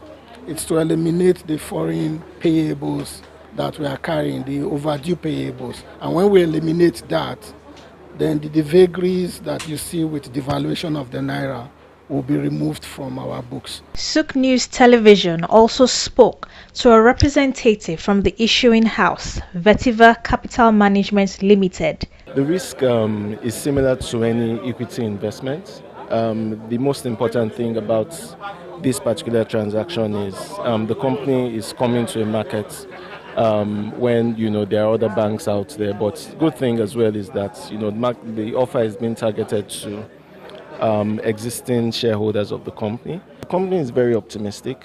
There's full commitment to Nigeria, full commitment to its customers, and they believe that they are well positioned. Like I just mentioned, as far as the proceeds are able to come in, we're able to clean out the balance sheet, ensure that the exposure that we have to FX is minimized to a very bare level, and also looking at local currency denominated borrowings, we're able to eliminate some of that as well. Once all of these are gone, profits are expected to come up, and the company is able to deliver a lot more value to its shareholders. And also to the Chief Financial Officer of Nigerian Breweries PLC. Now, of course, maybe first to comment on the risk, right, is that there's a lot of demand for capital at this moment. There are multiple rights issues, so there is a competition for capital. But I believe we really have a strong story to tell. That if you look at our long history, if you look at the installed overcapacity we have available, if you've seen our strong operational results, or operating profit in the first half of the year. I really believe that is a strong argument that existing shareholders will really want to keep their current or expand their share within Nigerian breweries. So we always say we have a business recovery plan, which on one hand is to repair the P&L. On the other hand, we want to repair our balance sheet.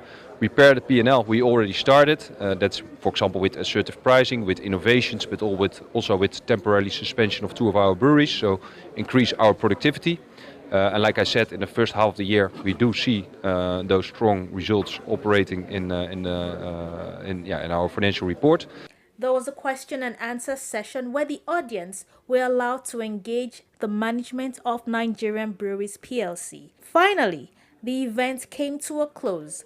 The announcement of the rights issue comes at a challenging time for the Nigerian economy, which has been impacted by factors such as inflation, rising interest rates, and foreign exchange volatility. However, Nigerian Breweries remains optimistic about its prospects and believes that the rights issue will enable it to navigate these challenges successfully. Lovina Emma, reporting for SOUQ News Television.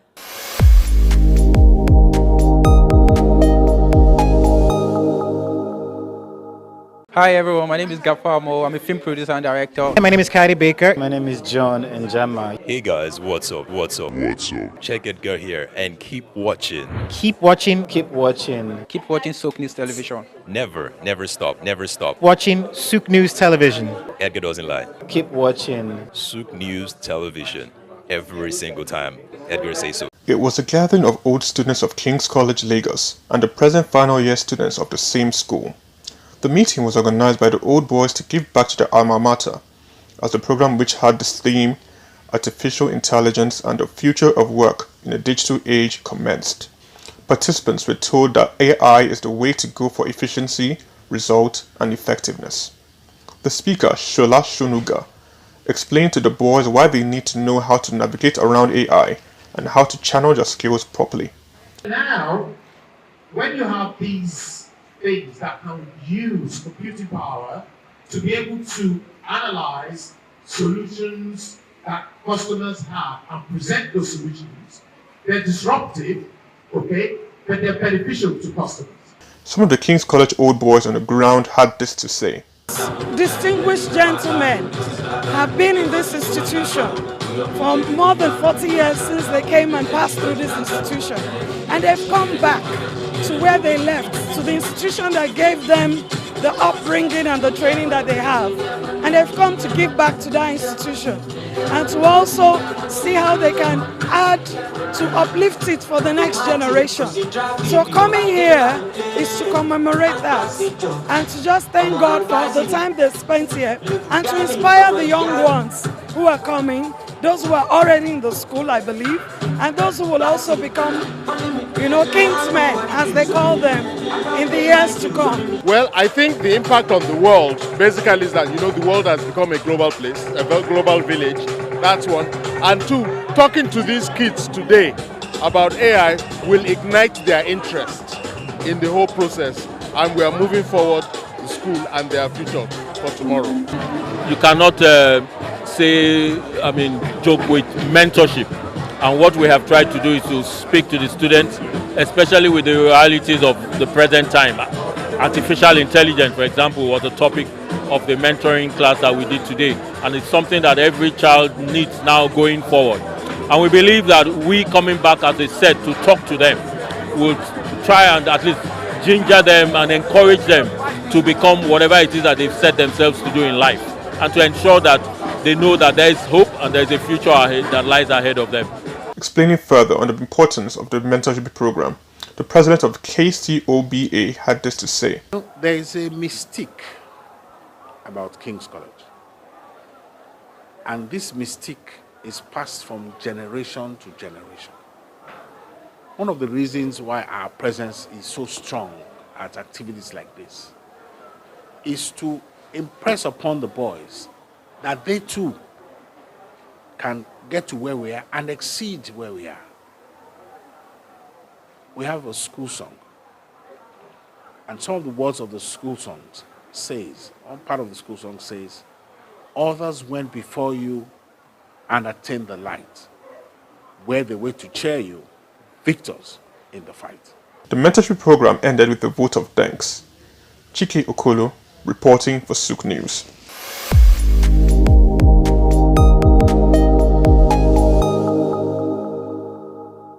Augmented reality, AR, is a technology that merges computer-generated images with the user's real-world view, creating a composite experience. This interactive experience integrates various sensory modalities, such as things you can see, hear, and even feel, making the experience interactive and immersive. In recent years, the emergence of this transformative technology has seamlessly integrated digital and physical realms. This groundbreaking innovation relies on specialized hardware like smartphones and smart glasses equipped with cameras and sensors, AR software, and Apple's AR kits and Google's AR Core. Then creates immersive experiences by overlaying virtual content onto the user's real-world environment. AR software such as Apple's AR Kit and Google's AR Core then creates immersive experiences by overlaying virtual content onto the user's real-world environment. AR's applications span diverse industries from gaming to education, healthcare, retail, and manufacturing. In education, AR enhances learning through interactive and dynamic experiences, while in healthcare, it aids surgical planning and medical training. Retail experiences are transformed as AR enables customers to virtually try on products and visualize furniture in their homes. Despite its potential, AR faces challenges such as technical advancements and user privacy concerns. Overcoming these hurdles will unlock even more seamless and immersive AR experiences, making it an integral part of our daily lives. As technology progresses, the horizon for AR broadens, promising a future where our interactions with the world are richer and more interconnected. Augmented reality is not just a trend, it's a revolution shaping the way we live, learn, and work. Goma Fortune, SOUQ News. In the heart of sub-Saharan Africa, where commerce meets progress, welcome to SOUQ News, your source for business, economy, and development insight that drive nations forward. From the vibrant streets of Lagos, Africa's fastest economic hub, SOUQ News takes you on a journey of discovery, analyzing and reporting the facts that lay the foundation for growth and development. We don't just report the news, we create it. SOUQ News is more than a channel. It is a catalyst for change, spotlighting the stories that shape economies, inspire entrepreneurs, and fuel progress. Covering business, finance, technology, energy, and many more, SOUQ News provides a daily deep dive into the stories that matter, interviews with industry titans, and analysis that empowers your understanding of economic landscape. Join us daily as we dissect, discuss, and deliver the most relevant and factual news on business and the economy. SOUQ News is your trusted guide, empowering you with the knowledge to make informed decisions.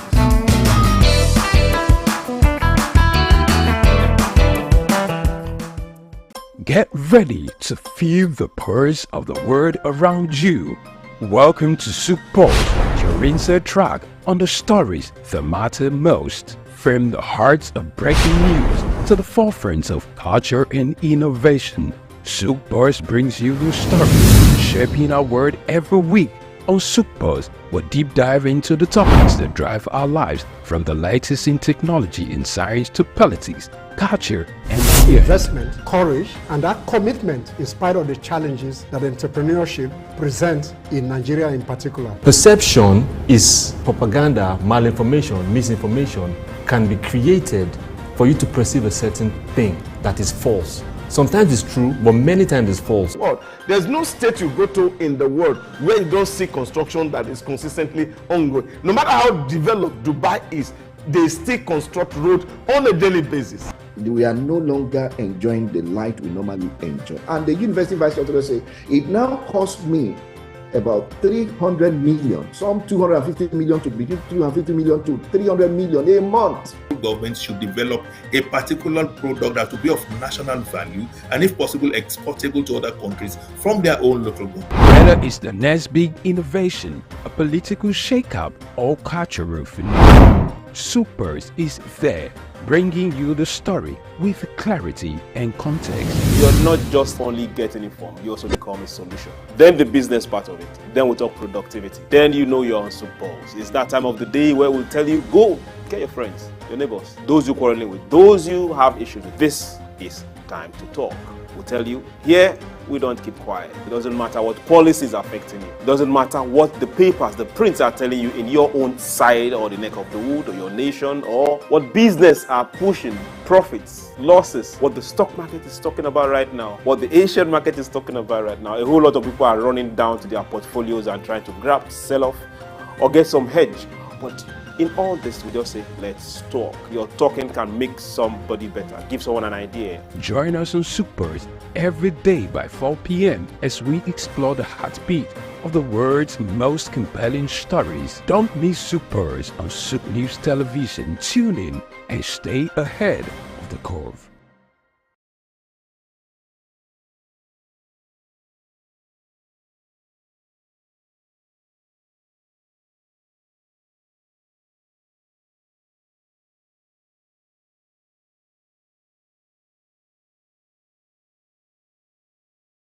Get ready to feel the pulse of the world around you. Welcome to SOUQ Pulse, your insert track on the stories that matter most. From the hearts of breaking news to the forefront of culture and innovation, SOUQ Pulse brings you the stories shaping our world every week.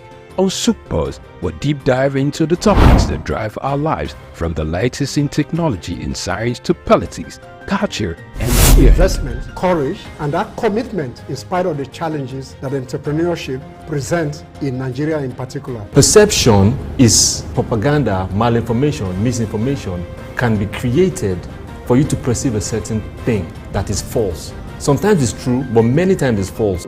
There's no state you go to in the world where you don't see construction that is consistently ongoing. No matter how developed Dubai is, they still construct roads on a daily basis. We are no longer enjoying the light we normally enjoy. And the university vice chancellor said, it now costs me about 300 million, some 250 million to between 250 million to 300 million a month. Governments should develop a particular product that will be of national value and, if possible, exportable to other countries from their own local government. Whether it's the next big innovation, a political shakeup, or cultural phenomenon, SOUQ Pulse is there, bringing you the story with clarity and context. You're not just only getting informed, you also become a solution. Then the business part of it. Then we talk productivity. Then you know you're on SOUQ Pulse. It's that time of the day where we'll tell you, go, get your friends, your neighbors, those you quarreling with, those you have issues with. This is time to talk.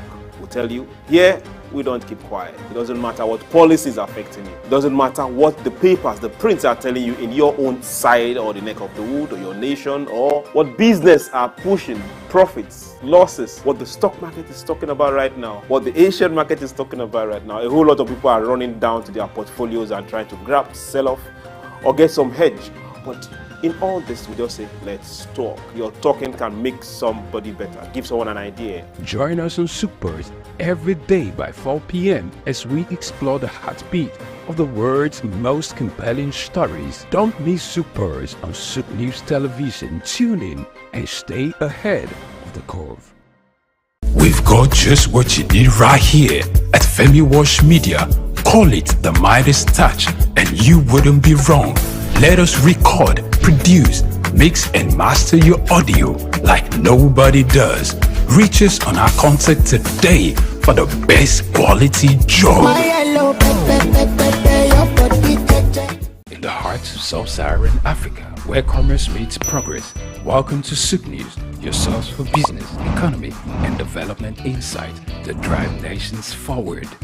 From the vibrant streets of Lagos, Africa's fastest economic hub, SOUQ News takes you on a journey of discovery, analyzing and reporting the facts that lay the foundation for growth and development.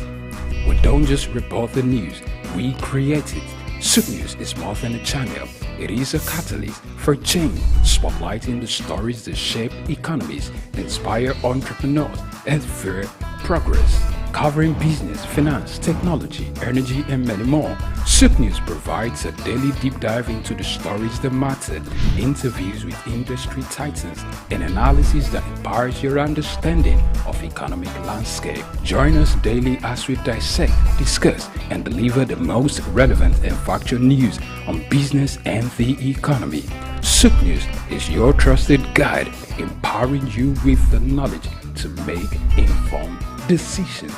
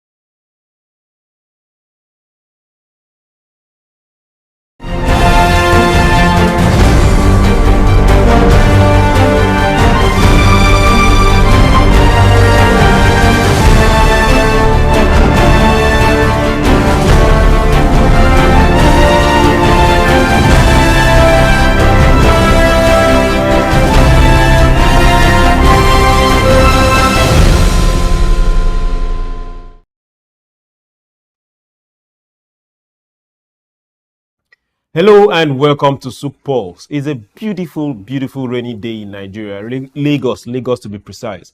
For those that got drenched this morning, never mind, they are good showers. And for every farmer that has been praying for this, make the best of it. Then for those that have been hit with flood, our hearts are with you and our prayers are with you. Always know this: there are brighter days. Let's leave the blame and get people safe. Now, here we talk. On SOUQ Pulse, it doesn't matter how the topic come out, how we take it. As long as we talk.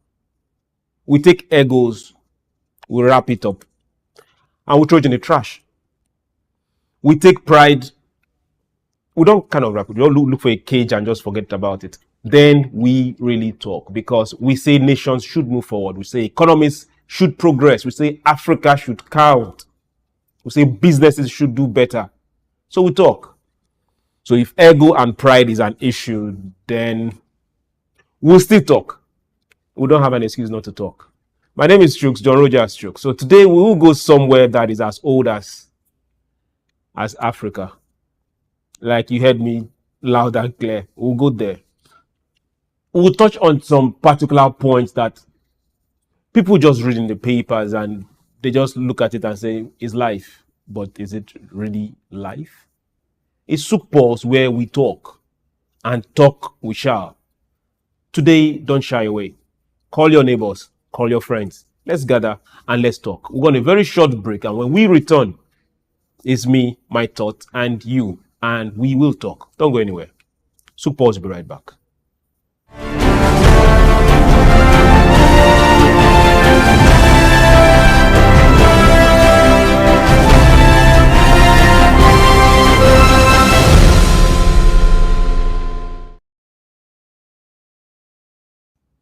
Welcome back. This is SOUQ Pulse, and my name is still SOUQ, John Rogers SOUQ. We have heard this for a very long time, as long as I can remember, way before I was born, and everybody refers to Africa with this particular rhetoric, a narrative that have come to stay. And they look at us and call us a dark continent, underdeveloped, developing for those that are kind, third world, poor, corrupt. Now, whatever you think it is. Now, we are looking at this particular thing and we are asking ourselves this question, which makes our topic for today. Where exactly is our future? Who has stolen Africa's future? But while we're breaking it down, we are looking at it like the taker. You know what I say, the taker. And the keeper. You know what I mean by who is the keeper. Then we are asking ourselves directly. Among this taking, among those keeping, who exactly is the thief that has given us this particular narrative for a very long time? Whether we like it or not, we have funds leaving this continent on yearly basis. A particular article said well over 700 billion. That is way not true. Because you and I know that well over $50 billion leave Africa every year. That is stolen funds. You can calculate that in the currency of your nation, wherever. If it makes sense to you, beautiful. If your calculator is reading error, then you know that we have a problem. Now, this is aside natural resources, be it petroleum in your country, be it solid minerals, be it agricultural product, be it byproduct of any other thing you're digging up or getting from the sea. What amount of it is stolen on a yearly basis? Now monetize it. Now add that to the amount of money taken, stolen, bribed by your government officials, your politicians, your contractors. The normal person that has a way of getting this money is out of your country. That's where we are heading to today. Then now let's ask ourselves this question. Are we really poor? For centuries, Africa has grown the economies of Western nations and continue to bleed for some. Are we poor? Is Africa poor? 50 billion, over 50 billion every year. Now, this is money big enough for infrastructure in some small African countries. Let's take, for example, Ghana. If you invest 50 billion in Ghana in infrastructure for 5 years, Ghana will be something else. Now, let's take smaller countries. There's a Togo, there's a Benin. Yet, monies leave this country, be it directly, be it indirectly. Okay. Now, why do we still have this narrative? Year in, year out. Dark continent. For some that go extreme. Poor continent. For some that just want to keep you down. Then some will go further to keep telling you that you are developing. But whereas the person telling you are developing has a footprint right here on this continent and not letting go. How did we get here? Now, there's this particular analogy. If you put a harness on a horse or a donkey Donkey might be stubborn at times. But let's take, for example, a horse. After a while, even without the harness, the horse will still obey you or do the things she will do with the harness on, just by you practicalizing putting an invisible harness. Is that where we've gotten to because of time of indoctrination, or the education we've had over time, or the narrative that have been preached to us over time? Is that where we've gotten to? That we have refused to look inwards and ask ourselves this question and tell ourselves some basic truth, or slap ourselves off the sleep? Where has the continuous narrative and education gotten Africa? Africa is losing way more than we are getting. Now, if we look at the natural resources, we are blessed from north to east, from south to west. Then we ask ourselves, where and how did we get to this particular point? Where African countries have come to a place where words are now being coined for us to believe and study, and we take it. African countries now, I won't say sell, they export their natural resources, those that have not even been paid for. In future, they call it resource-based loans.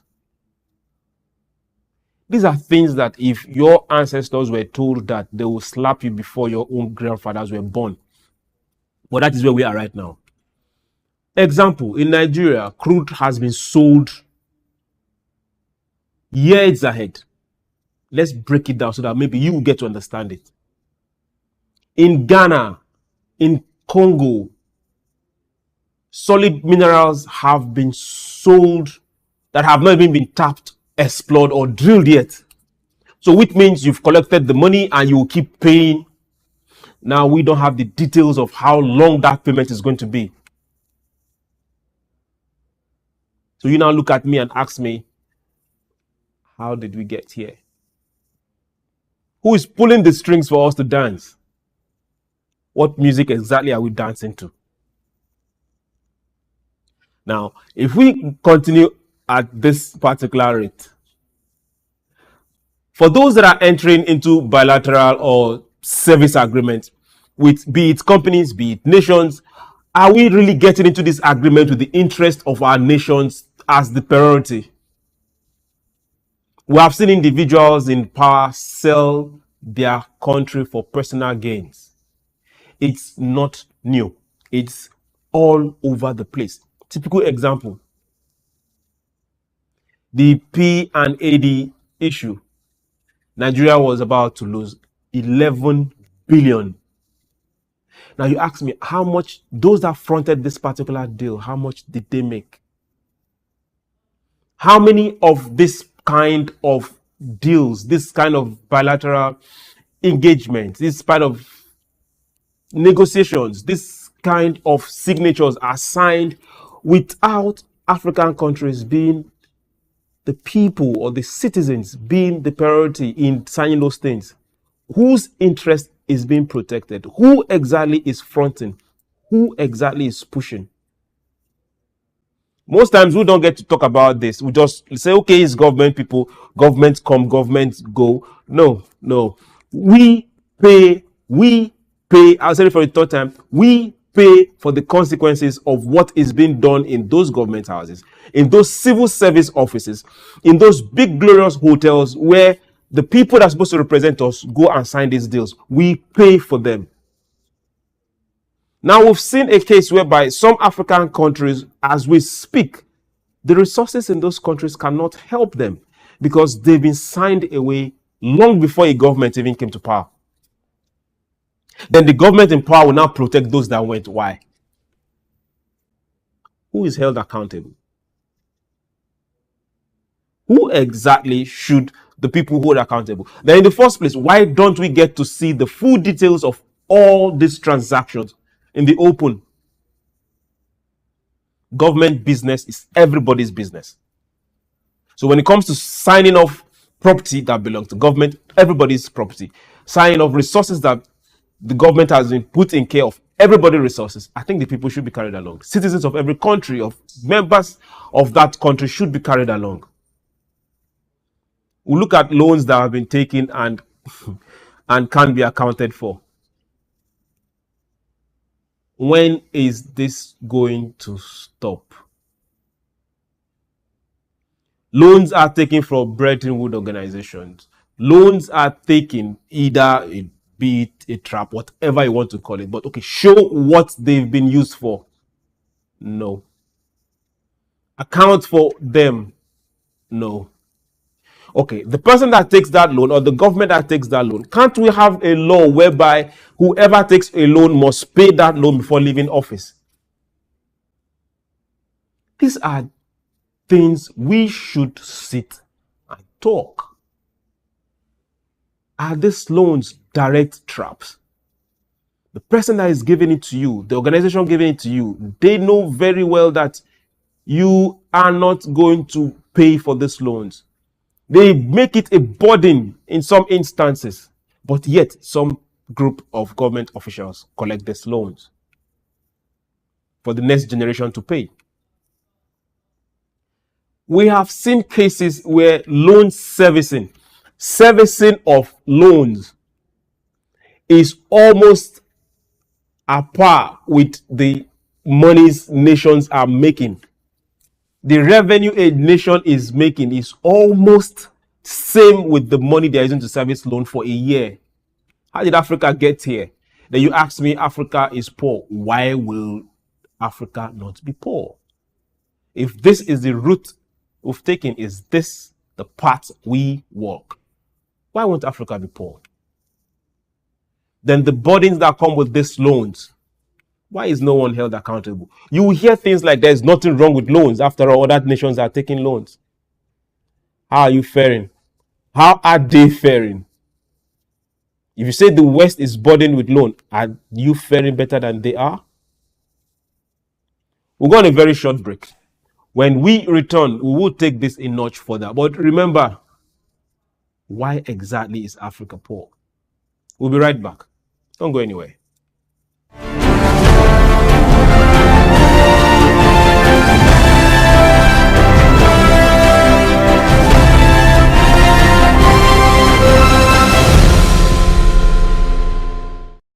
Get ready to feel the pulse of the world around you. Welcome to SOUQ Pulse, your insert track on the stories that matter most. From the hearts of breaking news to the forefront of culture and innovation, SOUQ Pulse brings you the stories shaping our world every week. On SOUQ Pulse, we'll deep dive into the topics that drive our lives, from the latest in technology and science to politics, culture, and investment, courage, and that commitment in spite of the challenges that entrepreneurship presents in Nigeria in particular. Perception is propaganda, malinformation, misinformation can be created for you to perceive a certain thing that is false. Sometimes it's true, but many times it's false. There's no state you go to in the world where you don't see construction that is consistently ongoing. No matter how developed Dubai is, they still construct roads on a daily basis. We are no longer enjoying the light we normally enjoy. And the university vice chancellor say it now costs me about 300 million, some 250 million to between 250 million to 300 million a month. Governments should develop a particular product that will be of national value and, if possible, exportable to other countries from their own local government. Whether it's the next big innovation, a political shake-up, or cultural phenomenon, SOUQ Pulse is there, bringing you the story with clarity and context. You're not just only getting informed, you also become a solution. Then the business part of it. Then we talk productivity. Then you know you're on SOUQ Pulse. It's that time of the day where we'll tell you, go, get your friends, your neighbors, those you quarreling with, those you have issues with. This is time to talk. We'll tell you, here, we don't keep quiet. It doesn't matter what policies are affecting you. It doesn't matter what the papers, the prints are telling you in your own side or the neck of the wood or your nation, or what business are pushing, profits, losses, what the stock market is talking about right now, what the Asian market is talking about right now. A whole lot of people are running down to their portfolios and trying to grab, sell off, or get some hedge.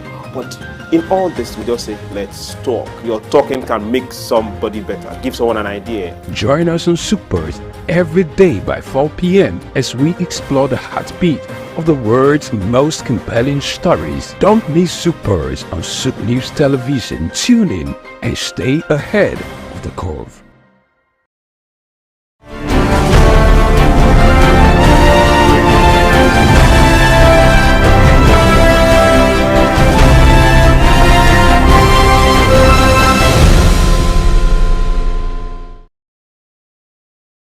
Welcome back. This is SOUQ Pulse, and we are looking at Africa's stolen future. My name is SOUQ, John Rogers SOUQ, and we are asking ourselves directly this question: the taker or the keeper? Who is the thief? Now, let's get to the meat of this matter. Stolen monies are not invested in Africa. Across board, if you look at it, well over 98% of money stolen from Africa by Africans are not invested here. Then we ask again, what exactly is their fear? Why are they scared? It doesn't matter how other nations deal, but we see that a lot of their investment, however they get the money, is invested in their own economies. If 95 or over 95% of these stolen funds from Africa are stashed and saved in legal institutions outside Africa, then who exactly is the thief? I'm sorry for you hearing that word thief. In my language, we don't have a word for corruption. It's called thief. So if you give a loan with full knowledge that that particular money will be stolen, and in return, that money will be saved in your country, I ask again, who is the thief? If you officially bribe, or in your own words, you paid the government official for drilling licenses, for contract, for mining licenses, and you know the money will be shared, who is the thief? If your economy is at wash with legal binding remedies to your central banks, all at the expense of poor African states, who is the thief? These are things we can't run away from. These are issues we can't run away from. These are present realities we cannot run away from. People will say politics or diplomacy is all about interest. I agree. I 100% agree. It's all about interest. But while you pursue your interest, be it the West, be it Asia, be it the Middle East, be it Africa, why everyone pursue their interest and your interest is favoring you, why stand and start a narrative that counters the livelihood of the other person? Why call a nation or a continent poor when you are directly involved in what is causing poverty there? We read and saw news of a particular nation where we 100% know that there is conflict going on right there. But what is coming out from the news is 100% different. They say there is economic growth. If we flip it and it happens to be in Africa, what sort of narrative are we going to hear? We all need to grow. Africa needs to grow too. We are not just a market. We also want to sell in a market. So while we all talk and say, let's get talking and not be silent, I'm talking to also my brothers, my sisters, fathers, mothers, those before me, those that will come after me. It's our responsibility and we must stand to it. For Africa to grow and make any form of meaning progress, we must eradicate this word called corruption. Now, I say again, there is no word called corruption in my place. So we must eradicate the thief and his agent. Every one of them. So if you followed us from the beginning, you know where we are heading to. If you see yourself in the mirror, spell it out. It is time for the Africa and Africans to enforce her independence. We don't have a choice. We must demonstrate a strong, renewed, and active commitment to combat every socio-economical consequences of bad leadership in Africa. Because it's an involvement, it's a chain, it just plays through. If I wake up and say, this is the leader in my community, then we as a people should hold my leader responsible and accountable. If it's called a democracy, then let it be a democracy. If we must get to the market, then we must sell. And between producing and getting to the market, selling and coming back, we should be able to account for every single expenses, the profit, and the people should know. Then Africa can grow. We have no excuse. We can't keep giving excuses anymore. We must make sure that this generation, we don't lose them. Because Africa, we can't afford to lose them. We are at that crossroad right now as we speak. And this generation is not as patient as those before them. They will not forgive us. Who exactly is the thief?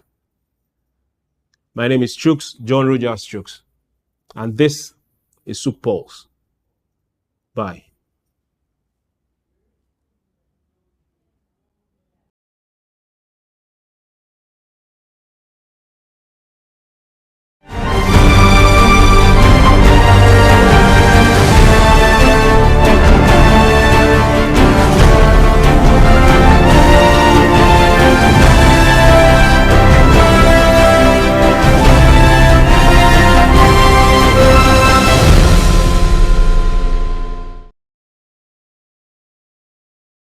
The heart of sub-Saharan Africa, where commerce